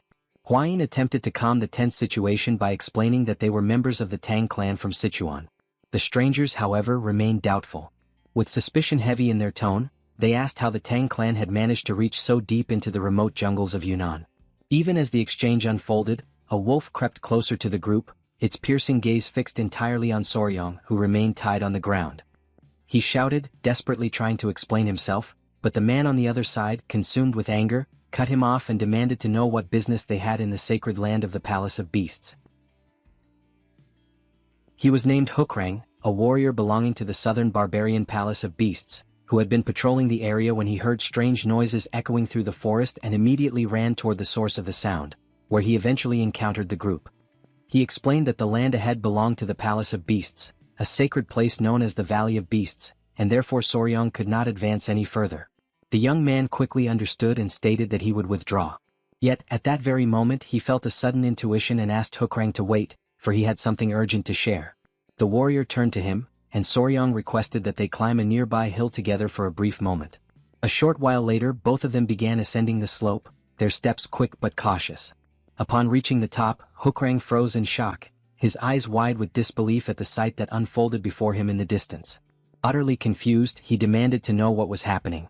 Soryang explained that what they were seeing below was the army of demonic ants, and that the strange sounds they had heard earlier were produced by the swarm's ceaseless movement. He then added, with growing concern, that the swarm seemed to be heading straight toward the Palace of Beasts, and he expressed his fear of the danger that awaited them if they continued along the narrow valley that led to it. Realizing the seriousness of the situation, Hokrang decided to return to the Palace of Beasts immediately to inform his lord of the impending threat. He also requested that, if possible, the members of the Tang clan accompany him to provide a more precise explanation about the ants. Hwayin promptly agreed, offering to join the mission without hesitation. Soryang concluded that they must depart at once, for time was of the essence, and once the sun rose the swarm would move again. When they finally arrived at the Palace of Beasts, the group was left speechless by the majestic sight before them. Soryang pointed out that this must indeed be the legendary Palace of Beasts. He asked if it was true that the art of beast taming within the southern barbarian Palace of Beasts was unmatched in the world. Hwayin confirmed that even the Central Plains could not compare. Hokrang explained that the vast circular clearing they had passed earlier served as grazing land for the palace's ferocious beasts. The entire region, he said, was surrounded by steep mountains, and with its entrance so well guarded, the palace functioned almost like a natural fortress. Soryang pondered this in silence, wondering if such isolation might also become a trap, whether blocking the entrance could turn them into mere rats caught under siege. Shortly after, the warrior introduced the group to the lord of the palace, respectfully asking that they be granted passage. They waited for permission, and once the signal was given they entered the grand hall. Their host introduced himself as Meng Ho, the lord of the Palace of Beasts. Everyone bowed deeply, and Soryang formally presented himself and the others as members of the Tang clan. Meng Ho remarked that he had heard of their arrival in Yunnan to capture poisonous creatures and admitted that the Tang clan's knowledge of venom and deadly beasts far surpassed their own. He then asked Soryang to explain exactly what the demonic ants were and how such creatures had reached this land. Soryang described in detail the terrifying nature of the demonic ant army, their destructive power and the urgency with which the affected lands needed to be evacuated. However, the response from those present was not what he expected. Meng Ho questioned the idea of abandoning a homeland they had protected for over 300 years merely because of some ants. A female warrior of the palace dismissed the threat entirely, suggesting that they send 500 wolfhounds to exterminate the insects, claiming that the people of the Central Plains were prone to exaggeration. Soryang, stunned, insisted that he was not exaggerating and warned that if they sent 500 wolves, every single one of them would be devoured within moments. His words deeply offended the woman, who glared at him in fury. Hwayin cautioned Soryang that he was being rude, but he paid her no mind and continued speaking, his voice firm and filled with intensity. He declared that those creatures were not mere demonic ants but beings capable of bringing utter destruction to beasts and humans alike. The woman scoffed, accusing Soryang of not understanding the love they held for their beasts, nor the respect they showed their hounds, insinuating with scorn that his people ate theirs. Her words ignited Soryang's anger. A dark and powerful aura began to rise from his body, swirling around him like a storm. With unshakable resolve, he ordered everyone to step aside as he summoned his own companions, the centipedes, the spider, and the stone lizards, ready to show the might of the Tang clan's venomous beasts. The sudden appearance of the creatures startled everyone in the palace, throwing the hall into a wave of shock and fear. Panic spread quickly among the gathered warriors and attendants, while the young man, calm and composed, gently held his venomous companions in his arms, as if to reassure them. Amid the confusion, the lord of the palace demanded to know what those creatures were. Soryang explained, in a steady tone, that they were his venomous companions, beings he personally nurtured and cherished deeply. The woman who had earlier spoken to him with hostility was taken aback, astonished by the tenderness and sincerity in his words. One of the palace warriors, still trying to recover from his amazement, remarked that even in a place like theirs, where animals were treated with respect and affection, no one had ever gone so far as to use the word companion when referring to them. The old Lord Meng Ho smiled, visibly impressed, and praised Soryang's remarkable bond with his creatures. In a tone that blended admiration and humor, he added that he had initially found it odd for the young master to have a woman wearing a collar, but now understood. If the spider was his companion, then it was a partnership, not an act of subjugation. Soryang, realizing the misunderstanding, chose not to correct him immediately, remaining silent with a faint, awkward smile. Another man in the group commented that anyone who calls his beasts companions must possess great love and loyalty, and that the advice of someone like that should never be taken lightly. Soryang and Hwain exchanged quiet glances, both reflecting on the weight of those words. At that moment, the lord of the palace rose from his seat with authority and ordered everyone to gather in the main hall to begin immediate preparations for evacuation. Later, as the entire palace buzzed with movement and tension, Mengho approached Soryang once more. He expressed his heartfelt gratitude for the young man's warning and assistance, lamenting that he could not offer a more honorable farewell due to the urgency of the situation. Soryang humbly replied that no ceremony was necessary, for he had merely done what anyone else should have done.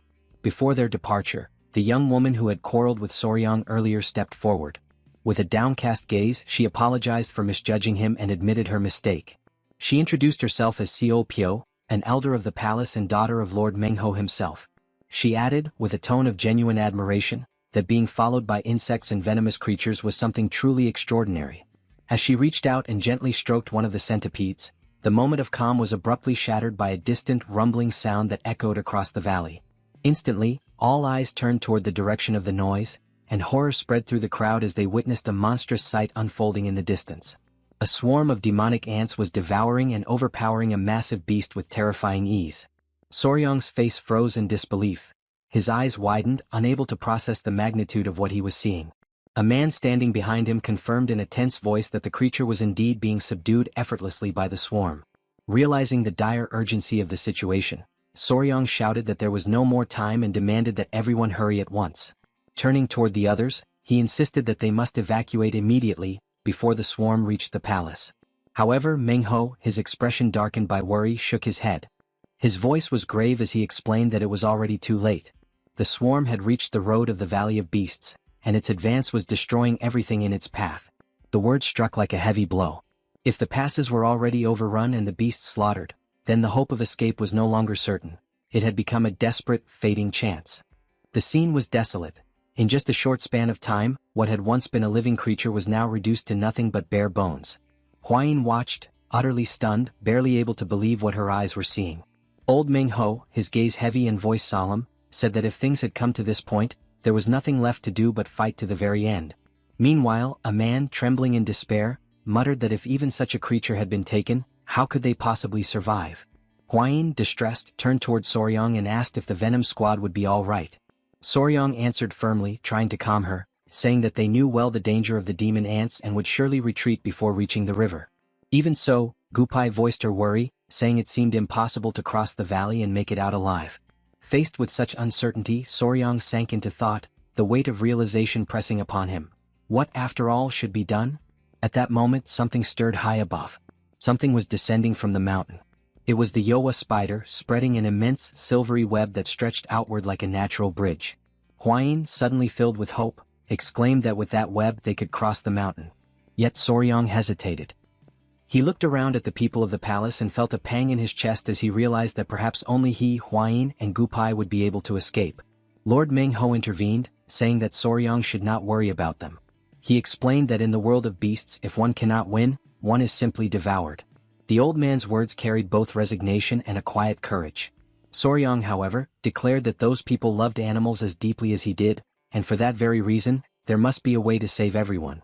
He began to think deeply, reviewing everything he knew about the demon ants, their habits, their migration patterns, and even their hunting instincts. In silence, he organized each detail in his mind, weighing possibilities and risks. Then, suddenly, a thought struck him like a flash of light, an idea that could change the fate of them all. He turned to the lord of the palace and said that perhaps he had found a solution. Mengho observed him with curiosity and asked whether it was truly a good idea. The young man replied that it was, but warned that it might demand both effort and sacrifice. By the next morning, the demonic swarm had already devoured the carcass of the previous day's beast. Momentarily satiated, the ants began to reorganize, moving steadily toward the Valley of Beasts. Following Soryang's carefully laid plan, everyone had taken their positions in silence, forming a long line that stretched across the open field. Hwain, in silent prayer, hoped fervently that no one would be hurt. The lord of the palace stood tall and called out for his disciples to hold the formation and defend their homes with their lives, warning them of the danger that was approaching. The deafening roar of the swarm echoed in the distance, growing louder with every passing second. In his mind, Soryang measured the timing with precision, realizing that the critical moment to act was drawing near.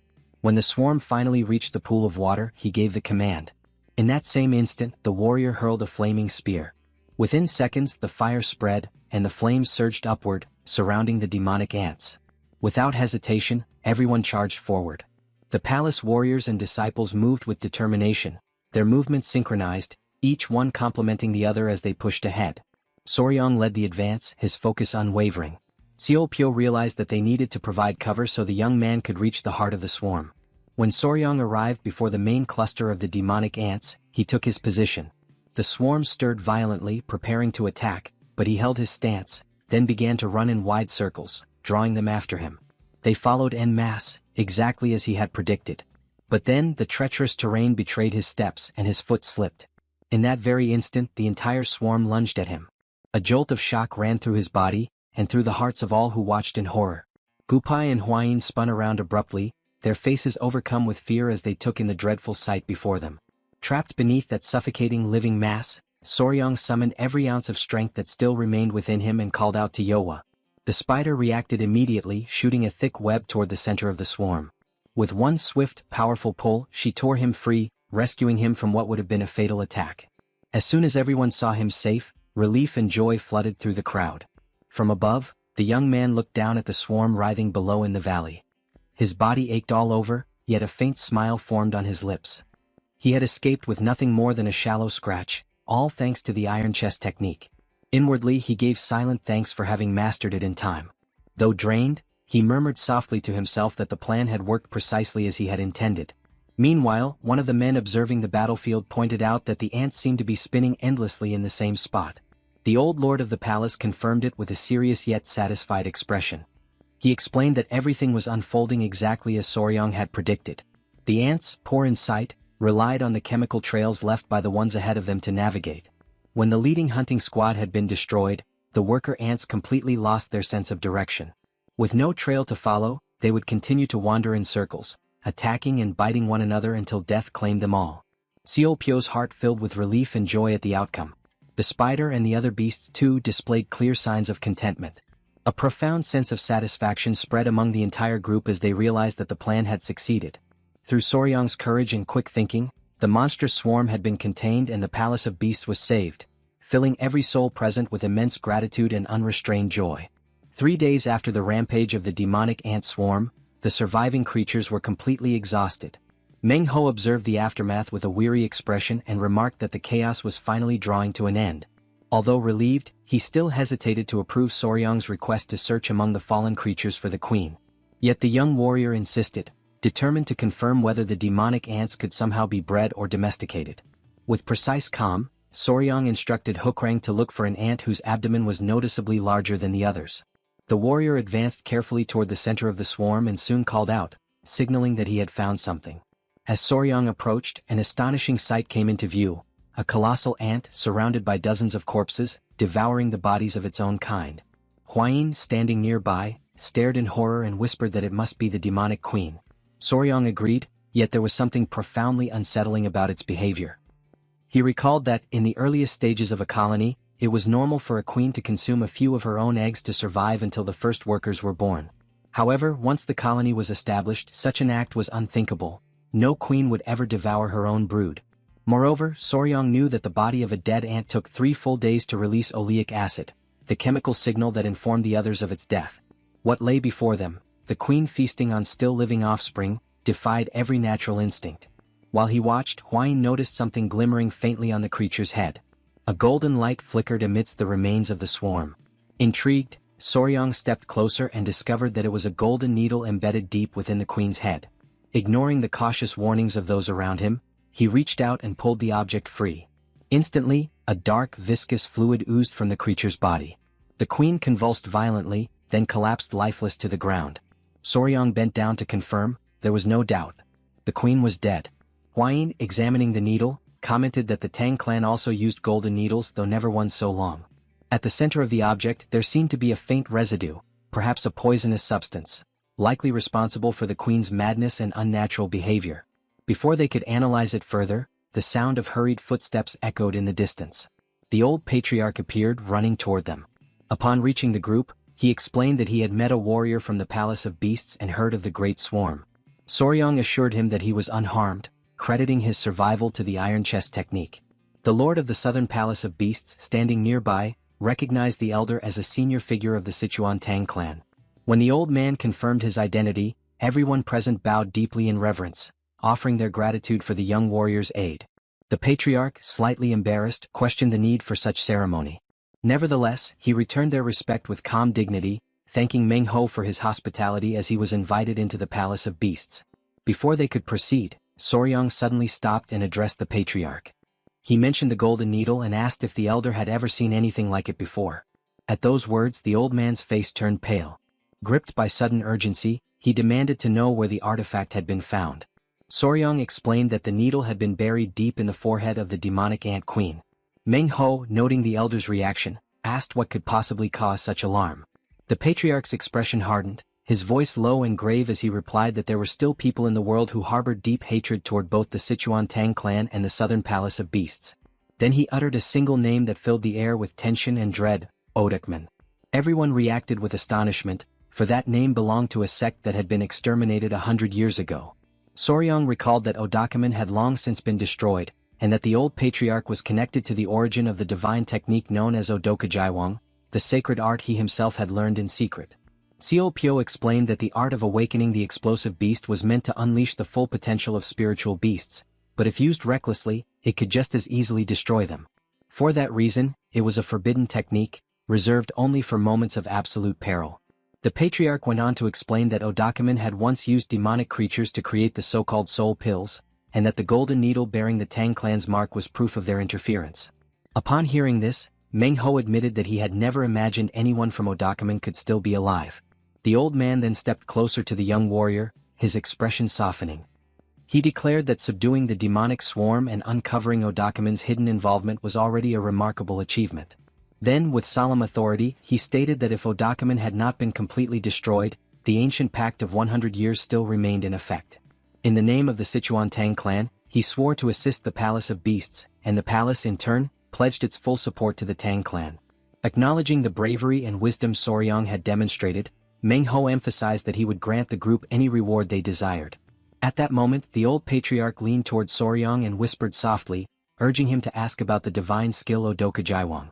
Following the elder's guidance, Soryang turned respectfully toward the master of the palace and explained that, unlike the members of the Tang clan, he had learned a martial art left behind by the ancients of Odakaman, a technique that allowed him to command centipedes through the power of his own heart. The lord of the Palace of Beasts grew thoughtful. He remembered that the divine skill Odokajaiwang contained the hidden principles of the art of the beast's heart. Yet, as he recalled, 100 years ago, when the Tang clan and Odakaman had still exchanged martial knowledge, such an art had not existed.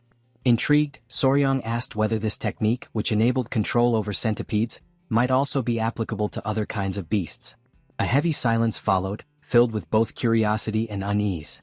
Seo Pyo then explained that the art of the beast's heart was the most sacred secret of the palace, a technique that allowed its masters to share their heart and life force with the beasts they tamed. It was passed down only through the direct line of succession. Even so, Seo Pyo pondered aloud how a son-in-law of the Tang clan could have learned a variant of this divine art, one known as the art of the heart of the tool. Alarmed, the lord of the palace turned sharply toward Soryang and asked about the young man's origins and his ties to his biological family. The question caught Soryang off guard, but he quickly responded that he had no family at all. Meng Ho was stunned by the confession and asked in disbelief if that meant the boy was an orphan. Soryang, confused, could not understand why being an orphan suddenly seemed like a good thing. Smiling gently, the lord of the palace said that the heart of one who raised and understood venomous creatures was purer than that of any other warrior in the Palace of Beasts. The hall fell silent, filled with astonishment. Then Meng Ho stepped forward, his expression solemn yet warm, and made an announcement no one had expected. He wished for Soryang to become his son. Overcome by surprise, the young man questioned the elder's intentions.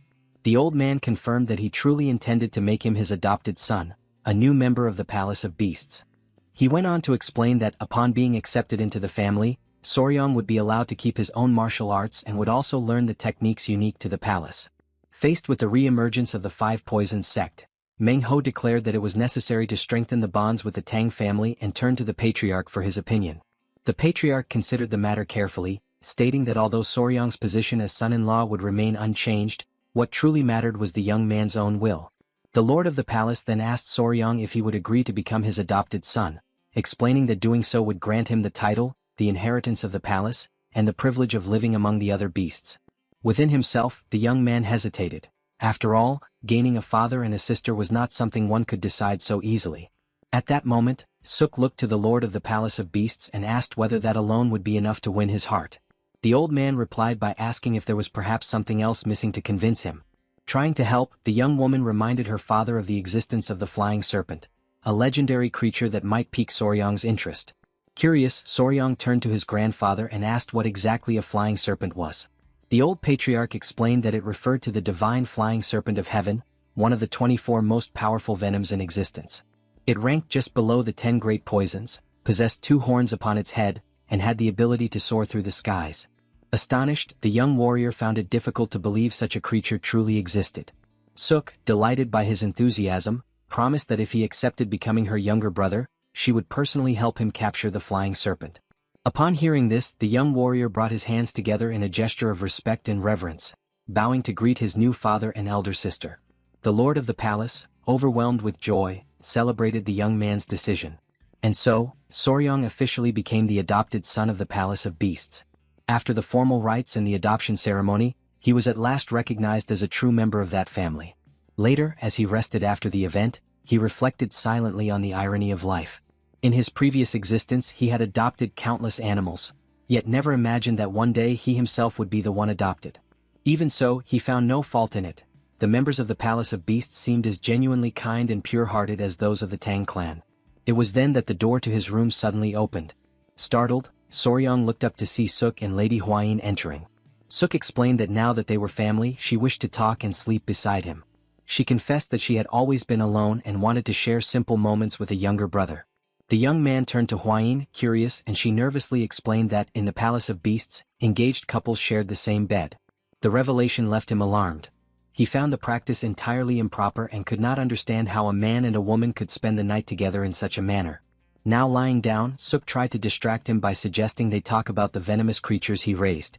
The situation was deeply awkward. Flustered, the young man raised his hand, asking them to wait for a moment. When morning came, he still had not managed to close his eyes for even a single moment. The lord of the Palace of Beasts announced that he would finally explain to the young man the matter that most stirred his curiosity: the gongs. Before doing so, however, he needed to assess the youth's internal energy technique. He asked Soryang to sit down so that he could begin the examination by tracing the major circulation pathways. Soon, the elder approached and gently placed his hand upon the young man's head. The atmosphere grew heavy with a mystical aura as Meng-ho, focused and composed, carefully analyzed Soryang's internal energy. It did not take long for him to realize why he had failed to sense the boy's presence earlier. Soryang had been concealing his spiritual essence. Meng-ho remarked that the young man was imitating the beast heart technique, yet his version was a crude and incomplete imitation of the true method. Suk then intervened, explaining that the beast heart technique was an internal art that created a profound bond between the cultivator and their beasts, allowing them to grow together, the creature becoming a reflection of its master's emotions and intentions. To demonstrate the concept more vividly, she decided to show the true power of that art in action. She called forth several of her personal beasts. Moments later, a great pack of wolves appeared before them, responding instantly to her presence. Soryang was struck with awe at the sheer number and majesty of the creatures standing before him. With calm authority, Suk informed her beasts that Soryang was now part of their family.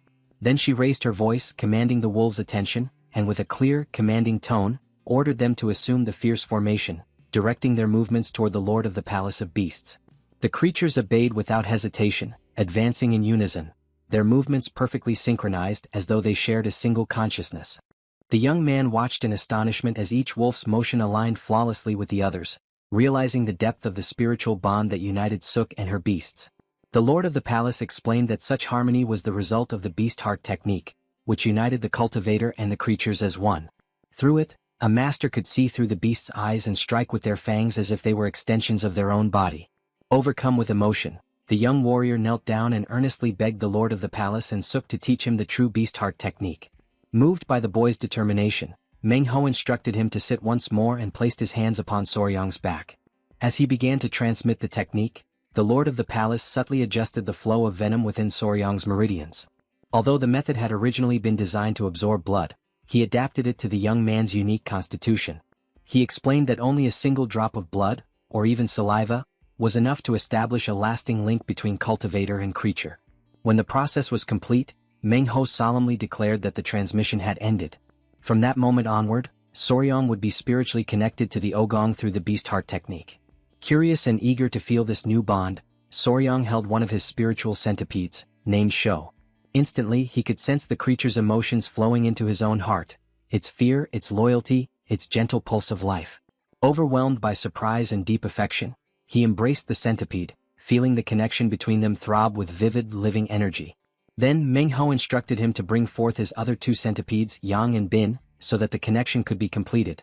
Holding the creatures in his hands, the elder continued the ritual of spiritual bonding. He told Soryong to lie down and keep his mouth open.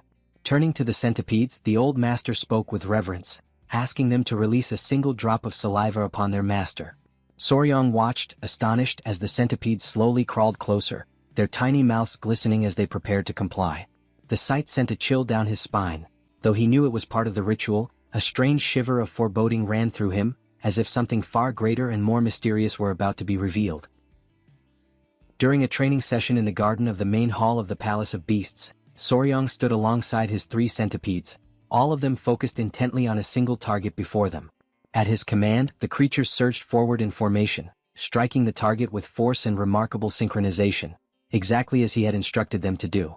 From a short distance away, Hwayin and Suk watched the scene unfold, their eyes filled with admiration and delight at the display of discipline and coordination. Soryong, however, could not share their enthusiasm. Deep inside, frustration welled within him.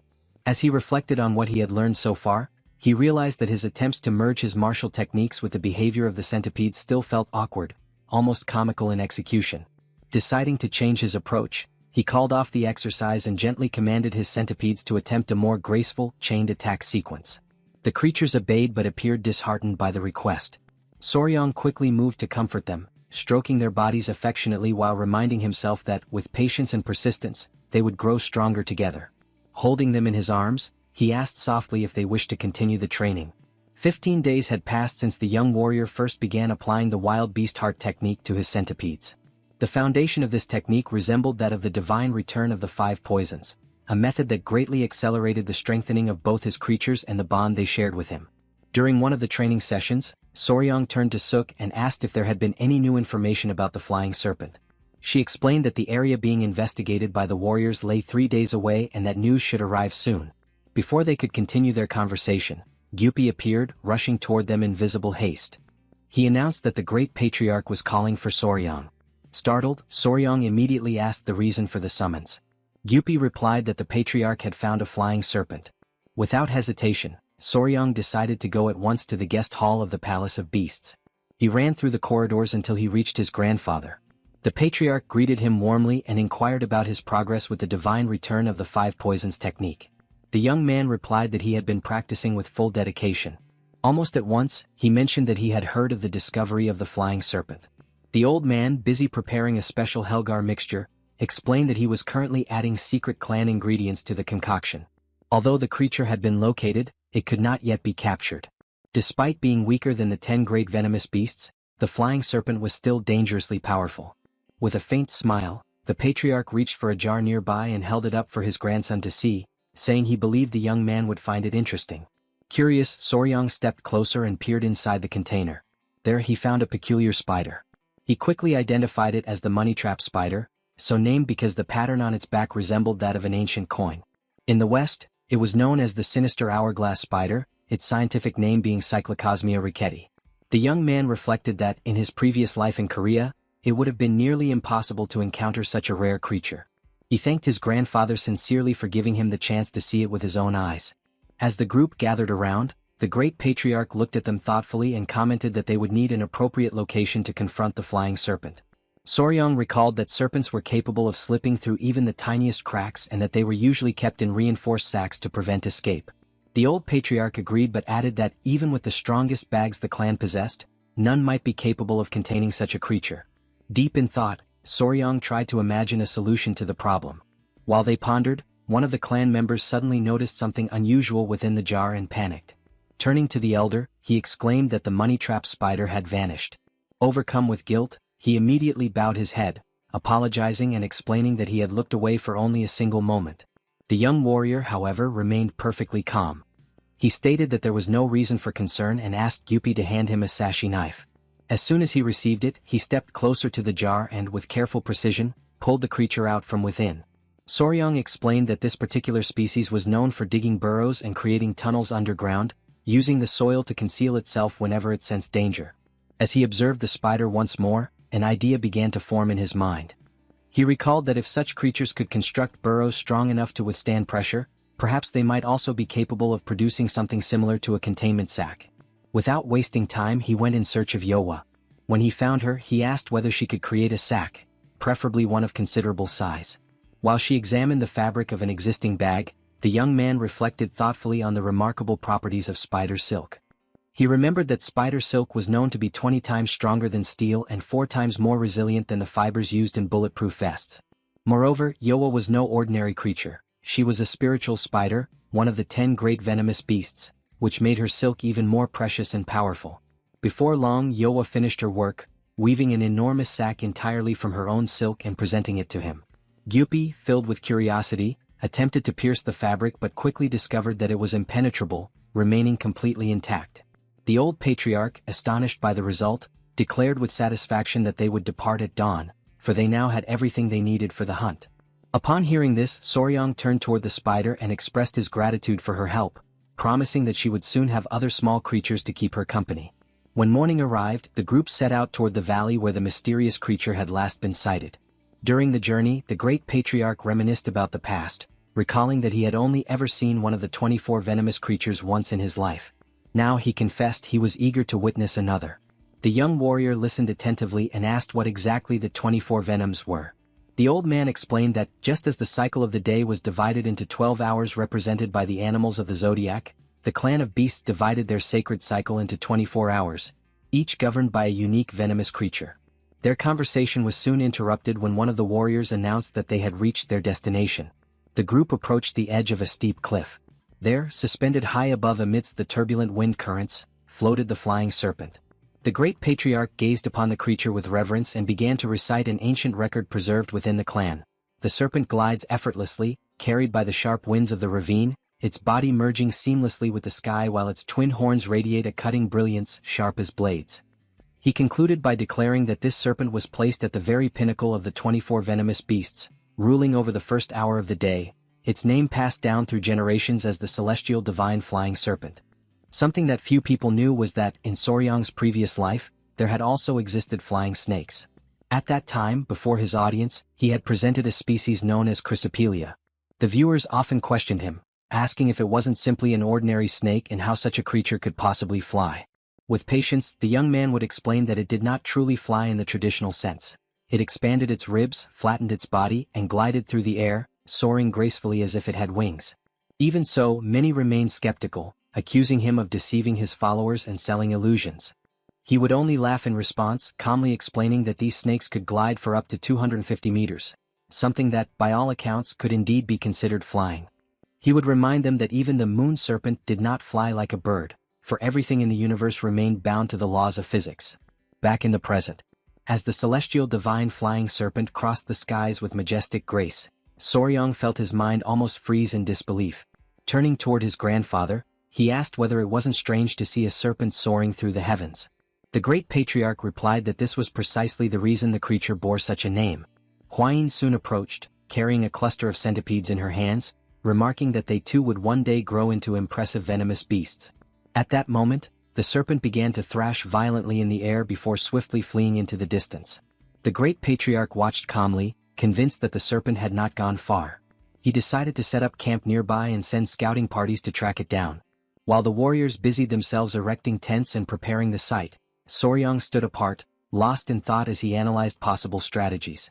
Suk approached him quietly, catching him by surprise, and asked what he was doing there alone. The young warrior turned to her and explained that he was trying to figure out how to lure the serpent back to the ground in order to capture it. The warrior woman looked at him with a faint trace of irony and asked whether he truly didn't know even the basics. She went on to explain that, despite its ability to fly, the creature was still a living being. It needed to eat and rest, and eventually, it would return to the ground. That, she said, would be the perfect moment to capture it. In silence, Soryang reflected that, in his past life, monsters were always at their most vulnerable while feeding. A small smile crossed his face as he realized how he had overlooked something so simple. He thanked Suk sincerely, and she met his gaze with quiet confidence, assuring him that she would place the flying serpent in his hands. But the calm did not last long. After a short while, the warriors began to fall one after another. When Soryang lifted his gaze, he finally understood the true reason why this creature stood at the very top among the 24 venomous beasts. Before them, the serpent observed the group intently, its sharp eyes glimmering. Hwayin turned quickly toward Soryang, checking to see if he was unharmed. For 3 days, the group had camped in the area, gathering every possible detail about the serpent's behavior. They discovered that it fed on a fire carp every 3 days and could remain in flight for no longer than 2 continuous hours. Using this information, they had devised a plan to strike secretly at night, during the exact moment it descended to feed. However, the serpent's body stood nearly 6 meters tall, and its scales possessed an unnatural resilience. Each time it struck the ground, the force of impact sent stones and shards of rock scattering in every direction, making any approach nearly impossible. Though its venom was not as potent as that of the 10 great venomous creatures, its sheer power ranked among the highest of the 24. With so many warriors injured, the old patriarch finally gave the order to retreat. Amidst the chaos, everyone fell back, carrying the wounded away from the battlefield and returning to camp. Thus, their first attempt to capture the flying serpent ended in complete failure. At the camp set up near the Valley of the Venomous Creatures, the discouragement was obvious. Hwayin bandaged her own arm, and Soryang approached to check on her condition. She assured him it was only a scratch and asked him not to worry. Meanwhile, the great patriarch immobilized the arm of a wounded warrior with an improvised splint. Suk appeared and admitted that they had underestimated the creature's strength, a point the old man agreed with. They had been careless and should have prepared better. Then he turned to Soryang and asked what their next move would be. The young man reflected and realized that his existing knowledge did not apply to that creature. A frontal assault would be far too risky for the group. He concluded that everything would be easier if they could fly. Hearing this, the great patriarch suspected that the serpent used some form of energy to stay aloft. He perceived an intense flow around it, which suggested its flight depended on controlling that force rather than on mere physical motion. Intrigued, Soryang sought clarification from Hwayin, who explained that the elevation was an advanced form of Qigong, lifting the body purely by internal energy, something impossible without tremendous inner power. Soryang then understood that the venomous serpent possessed colossal internal energy, making it all the more fearsome. But the old man interrupted to correct him. It was not merely internal energy, it had an inner core.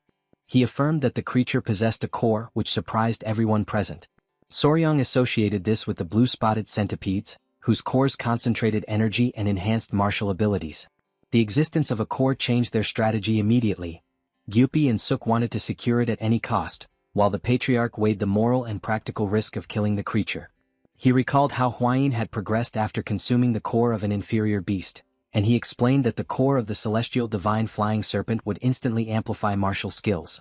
The son-in-law assessed the problem calmly and declared that the capture must happen. Crucially, it had to be a capture without injuring the creature. He took responsibility and promised a plan that would preserve the animal's life. Others questioned whether such a promise was feasible. Suk warned about the nature of the core and the real cost of killing a creature for the power inside it. Soryang countered that internal energy could be accumulated over time, and perhaps sacrificing the serpent would not be worthwhile given the value it represented alive. The great patriarch, recognizing Soryang's determination, agreed to proceed if that was his wish. Soon after, the young warrior formulated an idea.